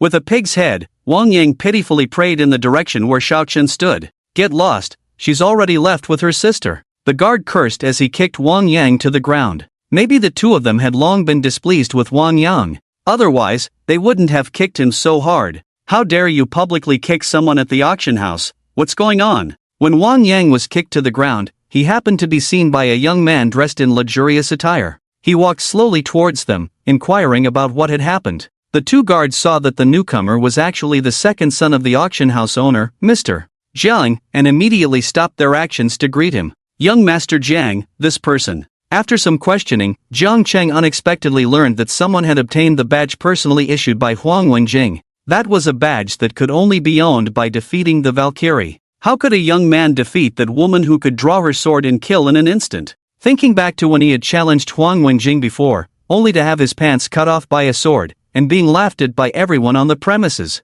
he was filled with anger. Using the Valkyrie's badge to catch such trash? It's really embarrassing for the Valkyrie. He looked at Wang Yang with a fiery expression. Then, with Wang Yang still not reacting, Jiang Cheng proceeded to beat Wang Yang and his two companions mercilessly. Until he was sweating profusely, the anger in his heart dissipated somewhat. By now, Wang Yang had been beaten to the point of losing consciousness, foaming at the mouth. Such a waste of a person needs to be dealt with using the Valkyrie's badge? It seems this person must be powerless, most likely a relative of the Valkyrie. Jiang Qing thought to himself as he looked at Wang Yang on the ground. At this moment, he was certain that Xiaochen, who had just entered the auction house, was definitely not a strong individual. Oomph, let me handle you. Thinking of the scene where he was humiliated, Jiang Qing decided he had to deal with Xiaochen himself. After all, if he couldn't obtain the badge, why should others? Inside the auction house, Xiaochen immediately went to inquire if there were detailed auction records here. The other party claimed the boss was not present and asked Xiaochen to wait until the end of today's auction for them to prepare the records. Feeling that the other party was accommodating, Xiaochen naturally took Tanyu to the venue and found a seat closer to the front. After waiting for about 5 minutes, dozens of people gradually filled the venue. However, most of the people sitting in the front row were either middle-aged or exuded a powerful aura. In contrast, Xiaochen was eating popcorn with Tanyu, giving the impression that he was not there for the auction. Damn, he seemed to be here to watch a movie with a girl. If it weren't for his high status indicated by his front row seat, others would have come up to snatch his popcorn. Ladies and gentlemen, the auction will begin shortly. Please be patient, our auctioneer will start the first round of bidding soon. Just as everyone was paying attention to Xiaochen, a man in light blue work clothes on the platform at the front of the venue had already announced the official start of the auction. Following him, a woman with a revealing outfit, perfect figure, and a smile on her face, walked up to the stage. Everyone, let me introduce the first round of treasures in our auction, including a second-tier bloodthirsty mosquito larva, a pair of unidentified monster eyes, 10 first-tier purple sunflowers, and a super-strong magic sword made from a second-tier crystal core. She explained passionately about the upcoming magical items while observing the reactions of the guests. Almost everyone showed excitement upon hearing that a magic sword was about to be auctioned. Except for two people. The guests sitting in front, eating popcorn. Since they arrived, they had maintained indifferent expressions, as if nothing that happened concerned them. Now, let's begin the first round of bidding. Starting bid for the second-tier bloodthirsty mosquito larva is 10 second-tier crystal cores. I bid 12. I bid 15. Xiaochen, who was watching the show, never expected that this shabby larva could be sold for 25 second-tier crystal cores. Indeed, once these people had money, they liked to buy strange things. The auction continued. Several items were auctioned off one after another. By the third round, they finally started auctioning off some humanoid items. For example, men and women with decent looks but little combat power, or those with awakened beastly talents who could fulfill strange requests, were also auctioned off. When Xiaochen saw a beast-eared girl, he stared at her blankly for a long time. If it weren't for Tanyu poking him discontentedly, he might have actually considered bidding to study her. However, during these rounds, he kept using his keen eyes to gather information about these people. Not to mention Tanya's name, there wasn't even anyone with the surname Tan among this group. Just as Xiaochen showed a regretful expression, Tanyu suddenly let go of the popcorn bucket and frantically shook Xiaochen's arm. Xiaochen! That person is Xiaoya's classmate. I've seen her. She excitedly pointed at a girl with a fox tail and a delicate face. Xiaochen gently held her hand to signal her not to be hasty. When the auction reached this group of fox girls, he finally calmly made an offer. I bid 50 second-order crystal cores. In fact, the starting price for the fox-tailed girl was only 1 second-order crystal core. Xiaochen deliberately bid 50 to test his guess. Since entering, someone had been staring in their direction. Although Xiaochen didn't know who it was, he could sense it. This bid of 50 was also to lure out the snake. Things turned out just as he expected. As soon as he made the bid, a voice quickly surpassed him from behind. 100 second-order crystal cores. 100 second-order crystal cores could buy 3 or 4 treasures, yet this person was spending so many cores to bid on a woman. This action drew the attention of those present. When they discovered that the person was actually the auctioneer's son, Jiang Wu's second son, the discussions quieted down. You want to compete with me for a woman? Don't drag me into this, I must compete with him to the end. 200 second-order crystal cores. Xiao Chen turned around, pretending to be angry. Tan Yu wanted to remind him that this was not the woman, but seeing his appearance, she immediately knew he was playing tricks on someone again. You want to buy for 200? I'll offer 500 second-order crystal cores. Jiang Qing shouted again, causing a stir among the crowd. 500 second-order crystal cores. How many fox girls could that buy? Why are young people going crazy nowadays, spending 500 cores not on other things but to satisfy their strange desires? 500 cores? Then it's yours. Seeing the opponent's bid, Xiao Chen smiled and sat down. This bid was truly astonishing. Let's congratulate young Master Jiang for winning a beautiful fox girl servant. The auctioneer was also surprised for a moment before congratulating with a smile. Everyone clapped and congratulated at that moment. Even Xiao Chen had a look of "you're a fool" as he applauded. Jiang Qing suddenly felt something was off. Wasn't he intentionally raising the price to prevent Xiao Chen from buying? How did it turn into him being the victim? Stop, this isn't right. That fox girl should have been sold to him for 200. Jiang Qing suddenly shouted, grabbing his neck. This action left everyone present even more confused. He had clearly won the bid, so why was he suddenly giving up and letting someone else have it? It seems that your so-called young Master Jiang is a pauper, offering a price he can't afford. Xiao Chen stood up at this point, unafraid, and mocked him. Jiang Qing already disliked Xiao Chen, and this mockery made him lose his temper directly. Amid the crowd's gaze, he stood up abruptly, shouting and walking towards Xiao Chen. What are you pretending for? Who said I can't afford it? Then why didn't you buy after bidding? I didn't want to influence others bidding with a high price, you know? After much thought, Jiang Qing came up with what he thought was a perfect reason. But before he could reach Xiao Chen, a sentence from the latter made him freeze in place. You bid and then don't want it. Can I assume you, as young Master Jiang, intend to disrupt the auction rules? Disrupting the auction rules? That accusation was serious. His father, Jiang Wu, detested disturbances in the auction house. If he found out that his son was causing trouble there, he would surely be furious. I didn't break any rules, don't make baseless accusations, he explained anxiously and flustered. Seeing him in such a panic, Xiao Chen smiled. Challenging him with such courage, he was clearly overestimating himself. The scene froze for a moment, and Xiao Chen turned to the auctioneer and said softly, everyone heard it, young Master Jiang did not break any rules, which means he bought the fox lady for 500 second-order crystal cores. Let's continue with the next auction. Xiao Chen's boldness impressed everyone. They had seen people acting arrogantly on others' turf before, but only Xiao Chen could do so and leave the other party speechless and pale-faced. Let's proceed with the auction for the next fox lady. Starting bid remains at 1 second-order crystal core. The auctioneer hesitated for a moment but eventually, with his professionalism, auctioned off all the items. Under Jiang Qing's intense gaze, Xiao Chen simply started the bidding at 1 crystal core and successfully acquired his target.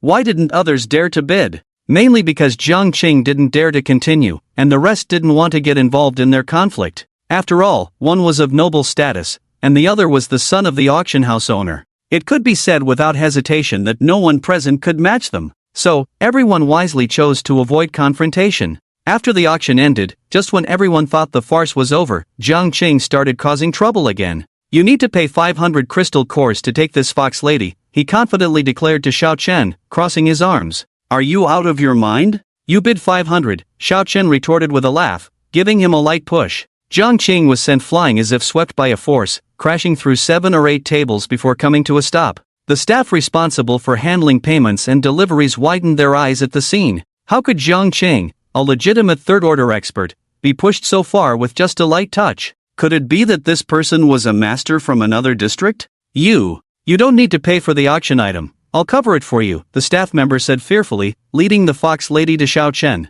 Am I that kind of person? Keep it, Xiao Chen said, using his ability to transfer crystals and tossing a second-order crystal core to the staff member. He then left the auction house with Tan Yu and the fox lady named Zhao Xiaojing. However, having defeated Jiang Qing, the other auction house staff present naturally couldn't let him leave safely. They surrounded the entrance to the arena, intending to wait for Jiang Wu to arrive before taking action. But how could they stop Xiao Chen? With a simple gesture, he sent 7 or 8 people flying to different corners. As he reached the arena's entrance, ready to unleash chaos, he remembered what Huang Wenjing had said. So, he stopped a group of armored patrol guards and displayed his golden badge. "The arena's people are planning to attack me, you go handle it." Seeing the golden badge, the patrol guards' relaxed expressions instantly turned serious. After all, their chief had just issued a golden badge to a formidable expert. Anyone who saw this badge had to help him resolve any issues. When they asked why, Huang Wenjing, the chief, just coldly turned away and uttered words that left everyone breathless. "If you don't help him, and he takes matters into his own hands, G-City probably won't exist anymore."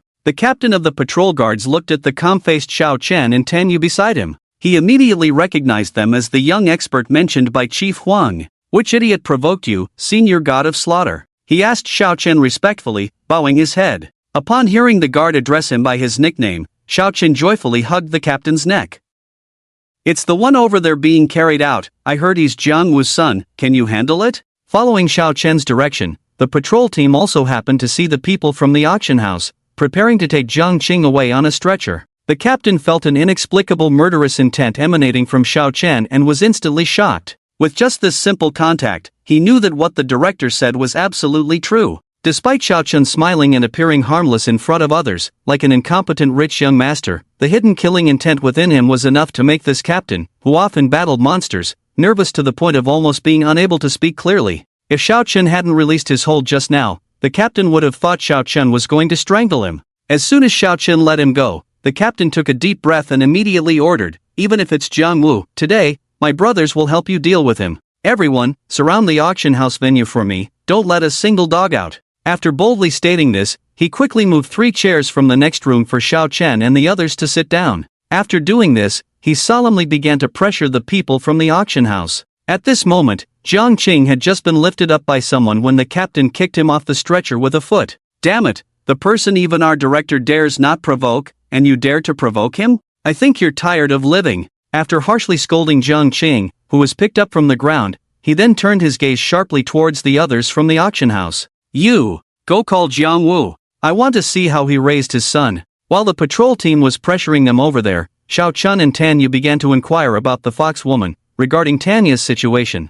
"Hello, hello." Zhao Xiaojing, who witnessed everything, greeted Xiao Chen with fear in her eyes. Although she had not seen much of the world, she knew that someone who could command the patrol team was no ordinary person. "This is your master, you should greet her." Xiao Chen pushed Tanyu, who had been silent behind him, forward. "What master? Don't listen to his nonsense." Tanyu blushed and scolded Xiao Chen before walking up to Zhao Xiaojing. With a gentle wave of her hand, a flame quickly flashed by. Then Zhao Xiaojing clearly felt the specially made shackles on her body shatter. These were shackles that only a third-tier strong person with exceptional talent could break. Could it be the strength of this little sister in front of her? Ignoring Zhao Xiaojing's astonishment, Tanyu took a deep breath and slowly asked her, "We want to ask you if you have seen my sister Tanya, she should be your classmate." "Tanya?" Upon hearing this name, the other party fell into contemplation. After about a dozen seconds, she raised her head silently and began to recount the story that had happened to them. Tanya was very special.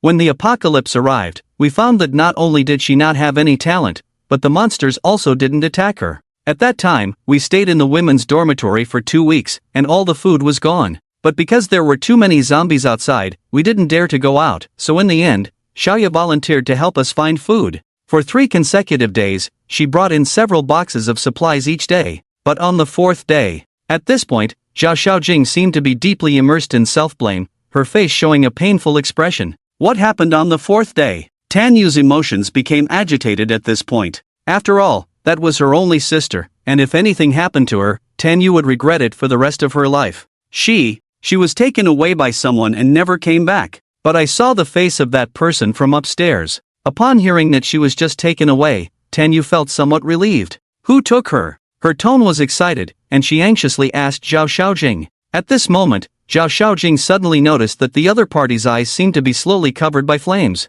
A strong burning sensation suddenly came from her skin, making her extremely painful.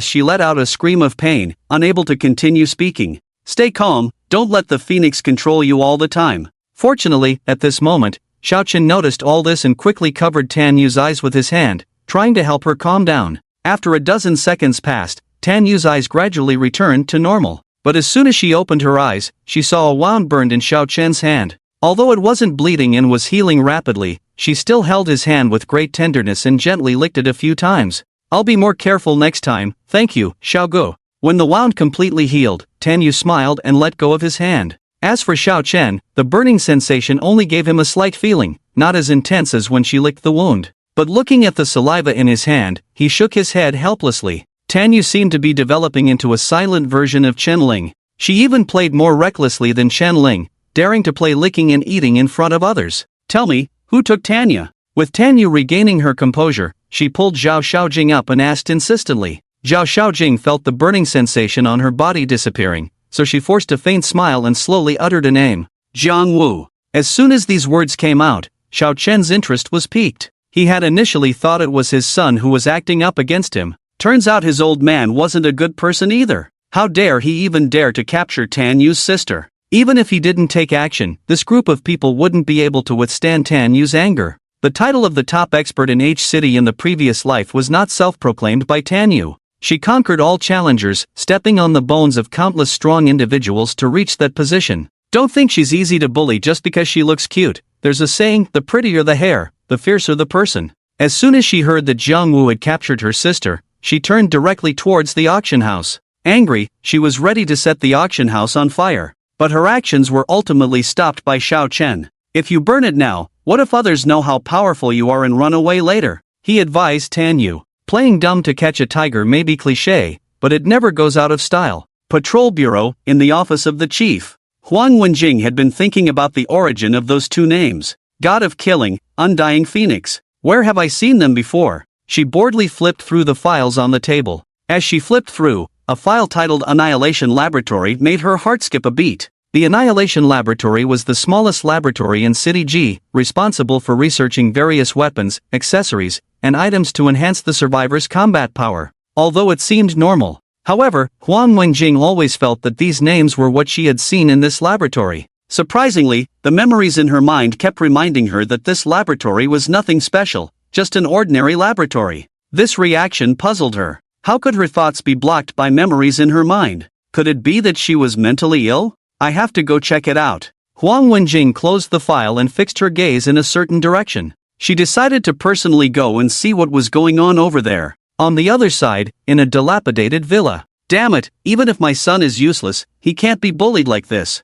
Call the brothers, if the patrol bureau wants to fight us, we won't back down. Knowing that his son Jiang Wu was knocked down on the ground, Jiang Wu's veins bulged, he slammed the table and shouted loudly. The people reporting squatting below heard this sinister remark and all shrank their necks, not daring to answer. In the apocalypse, prestige was naturally a very important thing. If Jiang Wu did not show up to make a scene today, others might not consider him a leader in a few months. After all, today everyone saw his son being beaten, and as a father, he had no reaction at all. Naturally, people would think he was a spineless second-rate person. And so, he led hundreds of people to his auction site to prepare to make a scene. Little did they know that they were not heading to a venue, but to an abyss filled with death taboos. Jiang Shi, take a group of brothers to surround the patrol station. I will take others to rescue your brother. If you see Huang Wenjing, you hold her until we come to support. Not long after the assembly of the crowd, Jiang Wu spoke to a man who looked very similar to Jiang Qing but more mature. The man nodded, then led the other half of the people in the opposite direction.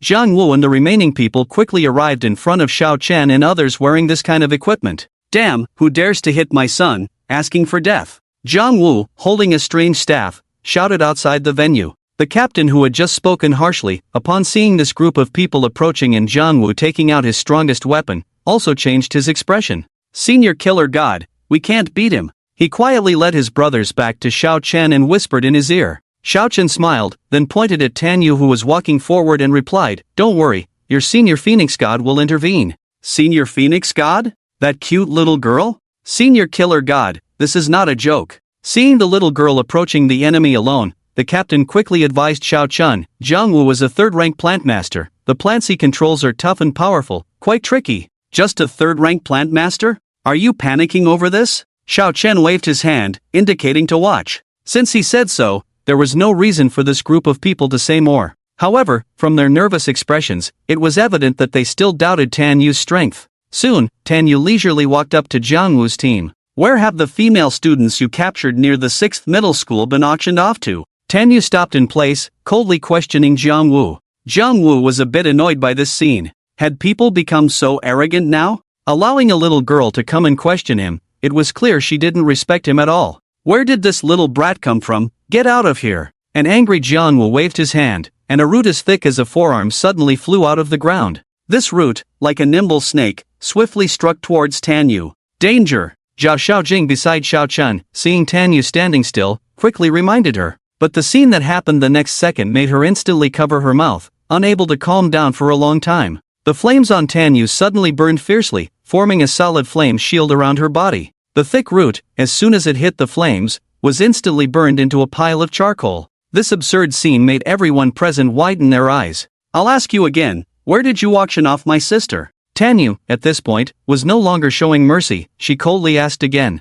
Jiangwu, unaware of the situation, was carefully pondering Tanyu's situation at this time. The other party is definitely not from this city, but the nearby cities have never heard of such a powerful little girl. So where did she come from? Moreover, he dared not mention the girl from the 6th middle school that she spoke of, because the girl they caught back then was extremely rebellious. She could nullify the talents of everyone around her. What's even more terrifying is that all monsters dare not approach her easily. If it weren't for someone offering a high reward for such individuals, they wouldn't have dared to catch her. I have no idea who captured your sister. Jiangwu, who had been thinking for a long time, decided to steer the conversation away. However, Tanyu had already decided not to give him the chance. Just as he finished answering this question, boom! Tanyu erupted with an extremely intense flame. The flame was as high as 4 to 5 meters, and Tanyu transformed into a fire spirit, controlling the flame as it swiftly shot towards Jiangwu. Wherever the flame burned, the ground turned black, and the surrounding plants withered instantly.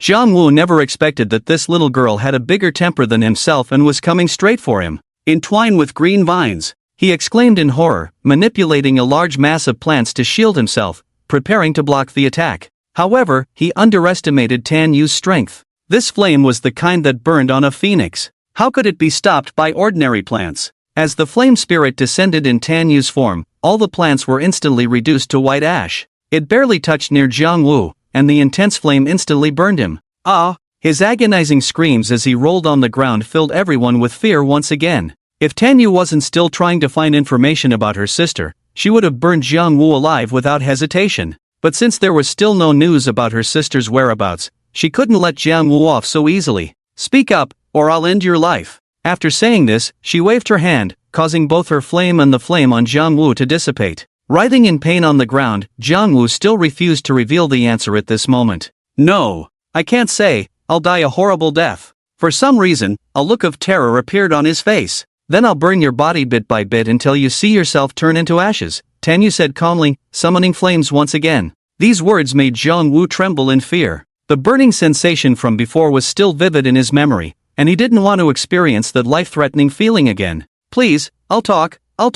He anxiously interrupted Tanyu's actions, knowing that she was finally about to reveal her sister's whereabouts. Upon hearing that the other party was finally going to disclose her sister's location, Tanyu put away the flames and prepared to listen attentively. After we caught your sister, we sent her to. Just as Tanyu was listening intently to the man's words, Jiangwu, who was halfway through his sentence, suddenly widened his eyes, coughed up blood, and died in front of everyone. The only clue was once again cut off, causing Tanyu's emotions to shift from excitement to complexity. She couldn't bear this situation. Why? Why play the riddle game? I'll burn your body to ashes and scatter your bones. She uttered these chilling words with her small body, but just as she was about to act, Xiao Chen stepped forward once again and gently embraced her in front of everyone's gaze. His death is not that simple. Let's calm down, okay? In just a few words, Tanyu, who was furious, finally managed to suppress her emotions. Her eyes were red as she turned around, feeling wronged, and sobbed in Xiao Chen's arms. Why? Why can't we find Xiaoya? Sob.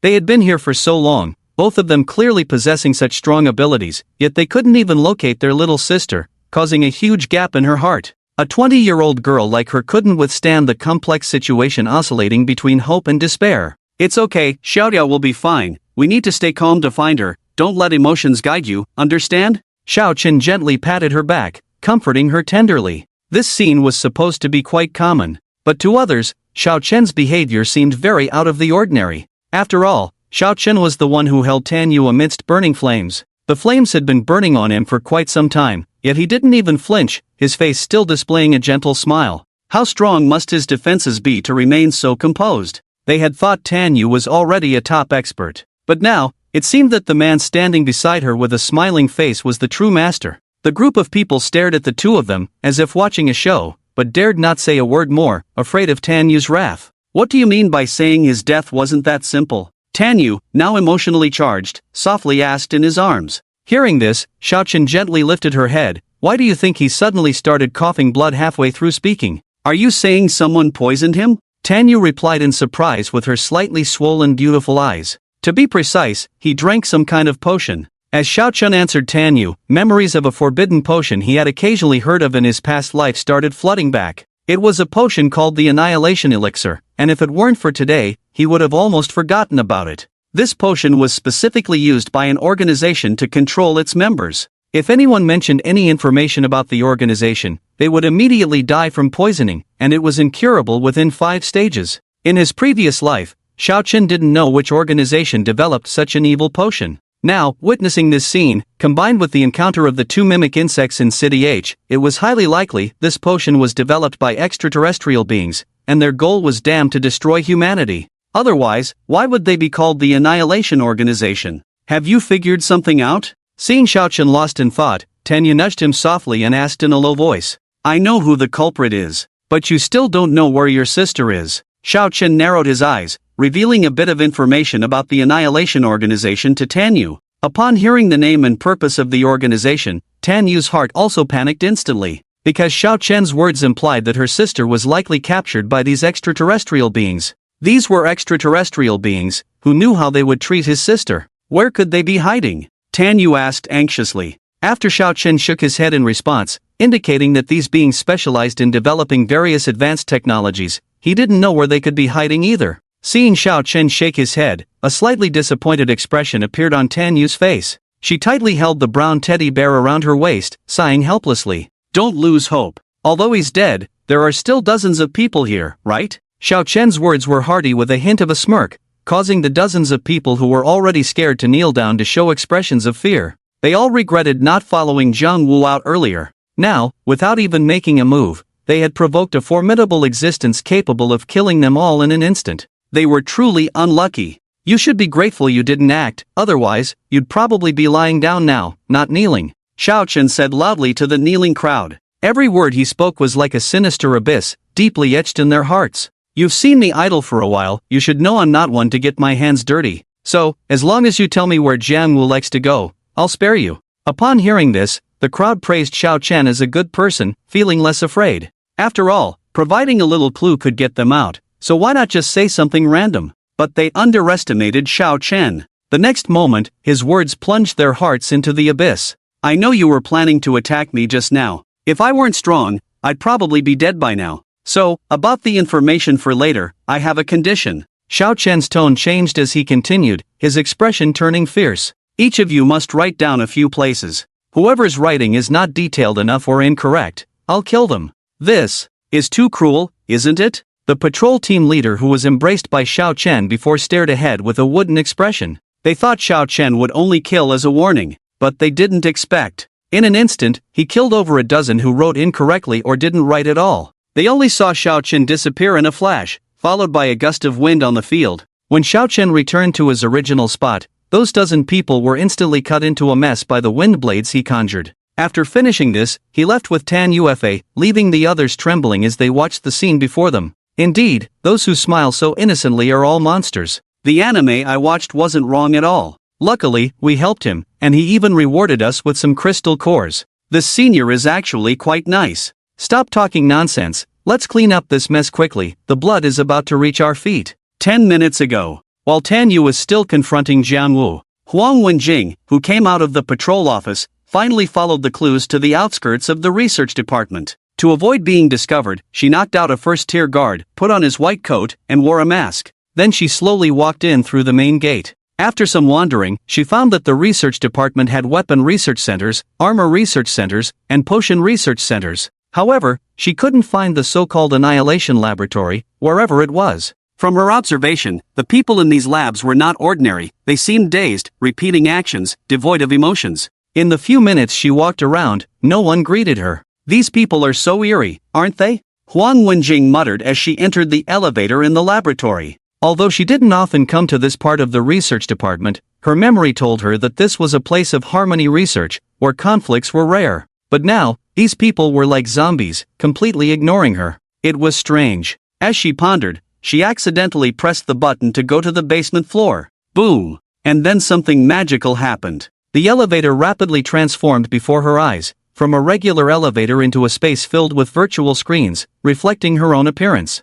Before she could react, an electronic voice sounded, "Visitor detection in progress. Warning! Warning! Unidentified third-tier intruder detected. Emergency event processing. Releasing mist." Hearing these consecutive alerts and sensing trouble, Huang Wenjing quickly drew her sword, attempting to disrupt the elevator space. However, no matter how she slashed and hacked, the space remained undamaged. Instead, it was she who was affected by the released mist. Unable to resist, Huang Wenjing ultimately fainted on the ground, losing consciousness. After she fainted, a laser quickly swept over her in the space within the mirror. Following this, there were several mechanical-style broadcasts within the space. Intruder detected as the director of the G-City Patrol Bureau. This is her third attempt to infiltrate. Due to her special identity, the termination program is temporarily modified to Memory Erasure Program. Annihilate No. 199, you are responsible for completing the program and returning her to the Patrol Bureau. After she fainted, there were several mechanical-style broadcasts in the space within the mirror. Then, a door slowly opened in the space, and a completely faceless figure in a black robe walked in slowly. Approaching Huang Wenjing, it squatted down, pinched her neck, and injected her with a strange blue potion. After Huang Wenjing twisted in pain for a while, it took out a pocket watch, pressed a button while holding her body, and both the figure in black robe and Huang Wenjing turned into a shadow, disappearing from the space within the mirror.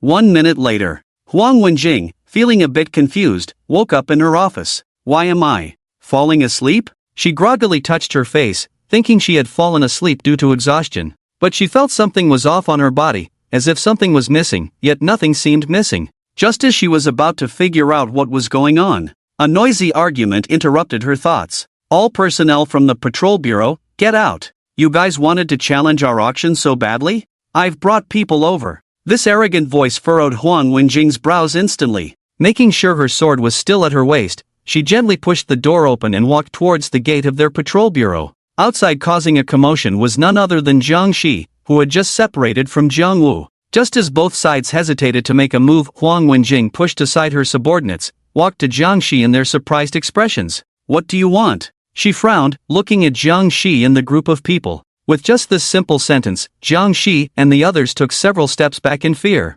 Director Huang, we didn't want trouble, it was your patrol bureau that started the fight. Although fearful, Jiang Shi managed to say this with a brave face. We only fought, we didn't kill anyone, is it worth fighting us? Huang Wenjing chuckled and asked, rubbing her forehead. This retort left Jiang Shi speechless. Isn't that the truth? In this post-apocalyptic world, isn't fighting a common occurrence? Why did her father ask her to lead an attack on the strongest force in G-City, the patrol bureau with the highest combat power? He seemed to have picked the wrong target, making her face the unbeatable warrior, the female war god. Damn, this is a trap. No, it's a trap for the son. Jiang Shi cursed inwardly, feeling like he had been tricked by his father. But there was no turning back now, so he had to engage in a verbal battle first. War goddess, this matter was actually ordered by my father, we had no choice. He had to bow his head and plead with Huang Wenjing. This humble appearance was completely different from his earlier arrogance. I don't care if it's your mistake or your father's.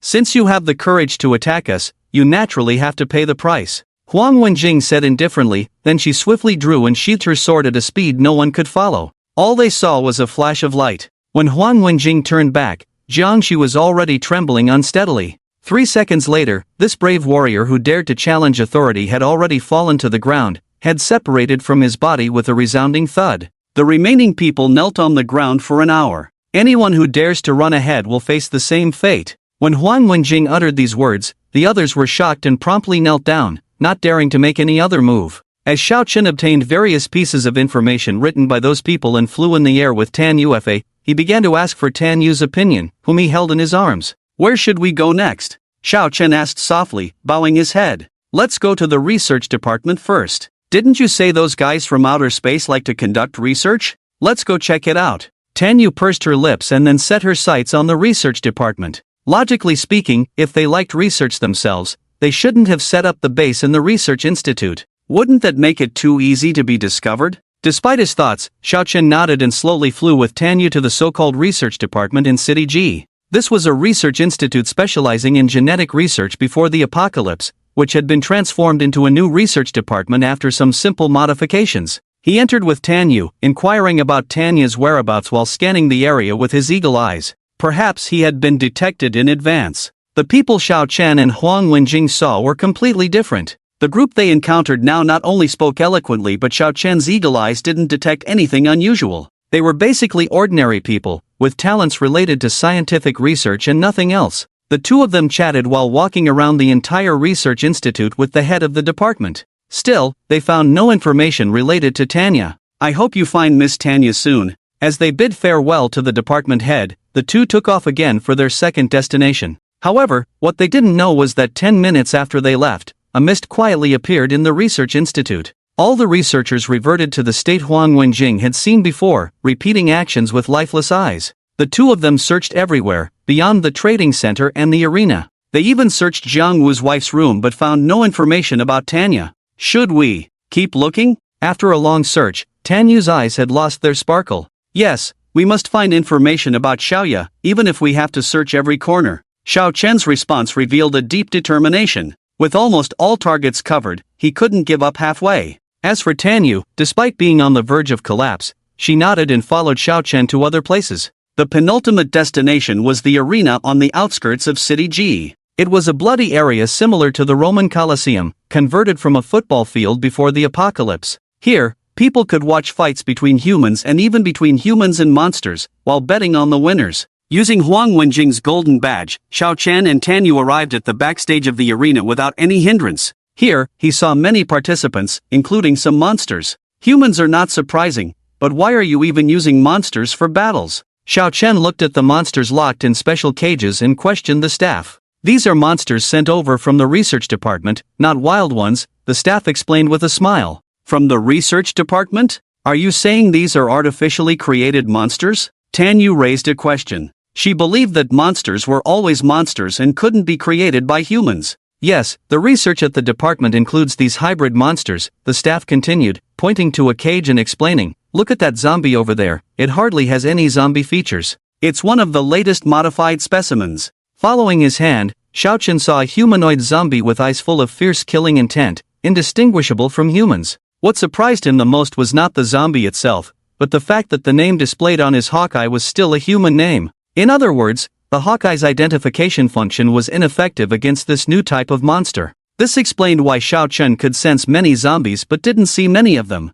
It was very likely that most of the people in City G were zombies. They just didn't know they were zombies themselves. This was why the place seemed calm but could erupt into a zombie tide in an instant. This layout is not something a mimic bug could come up with. It's more like the work of some deity, Xiao Chen thought to himself as he stared straight at the fused monster in the cage. This discovery was truly unexpected. It indicated that when he had checked the research department before, it was highly probable that the people there were also newly created human-like beings. Shiage, what's wrong? Tanyu asked him after seeing him lost in thought for so long. Xiao Chen didn't care much about this Shiage. He smiled and told Tanyu that he was fine, just found this group of monsters intriguing. Although Tanyu nodded, she also looked towards the fused monster for a long time, pondering something in her mind. As the entire arena was searched, Xiao Chen still didn't see Tanyu's name with his Hawkeye. However, he already had an answer in his heart by then. Human genes and monster genes absolutely could not be fused. Unless there was a human like Tanya who could eliminate human talents and make monsters extremely compatible.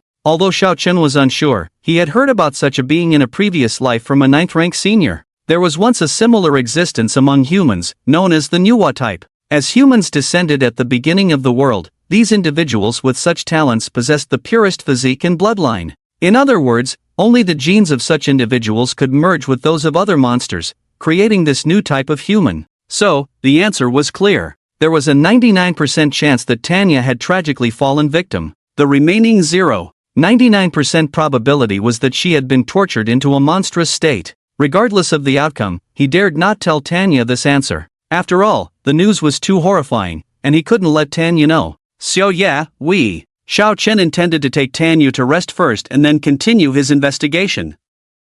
But Tanya could see through his thoughts at a glance. Can't I come? She restrained her emotions and looked at Xiao Chen with a forced calm expression. No. After a moment of silence, Xiao Chen rejected her request. The equipment made by mimic bugs always had unexpected effects, and he feared Tanya might be manipulated by the other party. Then promise me one thing. What is it? If possible, let me see Xiaoya one last time. Her voice gradually softened until she couldn't hold back her emotions anymore, tears instantly streaming down her face. Thus, after comforting Tanya, Xiao Chen decisively chose to send her to a certain inn to rest. As for himself, he planned to take a stroll at the final trading center. If he still couldn't find information about Tanya, he would have to delve back into the research department, hoping to locate the lair of those mimic bugs. With a clear goal in mind, Xiao Chen had already arrived at the so-called trading center in the blink of an eye. This was his final target for investigation. Skulls of third-rank zombies, selling cheap. Fresh blood of second-rank black cats, ward off evil and protect yourself. I won't talk about more or less. This newly released second-rank crystal core weapon from the research department, I only want 80 second-rank crystal cores. As soon as he approached this area, the familiar shouts almost made him think he had returned to the pre-apocalyptic era. Looking up, along this street of nearly hundreds of meters, there were almost only these small vendors selling along the street. In fact, without thinking, he knew that Tanya could not possibly appear in such a place. But for his promise to Tanya, he still chose to come here to personally investigate. He walked a few hundred meters along this trading street, trying to find Tanya among the street vendors. From start to finish, there was not even a single person with the surname Tan. However, just as he shook his head preparing to leave, suddenly, his left eye was hit by a sharp pain without warning, shining with intense golden light, as if telling Xiao Chen something. Even though Xiao Chen's attributes were extremely strong, he was tormented by the pain coming from his left eye. He felt as if his left eye was being forcibly plucked out, the pain unbearable. This situation lasted for more than 5 minutes, until he was sweating profusely, leaning against the wall and breathing heavily, the golden light in his eyes gradually disappearing. When he finally recovered, a message suddenly appeared in his mind. I am at your feet, find me, defeat me, and you shall possess me. It was a message forcibly inserted into his mind, carrying a sense of ancient primordial aura. Xiao Chen struggled to translate it for a while before understanding its meaning. What on earth is calling out to me so eagerly? Xiao Chen wondered as he touched his left eye. After confirming that there was no problem, he finally relaxed. At his feet? There was only a flat cement floor beneath him. But the call of that message was so intense that he had to believe there was something below. After a few seconds of silence, Xiao Chen immediately decided that he must find that thing and then confront those mimic insects in battle. Why? Because Xiao Chen used to play games a lot, and he knew a very classic saying. This saying goes, before a great battle, there must be supplies. So, once he made up his mind, he did not hesitate at all. Summoning his sky-cleaving axe with one hand, he flew into the air and struck the ground beneath him with all his might. Boom! With a powerful force erupting, a crack of unknown depth appeared in front of Xiao Chen. In the dark and chaotic crack, the voice's call became clearer and clearer. Xiao Chen had to hold his breath and, following the call, flew directly into this dark crack. 1 hour later, Tanya, who had been lying in agony in the inn, suddenly saw her sister's face outside the window. Xiaoya? She jumped out of bed in surprise, not even caring about her swollen eyes, and ran towards the window.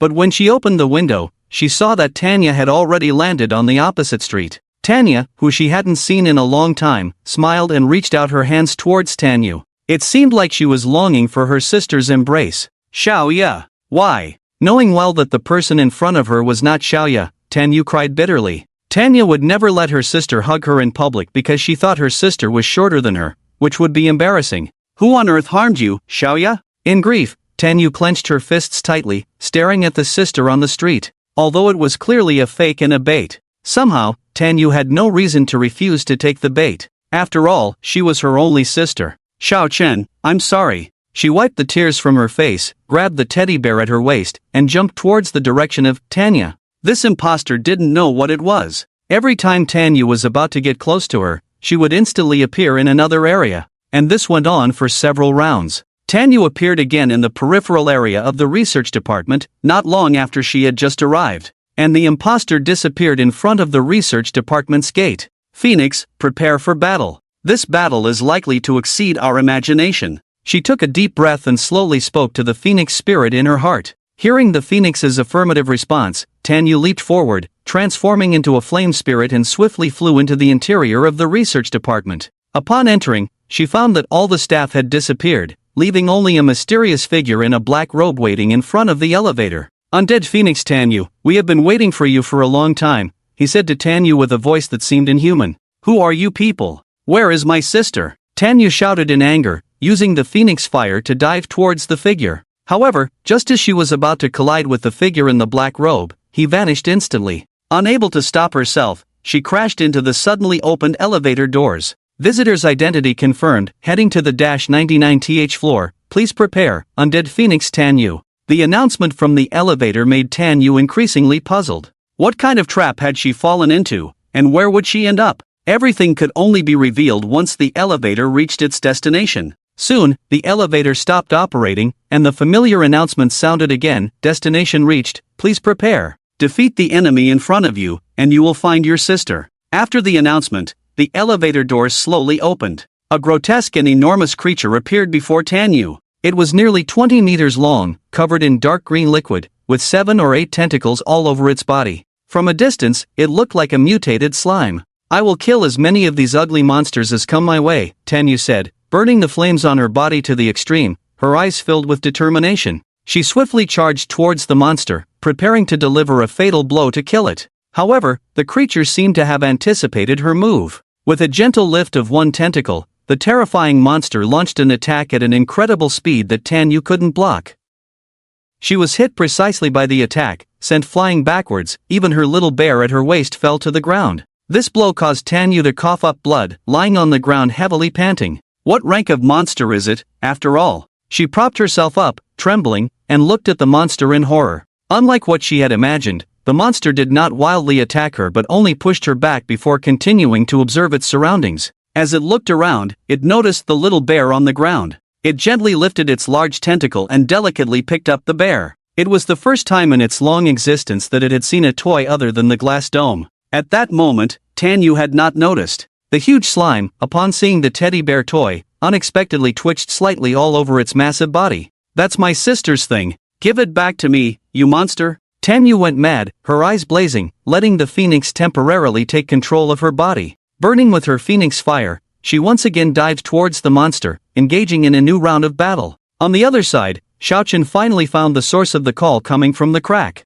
With night vision, he could clearly see a mysterious circular object as huge as a house, deeply embedded in the layers of the earth within the chaotic crack. It was inscribed with many unknown inscriptions. Chen approached it gently, intending to touch it, when a piercing voice instantly entered his ears. It was a chaotic, painful, and obscure voice that made Chen's body experience a pain akin to being torn apart. "I have come to conquer it. Inherit my power." Just as Chen was exhausted and in excruciating pain from the torment of the voice, a huge circular object suddenly emitted a sound, then it burst open right before Chen's eyes, following which, Chen saw 2 objects, one gold and one red, flying out from the shattered sphere and swiftly entering his body. The moment these 2 objects struck him, the world instantly changed colors. The clear sky was suddenly filled with heavy rain, the earth cracked, and rivers flowed backward. The world seemed to be mourning the existence of someone. This situation lasted for several minutes until Chen finally managed to eliminate the influence of the inscription, and the world returned to normal. "From now on, you are me." With the last piece of information transmitted, Chen also saw a grand scene in his mind. In that scene, in the bustling outer space, 4 large and hideous monsters were crossing the void, attacking a similarly huge human figure. The battle between the 2 sides caused turmoil in the entire void, giving rise to countless black holes. The human figure, whose face was indiscernible, single-handedly withstood all attacks and repelled the 4 monstrous creatures larger than planets. He was like a lonely guardian, once again defending this space against external threats. After everything ended, just as Chen tried hard to see the face of this powerful being, he suddenly woke up from his meditation, with 2 more pieces of information in his mind. God's left eye, the left eye that fell off after a fierce battle of a powerful deity, after a long slumber, has finally been awakened by you. With this object, you will have the ability to see through illusions. God's blood, a drop of blood left behind by a powerful deity, absorbing it will grant you a new talent, divine body. An ancient deity?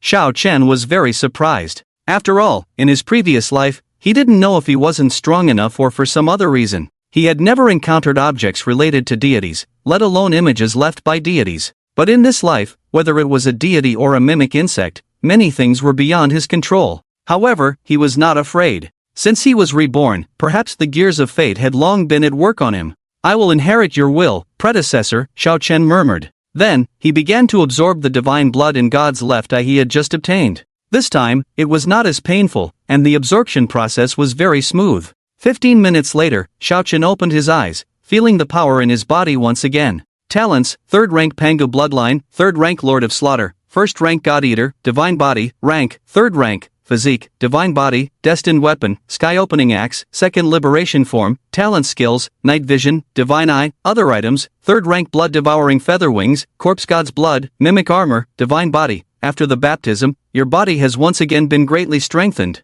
Ah, where's the display of combat power? Xiao Chen looked at his new panel and couldn't help but mutter. Whether it was because the Hawkeye was covered by the divine eye or for other reasons, the original column of combat power was suddenly removed. However, the column showing weaknesses was still there. The last time seemed to be over 2 million, now it should be estimated to be over tens of millions of combat power, Xiao Chen said with a smile as he clenched his fists. The immense power contained in his body filled him with confidence. And most importantly, now that the divine eye had the ability to see through illusions, it was time to find those damn mimic insects and settle the score. Roar! Just as Xiao Chen was planning to immediately settle the crimes committed by the mimic insects, unexpectedly, a riot broke out in City G without warning. More than half of humanity suddenly went crazy, biting the people around them like mad. They snarled, howled, then slowly gathered together and started moving in the same direction. Thousands of talented zombies ran towards the research department. This terrifying scene finally made Xiao Chen understand.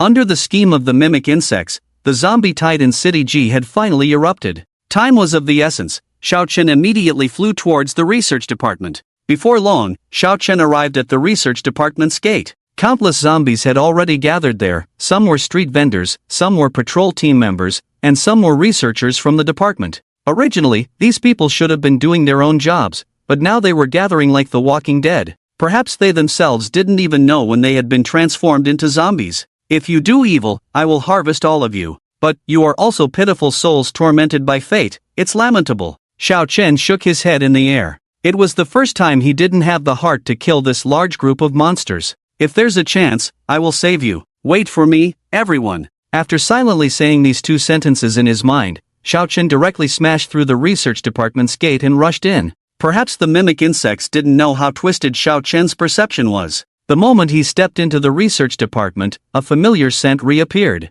Xiao Chen's eyes filled with immense anger. "How dare you abduct my little cutie?" Xiao Chen roared. Yes, the scent lingering in the air was left by Tanyu before. Tanyu should have been staying at the inn at this time, but now she suddenly appeared in this eerie research department. Xiao Chen didn't need to think, he knew she had been deceived by the mimic insects, that group of technological freaks. With a cold snort, he followed the scent source and flew directly into the elevator. Detecting. ZZZ. Just as the detection device in the elevator was about to assess Xiao Chen's situation, he had already smashed the entire elevator with a punch, emitting crackling sounds of electricity. After smashing the entire elevator to pieces, he discovered that the elevator led directly to a very deep underground area. So Xiao Chen flew rapidly through the elevator shaft towards the underground. It wasn't until he reached the -99th floor that he could clearly smell that Tanyu was just ahead. After smashing the specially made steel door in front of him with a punch, he found a fierce battle unfolding before him.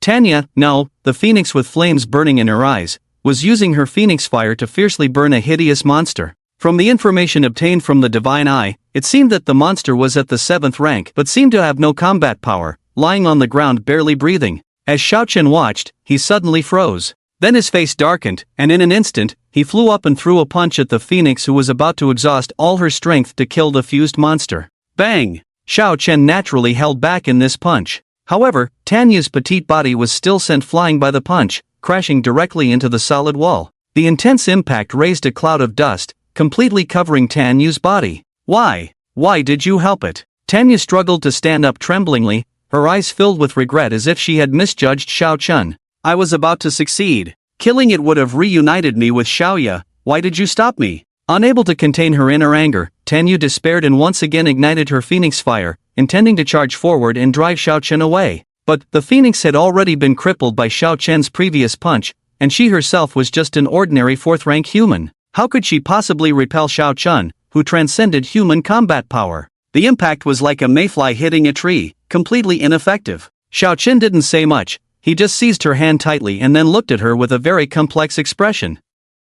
"Ha, I thought you were a good person, but it turns out you're just a puppet of those monsters." Perhaps knowing she couldn't beat Xiao Chen, Tanyu's emotions collapsed, shouting in a mix of laughter and tears. "Say something, why aren't you speaking? You're so powerful, why won't you help me find Xiaoya?" She screamed at Xiao Chen frantically, but he was still hesitating whether to tell her the truth. And so, both of them fell silent. The monsters behind them were also slowly catching their breath on the ground. Inadvertently, Tanyu caught sight of the ugly monster again, which had hidden her sister's teddy bear in its filthy body. Seeing this scene, her anger intensified, and she struggled madly, trying to break free from Xiao Chen's grip, then understanding this ugly monster. Until Xiao Chen suddenly spoke slowly before her eyes, "It is your sister." Just 7 words, but they exploded like a bomb, draining the fierce look from Tanyu's eyes. For a long time, Tanyu raised her head and murmured to Xiao Chen in great fear, "No, it can't be, it's a monster, how could it be Xiaoya? You're lying to me.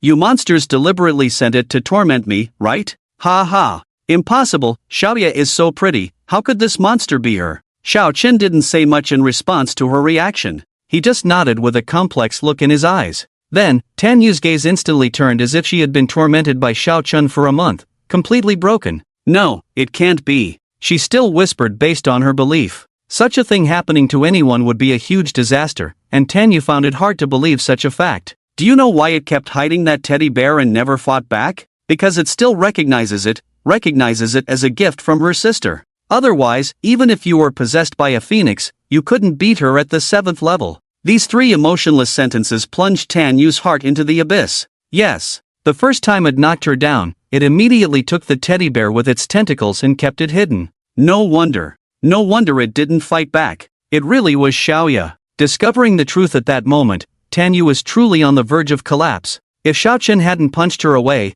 wouldn't she have unknowingly burned her most beloved sister to death? A good show of sisterly conflict, interrupted by you, how boring. I wanted to see if the sister would kill the sister, or if the sister would cruelly kill her own sister. Just as Tanyu was collapsing in an instant, unable to accept this reality, a displeasing voice echoed throughout the space. "You alien creatures, do you enjoy tormenting humans like this?" Xiao Chen embraced the stunned and unresponsive Tanyu, shouting angrily at the sight before him. "Humans! Originally, this corpse mother should have been the host for the queen, but her willpower is too strong, she doesn't even dare to trigger the corpse tide. So the queen changed her focus, it wants you to become its host." The voice echoing in the space carried a hint of anger, seemingly dissatisfied with Tanya's current situation. Hearing the term host, Xiao Chen speculated that they might be like the necromancer zombie, gaining immense power by absorbing divine blood. But the price was just too high. For example, Tanya had already turned into a monster, and the previous zombie had turned directly into a skeleton.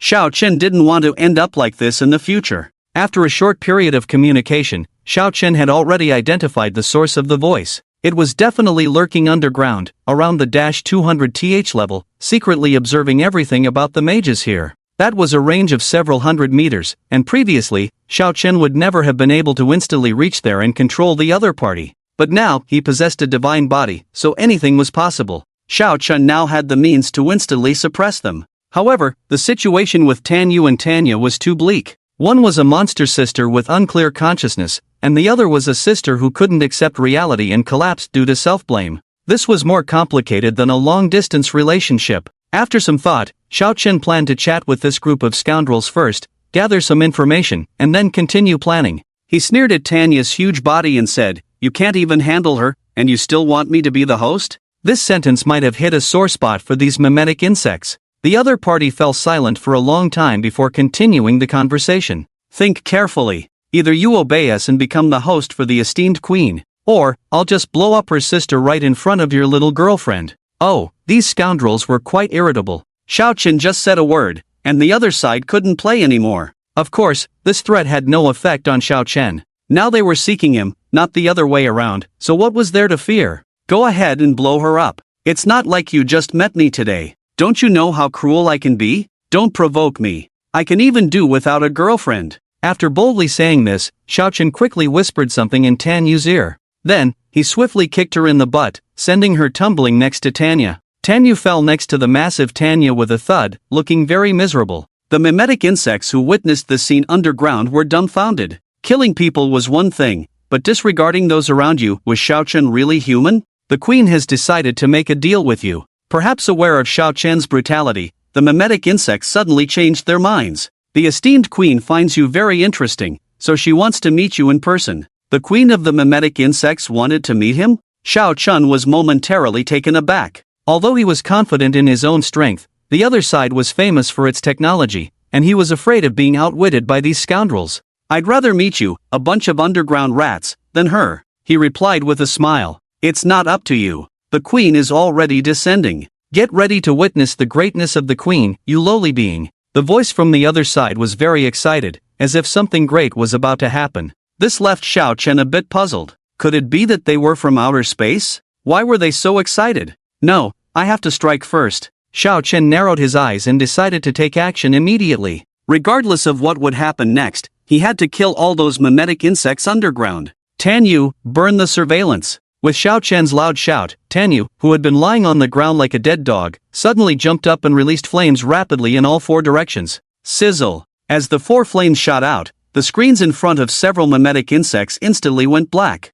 Even if you destroy the surveillance, so what? We are so far away from you. By the time you come down, we'll have already left. Several mimetic insects were still mocking Xiao Chen with laughter. Little did they know, the floor beneath their feet suddenly turned into a blood-red space. Not good, it's a domain. One mimetic insect noticed the situation and quickly tried to press a button on its watch to escape. However, Xiao Chen's blood purgatory was released too quickly. Almost at the moment they noticed their feet turning red, the blood purgatory had already formed. So when it anxiously pressed the pocket watch, it just saw Xiao Chen standing in the sky, smiling and looking at them, saying, "You seven bastards, have you figured out how you want to die?" This scene completely threw them into a panic. According to the information collected earlier, Xiao Chen's domain was not supposed to be released so far. That's why they dared to be arrogant and negotiate with Xiao Chen below. But no one expected that half an hour ago, Xiao Chen gained a body, which greatly enhanced all his abilities.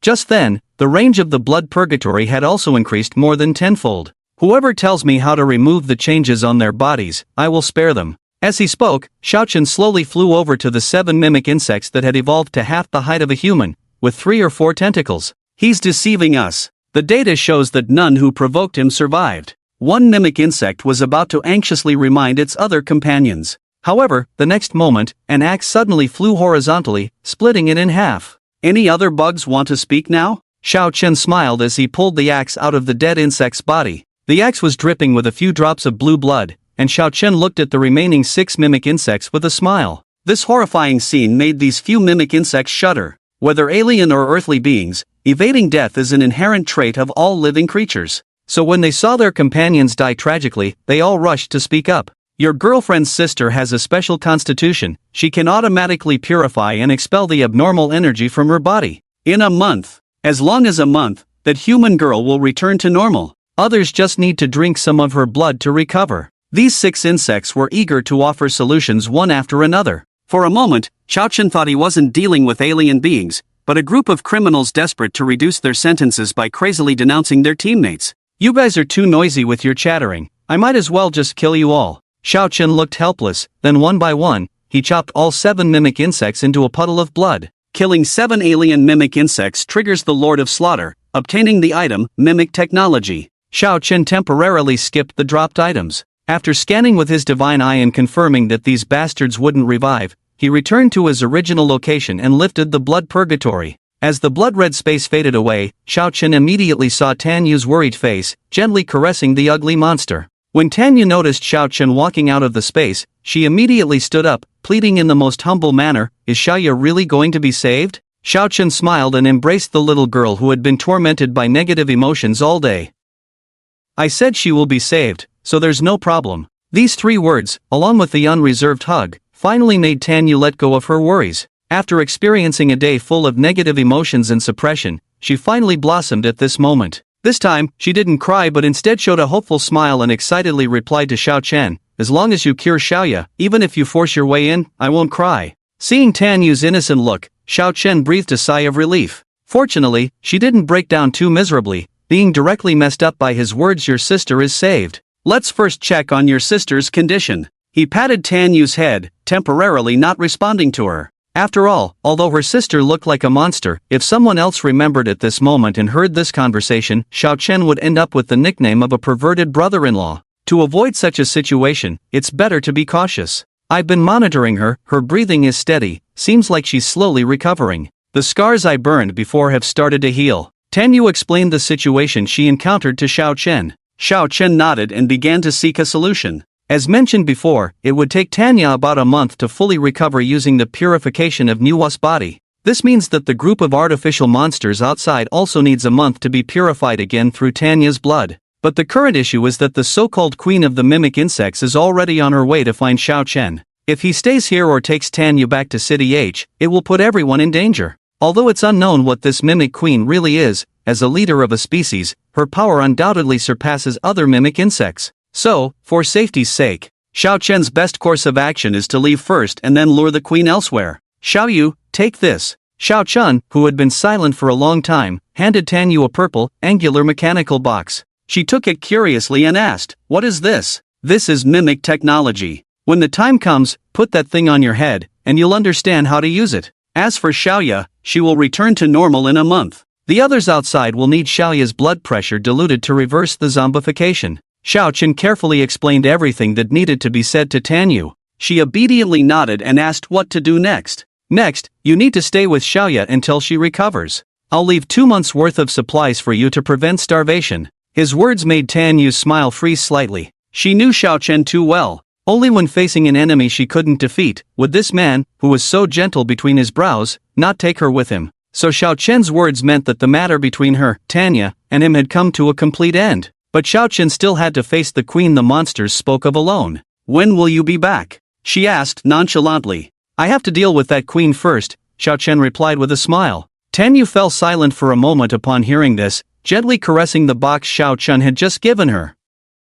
It wasn't until Xiao Chen found it strange and was about to ask her what was wrong that she cautiously spoke with an expectant tone, "Kiss." "What's that?" The sudden appearance of English, coupled with her unclear tone, momentarily puzzled Xiao Chen. "Kiss, it means a kiss. You don't even know that." Her puzzled expression as she touched her head made Tan Yu pout in annoyance. "Just this request?" Xiao Chen gently lowered his head, looking down at the adorable girl. Seeing her nod lightly, he didn't say much, just tilted his head and leaned in to kiss her cherry lips. After a while, as their lips parted, a silver thread was pulled between them. Tan Yu, who reacted first, patted her slightly red face, then told Xiao Chen he could leave. "Take care of Xiaoya." Leaving an ample supply of food, Xiao Chen smiled slightly at her and quickly flew towards the ground under her gaze. Upon reaching the ground, he looked at the zombies still roaring and gathering outside. Xiao Chen shook his head, then took out a map, ready to find a place with fewer people to meet this so-called queen. Mountain or sea?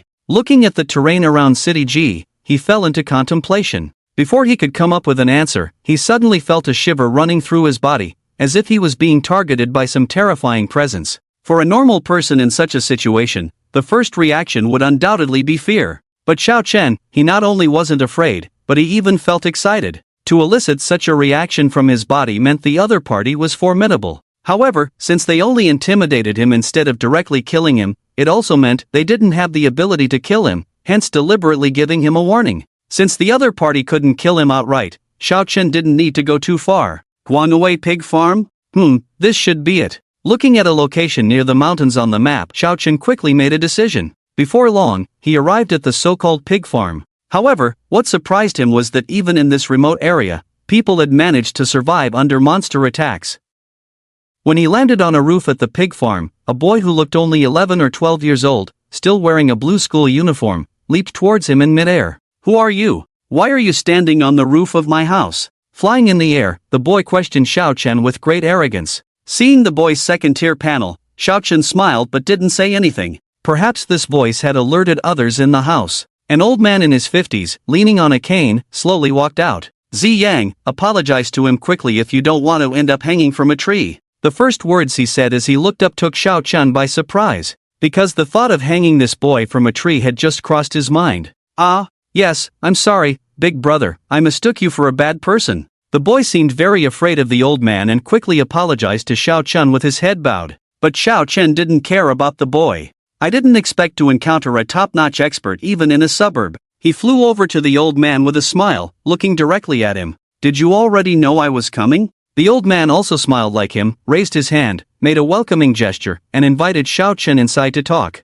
Xiao Chen stared at the talent displayed on his head. After a long time, he nodded at the old man and walked in with him. After all, he also wanted to know what the old man, a fifth tier with the talent of a great prophet, had foreseen. Stepping inside, Xiao Chen noticed a teapot already set on the table, along with 2 delicate bronze teacups. It seemed the old man had indeed foreseen his arrival. I am Bai Chenfeng, you can call me Old Bai, young Master Xiao. As soon as Xiao Chen sat down, the old man introduced himself. He nodded, and Old Bai began to make tea, pour water, wash the cups, and serve the tea. After Xiao Chen took a sip of the tea and praised its quality, Old Bai began to explain satisfactorily. As you can see, my talent is that of a great prophet. I foresaw your arrival a month ago. Old Bai's smile was warm and friendly, much like the old man next door who liked to tease children. But what Xiao Chen was more concerned about was whether Old Bai knew what would happen next. So, what will I do next? He asked Old Bai tentatively. Old Bai stroked his white beard and then smiled as he spoke. In half an hour, an extremely rare celestial phenomenon called the 7 stars in a row will occur. A giant face will instantly appear in the sky, and you will be snatched away by the enormous arm extended by this face in an instant. The smile accompanying these words made Xiao Chen feel like he was listening to a Chinese horror story. Why was Old Bai able to smile when talking about someone being snatched away? Wasn't that a bad thing? You might be wondering why I'm laughing?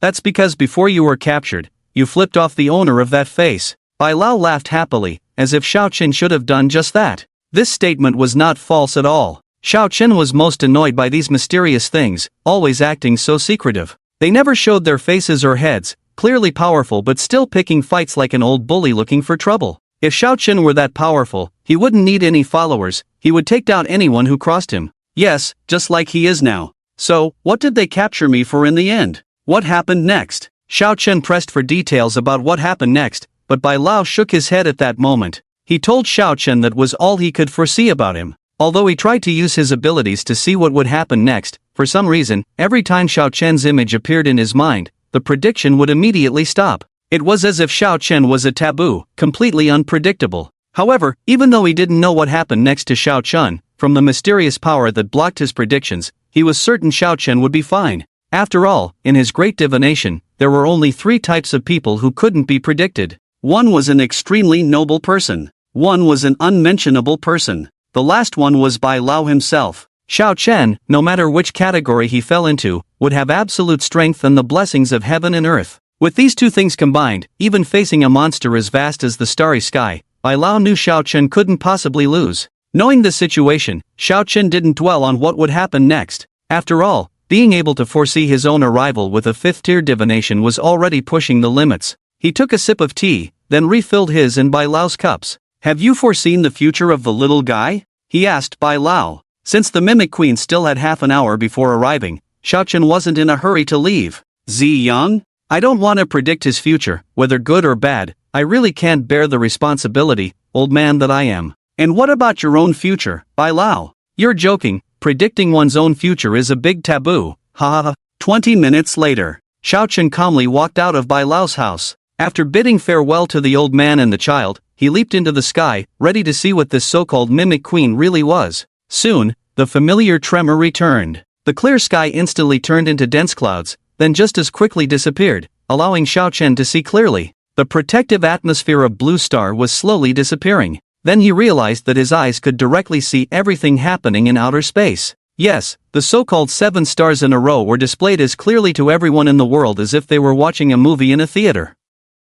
Oh my god, what's happening? Why do I see other planets moving? Is that the 7 stars in a row? Isn't that a scene that only appears in legends? What? The Dragon Balls? Everyone, summon Shinran. We can make a wish. Sorry, folks, this guy got his eyes clawed out by a dog a few days ago, just ignore him. Countless people watched in horror as the spectacle appeared in the sky, shocking them all. But what they never expected was that after the 7 stars in a row, it wasn't Shinran, it wasn't Aladdin, and it wasn't a divine blessing. It was terror, distortion, evil, a monstrous entity so huge that the entire sky could only accommodate its 2 eyes. At that moment, all humans began to flee in fear. Some even thought that the entire Blue Star was about to be destroyed, their faces frozen in expressions of despair. Of course, except for Xiao Chen. At the moment when the monster crawled out slowly from a distance, Xiao Chen had already recognized its identity. Rather than calling it the Mimic Queen, it was more like it was one of the 4 monsters defeated by that senior deity.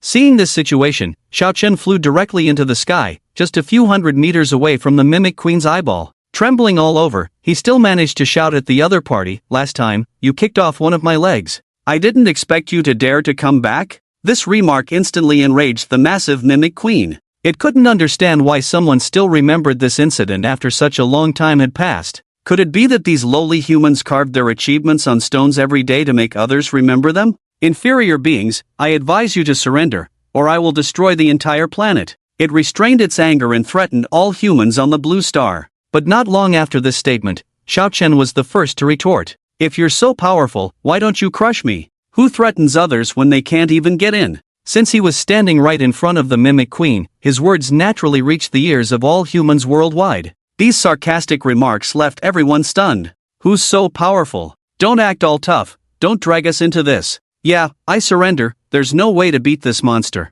You cowards, giving up without even trying? You're all useless. Regardless of the reactions below, Xiao Chen naturally didn't hold back. Because he knew that even if the other party was powerful, it definitely couldn't get in. Why? If it had that ability, it would have crushed Xiao Chen with its massive body long ago. Inferior life, you will pay the price. Xiao Chen's actions further infuriated the Mimic Queen, and this creature, resembling a black millipede, completely lost control. Don't think the protection of the planet's power will save you from me. It let out a roar that caused turmoil in the entire outer space, then used all its strength to try to break through the planet's blockade with its tentacles and kill Xiao Chen. And Xiao Chen remained calm and composed, just as the prophecy foretold. He raised a disdainful middle finger towards the massive tentacles in the sky. In front of those planet-sized tentacles, Xiao Chen's gesture seemed utterly powerless. However, this action only fueled the Mimic Queen's madness even more. As it continued to unleash its power, one massive tentacle slowly broke through outer space and gradually descended into the sky above the blue star. As the tentacle covered the entire blue star, the world instantly turned dark. It pressed down slowly, steadily, until the moment it touched Xiao Chen. The Mimic Queen swiftly used its ability to pull Xiao Chen into its space. However, before it could rejoice, a supremely powerful force of rules that it couldn't resist struck its body directly. In less than a second, its massive body shattered with a bang, then completely disintegrated, disappearing into outer space. The world quickly returned to normal, and the azure sky reappeared. Except for a group of people who knew Xiao Chen, all nervously prayed for his safety, as if nothing had happened. At that moment, in a dark purple-black space somewhere unknown, Xiao Chen was smiling and communicating with the Mimic Queen. Hey, aren't you supposed to be very powerful? Why so silent now? Although he was trapped in space, he didn't let the Mimic Queen off easy. Inferior life, you have been trapped by me here. Being stuck here for a long time, you will eventually collapse psychologically and perish. The Mimic Queen suppressed her urge to argue with Xiao Chen and calmly uttered 2 sentences.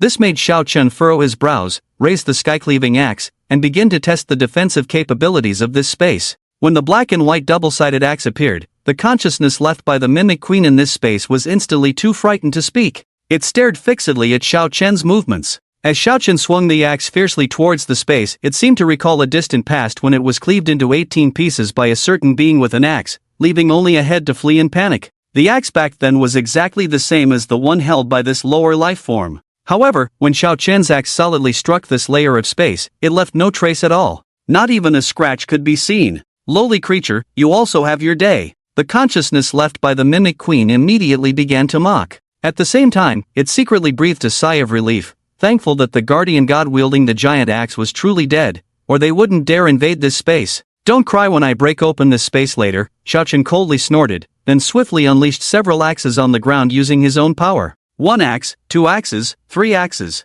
999 axes. Although his strength was almost unaffected, there was still no trace on the ground. As he continued, the Mimic Queen realized Xiao Chen couldn't leave and began to mock him frantically. The identities of the two cleverly switched. Lowly creature, don't waste your energy. Although this is just a clone created by my command, sealing off this space, but you are not weak enough to be destroyed. This statement was within Xiao Chen's expectations. No wonder the other dared to fight him to the death. It turned out that only a clone was sent.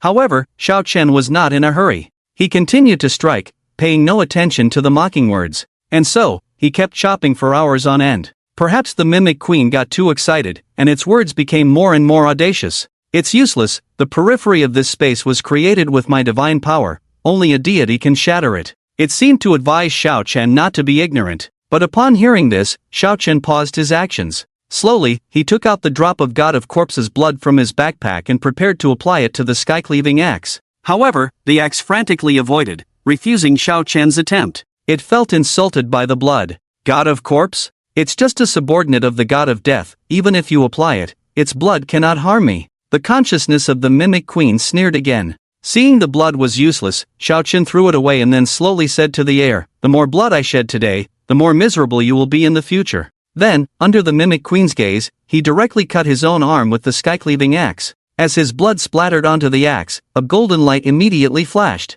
What? Impossible! The Mimic Queen let out a terrified cry because it had only seen this golden blood on one person. Yes, it was the forbidden being that had been cleaved into 18 pieces by a single axe. Xiao Chen's subsequent strikes finally had some effect. With the blessing of the divine blood, small cracks began to appear on the ground of this space. At this rate, even with 10 years, you won't be able to shatter this space. The Mimic Queen breathed a sigh of relief, grateful that Xiao Chen's level was low, limiting the effectiveness of the axe and blood. Even if he was a descendant of that being, he would still be trapped for years. If it weren't for its lack of a face, this consciousness would probably be grinning from ear to ear. However, soon after, its smile vanished. When Xiao Chen reached the 6th hour of his strike, he suddenly smiled, halting his movements. Before the Mimic Queen could start mocking, he spoke first. The divine blood might just add a bit of damage. But if I unleash the killing effect, destroying heaven and earth, how would you respond then? With a casual demeanor, Xiao Chen swung his final axe towards the ground. Boom! The effect of destroying heaven and earth triggered, shattering the entire space in an instant. At that moment, in the outer space of the blue star, it seemed like a nuclear explosion had occurred, creating a ripple. The consciousness of the Mimic Queen, along with this space, vanished completely in terror. Meanwhile, in a distant void. What? Is it him? He's back. A tremendously huge mimic insect displayed the most terrified expression of its life. This was too dreadful. They had witnessed the guardian god being shattered into pieces before daring to invade that area. But now, its fragmented consciousness informed it that the being actually had descendants. How could the Mimic Queen remain calm in such a situation? It quickly sent messages to its 3 former teammates. Death, time, elements, I am life. There's something I must warn you about. The Galaxy Guardian has a descendant carrying on his will. Hurry to my Mimic Galaxy to discuss a plan. After these messages were sent, the murky void soon revealed the shadows of 3 other monsters. God of Life, is this true? A shadow resembling a cockroach anxiously asked the Mimic Queen. God of Death, do you know that the minions recently dispatched by the corpse god were slain by him? The Mimic Queen's words made the so-called God of Death instantly quiet down. Currently, the only way is to disrupt, kill in advance, and prevent him from becoming a guardian god again, another shadow of the god of reincarnation slowly stated. I agree with the method of reincarnation, but how do we invade that area protected by the power of rules? The blurry shadow of the god of time immediately raised a question. Subsequently, they began discussing how to kill Xiao Chen before he grew stronger. However, what they didn't know was that Xiao Chen's deepest belief was not in guarding but in frenzied slaughter. Even if he became a god, he would be a god of slaughter at their doorstep, not a guardian god of the galaxy. On the other side, in the outer space of the blue star, Xiao Chen, who had just split open the entire space, floated alone in the starry sky. Vast, spectacular, mysterious, dangerous. This was the most exhilarating scene conveyed by the entire outer space. In his previous life, had he ever been to outer space? In this life, could he break through himself? Cough, cough, damn, running out of oxygen. Xiao Chen, who was pondering, suddenly realized he was still in outer space. No matter how strong his body was, at this stage, he still needed oxygen. After being trapped in that space for 6 hours, feeling a bit uncomfortable was normal. To prevent himself, a badass, from suffocating to death, Xiao Chen quickly spread his wings and his blood-red battle robe immediately carried him towards the direction of the blue star. Before long, Xiao Chen returned to the outer space of City H. It had been 2 or 3 days since he last saw Chen Lin and the others. Before going to find Tan Yu, he decided to check on Chen Lin first. Landing in the familiar villa area, it was unexpectedly quiet. The entire villa area was unusually silent, almost devoid of people. It was supposed to be noon, even if they weren't eating, it should be a rest period, so why was no one around? With a sense of doubt, he began to sense the locations of the 3 women. When he closed his eyes and sensed it slightly, he quickly found Chen Lin and the whereabouts of Xia Qianmei. Chen Lin was in the wilderness, while Xia Qianmei was at the Black Rose headquarters she had established earlier. As for Tang Muqing, Xiao Chen did not sense her presence nearby. It's worth noting that Xiao Chen's current perception covered a very wide range, not exaggerating to say it extended throughout the entire H city or even the entire island.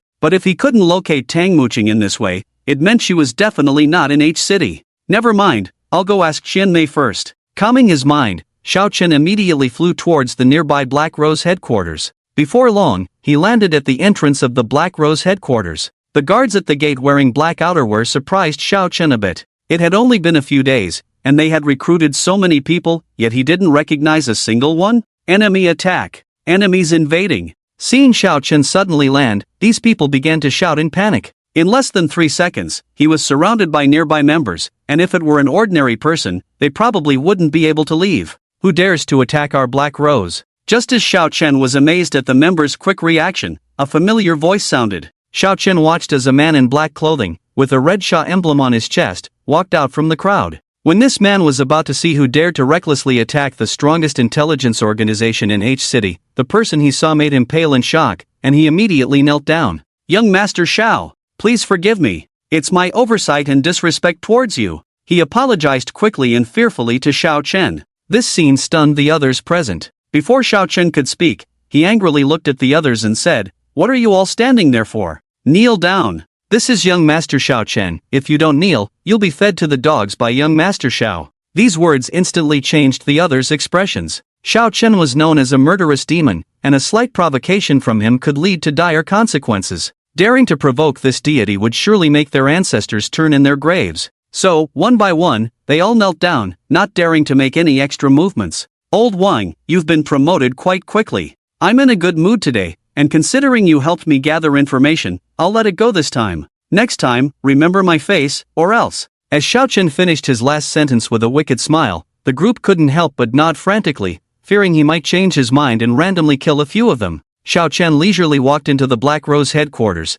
leaving the group relieved only when old Wang stood up, but his face was darker than anyone else's. He looked at the group, then at Xiao Chen walking away, and immediately started cursing loudly. "You guys really dare to play, huh? You dared to surround young Master Xiao. If I hadn't knelt down quickly, you would have met your end long ago at your parents' hands. Although I've only been here for a little over 10 days, I know how awesome young Master Xiao is." As they heard his words, the group showed unclear expressions, further fueling old Wang's anger. "Do you know about the alien creature that appeared in the sky over 10 days ago?" he asked, restraining his emotions and continuing to question the group. The appearance of that creature had shocked the world. How could they not know? They all immediately nodded. Seeing their acknowledgement, old Wang raised his hand and slapped each of them across the face. Then he shouted at them. It was young Master Xiao who stood alone in the sky facing that creature and was taken away. He's back now, which means he must have completely destroyed that monster, got it? You bunch of idiots. As Xiao Chen entered the headquarters, he quickly spotted Xia Qianmei sitting in a high position.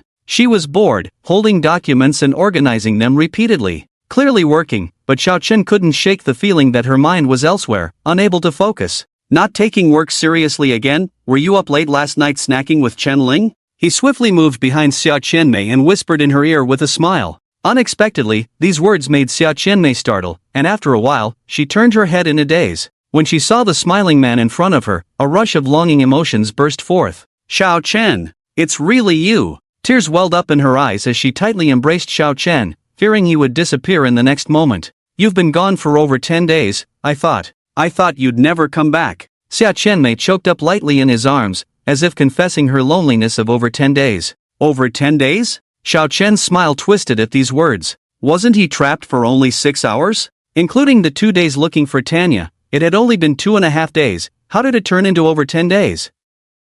"Qianmei, didn't I leave just 2.5 days ago?" He gently stroked her back, comforting her while asking, 2.5 days? You've been missing for 12 days since that monster disappeared, Xia Qianmei said with a hint of grievance, occasionally punching Xiao Chen. 12 days? Damn it, no wonder the Mimic Queen said it would take 10 or more years even if he could cut through that space. The flow of time inside was completely different from outside. If 1 hour equaled 2 days, staying inside for a day would be equivalent to 48 days. Thankfully, he ignored the Queen's taunts at the time, or he would have been truly disgusted. Mimic Queen, just wait until I catch you, Xiao Chen angrily muttered in his mind. Stealing 12 days of his time for no reason was intolerable, but for now, he should comfort these girls first. Suddenly disappearing for 12 days had indeed put a lot of psychological pressure on them. Next time, don't leave so quietly. I'd rather you stay by our side honestly than risk danger. Xiao Qianmei, who had finally calmed down, muttered a few words while tugging at Xiao Chen's clothes. Xiao Chen gently patted her head and told her that he couldn't stand others showing off or being sarcastic. If someone tried to make a fuss, he had to put them in their place. Hee, that's the Xiao Chen I like. When the familiar voice appeared, Xiao Chen knew Xiao Qianmei had disappeared. In her place was Black Rose, who was now shamelessly feeling around Xiao Chen's waist with a flirtatious smile. Can't you be a bit more reserved? Qianmei at least cried. Why are you laughing as soon as you show up? Xiao Chen pushed away Black Rose's hands with disdain, addressing her calmly. She's done crying, why should I cry? I also missed you, you know, Black Rose said, wrapping her arms around Xiao Chen's waist again. However, her gaze was fixed elsewhere, even licking her lips with a mischievous smile. How thirsty are you, Black Rose? Xiao Qianmei couldn't help but complain as she watched her. She had hoped Black Rose would exchange a few words with Xiao Chen, but this girl was getting straight to the point. She had completely ruined the image Xiao Qianmei had worked so hard to maintain. Although Xiao Qianmei also had that idea, but at least she had to endure until the evening, right? Alright, what you wanna play will be available soon. Now I have to go see other people first. Alright, then come back early in the evening. Although Black Rose had that idea, she naturally wouldn't lose her sense of propriety. She lifted her head, lightly kissed Xiao Chen, and let him go. Not long after, on a beach by the coast of City H, Xiao Chen saw Chen Lin looking desolate, staring blankly at the beach. She sat on the ground bored, hugging her legs, occasionally using her eyes to control the small pebbles next to her to throw into the sea. This was the new spirit she obtained when she was at the 4th level, a monkey spirit that allowed her to use telekinesis. Perhaps because she often came to the sea area, in the sea area before her, a pile of pebbles half the height of a person had already been stacked up. It seemed that when she was not around, even her originally lively personality had become much quieter. Ling Ling? I'm back, Xiao Chen called out softly as he stood up. Like Xiao Qianmei, upon hearing these words, Chen Ling was first stunned, then quickly got up and turned around in surprise. However, to Xiao Chen's surprise, she didn't cry but ran over angrily. After fiercely pouncing on him, Chen Ling pushed his shoulder aside and bit him. Ouch, are you a dog? Why are you biting people? Although he didn't really feel any pain, Xiao Chen still cooperated by calling out. Just keep biting. I'll bite you, you heartless man. Chen Ling vented her anger on him for a while until his chest was covered in her saliva, then she snorted coldly and stopped. Where have you been? She calmed herself down, wiped away her tears discreetly, and asked while sneaking a glance. Xiao Chen then hugged her and sat by the sea, slowly recounting his experiences of the past few days to her. First, he encountered a mimic insect with Tanyu in City G. Then he found a way to save her sister using a strategy. After that, due to taunting the mimic queen, she preferred to sacrifice her own clone to imprison Xiao Chen. Finally, he spent 6 hours in the space and found out that 12 days had passed when he came out. As Chen Ling listened to Xiao Chen's story, her expression changed from frowning to surprised, then frightened, and finally to delighted. With each word Xiao Chen spoke, she subconsciously worried whether he had encountered danger again. Fortunately, judging from the current outcome, Xiao Chen not only was safe but also had many adventures. Did you touch Xiao Yu? Chen Ling, who had been silent for a long time, suddenly asked. No, I'm not that kind of person, Xiao Chen replied truthfully, as he really hadn't done anything. He initially thought it was just a casual question, but upon hearing his answer, Chen Ling immediately stood up with a smile, then transformed into the appearance of Tanyu with a turn. If you didn't touch her, do you want to try the feeling in advance? Xiao Gij, the familiar voice, familiar appearance, familiar petite figure made Xiao Chen exclaim, wow, can you play like this? 3 hours later, Xiao Chen returned to the villa holding Tanyu. In fact, he hadn't done anything just now, he had just played in the water with the Tanyu transformed by Chen Ling for 3 hours. It's just that the weather was too hot, and the other party fainted from heatstroke. Well, it must be like this, definitely not because he forced her and made her faint. After laying Chen Ling down and tucking her in gently, Xiao Chen set off for City G to find Tang Muqing, who had disappeared, and the Tanyu who was protecting her sister. When he was playing in the water with Chen Ling just now, she had told him. Tang Muqing, who was worried about the safety of Tanyu and Xiao Chen, had gone to City G alone a week ago. When Xiao Chen asked her how Tang Muqing had passed through the sea area, Chen Ling pursed her lips and said that they had already brought in other architects to restore the entire cross-sea bridge. When Xiao Chen flew to the location of the cross-sea bridge, he indeed found a group of people inspecting the pedestrians coming and going at both ends of the bridge. The entire cross-sea bridge looked exactly the same as it did before the arrival of the apocalypse. It seems that these girls are quite visionary, Xiao Chen sighed as he looked at the bridge. Shortly after, Xiao Chen finally arrived in City G and found Tan Yu and Tang mooching on the -99th floor. The two of them still teased Xiao Chen for a while before finally getting down to business. During these 12 days, Tan Yu actually self-studied mimetic technology and successfully made a restorative potion with some materials left in the laboratory. Her sister, Tanya, had already fully recovered 2 days ago. Come, let me show you. Tan Yu excitedly pulled Xiao Chen towards the depths of the laboratory. In something resembling a nutrient tank, Xiao Chen saw a girl who looked similar to Tan Yu but was more than 20 centimeters taller. She's too weak, so I can only let her recover for a few more days. Luckily, Mooching's sister has been keeping me company these days, otherwise I would have been so bored alone, Tan Yu said, then suddenly smiled and hugged Tang Mooching's shoulder. Tang Mooching affectionately glanced at Tan Yu before turning her gaze to Xiao Chen. Xiao Go, what should we do next? She asked. When Xiao Chen was not around, she could make decisions herself, but now that Xiao Chen had returned, they naturally had to follow his lead. Xiao Chen looked at Tanya's appearance and pondered for a while. Since he had never met Tanya before and she was a young person, Xiao Chen naturally couldn't take her back to the villa. After all, she was not an adult like Tanyu, so according to Xiao Chen's principles, even if she went to City H, she could only stay next door, not with them. Let's stay here for a few more days, wait for Shaya to wake up, restore all the people in City G, and then go back. After some contemplation, Xiao Chen finally made a decision. And so, 7 days flew by. Xiao Chen had already brought the now recovered Tanya back to City H. During these days, Xiao Chen immediately had Tanya use mimetic technology to set up a protective layer around his villa. This way, people outside couldn't hear what was happening inside or see the situation inside. The reason for doing this, of course, was because he liked to play in the swimming pool with a few women. By the way, the first time Tanyu played in the water with Xiao Chen a few nights ago, she didn't cry. But she did faint directly from the pain, just like the simulated situation with Chen Lin at the time. However, she got better afterwards, and now she was fine playing in the water with Xiao Chen every day. Inside the villa's swimming pool, 4 women were each wearing black and white swimsuits, lying by the poolside, some sunbathing, some playing in the water. Xiao Chen was lying on a chair sunbathing. Hee, guess if I'm Black Rose, the one with the best touch, or the cutest Ling Ling? A woman who looked like Xia Qianmei came to Xiao Chen with a smile and asked. At first, Xiao Chen wanted to guess, but then he suddenly realized that he could just accept them all. So, with a mischievous look, he directly hugged her and the two of them fell into the swimming pool together. A new battle began once again. The next day, Xiao Chen started to ponder the information about the 4 monsters. Indulging too much in tenderness would only make him lose his will to kill. After a simple breakfast, he began to sort out what had happened before. When he shattered that space last time, the Lord of Slaughter actually dropped something, but Xiao Chen had been too afraid to take it out. After all, this thing looks a bit sinister. Breath of the Evil God deceptive type item can make you acquire the aura of an alien evil god. The name and description of this item don't seem that scary, but in reality, its appearance is a black and red book, covered with all kinds of miscellaneous hairs and eyes. It looks very eerie. At first, Xiao Chen really didn't want to use this thing, but then he thought, those 4 monsters have been eyeing the blue star for so long, he couldn't let them succeed. In order to find answers, to find the subordinates brought in by this group of monsters,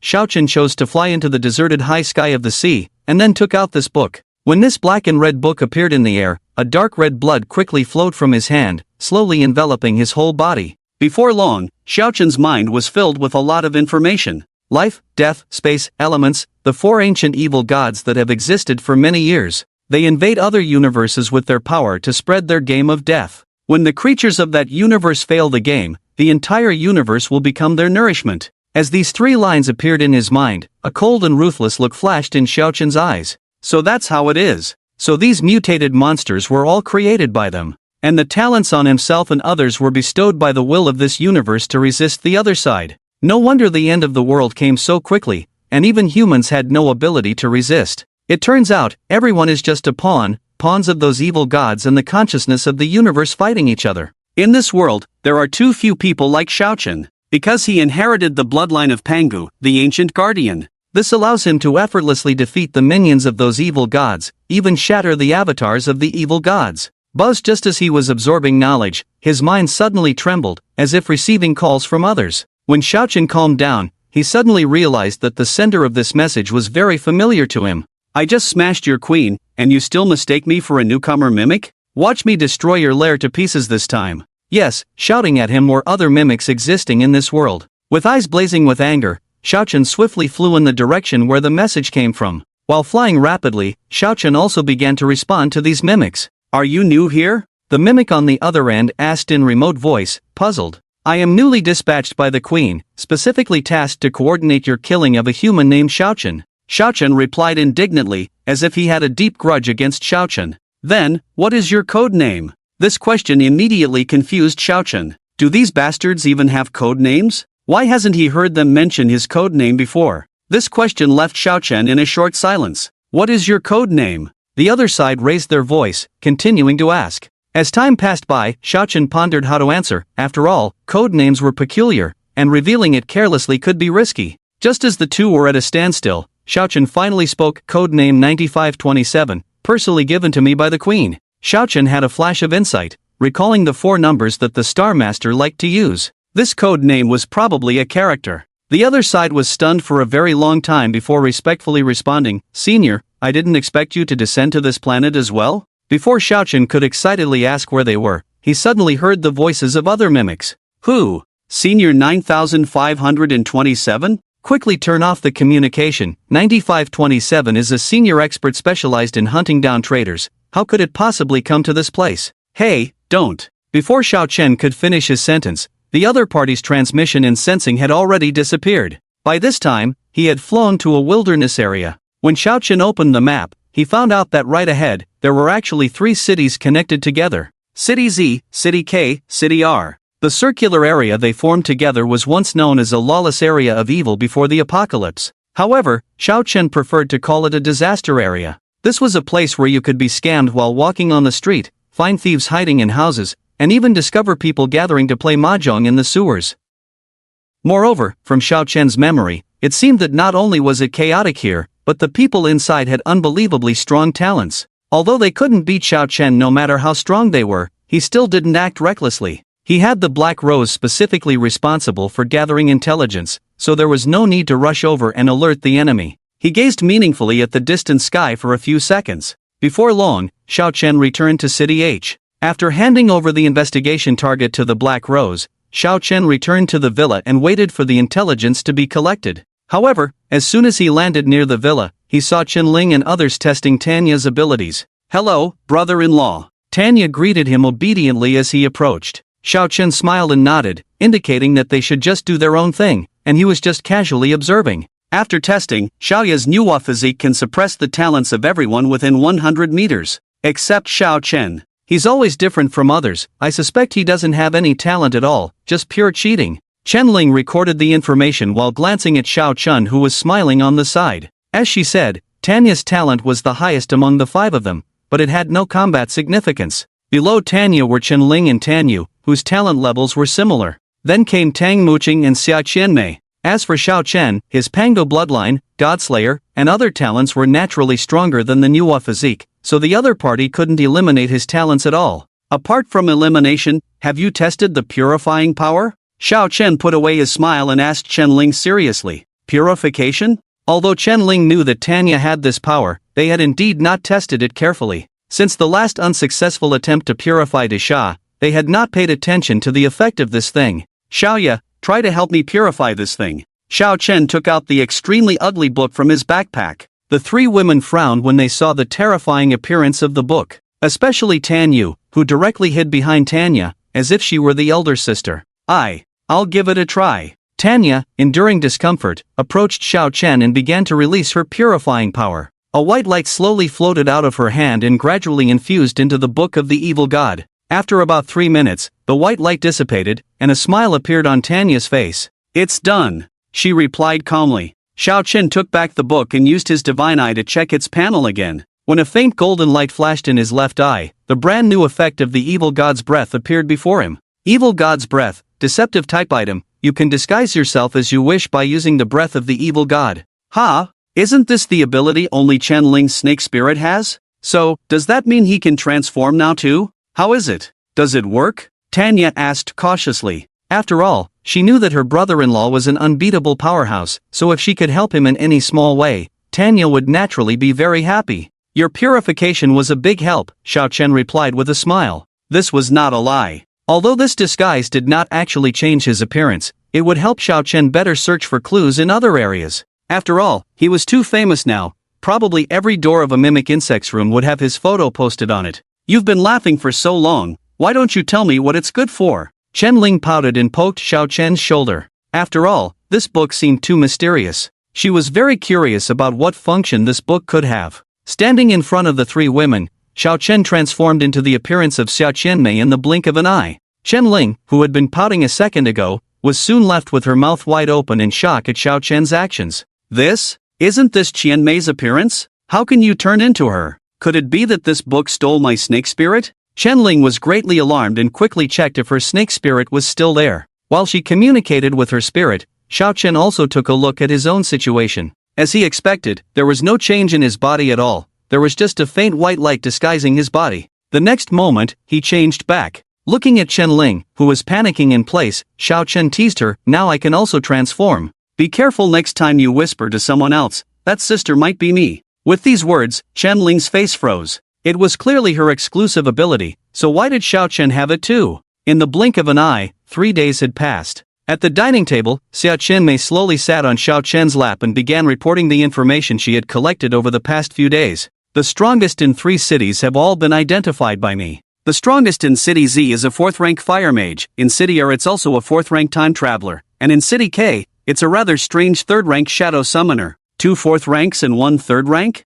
Dealing with this group of people was too easy for him. How is the investigation into the organization going? Xiao Chen inquired. Xiao Chen had no interest in who was the strongest, after all, no one could beat him. His only goal was to see if the mimic insects were in that area. Analyzing whether the mimic insects were in that area was actually quite simple. It mainly depended on which area had higher technology, as the mimic insects liked to play with technology. Regarding the organization, the most famous one is called the Scavengers, and their headquarters seems to be in what you call the disaster zone. With just one organization, it meant that each of the other 3 cities had their own factions, managing their respective cities. As for the so-called technology, I didn't find anything related in the intelligence, Xia Qianmei reported while running her hand over Xiao Chen's body. She was becoming bolder now, daring to do such things with everyone watching. If the others were not around, would she end up playing with Xiao Chen? Ahem, mind your manners, a certain man pretended to be serious as he held Xia Qianmei's hand. Any other clues? Ignoring Xia Qianmei's frown, he continued to inquire. Upon hearing this, she leaned against Xiao Chen's shoulder decisively, lightly raised her beautiful eyes, and began to recall. Soon, she looked up excitedly and said to Xiao Chen, "I remembered. Black Rose said that someone had caused trouble near the Cross-Sea Bridge in the afternoon, claiming to be from City R. Ha! Someone from City R could walk to the seaside and even greet the guards at the Cross-Sea Bridge? It's a bit unbelievable. You brought the Black Rose out. I want to hear the specifics," Xiao Chen replied to Xia Qianmei. It was crucial to hear all the details of the matter so Xiao Chen could judge how the other party had arrived. Okay. Xia Qianmei obediently communicated with the Black Rose in her heart. In no time, the one sitting on Xiao Chen's lap had transformed into the enchanting and charming Black Rose. As soon as she appeared, the first thing she did was to unbutton Xiao Chen's shirt and take a deep breath of his scent. After feeling satisfied, she finally smiled contentedly. "Stop sucking, Xiaogu is asking you about serious matters." Chen Lin pulled the Black Rose off Xiao Chen's lap. "No decency, don't you see so many sisters watching?" The Black Rose pursed her lips, about to retort Chen Ling's words, but unexpectedly found out that Chen Ling wasn't pulling her off to tell a story but because she wanted to sit on Xiao Chen's lap herself. Oomph, cunning woman. Unable to resist Chen Ling, the Black Rose reluctantly began recounting the events of the afternoon. That person appeared directly from the sky. He was wearing a blue mage robe, holding a book in his hand, and opened a teleportation array like a mage. But he must be quite clumsy, as the guards at the time said he stumbled when he landed on the ground. Teleportation arrays, mages, these were all normal things. But why was he holding a book? Normally, you wouldn't need a book if you were using talents, right? What did he say after landing? Xiao Chen grabbed Chen Ling's wandering hand and continued to inquire. He said he was a scout from City R, asking us to deliver supplies to them regularly. Otherwise, they would launch a full-scale attack on our City H. Perhaps the way he spoke was too funny at the time. The Black Rose started laughing as she spoke. Before I could even make a move, the guards beat him half to death. If he hadn't opened the teleportation gate and run away quickly, we could have caught him alive. If such an incompetent person could be a scout, it meant there weren't many mages on the other side. But what was the deal with that book? In the past, talented mages didn't fly around with a book, because in this world, there were no magic scrolls or the like. There were just too many questions, and Xiao Chen finally couldn't be bothered to think about it. Since the other side was so arrogant, they would surely come again. So Xiao Chen immediately decided to have them take turns guarding the bridge for a few days. As for himself, he was preparing to go alone to the disaster area to see what was really happening there. The next day, everything went as Xiao Chen had arranged. After bidding farewell to Xiao Chen, Chen Lin, holding a bun, slid on the dirt and arrived at the edge of the cross-sea bridge early. "Miss Chen, good morning. Are you out hunting monsters so early today, miss?" These buns must have been made by young Master Xiao himself, they smell so good. She met many people on the way, all cheerfully greeting her. Since Xiao Chen had left, the three sisters who had nothing to do casually had Wang Ming directly unify the entire city H. As a result, now whenever she went out, almost everyone she met would greet her proactively. After exchanging polite smiles with them, Chen Lin didn't stop but continued sliding towards the direction of the cross-sea bridge. About 3 minutes later, she reached her destination. As the only entrance and exit of City H, the cross-sea bridge was always bustling with people. When she arrived on the bridge, the entrance on the other side was already open, and guards were checking the identities of passers-by. Finding it troublesome to watch from below the bridge, she grabbed a railing on the bridge, exerted herself, and jumped straight to the top of the bridge. This conspicuous scene happened to be seen by passers-by on the road, especially those who were trading in City H for the first time, who started discussing it. "Hey, look up there, there's a girl, she's so arrogant. Aren't these guards doing anything about her? What's going on?" One person who knew Chen Lin quickly pressed the heads of the two and angrily whispered in their ears, "You two are looking for trouble. That's one of the strongest women in City H, capable of crushing third-tier monsters barehanded. You value your lives, and so do I." These words made one of them sober up, but the other looked at Chen Lin with a disdainful expression. "She's just a woman, how tough can she be? Don't be afraid." However, just as he finished speaking,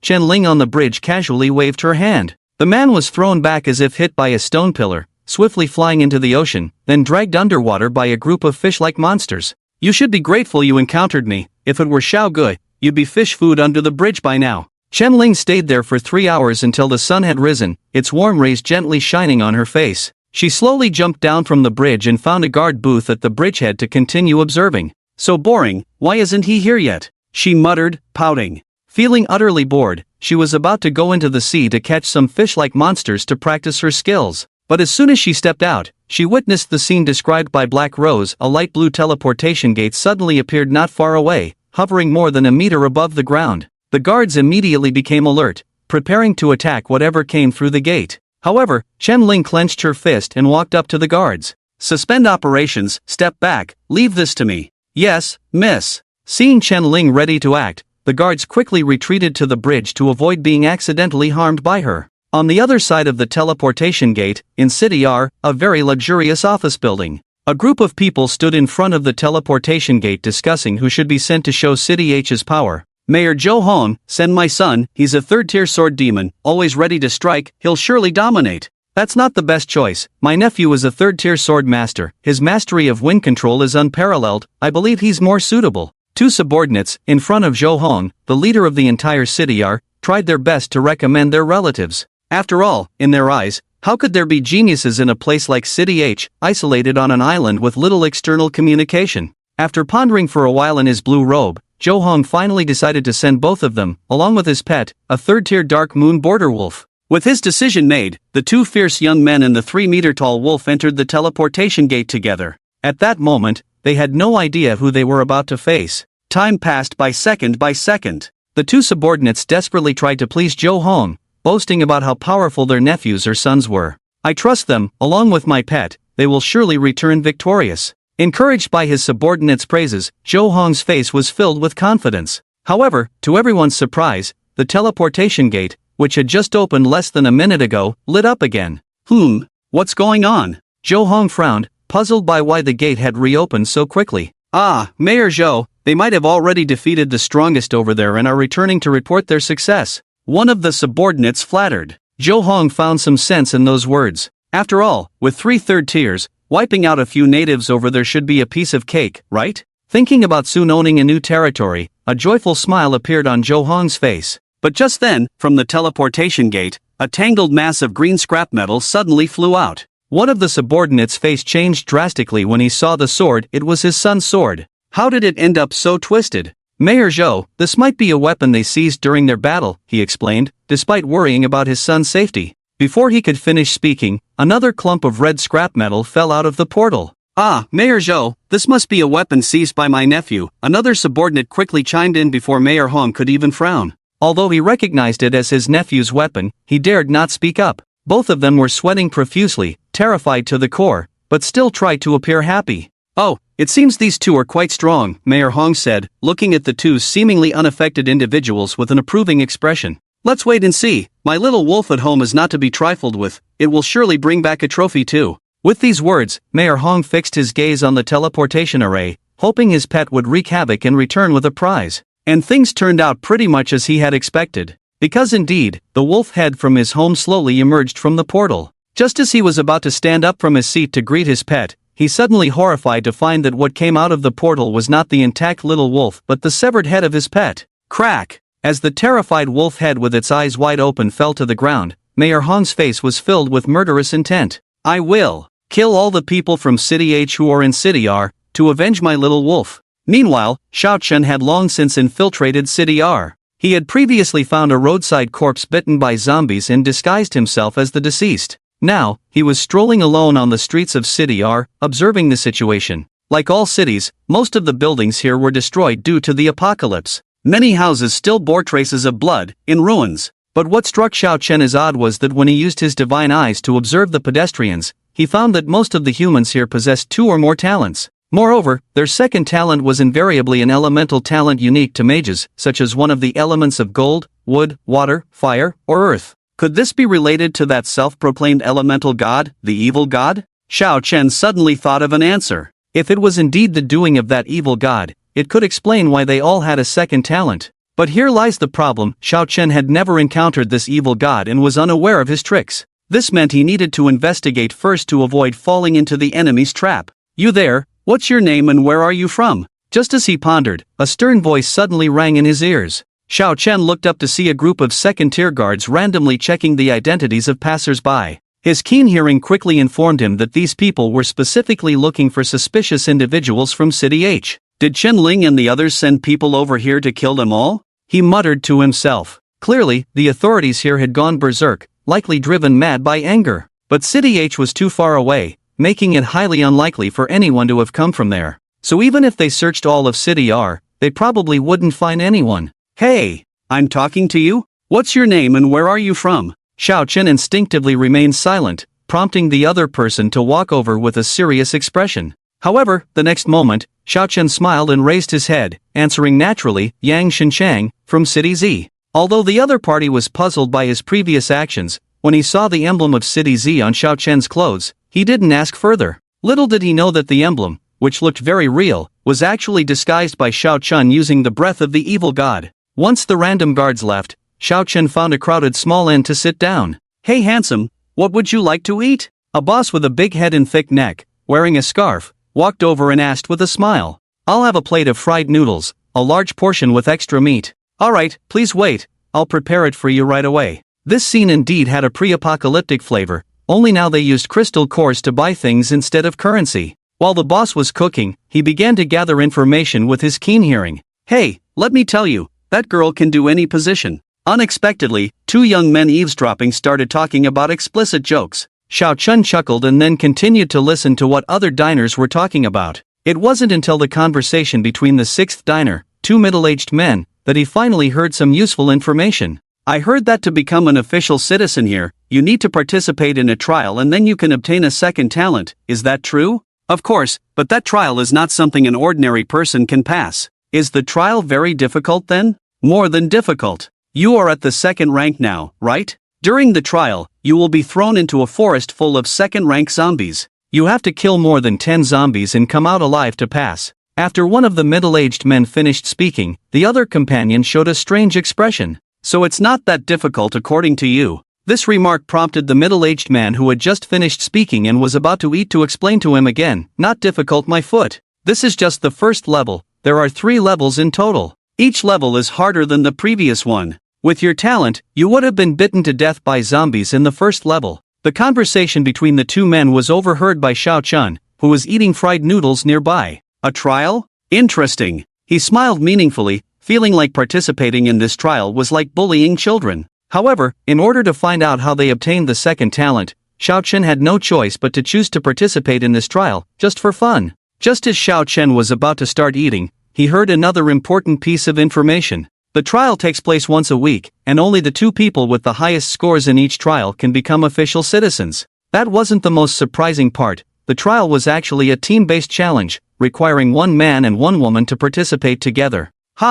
What kind of selection process is this? Xiao Chen, who had spent over 10 years in the post-apocalyptic world, had never seen a selection process like this before. He clearly remembered that in his previous life, when he first came here 3 years later, the place was in chaos, with the city divided into 7 or 8 organizations. As he had mentioned before, anyone walking on the streets would surely be robbed by 7 or 8 organizations working together. At that time, there was no sense of morality or justice here. But now, things were obviously different from the situation he had encountered in his previous life. Brother, what should I do if I don't have a female partner for the trial? After finishing his meal and placing a first-rank crystal core on the table, Xiao Chen asked the boss. The boss took the crystal core, looked at the emblem on Xiao Chen's chest, confirmed that he was not from a distant place, and then smiled as he replied, "Oh, you can't make it in City Z and came here to try your luck? Actually, the trials in the 3 cities are similar, you might as well try your luck with the scavengers over there." The boss first tried to persuade him, but seeing Xiao Chen's determined expression, he could only sigh.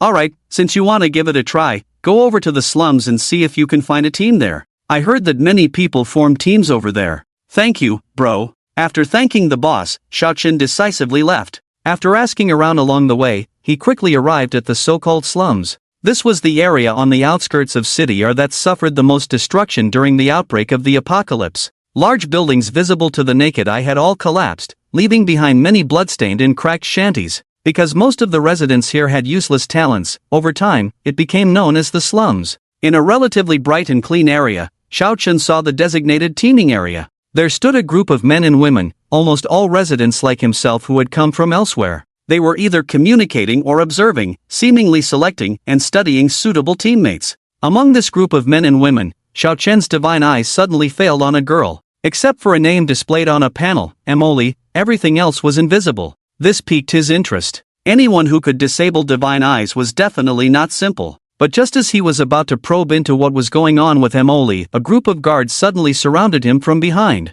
"Anyone here from City H, step forward voluntarily." The leading guard shouted at the group. This sentence made the girl fall silent, lower her head, and then gently grip the sword at her waist. As a professional killer, Xiao Chen naturally knew that such a conspicuous action meant she was about to resort to violence. But he wanted her to be his teammate. How could he let her rage and kill, only to be wanted later? "Sister, we should go." Xiao Chen waved at her and called out. Upon hearing this, the girl suddenly looked up, but when she saw Xiao Chen's youthful appearance and lack of hostility, she sighed. "She's my sister, we're tourists from City Z, you don't need to bother us." Seeing the guard's vigilant expressions, Xiao Chen approached Emoli and then gestured with his eyes for her to follow him. Although Emoli knew he wasn't the person she was looking for, she also didn't want to expose herself by killing, so she nodded and walked out with Xiao Chen. "Captain, should we stop her and ask? After all, she doesn't have a badge." As the two left, a guard muttered to the captain. "Stop you? Do you know how far City H is from here? Over 1,800 kilometers. Even if you had wings, it would take you half a day to fly there. We've been looking for people from City H all day, but we haven't seen anyone from there at all. Today is just for show, got it?" The captain's reprimand finally made them understand that today was another day to wander around and get through the day without working. After the two walked far away from the slums, Emoli soon stopped. She stared straight at Xiao Chen, confirmed that he was around 20 years old, and shook her head in disappointment. "Still haven't found him, sigh." She sighed in her heart. Emoli was actually a member of the reclusive family of the God-blessed clan. In this vast land, there were always a few places where many undiscovered families resided. And Emoli was born into one of these families. Her family's history was ancient, dating back to the time of the Yellow Emperor. Of course, that wasn't the point. The point was that their family possessed mysterious protective powers, and when the apocalypse arrived, none of them underwent any mutations. Later, the family's prophet, Emoli's grandfather, suddenly shone with light in his eyes and received a message. The prophecy foretold that on the 120th day of the apocalypse, the chosen one of destiny would appear in the city of R. He is around 25 years old, with a fierce and domineering look, sweeping away evil with an invincible demeanor, changing the course of fate. Lear, you are destined to meet him in the prophecy, so just follow your heart in this reincarnation. Make sure to hand over this piece of strange wood to him. These were the last words her grandfather entrusted to her before leaving. She found herself in the slums, waiting for the destined one to appear, hoping to team up with him for the trial. However, instead of the invincible and domineering chosen one, she encountered a smiling and innocent-looking Xiao Chen. I want to participate in the trial with you, what do you think? Xiao Chen asked Emily directly, disregarding her expression. Emily was surprised that despite her obvious displeasure, he still dared to extend an invitation. I'm sorry, you're not the one I'm looking for. She rejected Xiao Chen's proposal, but thank you for helping me earlier. You can find the person anywhere. What if you meet him during the trial? Xiao Chen continued to invite her from behind. After all, it was the first time he had encountered such a mysterious human, and he was curious about her identity. These words made Emily pause. Just as Xiao Chen said, her grandfather had foretold that she would meet the chosen one of destiny. So whatever choice she made wouldn't affect their meeting. What is your talent? Emily turned to ask, already considering teaming up with Xiao Chen. My talent is seeing other people's names. I know your name is Emily. To avoid suspicion, Xiao Chen came up with a lame excuse, but he did possess this talent. After all, if his talent was too good, he wouldn't need to participate in the trial to gain a second one. How can you confidently claim to have such a lame talent? Emily looked at him awkwardly, speechless about Xiao Chen's talent. Despite his innocence, how could his talent be so lame? However, in gratitude for his help earlier, she decided to help him complete the trial and gain an identity. After all, Princess Emily was a good person. After some thought, Emily decided to join Xiao Chen in the trial. It was like bringing a little brother along to level up. We can team up, but you have to follow my lead the whole way, understand? She looked at Xiao Chen, her expression serious. Is your talent really that impressive? Xiao Chen pretended to look disdainful as he gazed at Emily. This action irritated the family princess in the white dress. With a cold snort, she swiftly controlled her sword with her mind, causing it to fly in the air. Then, to Xiao Chen's feigned surprise, she shattered a thick wall with a single strike. How about that? Cool, right? Molly looked proud of her work. So cool. Can you fly me too? Xiao Chen acted like a little brother eager to cling to her, excitedly shouting at Emily. For someone who had lived in the apocalypse for over a decade, this performance was too simple for him. But Emily, have you forgotten something? Suddenly, Xiao Chen's excitement faded. What did I forget? Emily looked puzzled as she followed his gaze and saw 3 angry people standing on the grass mat in the courtyard. I was sleeping, why did you break my wall? After giving the other party 5 first-order crystal cores, Xiao Chen walked out with Emily, who had a face full of apology. If Emily hadn't been there, Xiao Chen would have definitely pressed them against the wall. But now he needed to test the other party's identity and couldn't reveal his strength temporarily. However, Emily's handling of a few people just now truly surprised him. Clearly, she had the ability to kill the opposite side in seconds, yet she still apologized to others, begged Xiao Chen to give them the crystal cores, and even offered hers later. Big sister, this is the apocalypse. Why are you still reasoning with people? Are you living in the mountains every day? Why are you so kind? Why do you feel ashamed? Xiao Chen asked Emily with a puzzled expression as they walked along the road. Destroying someone else's things would naturally make one feel ashamed, she replied with a matter-of-fact expression. But now it's the apocalypse. The one with the strongest power makes the rules, don't you know that? He continued to inquire. This made Emily show a displeased expression. But they were so pitiful, and I still smashed their home, shouldn't I apologize? She turned to Xiao Chen and asked. At this point, Xiao Chen had already concluded that Emily was definitely a woman who rarely interacted with others. Similar to a cherished pearl in a family, a treasure carefully nurtured by parents. Due to prolonged protection by others, she had no awareness of malice in human nature. In other words, she was highly likely to be an ultimate invincible saintly figure. But have you ever thought that maybe they were stealing someone else's house to live in? He suddenly countered. This statement left Emily in disbelief. She was about to retort when Xiao Chen added with a smile, you may not believe it, but think about it, if that was their home, why would they be laying grass mats in the yard instead of sleeping in beds inside the house? This made Emily pause in thought. According to Xiao Chen's deduction, the other party not living inside the house was not because they preferred the yard, but because they simply didn't have a key to get in and couldn't force the door open. Taking all the information into account, these 3 individuals were indeed, as Xiao Chen had said, Bad people invading someone else's house. Emily was stunned. She suddenly felt that although Xiao Chen lacked talent, he had a keen sense of observation. Whereas she, despite having talent, couldn't even see the simplest of issues.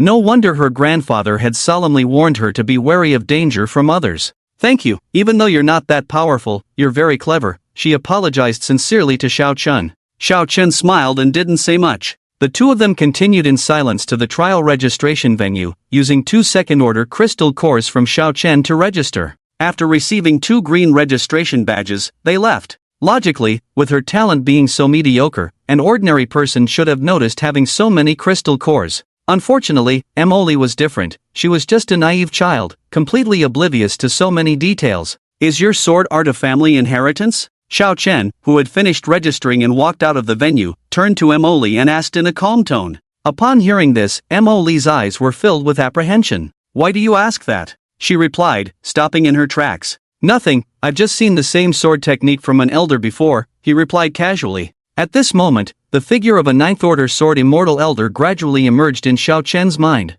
Like Emily, he didn't like swinging swords but preferred sword manipulation. The most common phrase Xiao Chen heard from him was, "This sword, it's like a proud woman. You have to conquer it, control it, to be qualified to wield it." At that time, Xiao Chen didn't understand the meaning. Until they parted ways, Xiao Chen suddenly discovered that within his sword, a delicate sword spirit had actually flown out. Source text. CPU. Translated text, Senior? Oof. With your strength, I guess even kids with better talent than you would have to call you Senior. Emily's apprehension disappeared. She had thought Xiao Chen was investigating her sect, but it turned out to be just a casual question. After all, no one from her family had appeared, so how could Xiao Chen have seen them? That Senior is no trash, right? A 9th-rank sword immortal, rumored to be the head of a hidden clan. However, Xiao Chen naturally couldn't tell Emily about this. Since she thought he was trash, Xiao Chen could only comply with her. After all, he hadn't figured out her background yet, so he couldn't reveal his strength. Let's not talk about that. Where do you live? Skipping the topic of the Senior, Xiao Chen looked at the green registration badge on his hand and asked Emily, who was lost in thought. This question made Emily stop in her tracks. What do you want? Why do you want to know where I live? She tightly gripped the sword hilt, looking at Xiao Chen vigilantly, like a startled kitten. This made Xiao Chen regret telling her that those people were bad guys. Now she was on guard at every little thing, like a hedgehog ready to attack at the sight of anyone. I don't know where you live. How are we going to participate in the trial together tomorrow? Xiao Chen put on a dumbfounded expression, making Emily feel so embarrassed that she almost dug out a villa with her foot. Indeed, they were supposed to be teammates, so why was she unwilling to share her address? After awkwardly touching her sword hilt, she decisively exchanged addresses with Xiao Chen. Xiao Chen didn't say much, just confirmed the time and location. He casually tossed one of the badges to her and then turned to leave. He thought the day would end like this. In the evening, Xiao Chen, who was about to have supper, encountered Emily again. She stood in front of a small stall with a sword, staring fixedly at others eating, resembling a little girl who wanted adults to buy her candy. However, no one invited her to eat at the stall. After all, everyone was ordinary people, and no one dared to provoke a woman who could wander alone at night. How did you end up so poor? Xiao Chen suddenly spoke from behind, almost startling Emily. She had thought it was a bad person approaching, but it turned out to be the little brother she had just recruited in the afternoon. Oh no! Her lack of money was discovered by her little brother. This was bad. If Xiao Chen mocked her, she would never dare to speak to him again. Therefore, she decided not to say a word and walked quickly ahead. I was actually planning to treat my big sister tonight, but it seems I mistook you for her. Xiao Chen pretended to look regretful, sat down slowly at the stall, and within 5 seconds, Emily sat opposite him as if she had just passed by. However, she didn't dare to speak openly to Xiao Chen. She sat down, lowered her head, and silently waited for Xiao Chen to speak. Boss, bring a roasted chicken and 2 bowls of rice.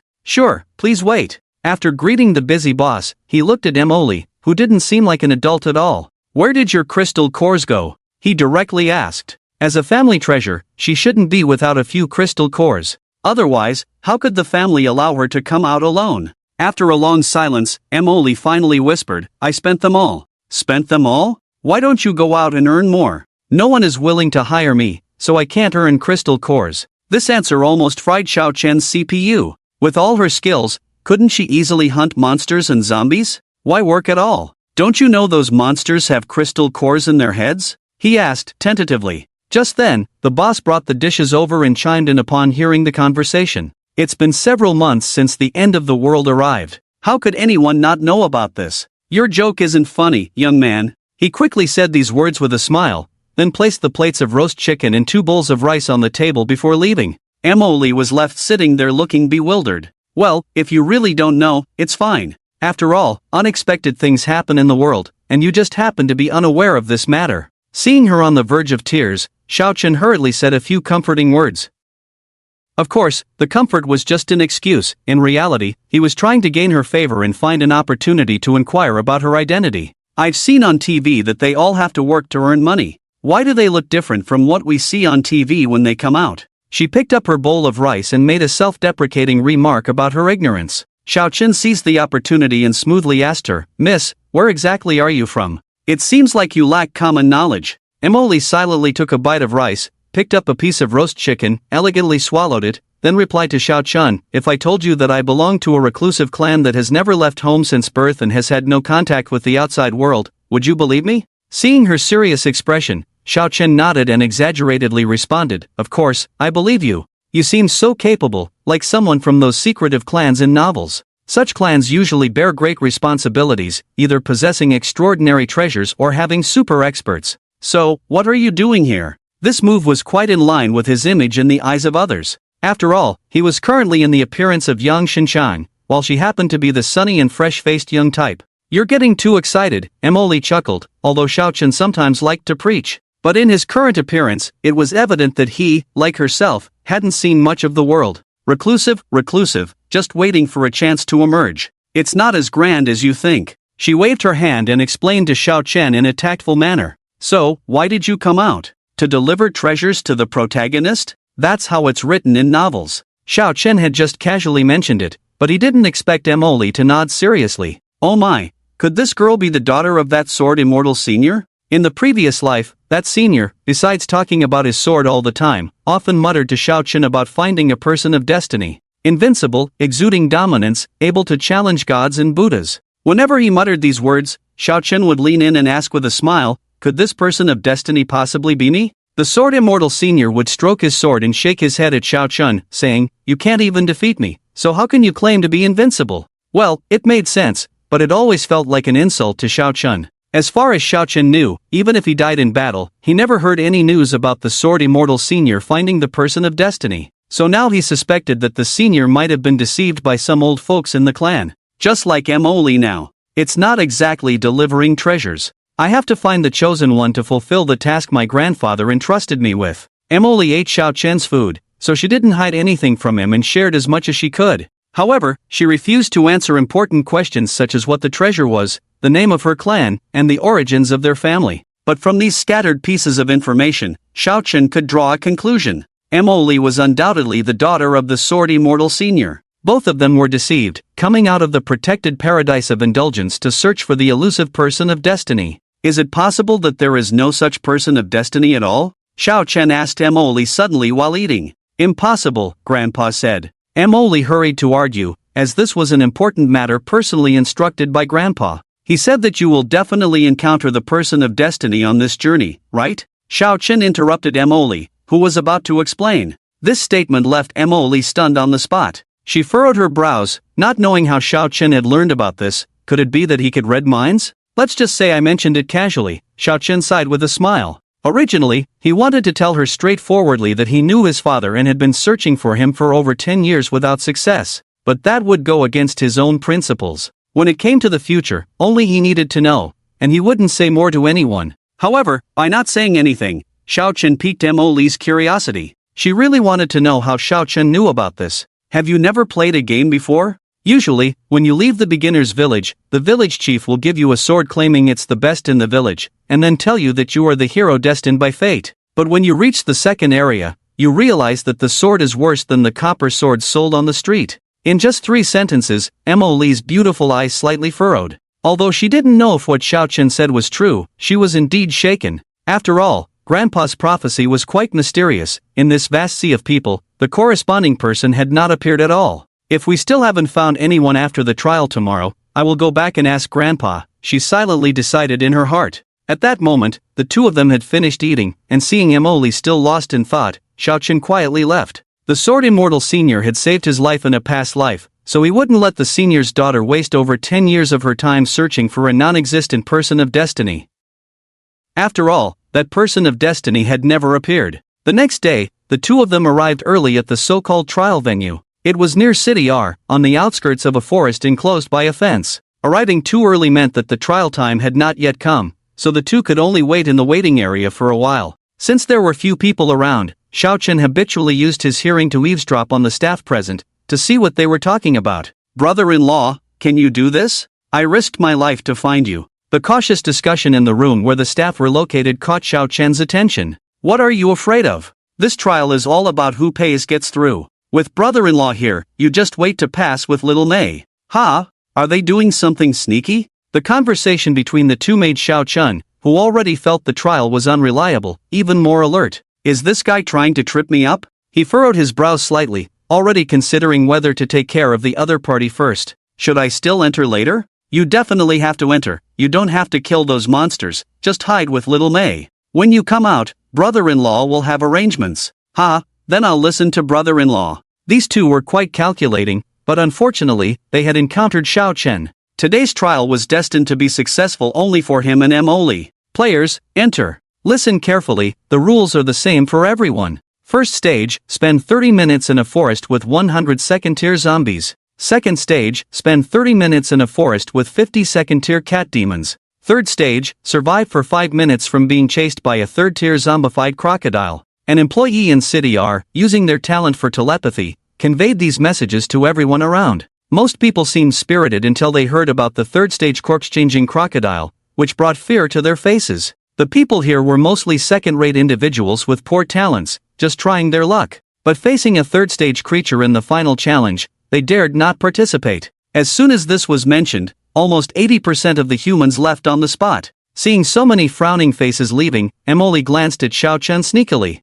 Unexpectedly, this kid showed no fear on his face but rather looked content. "With such a poor talent, why do you still smile?" She poked Xiao Chen's back and muttered behind him. "It's because of you, big sis. Later, you'll be responsible for flying me, and I'll shout 666 behind you." "What does 666 mean?" "It means you're awesome, unbeatable." Hearing Xiao Chen being so understanding, Emily couldn't help but smile. This little brother was really something. While the two of them were happily chatting, a sharp mocking voice came from the side. "Oh, so confident even before it starts? One would think you've bribed the examiners." Xiao Chen and Emily turned to see a heavily made-up woman not far away loudly gossiping about them. In the past, Xiao Chen would have definitely shut her up, but now, he had to maintain the appearance of a follower, so he had to do what a follower should do. "What, jealous that my big sis is pretty or that she's skilled?" He walked up to Emily and taunted the woman. "You." The woman opposite him was clearly infuriated,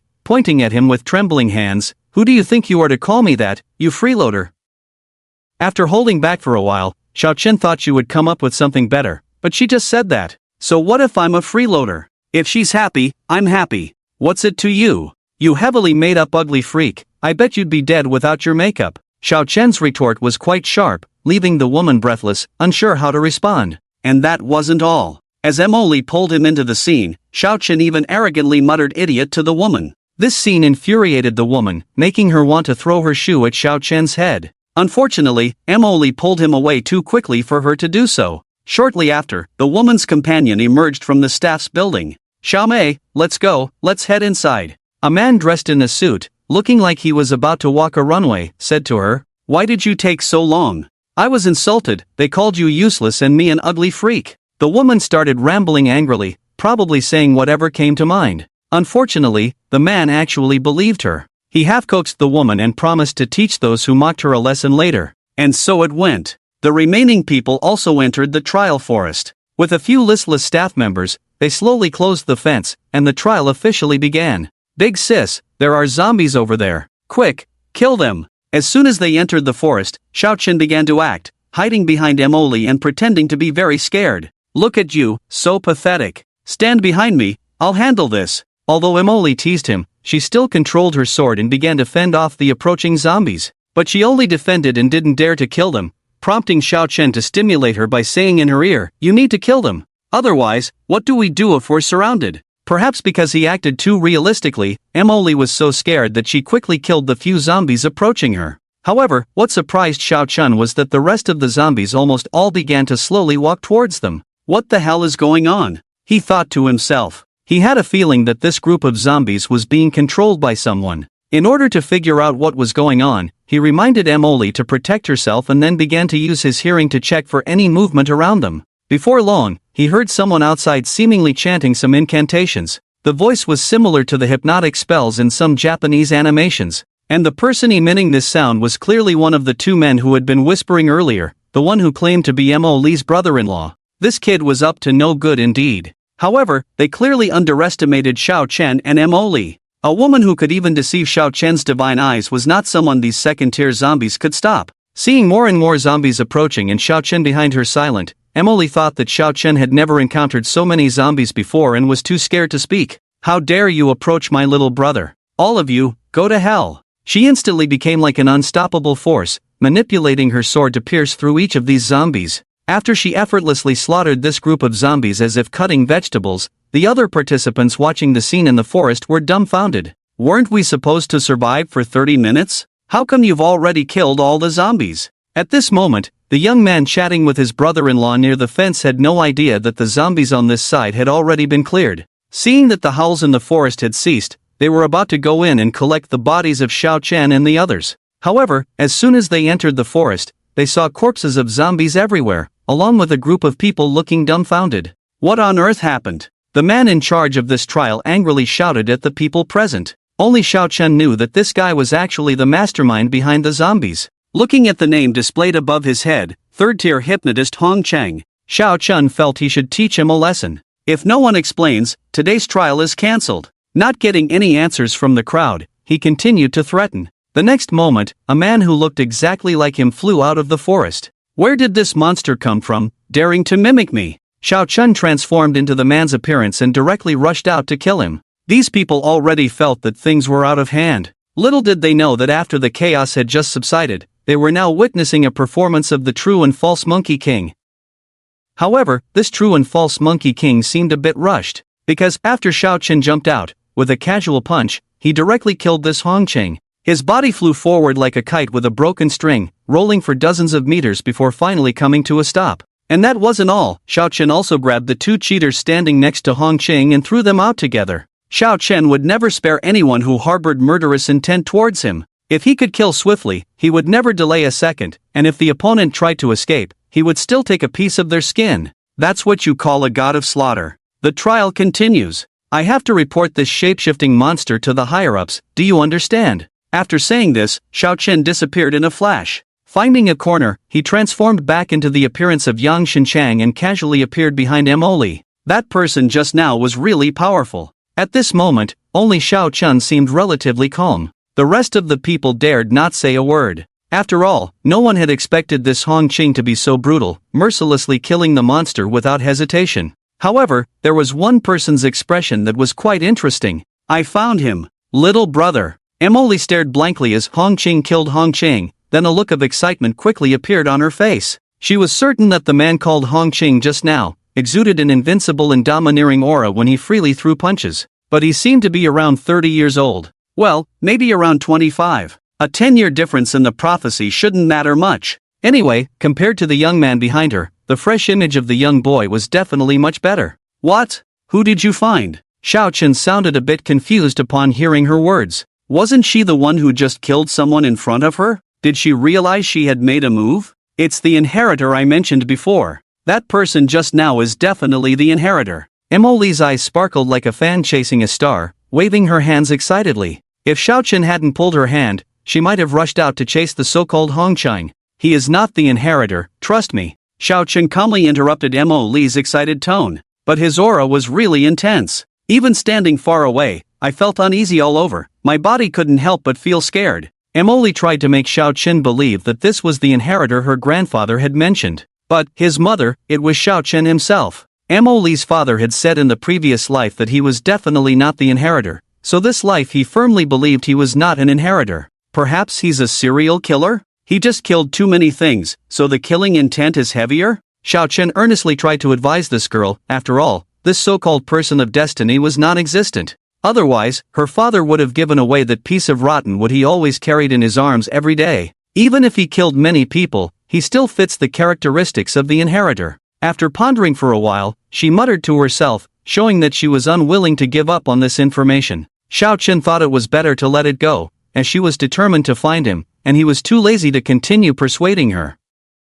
Then let's quickly finish this trial together, get the badge, and then you can go talk to him. Unable to resist, he chose to comply with Mo. Okay. After she nodded lightly, Xiao Chen and she smoothly passed 3 levels. As for the others, they had already been scared off when they saw Mo going on a killing spree and had directly withdrawn. Only Xiao Chen and Mo made it to the end. The staff warmly escorted the two to the rest area, but with a helpless look, they said to them, "Congratulations, you have successfully passed this trial. Please wait for Instructor Hong Qing to arrive and award you the citizen badge. We do not have the authority to award badges, please forgive us." This left Xiao Chen in a dilemma. He had already killed Hong Qing, so how could he award himself a badge? Did he have to act again? "Little brother, let's sit and wait for a while." Mo didn't trouble these people, she said to Xiao Chen before elegantly taking a seat. Xiao Chen had no choice at this point. I'll go to the restroom, you wait for me." He clutched his stomach with both hands, pretending to be in pain. Before the staff could tell him where the restroom was, Xiao Chen had already run out of the door. About 3 minutes later, Hong Qing, with a serious expression, briskly walked up to Mo who was waiting. Why is there only one participant in today's trial?" he asked Mo, pretending to be surprised. "My little brother has something urgent, so I'm here to collect the badge for him." Mo appeared to be answering, but her eyes were constantly observing Hong Qing. Unlike before, the current Hong Qing had completely lost the aura of a king. This made her slightly trust what Xiao Chen had said. It was possible that Hong Qing had just been a bit too aggressive when he had killed someone. As she was pondering this, Hong Qing nodded and then shouted to one of the staff members, "Lao Zhang, bring the badges to give to them. Casually mention the precautions to them. I will go hand over the monster's remains later, so I'll leave this to you to handle." After saying this, Hong Qing walked into his mentor's office to do something unknown. Before long, he came out with a stack of documents and left again. When the staff member known as Lao Zhang heard these words, he was initially surprised because Hong Qing had never asked them to distribute badges before. But since he seemed to be in a hurry, it was understandable. "All right, Instructor Hong." He nodded, agreeing to Hong Qing's request as he left. Mo, on the other hand, remained seated throughout, carefully observing every move Hong Qing made. Even when he left happily, she didn't have the thought of stopping him, because that aura had truly disappeared, and had vanished without a trace, for no apparent reason. "These are your exclusive badges, your names were engraved on them before the records were made. As long as you show this badge in our city, you will receive the treatment of the city residents." Mo took 2 green badges from the other person's hand. For some reason, when she touched the badges, she felt a wave of nausea in her heart. "Take the badges. Your identity records will be sent to the city government this afternoon, and tomorrow you can go to the city government to receive your second-day talent development potion." Following Hong Qing's instructions to those who passed, Lao Zhang relayed each word to Mo. After he finished, Mo nodded but didn't have the intention of going to collect the development potion. The badges in her hand truly made her very uncomfortable. It was like the feeling you get when you're eating and the table is full of rice grains, or when you want to drink water but find bugs in it. "Just give them all to my little brother later, I don't plan on becoming a city resident either." Mo endured the nausea, planning her next move in her mind. Before long, the sunny big boy with a smiling face appeared in front of her. "Big sister, how about it, my badge?" No one expected that this cheerful big boy was actually the hurried Hong Qing. "Here, all yours. Let's go." Mo smilingly tossed the 2 badges to Xiao Chen. "Hey, be careful, these are precious. If you lose them, I won't have food to eat in the future." Watching Xiao Chen nervously take the badges, Mo suddenly felt that his appearance was quite lovely. At least he had achieved his dream, while she had not found any information about the carrier. The previous Hong Qing had also been temporarily removed from her list for not being outstanding enough. "Hey, big sister, where are you planning to go next?" Seeing Mo not taking the badges and walking away, Xiao Chen waved and shouted to her. "The world is vast, the 4 seas are my home. I won't go back until I find the carrier. Goodbye, little brother." Without looking back, she waved to Xiao Chen and then, with a thought, flew away on her sword into the distance. With Xiao Chen's reminder, at least she had learned to kill monsters to earn crystal cores, so she didn't have to worry about her safety. But as she walked with her sword, just like Tang Muching sliding on the soil, she couldn't help but feel quite cool. Of course, if she were to reveal her blood-red wings, she would definitely be cooler than them, but Xiao Chen had habitually turned it into a blood-red robe and couldn't change it. I hope you understand sooner that there are no chosen ones in this world, he murmured as he watched the direction the other person was leaving, then looked down at the badge in his hand. Tracker, rare tracking tool, mainly used to track and inquire about the movements of prey. The two lines that suddenly appeared in his divine eyes greatly shocked Xiao Chen. How did the identity badge turn into a tracking tool? Could it be Zhou Hong's doing? Xiao Chen thought of the strongest in City R, the fourth order flame mage named Zhou Hong. If he wanted to control the entire City R and use this badge to know the movements of the people in the city, it could be understood. But what Xiao Chen feared most was that not even Zhou Hong knew what this thing was for. So the appearance of this thing became intriguing. You better enter the space, I don't want to be tracked. Xiao Chen, who couldn't figure out anything, casually threw these two badges into his infinite backpack. Since the backpack was another dimension, it naturally couldn't be tracked by anyone. After handling this matter, he disguised the badge's appearance on his clothes. Everything was ready. Now all he had to do was wait until tomorrow, go to the so-called City Hall, and get the potion for developing his talent. Then he would know the real outcome. With this thought in mind, Xiao Chen returned to the inn where he lived. Not long after he left, the trial center, which had already become quiet, suddenly received an unexpected guest. Just as Lao Zhan was about to finish work and go eat, a figure swiftly attacked him, instantly grabbing his neck and pinning him against the wall. How did Hong Chung die? Before he could see who it was, a roar echoed in the terrified Lao Zhang's ears. Him? Is he dead? Lao Zhang said anxiously, but he just came back not long ago to pick up something. After he nervously finished speaking, he suddenly realized that the unexpected guest was none other than the ruler of the entire City R. Zhou Hong, a master of the fourth order flame mage. Tell me everything that happened today without leaving out a single word. Zhou Hong threatened Lao Zhang menacingly. This appearance made Lao Zhang not dare to be negligent, so he immediately recounted everything that happened today without omitting a single detail. Even, he didn't forget the small detail of Xiao Chen going to the bathroom midway. Lao Zhang thought that if he explained everything so clearly, Xiao Chen would let him go. However, after he finished recounting everything, Zhou Hong tightly grabbed his neck. How could Hong Qing, a hypnotist and wood element mage, possibly beat someone to death with his fists? Are you out of your mind? The one who was beaten to death is the real Hong Qing. You blind fool. Enraged, Zhou Hong exerted force with both hands, and a fierce flame suddenly engulfed Lao Zhang. The temperature of this flame was so high that Lao Zhang didn't have time to struggle much before he was burned into a corpse. Zhou Hong showed no mercy, tossing his body aside before returning to his residence. 15 minutes later, in the mayor's office, Zhou Hong slowly opened the secret door behind him and entered a very dark secret room. Reporting to the elemental god envoy, that citizen was killed by an outsider. I have obtained her information. He humbly reported the information he had collected to a dark, indiscernible black statue. Is that outsider named Xiao Chen? A strange voice emanated from the statue, echoing throughout the entire secret chamber. No, this person is named Emoli, a highly skilled swordsman with exceptional talent. Currently, the opponent's rank is still unclear. After this statement was made, there was a long silence from the statue, and Zhou Hong remained bowed, waiting quietly. Inside the black space of the statue, three blurry figures were conversing in the void. If it's not Xiao Chen, do we still need to be cautious? The king has informed us that Xiao Chen is hunting down our compatriots everywhere. Regardless of whether it's Xiao Chen or not, we must capture her to eliminate this threat. No need for further discussion, we will follow the instructions given by the Spirit 116. After some time had passed, that strange voice resurfaced in the secret chamber where Zhou Hong was. Zhou Hong, find the person named Emoli and kill her. She is highly likely to be a monster in disguise. To protect the safety of City R, you need to personally take action. However, you must be aware that you must openly confront her, no sneaky attacks or assassinations. Zhou Hong found the first sentence quite reasonable, but he didn't understand the second sentence. Why did the Spirit Lord want him to openly engage in battle with the opponent? Could it be the Spirit Lord wanted to test his strength and then reward him? Yes, the Spirit Lord hadn't rewarded him in a long time, so he must want to reward himself through this task. Yes, Zhou Hong will definitely complete the task assigned by the Spirit Lord. Excitedly, he agreed to the requests of those shadows inside the statue. Little did Zhou Hong know at that moment, the opponent did not intend to reward him.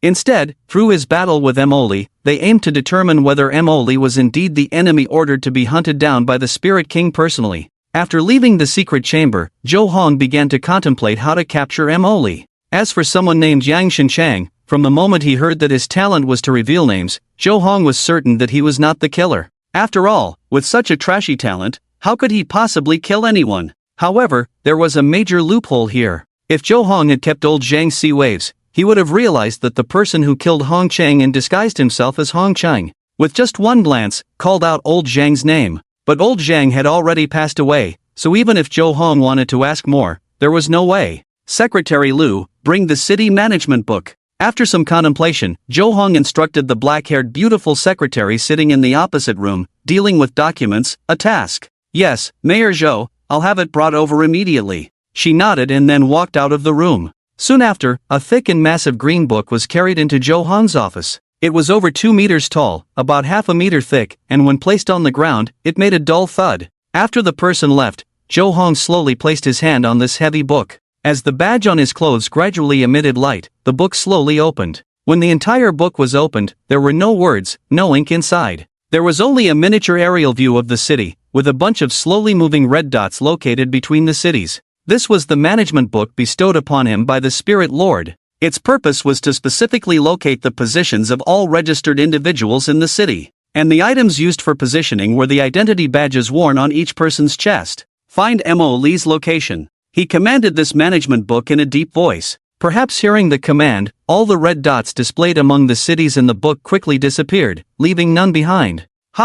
Could it be that she escaped? Watching all the red dots vanish from the book, Zhou Hong's face slightly furrowed, showing a hint of surprise. Although she didn't know why Mo Li participated in the trial, since she had completed it, he thought the other party would definitely use the badge. However, now Mo Li's whereabouts could not be found. Find Yang Shinchan's location. After some thought, he decided to change characters and see if that useless kid had also disappeared. This time, the result was indeed different. After everyone disappeared, the red dot belonging to Yang Shinchang appeared on the map. Moreover, the other party was heading towards the city hall where he was. At this moment, outside the city hall, Xiao Chen held the badge in his hand and walked slowly into the city hall. He was supposed to come back the next day to get the potion, but now he changed his mind. With nothing much to do in the afternoon, he naturally wanted to get the potion early to see what was going on. So he came to the city hall with the badge. However, as soon as he entered the courtyard, he was surrounded by a group of people.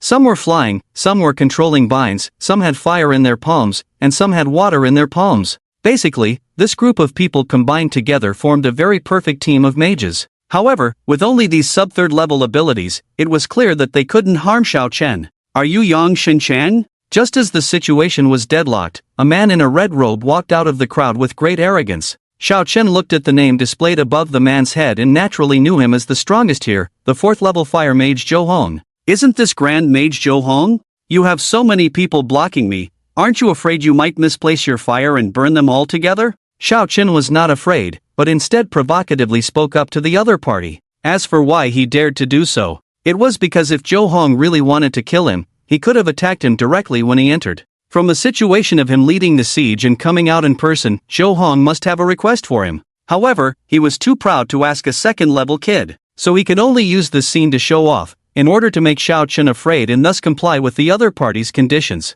However, looking at his cold face and the flames gradually rising from his body, he underestimated Xiao Chen's arrogance and his own temper. Do you know who you are talking to? Angry Zhou Hong stared at Xiao Chen fiercely, speaking in a very intimidating tone. I don't care who you are, but since you haven't dared to make a move from the beginning until now, it means you never intended to. In that case, there's no need to pretend anymore, just quickly state the task you want to explain. Xiao Chen casually uttered a few words. This made the group of people surrounding him think Xiao Chen was definitely going to die today. The last person who provoked Zhou Hong like this not only turned to ashes, but even the grass on his grave would be burned every day by Zhou Hong. However, what surprised them greatly was that after Xiao Chen confidently finished speaking, the flames on Zhou Hong gradually disappeared. His expression went from extreme anger to an icy cold, slowly transforming into a somewhat acceptable smile. Although young brother Yang's talent is lacking, his brain is indeed exceptionally sharp. He applauded Xiao Chen, indicating that he was very clever.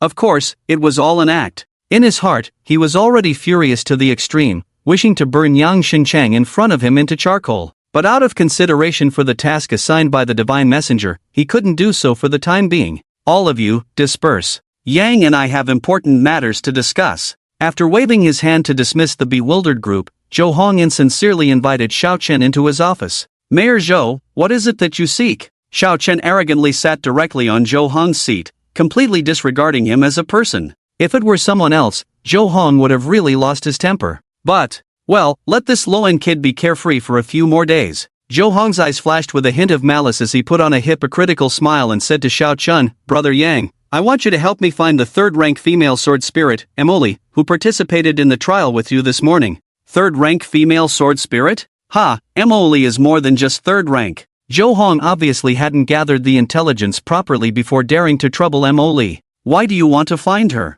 Xiao Chen asked, looking up after flipping through several reports on Zhou Hong's desk. "I see her combat strength is so strong. I want to invite her to join us in City R. I can offer her the best treatment," Zhou Hong replied very naturally, obviously having prepared the answer in advance. This kind of talk might deceive others, but it wouldn't fool Xiao Chen. As someone who had been in the apocalypse for so many years, Xiao Chen naturally understood Zhou Hong's intentions. Inviting Emily to join was a pretense. In reality, they wanted to cause trouble for Emily, not kill her, but rather capture her for research purposes.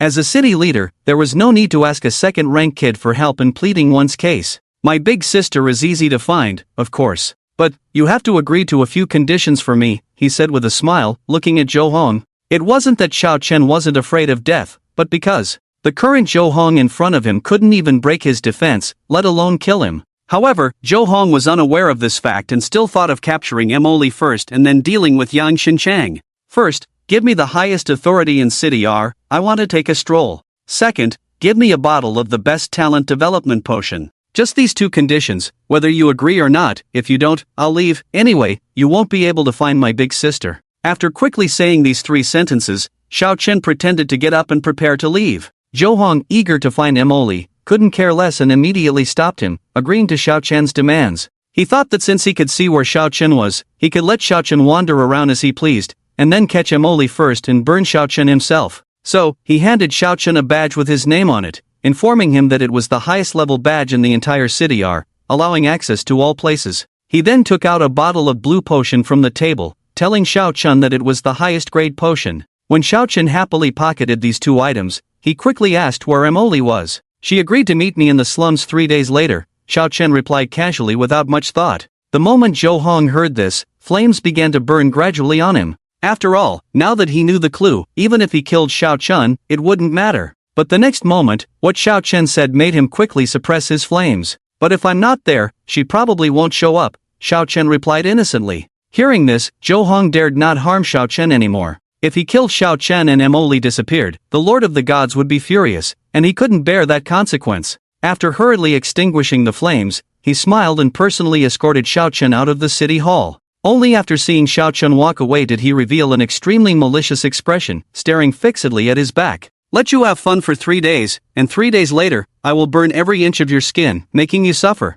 he thought fiercely in his mind. Unlike the angry Zhou Hong, Xiao Chen was quite happy. After leaving the city hall, he picked up the bottle of blue potion and began to identify it with his divine eyes. Alternative development potion can gradually transform the physique of any species into that of a demon spirit, and bestow upon that species the unique elemental talent of a demon spirit. Damn it! It's another thing that's come to harm humanity. The previous mimicry clan altered humans, and now this demon spirit clan is at it again. The demon spirit clan is actually a race of elemental gods, creatures that live in the shadows of darkness and perish instantly upon exposure to sunlight. But Xiao Chen really couldn't understand why they are so obsessed with controlling humans. Not only did the 4 races unite to invade, bringing doomsday to the Blue Star, now they are thinking of guiding humans to undergo transformation. Could it be that there is a very important secret on humans' bodies? "Your clothes are so strange, where did you get them?" Just as Xiao Chen was pondering and unable to find an answer, several noisy voices suddenly broke his peace. Turning his head, he realized it was a group of patrol officers from Cityr who had stopped 2 young people. These 2 young people were wearing jackets with the character Sha on them, and because they were looking around everywhere, they were eventually deemed suspicious by the patrol officers. "Is the Lord mentioned by Lady Black Rose really here?" The 2 surrounded individuals huddled together nervously discussing. "Definitely here. Otherwise, they wouldn't have urgently asked us to bring the intelligence. But now that we're surrounded, what should we do? Should we sneak away first? Let's wait, there seems to be a man coming over there." The two members of the Black Rose cult, upon seeing Yang Shenchang disguised as Xiaochen approaching, decided to observe how things would unfold. Xiaochen was also very surprised. He didn't expect to see members of his intelligence department in City R. Even more unexpectedly, as soon as he saw them, they were about to be captured by someone. He didn't know whether he should be happy or resigned at the moment. "Stop! These are my guards, how dare you arrest them?" Yang Shenchang, who approached the group, angrily shouted. When the patrol team turned around and saw a half-grown kid, they were about to get angry. But unexpectedly, Xiaochen directly revealed the flame badge representing Zhou Hong. This frightened the group of people, who immediately knelt down and begged Xiaochen for mercy. Xiaochen gestured with his eyes for the two Black Rose members to give each of these people a kick, and then the group quickly left. "What does Black Rose want?" Seeing that everyone had gone far, Xiaochen straightforwardly asked the two. As soon as these words were spoken, the expressions of the two individuals instantly changed, because only Xiaochen dared to so casually recognize them and mention the name of Black Rose. They had just said they were looking for the Lord, and here he was. Although the two were pleasantly surprised to see Xiaochen, they also knew that this was not Xiaochen's true identity. "My lord, this is the intelligence sent by Lady Black Rose. She said it must be delivered to you personally." The other handed over a piece of paper folded into a small flower, respectfully placing it in Xiaochen's hand. Xiaochen accepted it but did not open it immediately. He found a place for the two to have a meal, left them a crystal nucleus to depart early, and then returned to the house he had rented. After all, others had come from afar to deliver intelligence, and as the Lord of Black Rose, he had to treat them well. Back in the room, he immediately unfolded the small flower and spread the paper on the table. "Shaw brother, important news. The three cities over there, including the central disaster area, each worship a different deity. And through a contact who can read souls, we learned that a week from now, the mayors of the three cities will meet with the leaders from that side in the disaster area. We are currently unable to gather clues about the disaster area, as it is too chaotic over there. Stay safe for all. Your four cuties goodness, for different handwriting styles in 6 sentences. It seems like each woman wrote a line to deliver this information to herself. The 4 great deities? The symbols on this note naturally reminded Xiaochen of those 4 evil gods.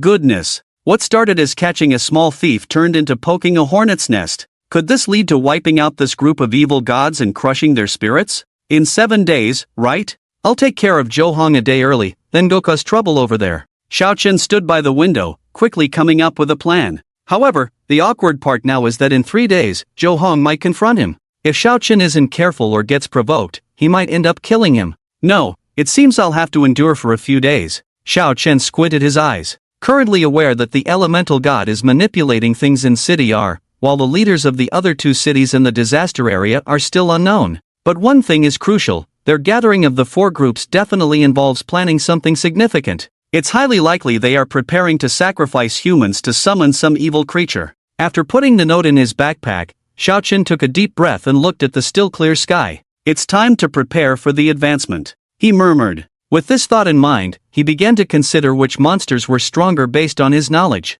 In less than 10 seconds, he had the answer in his mind. There's a City J in the East Sea, a place where nuclear bombs were stored before the apocalypse. If Xiaochen remembers correctly, people there tried to use nuclear bombs to eliminate monsters before the apocalypse, but it backfired. Instead of destroying the monsters, it led to a leak, covering the area and the sea with radioactive radiation. This indirectly made the monsters there even stronger, weirder, and more disgusting. Damn it, I'll start with you guys. Xiaochen naturally disagreed with such reckless actions, his eyes showing a hint of resolute ruthlessness. After deciding on a solution, Xiaochen threw the badge he always wore into his backpack to avoid being tracked by Zhou Hong. Then he walked out of the room, found a corner where no one could see him, flew straight up into the sky, and headed towards the East Sea. As he burst into full speed, the sound of breaking air echoed in the sky. Xiaochen turned into a blood-red shadow, streaking across the horizon like a red fighter jet. 5 minutes later, he had crossed an unknown distance and arrived at City J.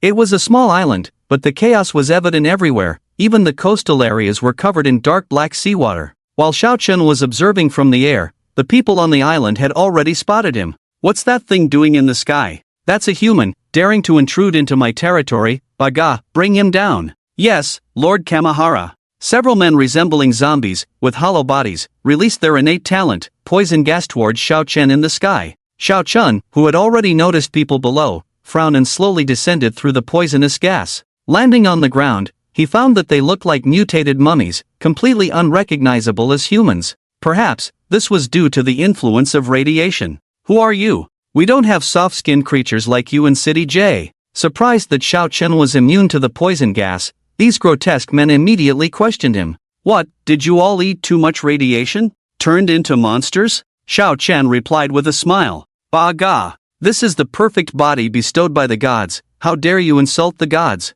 A man with the name of Ichiro Kamida on his head immediately retorted to Xiao Chen. Another Meichuan Naiku, as well as Nakata Osaka, also stared straight at Xiao Chen. As an experienced person, Xiao Chen saw a certain desire in their eyes. It was a deep envy for having a perfect body and handsome appearance. Are all the people in this place so ugly? He asked the two men who were staring at him. Perhaps being exposed by Xiao Chen, these two immediately launched a physical attack on Xiao Chen along with Kamida. However, Xiao Chen had long been impatient with them, so he took out the sky axe and with a powerful blow, he directly crushed the three of them into pieces. After showing a pitiful expression towards the bodies of the three, he began to search for powerful monsters nearby. After all, he needed at least dozens of fourth-order crystal cores for his current advancement. So, he could only rely on luck in this area. What he never expected was that, just by strolling along the nearby beach, he found at least 7 or 8 fourth-order monsters in the dark seawater. There were mutated fish, mutated crabs, mutated shrimps, mutated octopuses, and even mutated seaweed. Xiao Chen didn't know if this was the power of the apocalypse or the power of radiation. However, with so many monsters, he was naturally very happy. Come on, it's been a while since I let you absorb blood. Touching his blood-stained clothes, Xiao Chen lifted the black and white axe and charged forward. Successfully killed 1 fourth-order mutated monster, Lord of Slaughter not triggered. Successfully killed 2 fourth-order mutated monsters, Lord of Slaughter not triggered. Successfully killed 16 fourth-order mutated monsters, obtained 16 fourth-order crystal cores, Lord of Slaughter not triggered. Due to the genetic chaos of this creature, Bloodthirsty Wing cannot obtain refined blood. Times N after a chaotic slaughter, many monster corpses were already lying on the beach. However, the reminder in his mind made Xiao Chen feel a bit numb. These creatures were indeed evolved by radiation, making his Bloodthirsty Wing even reluctant to absorb the opponent's refined blood. Before, no matter how ugly, smelly, or dirty a monster was, the Bloodthirsty Wing could absorb refined blood from it. But these creatures, Xiao Chen couldn't be bothered to comment on them. If it weren't for the crystal cores he wanted in their bodies, he wouldn't bother killing these disgusting monsters. You there, who are you? What? How dare you kill Lord Satakandagawa's pet? Baga. While Xiao Chen was cleaning up the spoils on the beach, he heard a human-like roar again. When he turned around, he indeed found several human figures resembling mummies, each staring at Xiao Chen with their pale eyes fixed on him. Had too much radiation? These are monsters. I kill monsters for your own good. Any problem with that? Xiao Chen retorted without hesitation. Perhaps this word radiation hit a sore spot, making these people jump with anger. However, the combat power displayed by Xiao Chen was something they couldn't resist, so these people were waiting for backup. Xiao Chen also saw through their tricks, but now he was really puzzled why all these people look like these monsters. There should be some surprises, right? Could it be that everyone here grew up eating radiation? No, it shouldn't be. After shaking off this idea from his mind, Xiao Chen looked at the group of people again. What kind of nonsense is this, raising monsters and still trying to reason? That's Lord Satakandagawa, not someone who raises monsters. Show some respect. Alright, then quickly bring that person who raises monsters out. I want to have a word with him. After being scolded by Xiao Chen, the faces of the people opposite turned as pale as if they had lost their parents. If it weren't for the fact that they couldn't beat Xiao Chen, this group of people would probably have come over and killed him long ago. Toss. Lord Sato is not in this area, but he will bring people over immediately. Just wait and see, he will definitely chop you up and feed you to his pets. Oh, daring to speak harshly to Xiao Chen, this kid has a promising future. Well, a future of reincarnation. Are you sure you want to threaten someone who can kill you in an instant? He sneered at the group. Lord Sato will avenge us, even if you kill us, you will die the same way. And you are not even from our city J, he will definitely take you away for research. The group started mocking Xiao Chen incessantly. Xiao Chen, who felt like he couldn't ask anything, unfurled his blood-stained clothes and flew towards them. Swish like a gust of wind passing by, the group was instantly killed by the wind blades raised by the blood-stained clothes, with no possibility of resistance. After dealing with this group of people, Xiao Chen soared into the air to see if there were any normal people in this area. However, as the people said, everyone here had turned into monstrous creatures, neither human nor ghost, and they were eating the flesh of those creatures, made into food. The resource exchange machine in the city center was covered in cobwebs, with not a single person coming to exchange goods. Are you guys even human? Xiao Chen frowned in the air. Why would these people choose to become monsters when they were originally human? Could it be that there was something wrong with their brains, perhaps caused by excessive radiation? It seemed that was indeed the case. Along the way, Xiao Chen felt that the people here were indeed abnormal. Even if everything restarted after the end of the world, could these people who had become neither human nor ghost still be considered human? The answer was no. How did you end up like this? Xiao Chen grabbed a man eating mutated monster meat and questioned him. It's Lord Sato. He can manipulate the power of radiation to grant us immortality. The man answered proudly to Xiao Chen. Immortality, huh? Then let me see if you can resurrect, hee hee. After saying this, Xiao Chen exerted force with both hands, and the man was instantly killed by him. Meeting God or going to hell, in a way, could also be considered immortality. Clapping his hands as they rose from the ground, Xiao Chen looked down at the island, feeling increasingly disappointed with this area. Such monstrous creatures should not exist in the world. He had originally thought of coming here to see if he could redeem the normal people here. But he hadn't expected that there were no normal people here at all, and what was even more absurd? 5 years later, this guy named Sato actually led this group of people and his monsters to fight against humans, claiming that they were the new humans, while normal people like Xiao Chen were the damned monsters. There were too many loopholes, and Xiao Chen was really too lazy to recall them. In the end, Xiao Chen joined forces with other strong individuals to finally wipe out this group of people. But that was 5 years later, by which time Xiao Chen had already become an 8th level powerhouse. Although he was only at the 3rd level now, everything was different. After taking one last look at the island, he shook his head and picked up the sky-cutting axe, flying towards the sky. At this moment, on top of a building on the island, a monster whose flesh had all disappeared, leaving only a skeleton, received a message from his subordinate. Lord Sato, the divine pet you raised has been completely slaughtered by an evil outsider. I implore you to take action and kill this person. Upon hearing this, Sato was about to turn around and angrily scold. However, an anomaly appearing in the sky caught his attention. Sato looked up, his lifeless eyes gazing towards the vast sky. In the boundless sky, the shadow of a huge axe seemed to gradually appear. The axe of half black and half white? Whose divine object is this? He pondered in his heart. The people on the island also looked up at the situation. This unprecedented phenomenon in the world made them all very excited.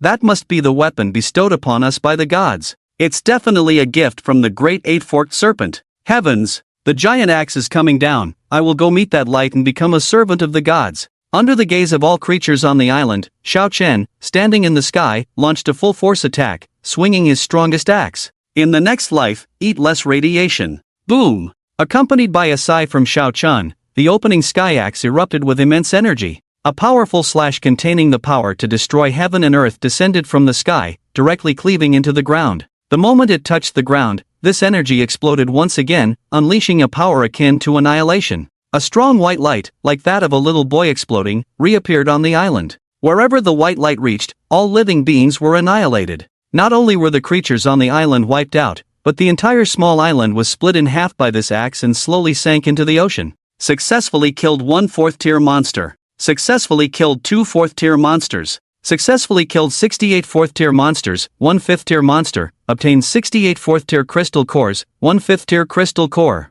Lord of Slaughter triggered. Congratulations on obtaining the skill, Divine Domain. Divine Domain, gain the domain of the gods, where you will receive the power of the gods and can control all states within the domain. The intense explosion, along with the continuous kill notifications flooding his mind, lasted for more than half an hour before finally coming to a stop. This time, there was a big wave of explosions, not in vain for Xiao Chen to spend so much time here. With this divine domain and these crystal cores, he had no need to worry about facing the 4 gods gathering next. Looking down at the small island that had already sunk to the seabed, Xiao Chen's face showed no pity. Since they didn't want to be human, facing such non-human things, Xiao Chen naturally smiled and killed them. Being able to explode a usable divine skill for himself was also considered the greatest contribution of these monsters in this lifetime. Looking at the dozen or so crystal cores in his backpack, Xiao Chen furrowed his brows, slowly descended onto a reef in the sea, and pondered with some hesitation. He knew that after reaching the 4th tier, he would trigger a fixed phenomenon in the world. Although this thing could be used as a killing skill, Xiao Chen didn't want to hold back his strength this time. Instead of upgrading at a critical moment, it was better to unleash the divine domain now and secretly level up. When he gained new abilities and fought against those monsters, there might be unexpected effects. So be it, let's upgrade now. Divine domain, activate. In the deep sea where no one could see, Xiao Chen suddenly disappeared from the sky, and then, within his divine domain, he began his ascension. Meanwhile, not long after Xiao Chen left her city, Zhou Hong, who had been keeping an eye on him, discovered his disappearance from the city management book. Yang Xinchang, you kid, definitely have a problem. The experienced Zhou Hong narrowed his eyes and immediately noticed something unusual. Assuming Xiao Chen's background was indeed the elusive Emily, why was he so confident in playing tricks in front of him, even provoking him repeatedly? In this apocalyptic world, everyone cherished their lives, and ordinary people did not have the courage of Yang Xinchang. No, I must report this matter to the divine envoy. Sensing that something was amiss, Zhou Hong slapped the table and stood up abruptly. Yang Xinchang, a living person, disappeared out of thin air, which was too eerie and had to be guarded against. So he quickly opened the door behind him to the secret room and hurriedly ran in. Divine Envoy, I have urgent news to report. Not long after, a few cold responses echoed in the dark chamber. What's the rush? My lord, I gave the badge you bestowed upon me to a human closely related to Emily, and he vanished into thin air the next second, untraceable. Despite appearing flustered, Zhou Hong explained the whole incident clearly. In the darkness, the statue remained silent for a long time. Just as Zhou Hong was about to inquire, the figure finally spoke. Indeed, 2 badges have lost contact. What did he do before disappearing? Explain everything. The presence within the statue also felt a hint of crisis. Emily's disappearance alone would be normal, but now, it was Emily and Yang Xinchang, 2 living beings who vanished into thin air. This plunged them into a slight fear. According to the testament of their neighboring colleagues, the predecessors of the Mimic clan, a being named Xiao Chen, always appeared suddenly, erupted suddenly, and then those predecessors suddenly fell. What happened in between, no one knew. After Zhou Hong nervously reported, the 3 spirits within the statue became even more anxious. No, we must complete the ritual ahead of time, we can't delay any longer. One spirit suggested. Send messages to the other 4 clans, we must start the ritual immediately to prevent Xiao Chen from catching us off guard. Let it be decided this way, ordered Zhou Hong to arrange it immediately. The 3 spirits quickly reached a consensus and immediately ordered Zhou Hong to send messages to the other deities. The next day, Xiao Chen did not return, but the subordinates of the 4 evil gods had already gathered at the place of calamity. They drew a very evil summoning array on the ground with various blood, and at each of the 4 directions of the array, they placed a grotesque statue, with their features bizarre and unsettling. However, to the deceived humans below, these 4 statues were the incarnations of deities, except for a woman disguised underneath, wearing a black coat. It was well known that women were very stubborn. Once they set their minds on something, they would not rest until they found the truth. Emily was such a person. Although Xiao Chen had dealt her several blows to her confidence, she still believed that her grandfather's prophecy would not be wrong. So after some investigation, she found the 4 strongest leaders of the cities, where the gathering was about to take place. With such a grand scene, you can't possibly not show up, right? She muttered to herself. However, the course of events always took unexpected turns. Before the ritual even began, the 4 statues suddenly emitted strange flashes. Then, hidden beneath, Emily suddenly felt as if she was being locked onto by many gazes. When she looked up, she realized that everyone was staring at her with hatred in their eyes. Humph, you must be Emily, right? Daring to break through the protective barrier set up by the 4 lords, you must be tired of living. Zhou Hong, kneeling around the statue, seemed to receive a command. He stood up abruptly, his eyes arrogantly fixed on Emily below. The leaders of the other cities also stood with him, slowly advancing towards Emily. This is bad, I need to slip away first. Sensing something amiss, Emily immediately released her spirit sword, then flew directly into the sky, ready to escape. However, halfway through her flight, she suddenly realized that the surroundings of the teleportation array were already covered by a completely transparent barrier. Ha, think you can escape? This is a divine-level formation jointly set up by the lords and their subordinates. Even with your high talent, you can't escape. Citizens, listen to my command. Attack collectively, the lords want us to capture her alive. Not waiting for Emily to figure out what to do, this group of people began frantically unleashing their talents on Emily. Slowed down, weakened, listless, in pain, poisoned. Due to the small range and unable to dodge, various negative debuffs instantly surged onto Emily. Originally full of confidence that she could escape, Emily ultimately failed due to her youth and lack of experience. This protective shield not only prevented her from escaping but also weakened her abilities. Despite desperately killing and injuring dozens of people, she was ultimately knocked down by Zhou Hong's flame palm. Where are you? The chosen one. Injured severely, Emily, before losing consciousness, still fantasized about the appearance of the person of destiny. Carry her to the center of the teleportation array. The Lord of the Gods said she must live to witness the arrival of the gods. The teleportation array continued to slowly absorb the blood on the ground. After Emily was bound to the center of the teleportation array, everyone knelt devoutly again, waiting for the ritual to be completed. And the group of extraterrestrial beings hidden in the 4 statues were ecstatic. Ha, Xiao Chen is at this level? It seems we don't need to summon other seniors, we can catch him ourselves. How did the previous mimetic seniors die? I suspect they exaggerated Xiao Chen too much. Is there a possibility that Xiao Chen isn't that strong after all? As the teleportation array slowly opened, a hollow shape gradually appeared in the sky over the disaster area. It seemed that as soon as this teleportation array opened, countless monsters would pour into the blue star. Sister, what is that thing? Tanya in the distant city of H pointed at the strange phenomenon appearing in the sky, exclaiming incredulously. Tanyu, who was pointed at, also followed her direction and saw the hollow. That is. No matter what it is, I know Xiaogu will definitely appear there to resist all enemies. Before Tanyu could answer, she was interrupted by Chen Lin behind her. Turning around, Tang Muqing, Xia Chenmei, and Chen Ling were all looking worriedly into the distance. Xiao Chen. He always fights alone. I also want to help him, but the enemies he faces are too powerful. Tang Muqing stared at the changes in the sky, murmuring. Last time he fought with those extraterrestrial monsters, he was inexplicably swallowed up for 14 days. If he gets trapped for even longer this time, won't we be left guarding an empty house again? Xia Chenmei clasped her hands tightly as she prayed for Xiao Chen, showing a worried expression as well. Yes, he always fights alone. This sentence lingered in the minds of the 4. For some reason, they felt a bit bitter in their hearts. He was just a slightly stronger man, he shouldn't be so burdened. People say Xiao Chen is the god of killing, but he only kills the bad guys. People say he is the savior, but he enjoys killing. In the end, people are complex. Whether he is the god of killing or the savior, Xiao Chen is the only man for the 4 of them.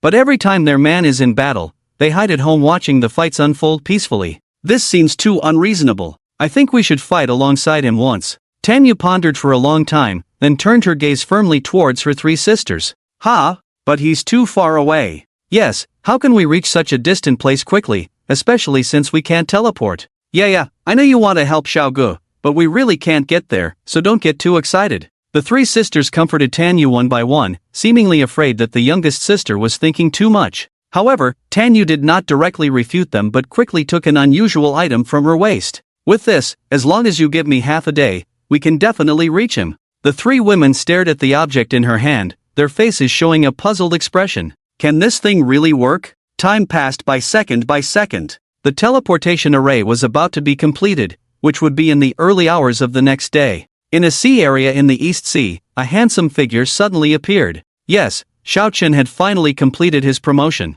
This 4th level promotion took 4 days unexpectedly. He stood on the sea surface, looking incredulously at the deep sea in front of him. Fortunately, he was clever enough to promote early. Otherwise, he might have died halfway through the promotion. But this divine realm can actually control time. Thanks to it, otherwise, I would have had to wait another 4 days. Yes, the time flow rate in the divine realm can be adjusted to 1:4, meaning that if he stayed inside for 4 days, only 1 day would have passed outside. In just 1 day, those 4 things couldn't have completed their assembly, right? What the heck? What's that thing in the sky? Just as he was feeling pleased with himself, the appearance of a void in the sky made him alert. Although this void was not as shocking as when the Queen of Mimicry appeared, its vast and mysterious presence still made him feel something was amiss. What has happened in this day? Although Xiao Chen had many doubts in his mind, he didn't have time to think too much. The void seemed to be nearing completion, and he had to quickly reach that area to prevent something from happening. Thus, the bloody silhouette streaked across the azure sky once again, swiftly arriving at the disaster area.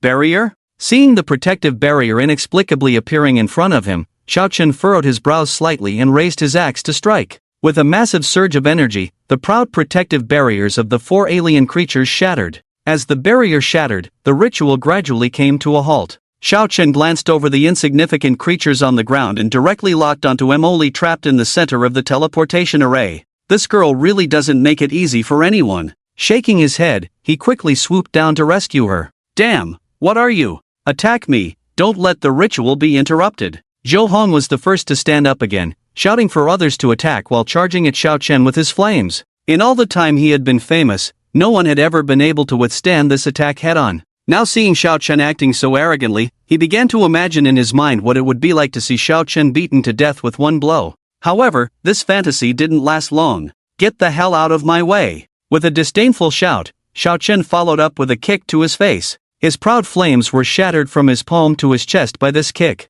Before Zhou Hong could even show a pained expression, his entire body was turned into a puddle of blood by the kick, splattering onto the 4 statues. It was this puddle of blood that caused a great panic among the beings inside the statues. What is this thing? Could it be Xiao Chen? No, it's impossible. How could a human have such immense power? Absolutely impossible. They anxiously pondered countermeasures, but since they had already merged with the statues and become materials for the teleportation array, they couldn't escape and could only wait for the array to activate. I told you, the chosen one doesn't exist, why don't you believe me? Xiao Chen ignored everyone and released the restrictions on Emily, picking her up. The beings inside the statues thought Xiao Chen would leave after rescuing her. However, he turned back and looked at the 4 dark and ugly statues. Even such ugly things have worshippers? As he spoke, he walked towards them. Hey, isn't this the aura of the mimic insects? How come they're hiding in the statues? After his strange remarks, none of the 4 statues dared to respond to him.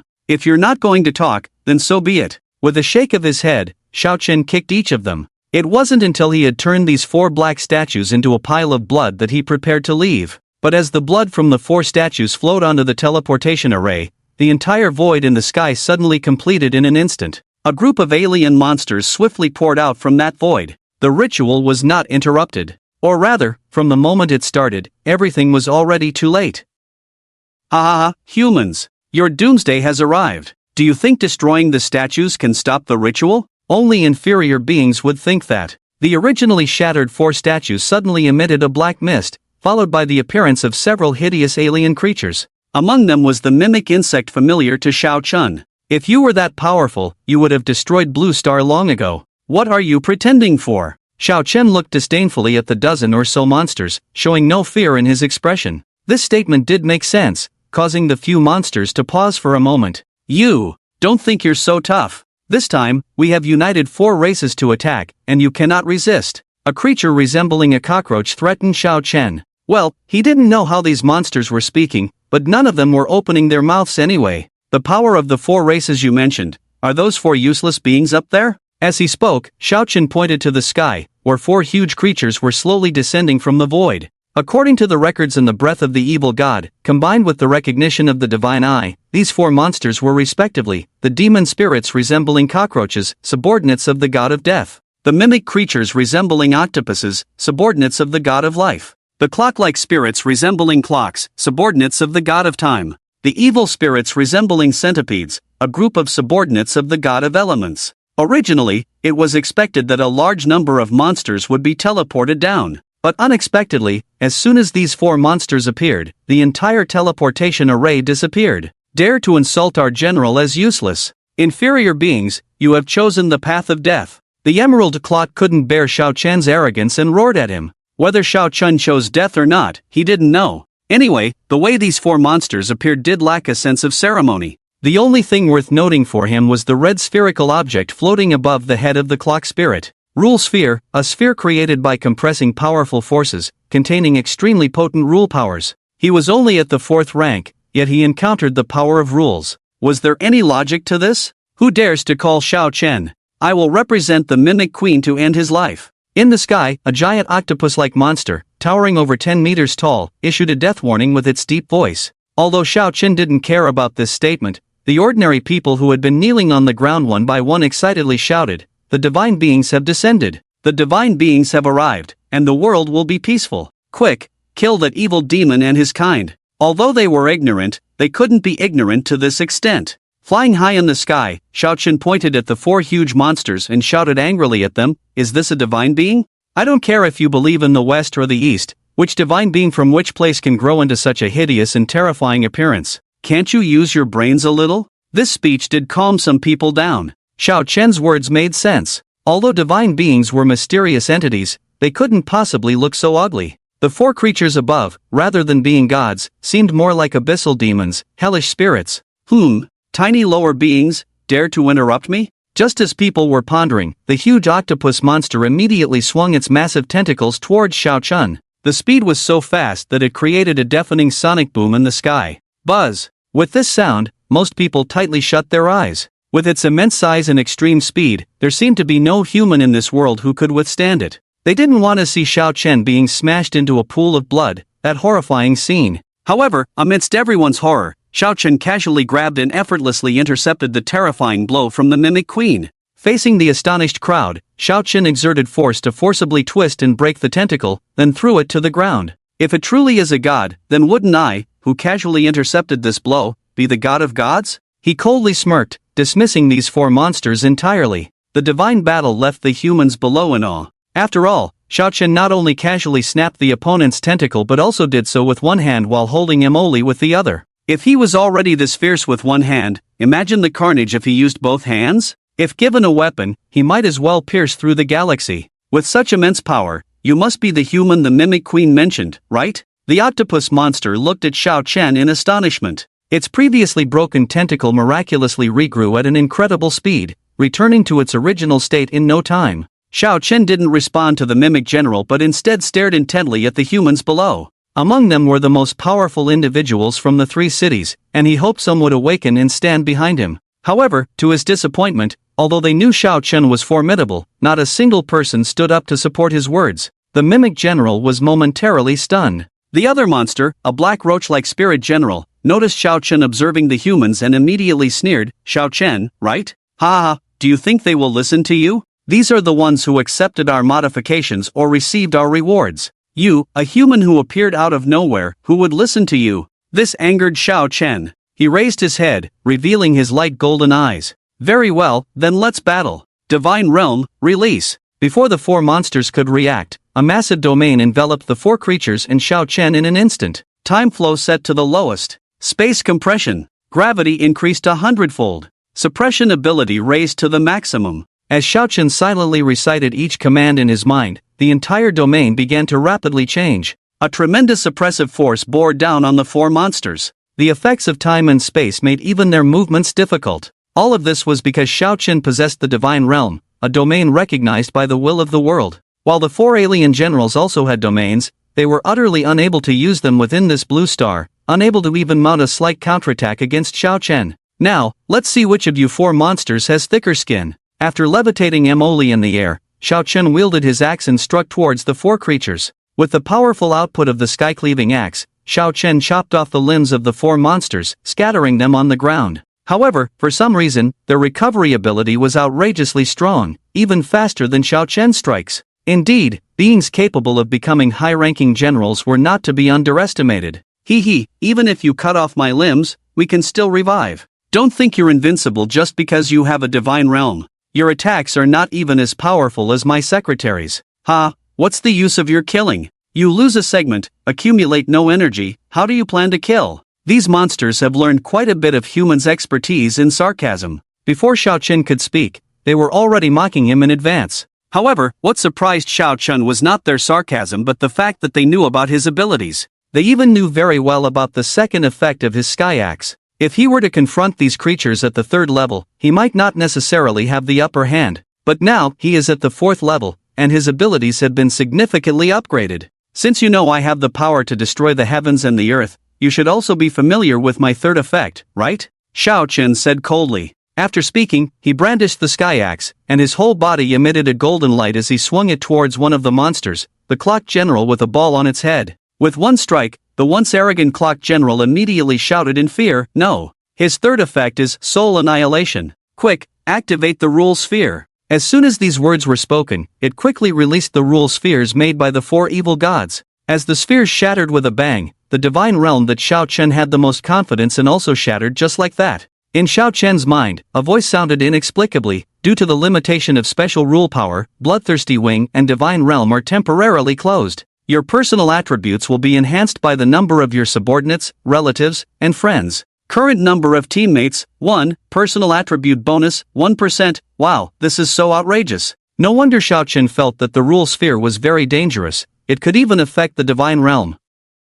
Now, things are getting complicated. Ha, can you still pretend? No wings, no domain, no proudest hundredfold attributes, what do you have to fight us with? Several monsters burst into laughter, as if today was Xiao Chen's doomsday. However, Xiao Chen remained calm. He gently held Emily and then plummeted from the sky. After placing her on the ground, Xiao Chen turned around and used his divine eyes to identify the monster with the strongest enhancement among the group. What he saw startled him. Due to the admiration of humans, that evil spirit general had an enhancement of a whopping 4,800%. That's equivalent to 48 times the attributes. If Xiao Chen were at the 3rd level, it would have been disastrous. But now, he is at the 4th level, with his abilities significantly enhanced. Power conversion. He shouted at the evil spirit general, and new power surged into his body. Rapid flight ability, strong recovery power, and immense strength. All the abilities possessed by the opponent were now seized by Xiao Chen. This is the new ability of a 2nd-level God Eater.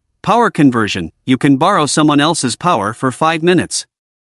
5 minutes may not be long, but it was enough for Xiao Chen to severely damage his opponent. He didn't believe that the rule sphere could be used indefinitely. As long as he could hold on for a certain time, he could definitely unseal his abilities again. Don't be arrogant. The second battle has just begun. After a cold laugh and lifting his axe, Xiao Chen leaped up again and engaged in a fierce battle with the 4 monsters in the air. After a fierce exchange of blows, Xiao Chen's strength gradually began to wane. However, every splash of blood from his axe swings made Xiao Chen more ferocious, almost overpowering the 4 monsters. Kill! Kill! Kill them all! Let them all die! With bloodshot eyes, Xiao Chen fought fiercely, completely disregarding the attacks from the 4 monsters. Where am I? Just as Xiao Chen was locked in a fierce battle with the monster, Emily finally woke up from her unconscious state. As she looked around and gazed up into the sky, her eyes widened suddenly. The man in bloodstained clothes, fighting bravely against the monster, emitting an aura that seemed to be the chosen one she was seeking? I finally found you. No, I have to deliver this wooden block. Grandpa said it's a treasure that can change fate. With a heavy sense of duty in her heart, she staggered to her feet and shouted with all her might, Chosen One, take this treasure that belongs to you. After uttering these words, she mustered the last of her strength and threw the decaying wooden block into the air. Xiao Chen, who was in the midst of battle, had just heard the voice, and 5 minutes had passed. Knowing he couldn't continue the fight, Xiao Chen swiftly turned around and dove towards Emily. As he caught the wooden block, the monster behind him suddenly attacked, knocking him down with a powerful blow. Boom! The loud impact echoed throughout the disaster area. Xiao Chen crashed directly onto the ground, creating a large crater and raising a cloud of dust. Emily's heart tightened at this moment, and she hurried to help. Elder sister, I told you, there's no such thing as a chosen one in this world. In the smoke, Xiao Chen patted his clothes, holding the wooden block once again. This blow was just a scratch for Xiao Chen, whose gifted abilities had just disappeared. But if he were to take another blow like that, it would be a different story. Are you Yang Shenchang? Quick, don't worry about that now. Establish a blood bond. That wooden block is truly a treasure. Although reluctant to believe that he was once her little follower, Emily quickly instructed him on how to use it. Kunlun Divine Wood, upon absorption, you will possess the ability of telepathy. Seeing the information displayed on the wooden block, Xiao Chen, who was somewhat resigned, spat out blood in surprise towards the wooden block. Ha, you don't know this rule sphere can release power for a whole hour, do you? What if I give you another 5 minutes? You've already spat out blood, can you still fight? In the sky, 4 monsters mocked Xiao Chen standing on the ground. They had long been displeased with humans, who, despite being inferior beings, insisted on making themselves invincible. Faced with the layout of the 4 majesties, even a god would fall. However, what they didn't know was that in that instant, Xiao Chen had already absorbed the power of the Kunlun Divine Wood. He opened his iconic eyes and looked at the 4 in the sky, saying slowly, I, the blood-clad god of slaughter, need your support in this disaster area. Humans nearby who received this message, come quickly to help me counterattack the alien evil gods. 1 second passed, 2 seconds passed. The surroundings were eerily quiet, as if nothing had happened. This made the 4 monsters in the sky burst into laughter. Human, you can't even call for help. That pitiful look makes me feel a bit sorry for you. Even Emily suddenly felt that the wooden block she gave Xiao Chen might not be as powerful as she thought. Could it be that the chosen one truly doesn't exist? Who dares to bully my husband? A clear and crisp shout suddenly rang out. Just as everything was about to settle, behind Xiao Chen, 1, 2, a dozen teleportation gates suddenly appeared. Young Master Xiao, we're here. Damn those evil gods, today I'm going to take them down with young Master Xiao. When Xiao Chen turned around abruptly, he saw Tanyu holding the pocket watch he had given her, leading a group of people walking out of the teleportation gates. She did it! Tanyu successfully used the mimicry technology to redevelop the pocket watch, thus establishing a large-scale directional teleportation gate. Apart from his 4 women, the people of City H and City G whom he had saved also walked out of the teleportation array with determined expressions one by one. At this moment, Xiao Chen was finally not alone in the battle. The number of teammates in front of him kept soaring, and their combat power was skyrocketing madly. When the teleportation gate finally closed, he finally smiled as he looked at the attribute bonus that had already exceeded 50,000%. Seizing the moment when the 4 monsters in the sky were dumbfounded, Xiao Chen coldly addressed them, "In this final battle, I hope you can hold on a little longer." At this moment, the 4 monster generals in the sky felt a tingling sensation on their scalps, even though they didn't have scalps. Because when the people behind Xiao Chen gathered, they could clearly sense that their power was draining away. Their recovery power was weakening, and their physical fitness was decreasing. It seemed that now it was Xiao Chen's home ground, and all of this was due to the power of the rules of the sphere. One of its hidden attributes was that the side with more people was not restricted in abilities, while the side with fewer people was limited by the rules. Rule change, Divine Realm restarts, Opening Axe's 3rd special effect activates, Bloodthirsty Wings restart. Devourer's passive reactivates, Lord of Slaughter's 2nd passive activates. When these voices echoed in Xiao Chen's mind again, he knew. It was time to counterattack. Everyone, leave those humans below to you. I'll confront the monsters above. After shouting to the people behind him, Xiao Chen took off again, turning into a shadow and directly slashing towards the most arrogant octopus monster. Due to various bonuses, Xiao Chen's speed reached its peak. A streak of blood flashed across the night sky, and the huge octopus monster was instantly split in half by this single axe. With just one strike, this evil spirit general fell on the spot. Damn, is Xiao the young master so fierce? Brothers, it's the first time I've seen him make a move. The people below looked on in amazement. Is that a big deal? I heard that with all his strength, he can even split the solar system with one axe. Wow, doesn't that make him invincible in the world? Invincible in the world? Your horizons are too narrow, he's invincible even in the sky. Stop talking nonsense, Miss Tanyu is leading the charge. Let's go, brothers. I heard this group of people just bullied Zhao's few companions. Let's get them. And so, Chen Lin and the other 4 girls each led a group of people and directly attacked the group of heretics who worshipped monsters as gods. With wave after wave of attacks, the entire disaster area was filled with dust and everything in sight was engulfed in flames. Everything had turned around like this. This octopus monster isn't very resistant to hits, I wonder how you 3 are. Xiao Chen pointed at the octopus monster that had already lost its life force and smiled at the remaining 3 monsters. This scene frightened them. No wonder their king wanted to invade the Blue Star, turns out the humans here are so fierce. Inferior. Cough, King Xiao, we were just following orders. Seeing the good thing next to it being split in half by an axe, the clock monster immediately tried to please Xiao Chen. The other 2 monsters also followed suit, echoing its words. Answer a few questions for me. Facing the 3 monsters' attempts to please him, Xiao Chen pretended to steady his emotions. We promise to answer all your questions. Ah yes, please go ahead. Sensing that the 3 monsters were playing along, they responded one after another. However, in reality, they had already begun to report the news to their king/queen in their hearts. Respected King of Time. Emergency situation, the rule sphere has been used against us. In a vast dark star system far away, the bulky King of Time suddenly received this message. How is this possible? The Guardians have always been solitary, how could they have helpers? When the Time Spirit King saw this message, he angrily rose, causing the entire galaxy to tremble with unrest. Drag them to my clone to guide you. Under no circumstances should you lose that sphere, without it, we will lose the coordinates of this galaxy. One of you 3 must bring back that sphere alive. The Time Spirit King replied angrily to his general. At the same time, he quickly contacted the other 3 accomplices, preparing to guide his subordinates together. It was with that sphere that they were able to stay on the Blue Star for positioning, allowing them to continuously invade the will of the opposing universe. If that sphere were lost, these 4 monsters would probably go into a rage on the spot. As the 4 monsters busied themselves with their plans, on Xiao Chen's side, the interrogation began. Tell me, why did you invade the Blue Star? He asked coldly, his words filled with extreme killing intent.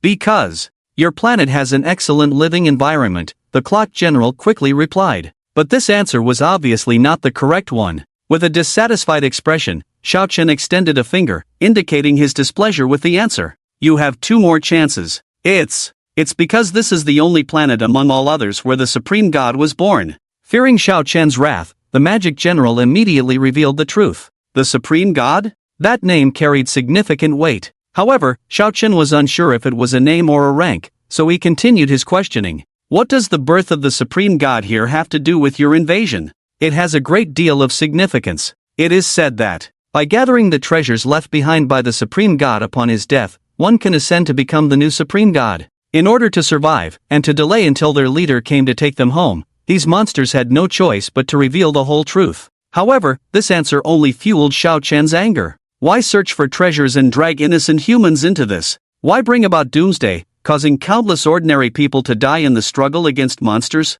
Tell me, the name of the Supreme God and the treasures he left behind. This was Xiao Chen's final question, and after asking it, he intended to send them on their way. After all, he had never said he would spare them, only that they should answer his questions. No, we can't say. Answering this question will lead to death. If we speak the name of the Supreme God, we will be immediately obliterated by the will of the universe. Faced with this question, the 3 monsters unexpectedly trembled all over, shaking their huge heads in unison. It seemed that they truly couldn't say the name, as their terrified appearance was not something they could fake. However, Xiao Chen had gathered enough information, at least understanding their intentions. Since everything has been said, then prepare to die, Xiao Chen said, lifting his axe and striking at the unprepared time spirit. The second special effect was triggered instantly, and the time spirit general was instantly blown to pieces, leaving only the spherical rule floating in the air. What? You can't kill us! Seeing the time spirit general dead, the remaining magic general and evil spirit general immediately rushed towards the sphere. Since the evil spirit general was closer, the sphere ended up in the hands of the grinning evil spirit general. Evil spirit king, save me! The sphere is in my hands. The moment it grabbed the sphere, it quickly shouted towards the sky. Xiao Chen remained calm. Upon hearing its roar, he casually glanced up at the sky. In the originally azure sky, a void appeared once again, and the 3 evil god avatars in outer space unexpectedly united to resist the will of the universe, forcefully breaking through the defense of the blue star. A giant cockroach slowly extended its antennae, intending to rescue its subordinates. Enduring the oppression of the universe's will, they vowed to retrieve the sphere. Ha, you useless fool, my boss is here to get me. See you later, kid. Even if our invasion fails this time, as long as we have the coordinates on the sphere, you will be invaded for the rest of your life. One day, you will be tortured to death by us. The evil spirit general, feeling like it could escape at any moment, immediately joined the mocking of Xiao Chen with the demon spirit general. However, despite their calculations, they forgot one thing. Just as the antennae trembled and were about to touch the hands of the 2 generals, it suddenly stopped in midair. Yes, it abruptly halted, unable to move forward anymore. The once smiling face of the evil spirit king froze on his massive face. Before he could comprehend what was happening, a string of curses erupted from the evil spirit king. What? How could there be a divine realm inside? How incompetent are you guys? Why didn't you mention such an important thing earlier? My avatar, damn it. With the screams of the evil spirit king, demon spirit king, and clock king, the tentacles appearing in the void and the other 2 evil god avatars resisting outside were instantly annihilated by the will of the universe. The entire outer space quickly returned to its original azure appearance.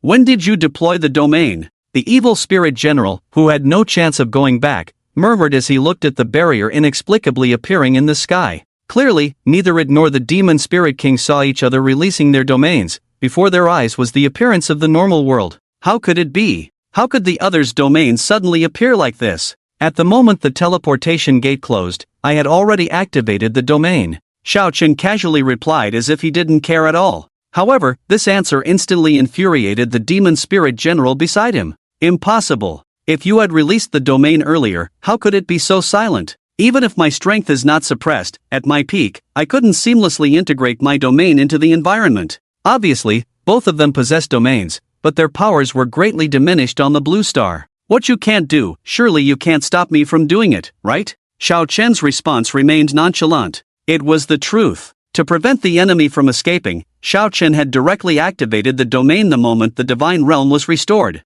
However, to avoid detection, he attempted to seamlessly blend the domain into the environment. Wasn't that difficult? It shouldn't be. After all, Xiao Chen succeeded on his first try, and it was a very smooth and perfect execution. I don't believe it. You must be lying to me. Die. Evil Spirit King, let's take him down together. Unable to return home and infuriated by Xiao Chen's actions, the Demon Spirit General charged towards Xiao Chen with its massive body. However, a flash of light from an axe gently passed by, and the Demon Spirit General disintegrated into the sky, leaving no intact remains behind. The last Evil Spirit King left was completely dumbfounded. It couldn't understand how the lowly Xiao Chen could unleash such powerful force. Even the opponent's utilization and understanding of the domain were more profound than this being who had lived for tens of thousands of years. Perhaps, that's what genius is all about. There are coordinates on this sphere, keep it safe. As for me, you don't need to bother. With a sigh, he tossed the sphere to Xiao Chen. The Evil Spirit General moved his body in loneliness and desolation, then with a loud bang, suddenly exploded into a pile of flesh. If it were someone else, they might have been deceived by the Evil Spirit General. But who is Xiao Chen? As the god of slaughter, he could see the opponent's interface floating above the flesh with just one glance. So, in reality, this kid was faking his death, trying to deceive his way out. Damn it, just because you look like a lonely hero doesn't mean you can play dead. I want to see how good you are at pretending. Xiao Chen snorted coldly, lifted his sky-cleaving axe, and started relentlessly attacking. 1 strike, 2 strikes, 3 strikes, his super-fast speed creating afterimages. It wasn't until the news of the opponent's death finally appeared that he smiled and put away his axe. Successfully killed the Mimic General, Evil Spirit General, Time Spirit General, Magic Spirit General, obtained the Alien Monster Positioning Map. The main killer of this slaughter did not trigger, points accumulated. Bloodthirsty Wings absorbed excessive blood essence, currently evolving. 3 consecutive prompts filled Xiao Chen with joy. He hadn't expected that each of the 4 monsters carried a map for locating their kind. With this tool, once he finished up here, he would immediately hunt down the remaining evil god monsters. But for now, he needed to deal with the current situation. With a thought, after the divine realm closed, the people outside finally saw Xiao Chen, clad in bloodstained clothes, floating in the air. It's young Master Xiao. I knew he'd be fine. Young Master Xiao. Young Master Xiao. Bloodstained god of slaughter. Bloodstained god of slaughter. Someone started the chant, and the crowd below suddenly cheered. Although the scene was exciting, it gave Xiao Chen a headache. He walked the path of slaughter, and let others handle the popularity. Xiaoya, open the teleportation gate and send everyone back first. Today, I truly appreciate everyone coming to help. After saying a word with a smile, Yu cleverly picked up the pocket watch and reconstructed a dozen teleportation gates. Although the group was very excited, the fact that Xiao Chen had thanked them made them ecstatic. It was worth coming today. Young Master Xiao actually thanked me. Should I brag about this to my son for 10 years? Even if he didn't thank me, I would still come to show support. Exactly, the treatment at the shelter maintained by young Master Xiao is much better than elsewhere. I heard that in the neighboring place, you need to use 3 times the crystal cores just to exchange for rice and flour. That's so unfair. Luckily, I'm from City H, it's comfortable with young Master Xiao around. The group left happily, leaving only 5 women behind. Of course, Emily stayed because Xiao Chen had something to discuss with her. And that something was due to the appearance of Xiao Chen, the man of destiny. She, the guardian of the secret realm for over 1,000 years, was about to open it. After the people had left, Xiao Chen approached the women. Xiao Gu, wasn't I amazing just now? I killed all those people who bullied you, how was that? Chen Lin, like a child, immediately jumped onto Xiao Chen, smiling foolishly. As an experienced person, Xiao Chen knew she was performing for Emily. This girl had already taken Emily as her new sister, hence her nervous jump. Stop pretending, she's not your new sister. She's a very good friend I met here. He smiled and patted Chen Ling's back, reminding her. Really? Chen Ling pondered for a moment, then whispered in his ear. Why didn't you say so earlier? It's true. Realizing that she had played too much with Chen Ling, Emily quickly jumped off him and stood awkwardly on the side, lowering her head. Seeing this, the other women couldn't help but chuckle, as if they were all laughing at Chen Ling. Thank you for the Kunlun Divine Wood, Xiao Chen thanked Emily. He didn't move but stood in place facing the excited Emily, using his recently acquired telepathic ability. I knew there was a chosen one in this world.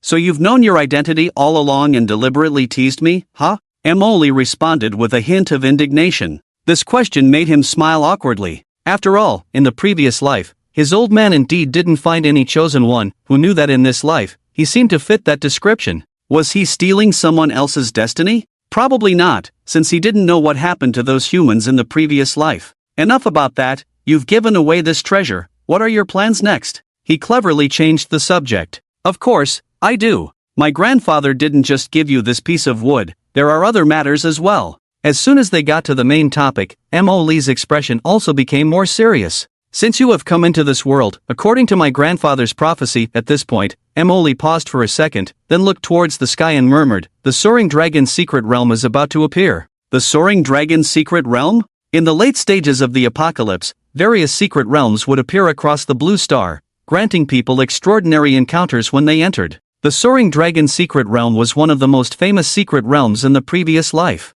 It was said that one could obtain a powerful assistant inside. Unfortunately, when the soaring dragon's secret realm appeared, Xiao Chen wasn't as strong yet. He had no idea what was inside. Who exactly is your grandfather? Compared to the soaring dragon's secret realm, Xiao Chen was more curious about who Mo Lee's grandfather was. How could he know crucial information like the imminent opening of the secret realm in advance? My grandfather. You better go find out for yourself when the time comes. He said you would definitely come to see him. Mo Lee said with a sly smile, making Xiao Chen feel like there was a catch. Then save a spot for me, I'll personally visit him in a few days. Since the other party had brought it up, Xiao Chen didn't press for more questions. After all, someone had come all the way to deliver the Kunlun divine wood, it wouldn't be right if he didn't visit in person. That's about it, remember to bring some tea leaves for my grandfather, he loves them. Mo Lee nodded in agreement. Tea leaves? That was easy, Xiao Chen had a bunch of them in his backpack, whether expensive or cheap, he had plenty. By the way, our Divine Blessing clan lives forever on Kunlun Mountain, only special tokens can enter. As Mo Lee spoke, she took out something and handed it to Xiao Chen. It's this thing, don't lose it, or you won't be able to enter later. Kunlun Mountain? Truly a secluded clan, even their dwelling place was extraordinary. After receiving the item from Mo Lee, Xiao Chen unfolded it in his hand and found a small purple fruit core, about half a centimeter in size. Before Xiao Chen could take a closer look, Mo Lee had already smiled, then stepped on her spirit sword and flew into the air. After all, Xiao Chen felt uncomfortable being stared at by these four women with strange expressions. It was better to leave early.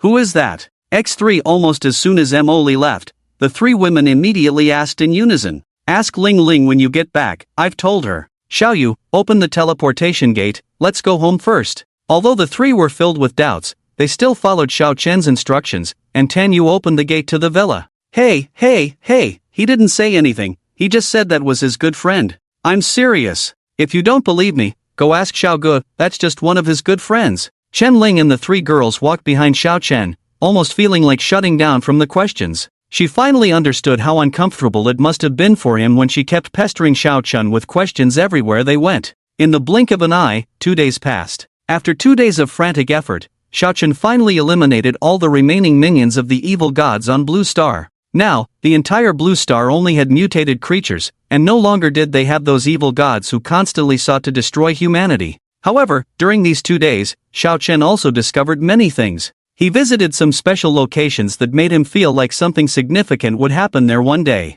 such as the mysterious Bermuda Triangle, the ancient Egyptian pyramids, the Devil's City, Ghost Island. These places gave him a feeling as if a fuse was burning towards an explosion. Seemingly dangerous, yet the fuse was long, seemingly safe, but no one knew when it would explode. Of course, this wasn't the most bizarre part. The most bizarre part was that the contents displayed by the Divine Eye in these places were actually 4 question marks. This was quite intriguing. With heavy doubts in his heart, Xiao Chen finally returned to his home in City H. He hadn't been home for these 2 days at all. After all, without getting rid of the minions of the evil gods, he couldn't rest easy. Now, things were finally better. At least those 4 evil gods no longer had the coordinates of Blue Star, and couldn't disturb this place anymore.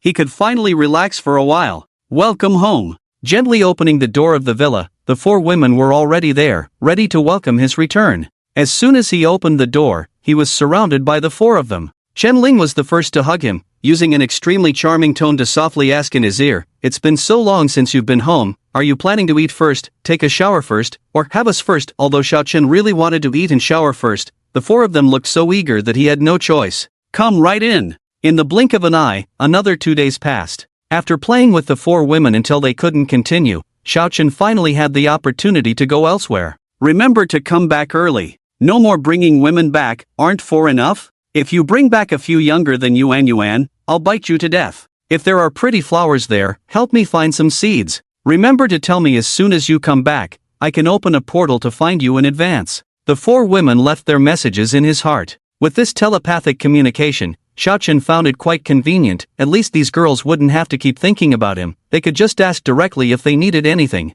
Of course, most of the time, these four were saying some exciting and abnormal seductive words, so Xiaochen naturally chose to selectively ignore them. Ahem, back to the point. Xiaochen was currently flying in the air, holding a map to find his way. If it's Kunlun Mountain, it should be here. Soon, he found his destination on the map.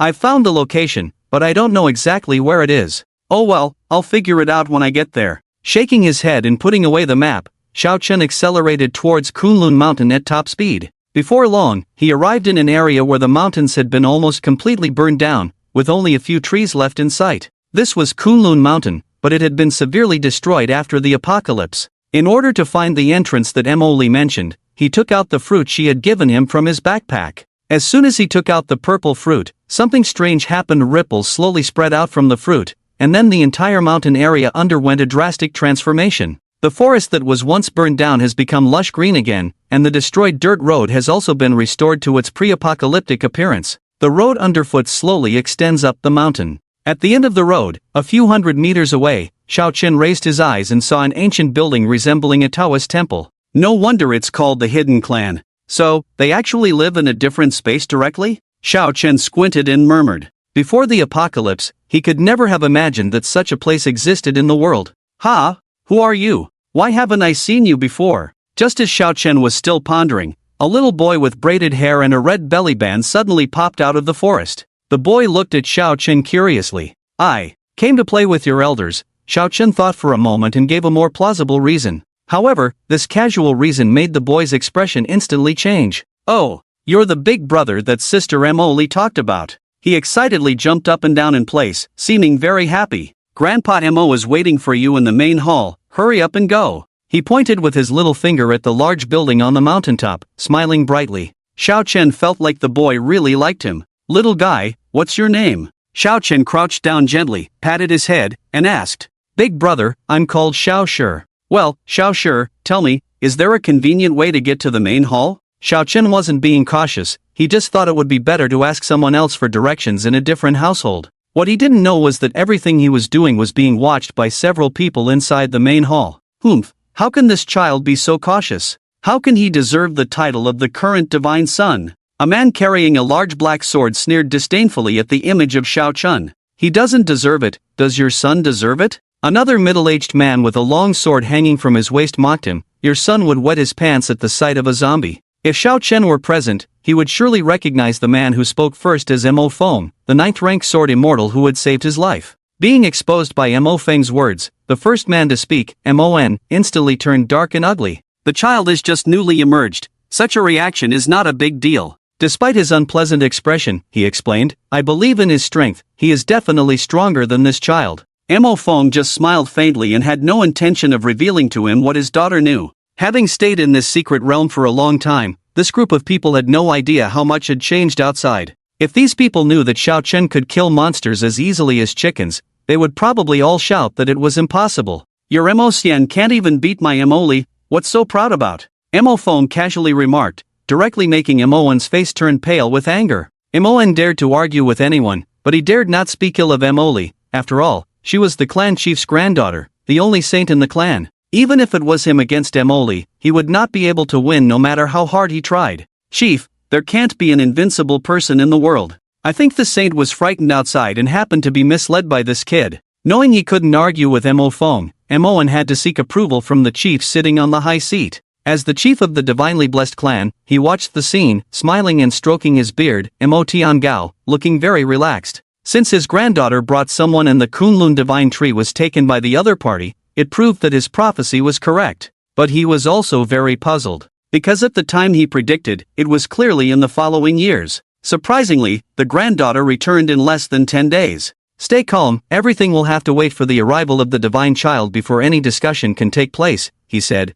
raising his hand to interrupt their conversation. And so, the 7 or 8 people in the grand hall waited in silence for Xiaochen's arrival. About 3 minutes later, led by Xiao Shi, Xiaochen finally arrived in front of the grand hall. As soon as he entered, he saw 7 or 8 pairs of eyes fixed on him. Fortunately, he was used to being stared at on the way, so Xiao Chen didn't mind. When he saw Mo Tiangao sitting at the highest position, he knew he was Mo Li's grandfather. Why? Because like Mo Li, only his name could be seen on his head, nothing else was visible. Senior Mo, I heard you like tea, so I brought you some, Xiao Chen said as he took out several types of tea. Green tea, floral tea, da hong pao, tai guanin. He even brought out 3 bottles of bottled tea. With a swift motion, 10 bags of tea fell to the ground, leaving everyone present dumbfounded. Almost everyone's expression seemed to say the same thing. Can't you be more careful when presenting tea? Who uses burlap bags for tea? And throwing over 10 bags at once. The entire grand hall fell silent. Finally, Mo Tiangao was the first to react, coughing a few times to ease the embarrassment. Ahem, thank you for the gift, divine child. Although the gesture was not grand, Mo Tiangao, a tea lover, could already smell the aroma of the high-quality tea in the 10 bags. This indicated that the other party was quite generous. After all, a year ago when he asked Mo Feng to buy some tea from the outside world, Mo Feng shook his head, saying the money was not enough. But now, Xiao Chen directly gave him 10 bags, ensuring he would have tea to drink every day. For someone who loved tea like him, this was the best gift. The divine wood you gave me is incomparable to these teas, Xiao Chen replied with a smile. Little did he know that this statement caused the faces of 4 or 5 people present to change, as they looked at Mo Tiangao. Elder, you actually gave a piece of Kunlun divine wood to an outsider? In their eyes, this was a treasure passed down within the clan for countless years. How could Xiao Chen take it away? Each branch of the Kunlun divine wood, which fell only once every 1,000 years, contained magical powers. Everyone in the clan aimed to obtain recognition from the divine wood as their lifelong goal. It's just a branch, why panic? Xiao Chen calmly interrupted, cutting off their words. On the way here with Xiao Shi, he had already seen the so-called Kunlun divine wood. It was a towering tree protecting the entire Ziyu clan on the Purple Mountain. Along the way, Xiao Chen tried to chat with it and unexpectedly discovered that the Kunlun divine wood had awakened consciousness. If he wasn't here to visit Mo Li's grandfather, Xiao Chen would have liked to chat with it a bit longer. Do you know what that branch represents? Moen seemed struck, arguing with Xiao Chen, that is the most precious treasure of our clan. You, an outsider, you simply. Just as Moen was about to pour out his grievances to Xiao Chen, he raised his hand to stop him.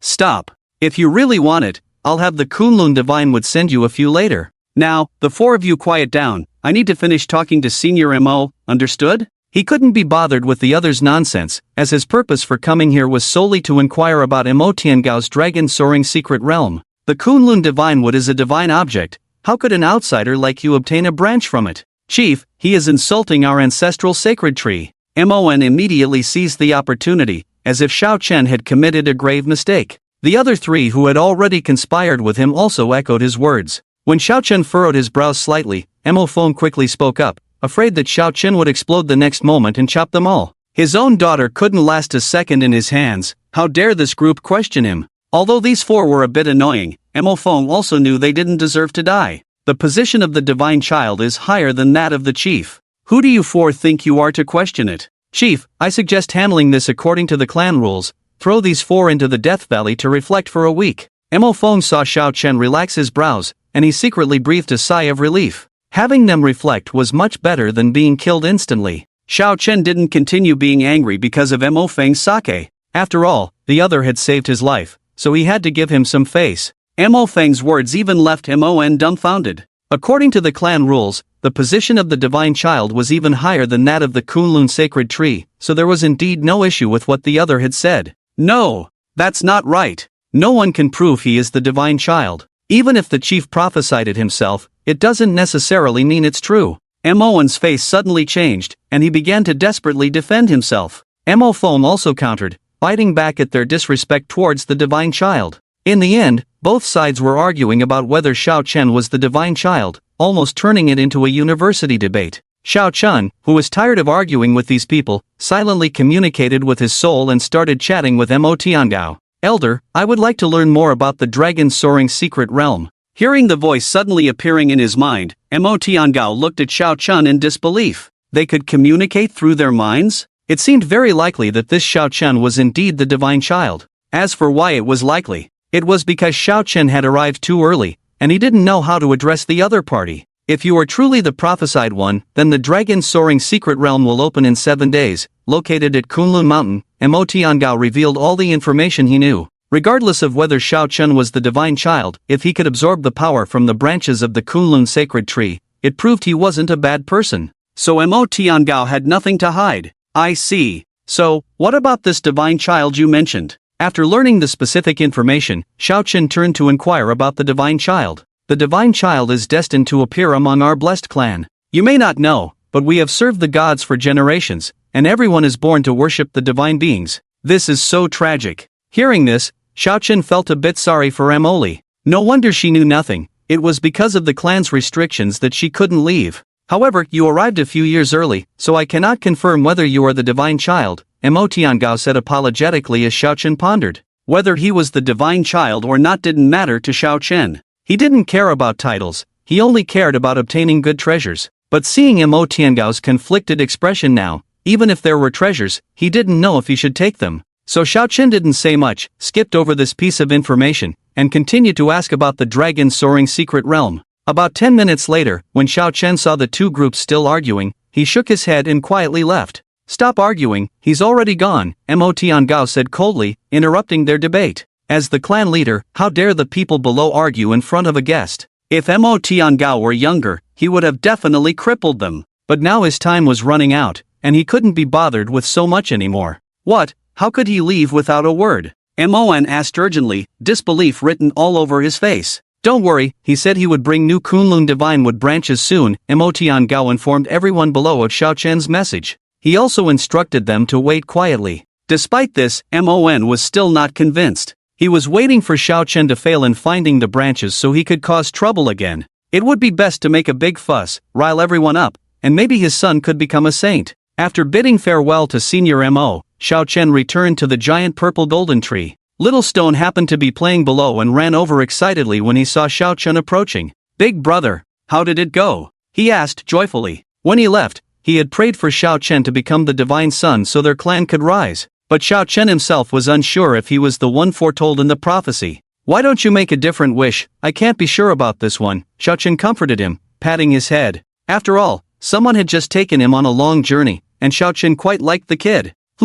Little Stone looked conflicted upon hearing Xiao Chen suggest a different wish. After intertwining his fingers for a while, he finally smiled and said, then, I want a leaf from the Kunlun divine wood. A leaf from the Kunlun divine wood? That was easy, he was about to have a chat with the tree anyway, so he could ask on the kid's behalf. Wait here, I'll give it a try, Xiao Chen said. Okay. Children were always quick to believe what others told them. For instance, if Xiao Chen said he could do it, the kid believed him. After calling the delighted Little Stone aside, Xiao Chen began to communicate with the Kunlun divine wood using his spiritual sense.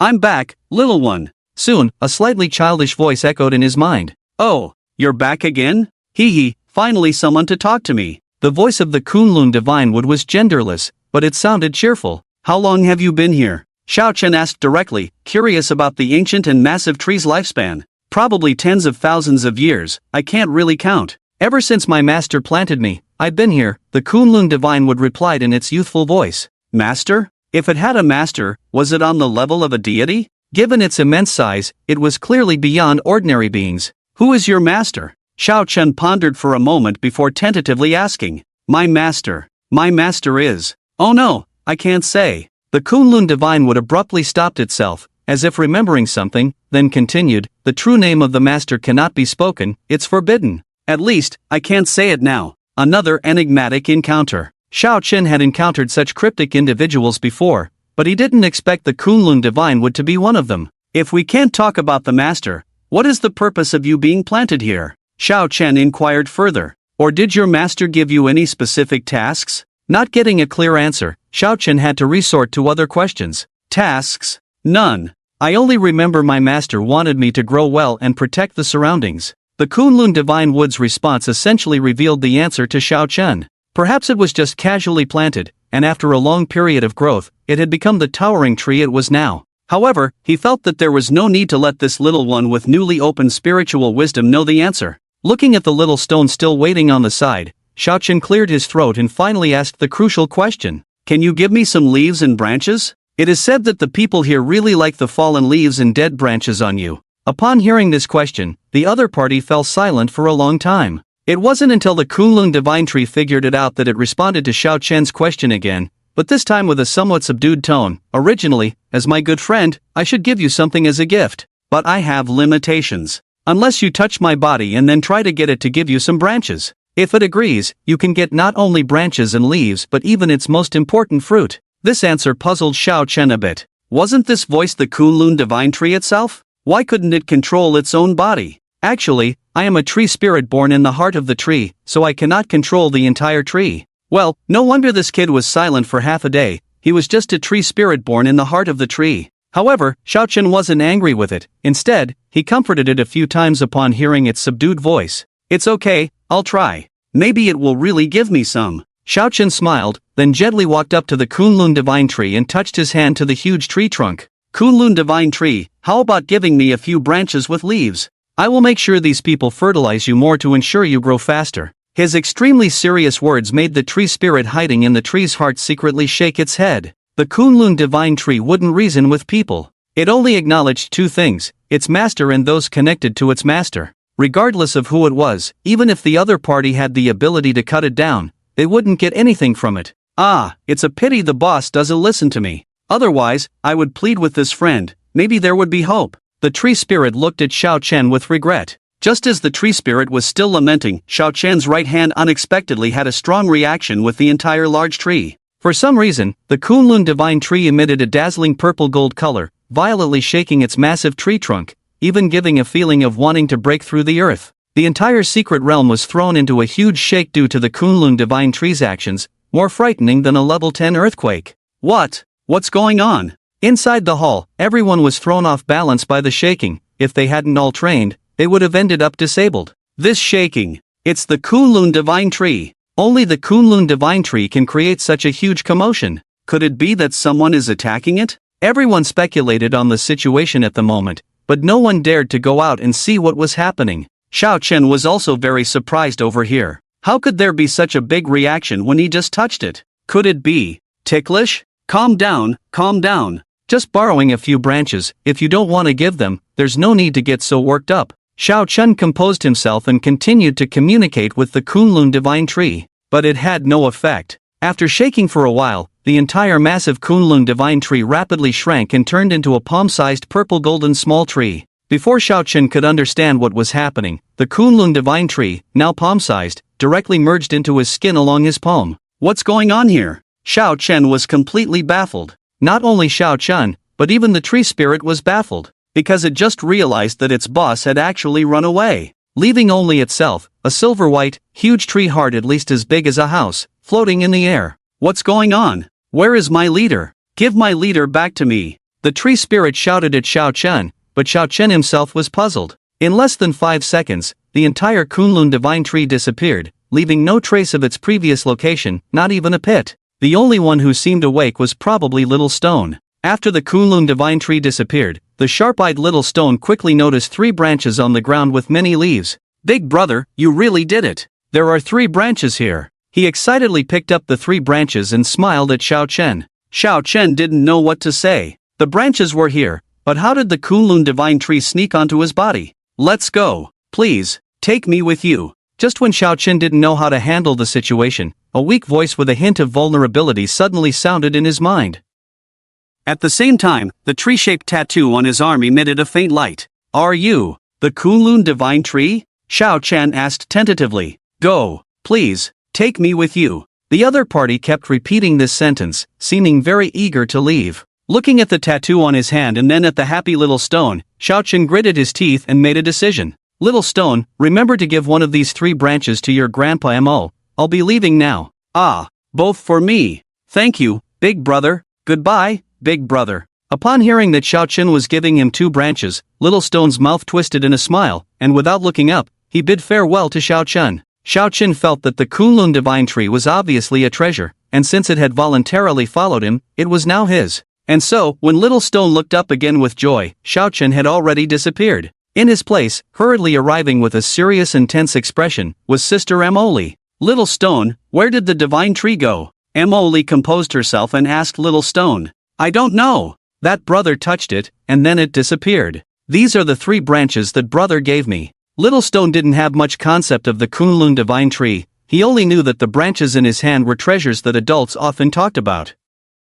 Let's go find Grandpa Mo and tell him what happened, okay? After pondering for a while, Emily could only take Little Stone to ask Grandpa Mo about the situation. Alright, let's go. Divine Blessing Hall. All members of the Divine Blessing family who could move were summoned to the hall. Emily, Mon, Emophone, and other important figures stood at the forefront, listening to Little Stone recounting what had just happened. Puzzled, Little Stone happily narrated the entire process. When Little Stone finished speaking, the people below started discussing. Chief, I told you he's not the chosen one. How could the chosen one take the Kunlun divine tree away? The clan rules clearly state that the Kunlun divine tree only gives gifts to the chosen one but does not follow them. Emoan finally found a reason and confidently stood up, the first to shout at Chief Emotiangao. Emily frowned upon hearing this. It was disrespectful to the chief, and as the holy maiden, she needed to teach Emoan a lesson. But just as she was about to draw her sword to reprimand Emoan, her father Emophone gently grabbed her hand and then shook his head at her.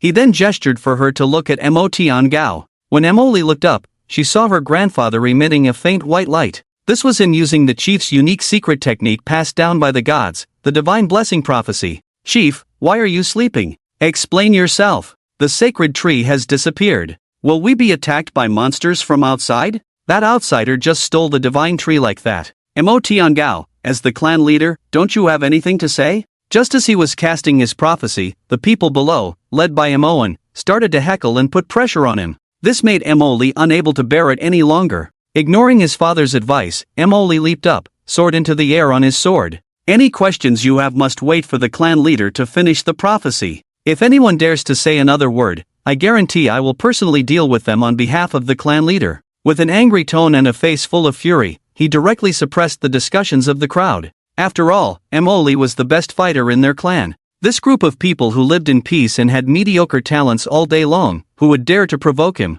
Hoof! With a cold snort, making sure this group of people dared not speak further, Emoli flew back again. In the tense and oppressive atmosphere, another 5 minutes passed. After completing the prophecy, Emotiangao, as if he had learned a very shocking truth, suddenly opened his eyes wide, took a few deep breaths on the grand hall, and finally calmed down. I heard everything you just said clearly. Now, I want you to silently recite the clan rules in your hearts, and then make a choice. Emotiangao stroked his white beard and began to point and speak. Those who support retrieving or seizing back the divine tree, stand on this side. Those who do not support retrieving the divine tree and want everything to remain as usual, stand on this side. This choice was just too simple. Almost 2/3 of the people, following the indifferent Mon, stood on the side of seizing back the divine tree, while Emoli, Emophone, and others believed it was fate and stood on the other side. Old man, the minority must obey the majority. Quickly tell me where that kid hid the divine tree. Seeing so many people on his side, Mon was extremely happy and quickly shouted at Emotiangao.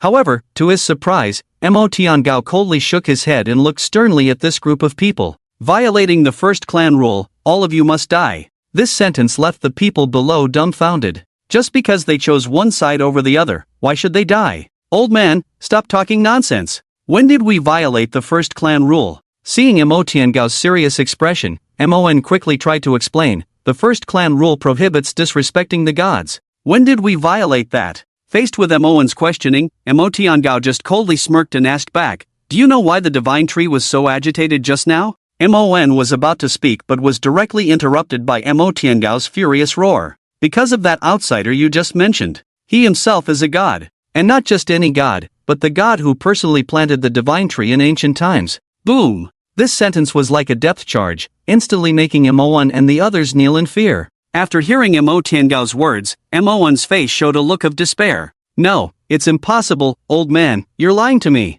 Although he was already kneeling on the ground, his mouth remained stubborn. How can an ordinary human bear the title of a god? You're deliberately deceiving me, aren't you? You want to shift the focus and cover up the fact that you lost the divine tree. As the man with the hardest mouth in the room, Mon stared fixedly at Emotiangao, hoping to see a hint of weakness on his face. However, Emotiangao remained calm throughout, his face icy and showing no sign of taking his words to heart. If you think you haven't offended him, then why can't you all stand up now? He calmly replied to Mon. It was this sentence that made Mon suddenly realize that he might not be as suppressed by Emotiangao as he thought. But he was not killed by external forces. but by a certain power within his own heart pressing down on him. It was a kind of spiritual shackle that completely suppressed any resistance within him. "I'm sorry, Chief, I know I was wrong, please spare me. We don't want the Godwood anymore, spare me, my knees are about to shatter, it hurts so much. What kind of power is this, why can't I resist at all? Mo Tiangao,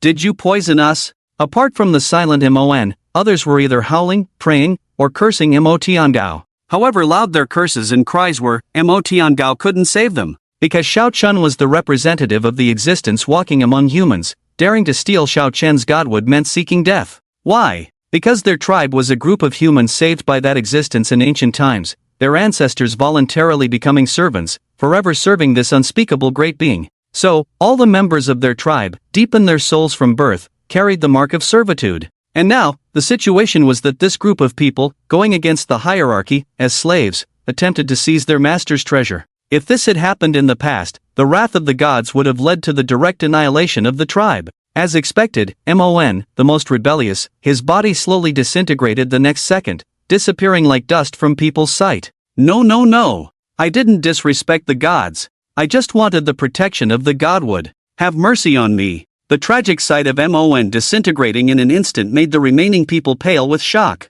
They cried and begged, but in the end, not a single person survived. 2/3 of the entire tribe directly vanished, as if they had never existed. Grandpa.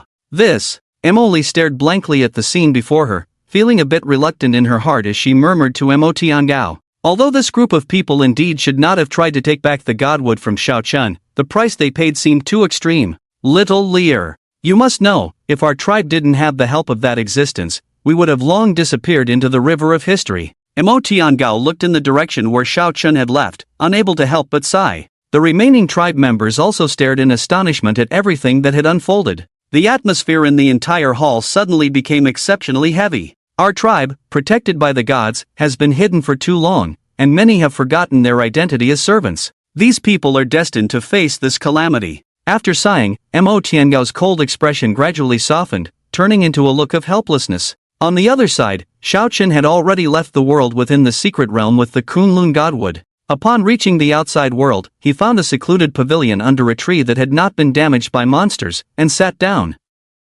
"What do you want by following me?" As soon as he sat down, he pointed his finger at the tree-shaped tattoo and asked, "Li, like, two, together." The intermittent voice almost made Xiao Chen think it was about to die. Moreover, what did liking and going together have to do with each other? Could it be that it had lived for too long, and being suddenly touched by Xiao Chen, it started to like him? That couldn't be, right? Even for ancient trees, such behavior was unlikely. "Can you speak more coherently?" he continued to ask. "Lu, learn, will, be better soon." Its response went from intermittent to clearer, and by the end, it even responded loudly to Xiao Chen. Kunlun godwood, a mysterious tree born in ancient times, seemingly related to an unspeakable existence. The data displayed on the god's eye was almost the same as if nothing had been said. Perhaps the divine eye simply couldn't see through the Kunlun divine wood's advanced nature, so it couldn't understand the other party. Unable to figure things out, Xiao Chen could only plan to go home first and then make further arrangements. "Xiao Chen, wait." Just as he was about to leave, a voice he hadn't heard in a long time suddenly entered his mind. "Mo Li?" Upon hearing this voice, Xiao Chen thought the other party had come to demand the Kunlun divine wood. But before he could explain, Mo Li had already spoken. "Great. I thought I wouldn't be able to contact you once you left. Ahem, how could I be that kind of person? You see, Merchant, is there something you need?" Xiao Chen coughed, taking the initiative to bring up the topic, hoping to clarify the matter of the Kunlun divine wood with the other party. But Mo Li was even more anxious than him. Ever since her grandfather told her that Xiao Chen was undoubtedly a god walking in the world, and that he was the god she, as the saintess, must serve for life, she had been contemplating how to communicate with Xiao Chen in the future. After all, theoretically speaking, he was her master, and whatever he wanted her to do, she had to do. Fortunately, it seemed that Xiao Chen was unaware of his identity and didn't care about these matters. "Grandfather forgot to tell you one thing. Because of your appearance today, the secret realm is likely to open early." "Ha?" Xiao Chen was puzzled by this statement. What did it mean that the secret realm would open early because of his appearance today? Didn't Mo Lao say that they would only know the specifics after 7 days? Is it because I took the Kunlun divine wood that the secret realm opened early? He raised his eyebrows and asked Mo Li. Although the two were communicating through telepathy, Emily suddenly felt a sinking feeling in her heart, as if the slave mark on her body was acting up. No, absolutely not. The divine would originally belong to you, after all, it must have liked you to follow you, right? Under the pressure of the slave mark, Emily quickly replied. If she hesitated for a few more seconds, the slave mark would force her to kneel. Hearing Emily's response, a smile unconsciously appeared at the corner of Xiao Chen's mouth. It turned out that these people were so afraid of the Kunlun divine wood. If he had known earlier, he wouldn't have been in such a hurry to leave. You're right, this thing seems to have stuck to me, I can't shake it off, Xiao Chen replied with a smile. At the moment his smile appeared, the feeling of restraint that had been imposed on Emily disappeared without a trace. This made Emily truly confirm that Xiao Chen, this little brother she had only taken in a few days ago, was her master, and a word from him could make her die. By the way, there's something else I haven't told you. Emily, feeling emotional, suddenly remembered that she hadn't finished her words. I remember my grandfather also said that once the secret realm opens, many hidden clans will emerge, and a great chaotic era is about to come. A great chaotic era? No, they hadn't even understood this post-apocalyptic world, and now there was talk of a great chaotic era? Did your grandfather mention anything about this great chaotic era? Xiao Chen asked with a furrowed brow. He vaguely felt that this so-called great chaotic era was not that simple. I only know that my grandfather mentioned the great chaotic era, but nothing else. Emily pondered for a moment, biting her lip as she replied. Since she didn't know, Xiao Chen naturally didn't inquire further. Alright then, thank Mo for the reminder. If there's nothing else, I'll take my leave. Feeling that the conversation had come to an end, he decided to leave first. Emily also breathed a sigh of relief upon hearing this, a happy expression appearing on her face. Because with Xiao Chen gone, she wouldn't have to worry about saying the wrong thing and being tormented by the slave mark. Oh, okay, next time you come, let me know in advance so we can be prepared. Emily hurriedly bid farewell to Xiao Chen, afraid that he would start another conversation with her. Alright. Watching Xiao Chen's voice finally disappear from her mind, Emily let out a sigh of relief. Exhausted, she could no longer support herself and fell heavily to the ground. This slave mark is too torturous, why does it make my whole body go weak? She complained in her mind, blushing with embarrassment as she lay on the ground. Next time, she must make Xiao Chen aware of her high status and not show so much respect towards her. Otherwise, when the slave mark activates, Emily, as the saintess, would react differently from others. While others felt physically and mentally uncomfortable, suppressed as if crushed by a huge rock, Emily felt uncontrollable numbness all over her body, along with a tightness that made it hard to breathe. It was like Xiao Chen himself was pressing down on her. This feeling was truly embarrassing. Xiao Chen, who had no idea what had happened, flew a certain distance and with the help of Tanyu's teleportation gate, quickly arrived at the villa. However, the villa and the entire city of H had undergone a complete transformation. Under Tanyu's research using mimicry technology, the people in the sanctuary now used various machines powered by crystal core energy, and Xiao Chen's villa was no exception. After installing a protective shield to isolate the environment last time, with Tanyu and the other women's efforts, they renovated the entire villa. Originally a 5-story villa, they forcibly turned it into 7 stories, each floor serving a different function. Xiaoyu, where did your 3 sisters go? After landing on the 5th floor of the villa, Xiao Chen gently held Tanyu, who was pondering over a crystal core. The 5th floor was Tanyu's laboratory, where she conducted research and stored her findings. Who would have thought that Tanyu, the strongest fighter among the 4 women, would choose to be a crystal core inventor? Feeling a warm sensation, Tanyu gently turned around, buried her head in his chest for a moment, then raised her head and said, Mu Qing and Linger went to investigate a sudden whirlpool that appeared at the seaside. Xian Mei has been collecting information near the Rose Castle. A whirlpool? At the seaside? When these two things were combined, Xiao Chen's heart suddenly skipped a beat. Could this be related to the chaotic world that Mo Lao mentioned? Linger, Mu Qing, where are you two? He immediately communicated with them telepathically, sending a message to both. Xiao Chen? We're at the seaside, what's wrong? Chen Lin, upon hearing Xiao Chen's voice, quickly responded before Tang Mu Qing. In order not to let Tang Mu Qing beat her to it, she hugged Tang Mu Qing tightly while replying to Xiao Chen. Who's competing with you to answer first? Hurry down. Tang Mu Qing looked at Chen Lin, who was beaming with joy, and playfully tapped her on the head. Once Chen Lin climbed down, Tang Mu Qing put away her helpless expression and quickly replied to Xiao Chen in her mind. We're at the seaside, Linger interrupted us earlier, is there something wrong? Hearing that both of them were safe, the tension on Xiao Chen's face finally eased. But not knowing the situation with the whirlpool, he had to ask them to leave first to prevent anything unexpected from happening inside. Leave the whirlpool immediately, hurry. I'll be there soon. After hastily leaving them with a few words, Xiao Chen also quickly arrived at the seaside through Tan Yu's teleportation gate. Of course, because there was no specific location, Tan Yu could only set a rough position. Fortunately, Xiao Chen had a very strong perception, and he quickly flew towards them following the scent on the two women. At this moment, the two at the seaside also heard the urgency in Xiao Chen's words. Since Xiao Guo has said so, let's leave quickly. Tang Muqing frowned slightly, staring fixedly at the blue vortex and said to Chen Lin, "Alright, I thought there would be something fun,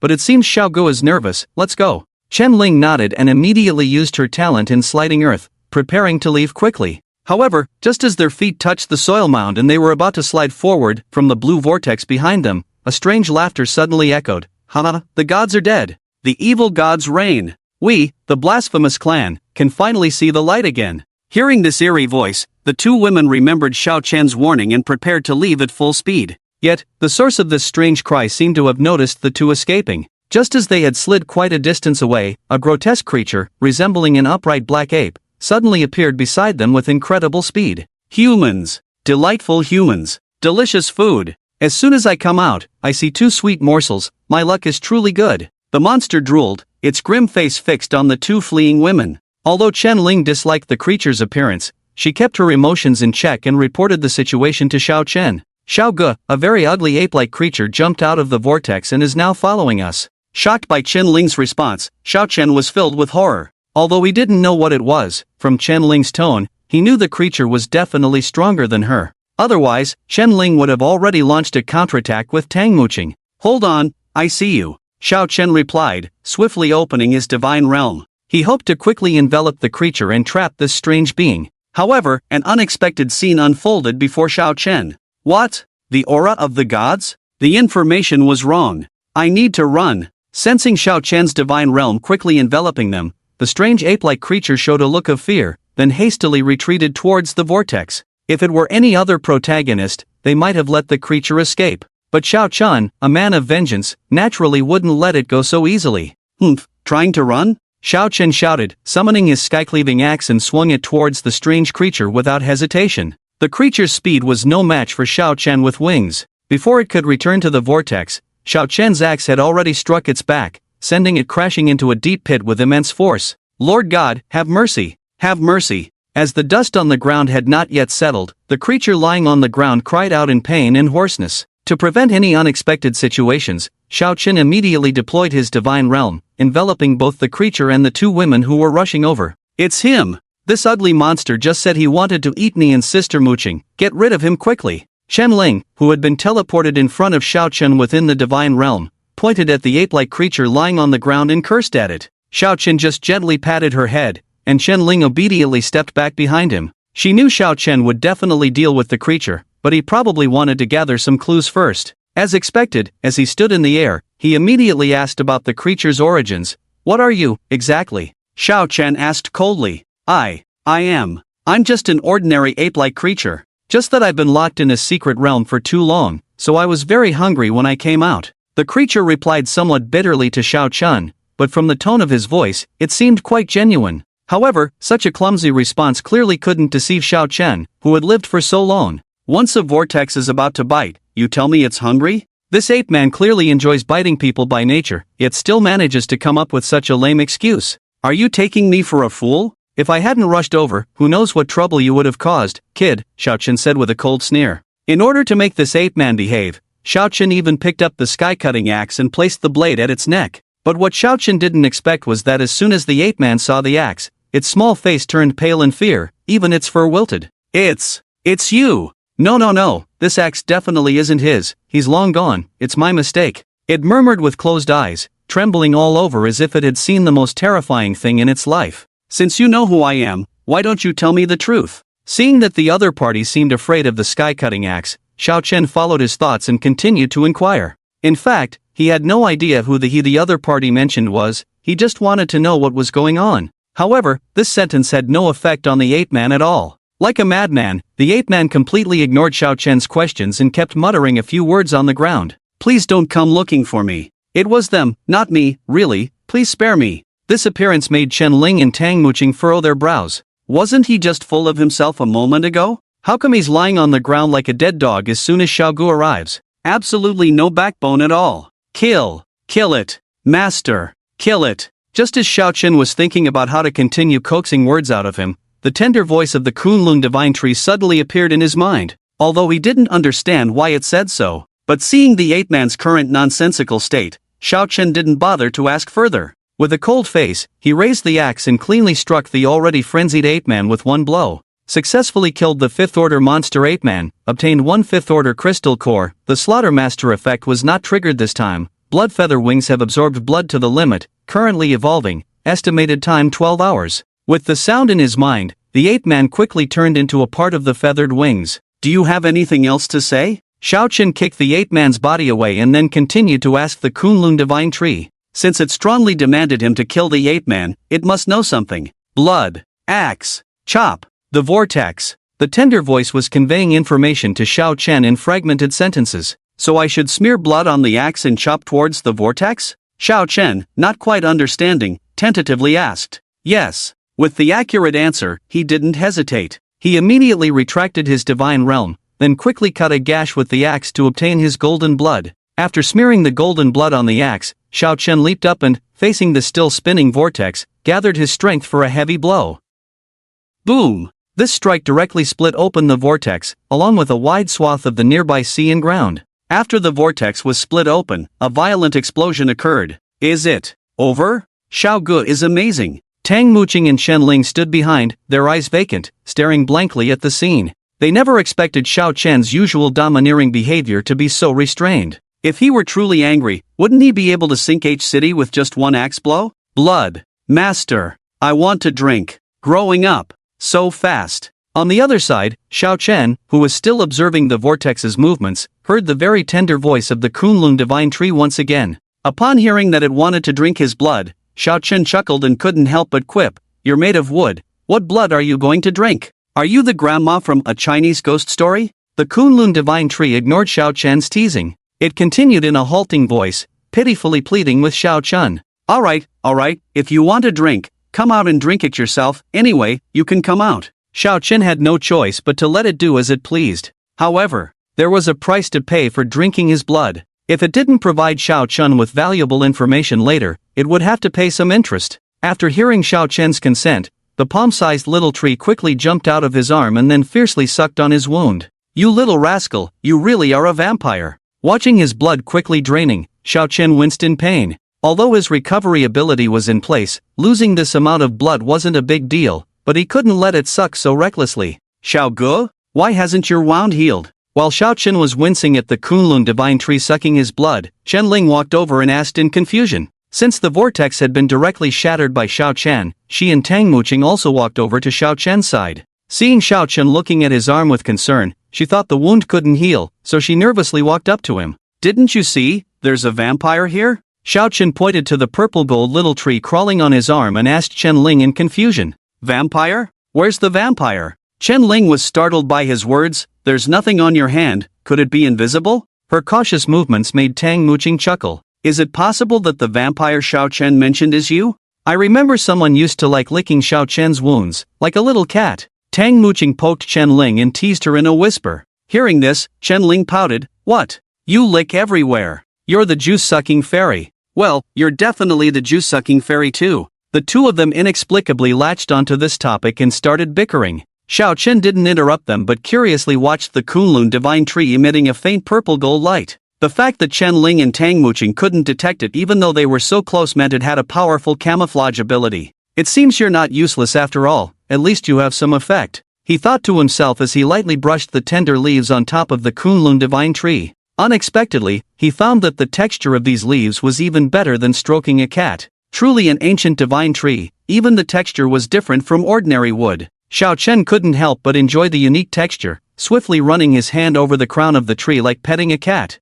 Then, something he never expected happened. After the Kunlun divine tree had its fill of blood, the purple gold light on its body shone even brighter. It wasn't until it was completely surrounded by a ball of light that Xiao Chen realized it seemed to have stopped sucking his blood. He stopped his movements and quietly waited for the Kunlun divine tree to complete its evolution. In less than 10 seconds, the ball of light around it slowly disappeared, revealing, "Ah, this isn't right." Sitting on Xiao Chen's arm was a palm-sized, chubby, and very cute little elf. If it weren't for her wearing a purple gold leaf skirt and a leaf-made crown on her head, Xiao Chen would have almost thought he was seeing things. Master, I can speak now. Xiao Chen was completely frozen as the cute little creature, resembling a forest elf, swiftly flew up using its wings and circled around Xiao Chen's head. Seemingly happy with her transformation, she said, "Ahem, calm down first. Since when did I become your master again?" Xiao Chen quickly interrupted her actions upon seeing this. "You, a Kunlun divine tree who has lived for who knows how long, have turned into a cute little elf? Is this even possible? A master is still a master." The little elf tilted her head slightly, seemingly not understanding why Xiao Chen asked that. "But didn't you just meet me for the first time yesterday?" Xiao Chen frowned and replied. "First time?" Upon hearing Xiao Chen's response, the little elf nervously landed on her shoulder, carefully sensing Xiao Chen's aura. After about 3 seconds, as if confirming something, she quickly smiled with a relieved expression. "It seems like the master has amnesia, but it's okay, with me here, I will definitely help you recover your memories quickly," she said with a smile. Never mind, let's talk after you come back with me first." Xiao Chen originally wanted to ask her many questions, but with a quick glance, he realized that Chen Lin and Tang Muqing were both looking at him with strange expressions. Indeed, staring at his empty shoulder and displaying various expressions, to others, this action seemed similar to that of a mentally ill person. In the end, he could only casually explain, and after making sure the vortex would not appear again, he took the two women and the Kunlun divine tree back to the villa. "Wow! What is this? Water flows out when you twist it. That's a water dispenser. And this? What are these crunchy things the girl is eating?" "Those are potato chips." In the eyes of the little elf, the things in Xiao Chen's house were very strange. After all, the way of life of their Emoli clan was somewhat primitive, and she had never had the chance to come into contact with things from the real world. Watching her flying around and asking questions everywhere, Xiao Chen felt like she was a curious baby. "Let's hold on for a moment. Come over here, I have a few questions for you first." Xiao Chen shook his head, interrupting the little elf who was about to continue questioning. After all, he had many questions to ask and couldn't delay any longer. "Oh, okay, I'm coming." The little elf didn't mind and landed on the wine glass on the table. Sitting on the edge of the glass with her petite body, she waited earnestly for Xiao Chen to speak. "First question. Why do you call me master?" Xiao Chen asked his inner doubts. "Because you gave me life, but it seems like you have amnesia now and have forgotten many things," the little elf replied as before. This made Xiao Chen think of the various things on his body: divine eyes, divine body, talents. It was very likely that the other party mistook something on his body for the aura of the previous master. After all, only gods could live for so long. What kind of person was I before? Xiao Chen intended to continue questioning to uncover the identity of this mysterious being. "You were a great being, a generous being, an invincible being, the entire." The little elf began to introduce very seriously, but all this information seemed quite useless to Xiao Chen. Despite the little elf's rambling, Xiao Chen didn't get any useful information. And the most absurd part was that every time he asked her to tell him the name of this being, she would say that the name was unspeakable. Only those who didn't know him could call him by his name. If someone who knew him mentioned his previous name, they would be sanctioned by the world consciousness. Why is everyone speaking in riddles? Xiao Chen was speechless. Knowing so many people, strong or weak, not a single one could tell him the name of this being. After sorting it out, Xiao Chen decided not to inquire further about this matter, as asking would not yield any answers anyway. "So, tell me about that ape-man, why did you ask me to kill it earlier?" Xiao Chen adjusted his expression and posed the second question. Upon hearing this question, the sprite's expression changed abruptly from its usual cheerfulness to a serious demeanor. "Because it is of the sinful blasphemous clan of gods." The sprite took a deep breath and answered slowly. "The blasphemous clan of gods is a very ancient race. They, not chosen by the divine, treaded the path of blasphemy against the gods and retaliated. And the most dreadful part is, their ancestors had these thoughts since they were still animals."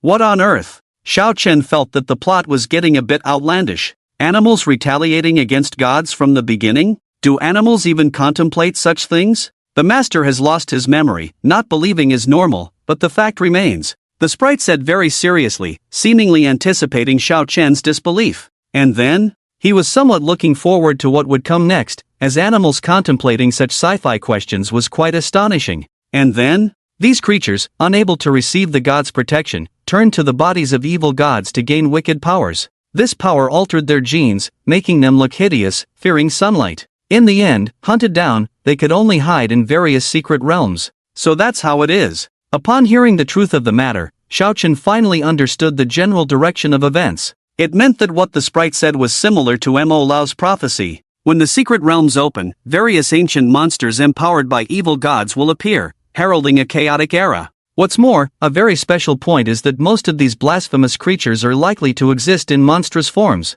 So, it's highly possible Chen could see long-extinct animals, like saber-toothed tigers, woolly rhinoceroses, even the most ancient creatures, dinosaurs. The thought of being able to see these creatures made Chen extremely excited. Although they might bite him upon meeting, witnessing such ancient beings was naturally an exhilarating moment. Do you know where these secret realms will appear? Chen, now interested, quickly asked the sprite. Forgive my ignorance, master, I do not know how they hide in secret realms or how they come out. The sprite shook her head regretfully, indicating she truly didn't know the answer to this question. At this point, Chen already had a clear understanding. The current goal was to shift from killing the minions of evil gods to killing another group of evil gods' lackeys, right? When it comes to killing, Chen is naturally the most skilled. However, the current issue is not being able to locate the enemy. He must find an opportunity to break the deadlock when the dragon's soaring realm opens. And this breakthrough opportunity is closely related to the sprite in front of him. Because she knows more than Chen, many times he has to ask her to know the results. Looking at the sprite sitting in front of him, staring at him all along, Chen suddenly thought that calling her sprite all the time wasn't appropriate. So, sprite, since I am your master, shouldn't I give you a name? He asked the sprite in an enticing tone. Of course. So, what does the master want to call me? Hearing that he was going to give her a name, the sprite happily flew up. Seeing how you love blood and how petite and cute you are, I'll call you Lilia. Then I'll be called Lilia from now on, thank you, master. He. Unexpectedly, the other party didn't even think about it and immediately agreed to Chen's proposal. In fact, he had some hesitation at first between the names Lily and Lilia, because he felt that the original name of the Kunlun divine tree, paired with Lilia, had a strange blend of Eastern and Western elements. But then he thought that Kunlun was just the current name, and in the past, it might have had various other names. For a divine tree that had survived for so long, the name Lilia obviously suited her better. After all, in Chen's impression, the name Lilia was either a vampire or a long-lived witch.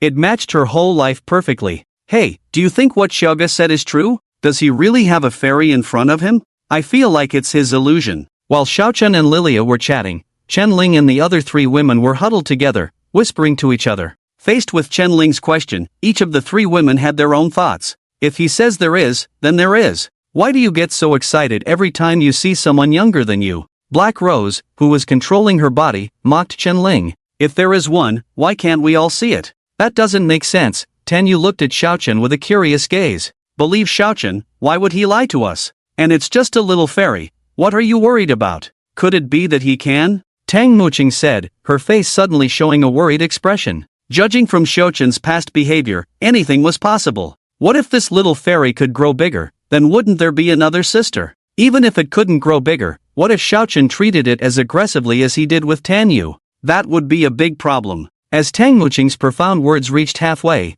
the other three women also fell into silence. It was only when Chen, who had turned his head, noticed this scene that he pulled them out of their strange fantasies. Ha! Why are you four standing there motionless? Are you playing statues? Chen took Lilia back into his hands and then leisurely walked towards the four women. When they dazedly looked up, Chen suddenly felt a hint of charm in their eyes. Can that little fairy you mentioned see us? Chen Ling suddenly asked in a leisurely manner. Of course, it can, Chen replied calmly. If it can see us, then I want to show it. After saying this, Chen Ling directly pounced over with a smile. As Chen and the four women engaged in playful banter, Lilia was amazed. In another layer of the blue star's space, in the secret realm where the profane clan lived, various strange black creatures gathered in a dark pile of rubble, seemingly discussing something. The ancient ape is dead, a hoarse voice came from near the rubble. When the group of animals heard this news, they were instantly horrified. Because from the time the ancient ape left the secret realm to investigate, to the time of his death, it was less than a minute.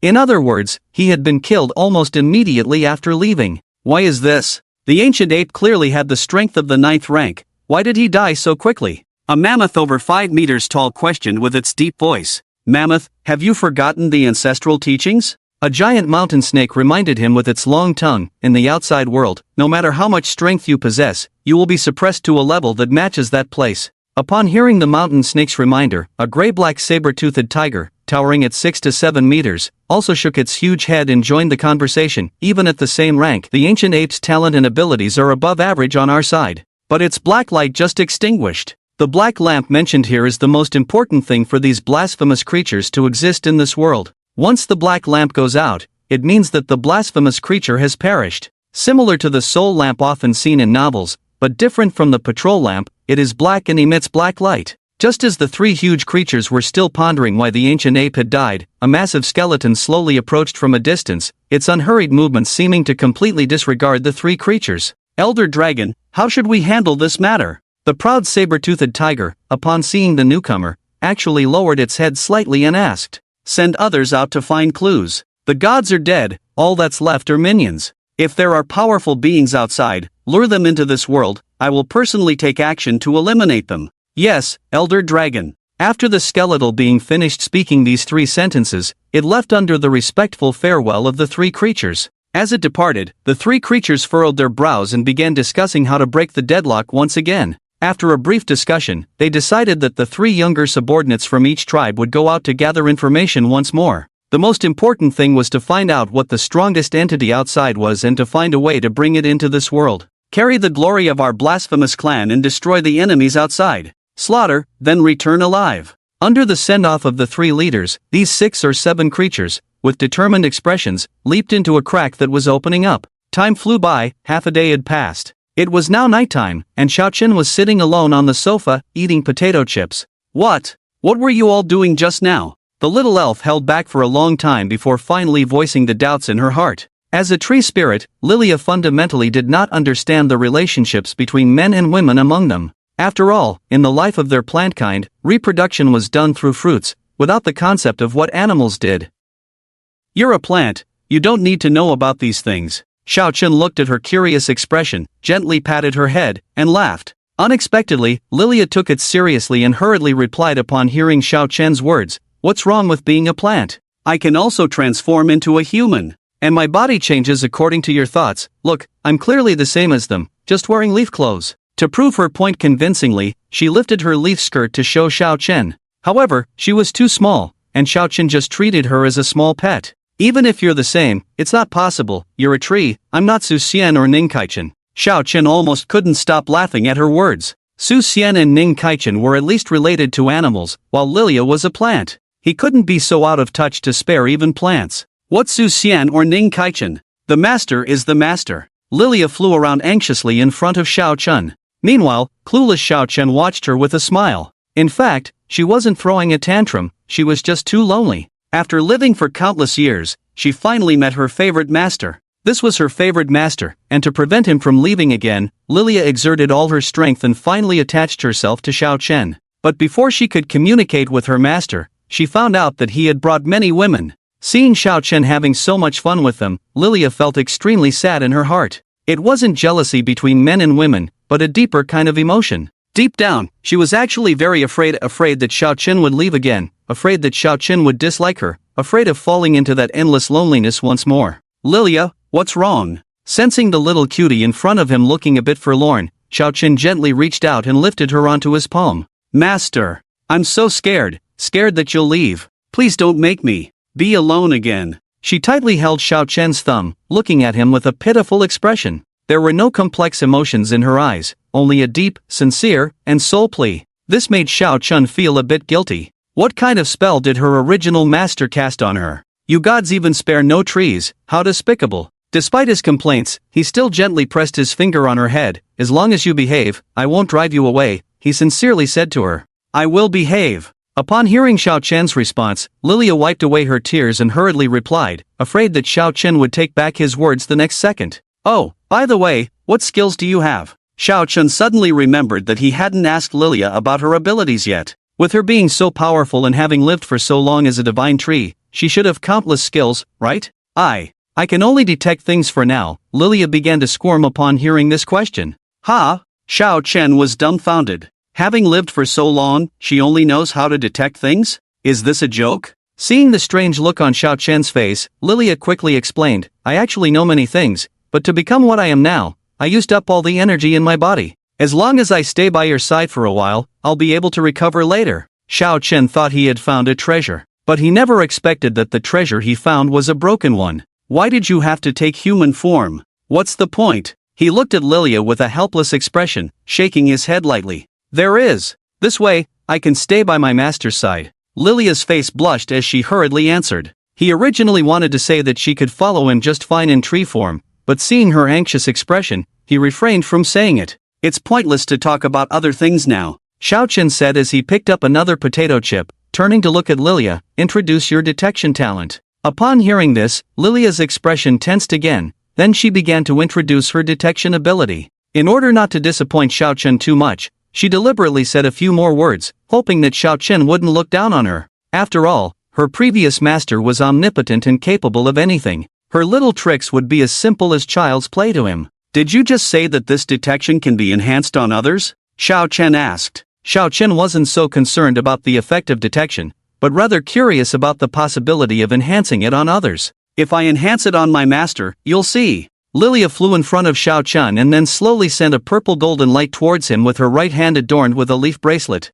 Received Lilia's detection enhancement, map loading. Detection complete, new map constructed, please check. After the 2 notification sounds, a flat map appeared in front of Xiao Chen. Different items were detailed with various colored dots. For example, tan dots represented mountains, green dots were living beings, blue dots were water, red dots were buildings. The larger the marked dot, the stronger the entity. And most importantly, the range of this map was not small. At first glance, this distance covered by Xiao Chen spans at least 4 or 5 cities. Lilia, well done, your abilities are very useful. Xiao Chen rarely patted her head and praised her. This simple compliment made Lilia very excited. Really? Thank you, master. He.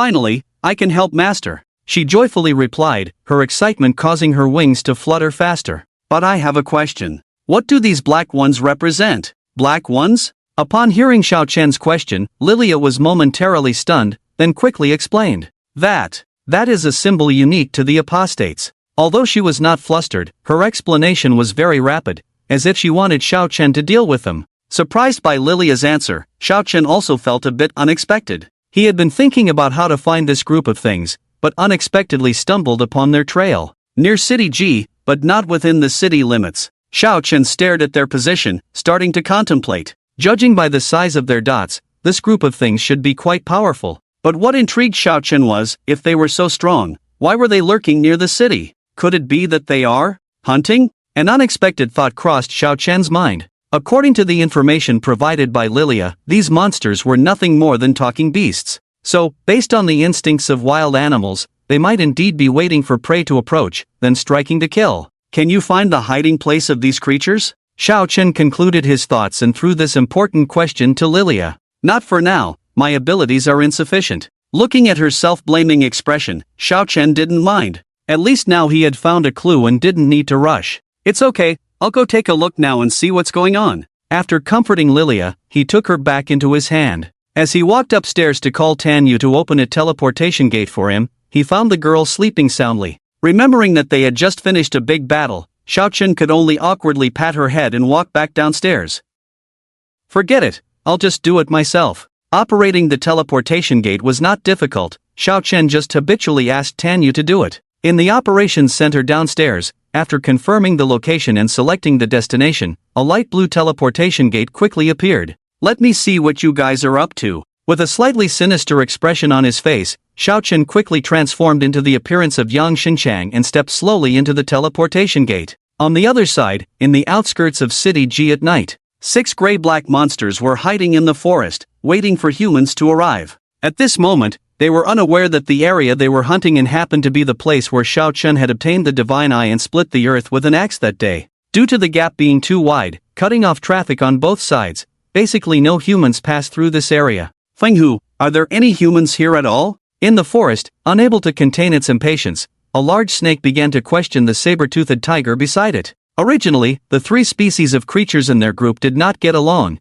and squatting for half a day without results would make anyone complain. But the 2 saber-toothed tigers next to it didn't think so. As excellent hunters within their tribe, they knew that as long as they squatted long enough, some creature would eventually pass by. So it did not respond to the snake's complaints, just silently stared at the path ahead. This action clearly angered the snake opposite. As members of the Titan Python tribe, their body temperature needed to be regulated like normal snakes. Moreover, this was Blue Star, an area it had never been to since birth. A strong sense of discomfort towards the environment gradually took hold of the Titan python, fueling its growing anger. Damn it! I'm getting furious. Are the creatures in this place extinct? Why haven't I seen a single living thing? It rapidly spat out signals, roaring madly, seemingly venting the discomfort within. Just as it roared, in that moment, a prey finally appeared in the eyes of the saber-toothed tiger. It was a small creature that seemed bite-sized. But just as the saber-toothed tiger was about to strike, the Titan python's roar followed suit. What the heck? What's making that noise? The small creature that heard the sound immediately stopped in front of the forest, then swiftly turned around and frantically fled. Come back here, I'll settle the score with you later. The saber-toothed tiger, Wind Tiger, menacingly threatened the Titan python before swiftly leaping out of the forest. With its super-fast speed and exceptional hunting experience, it quickly caught up to its prey.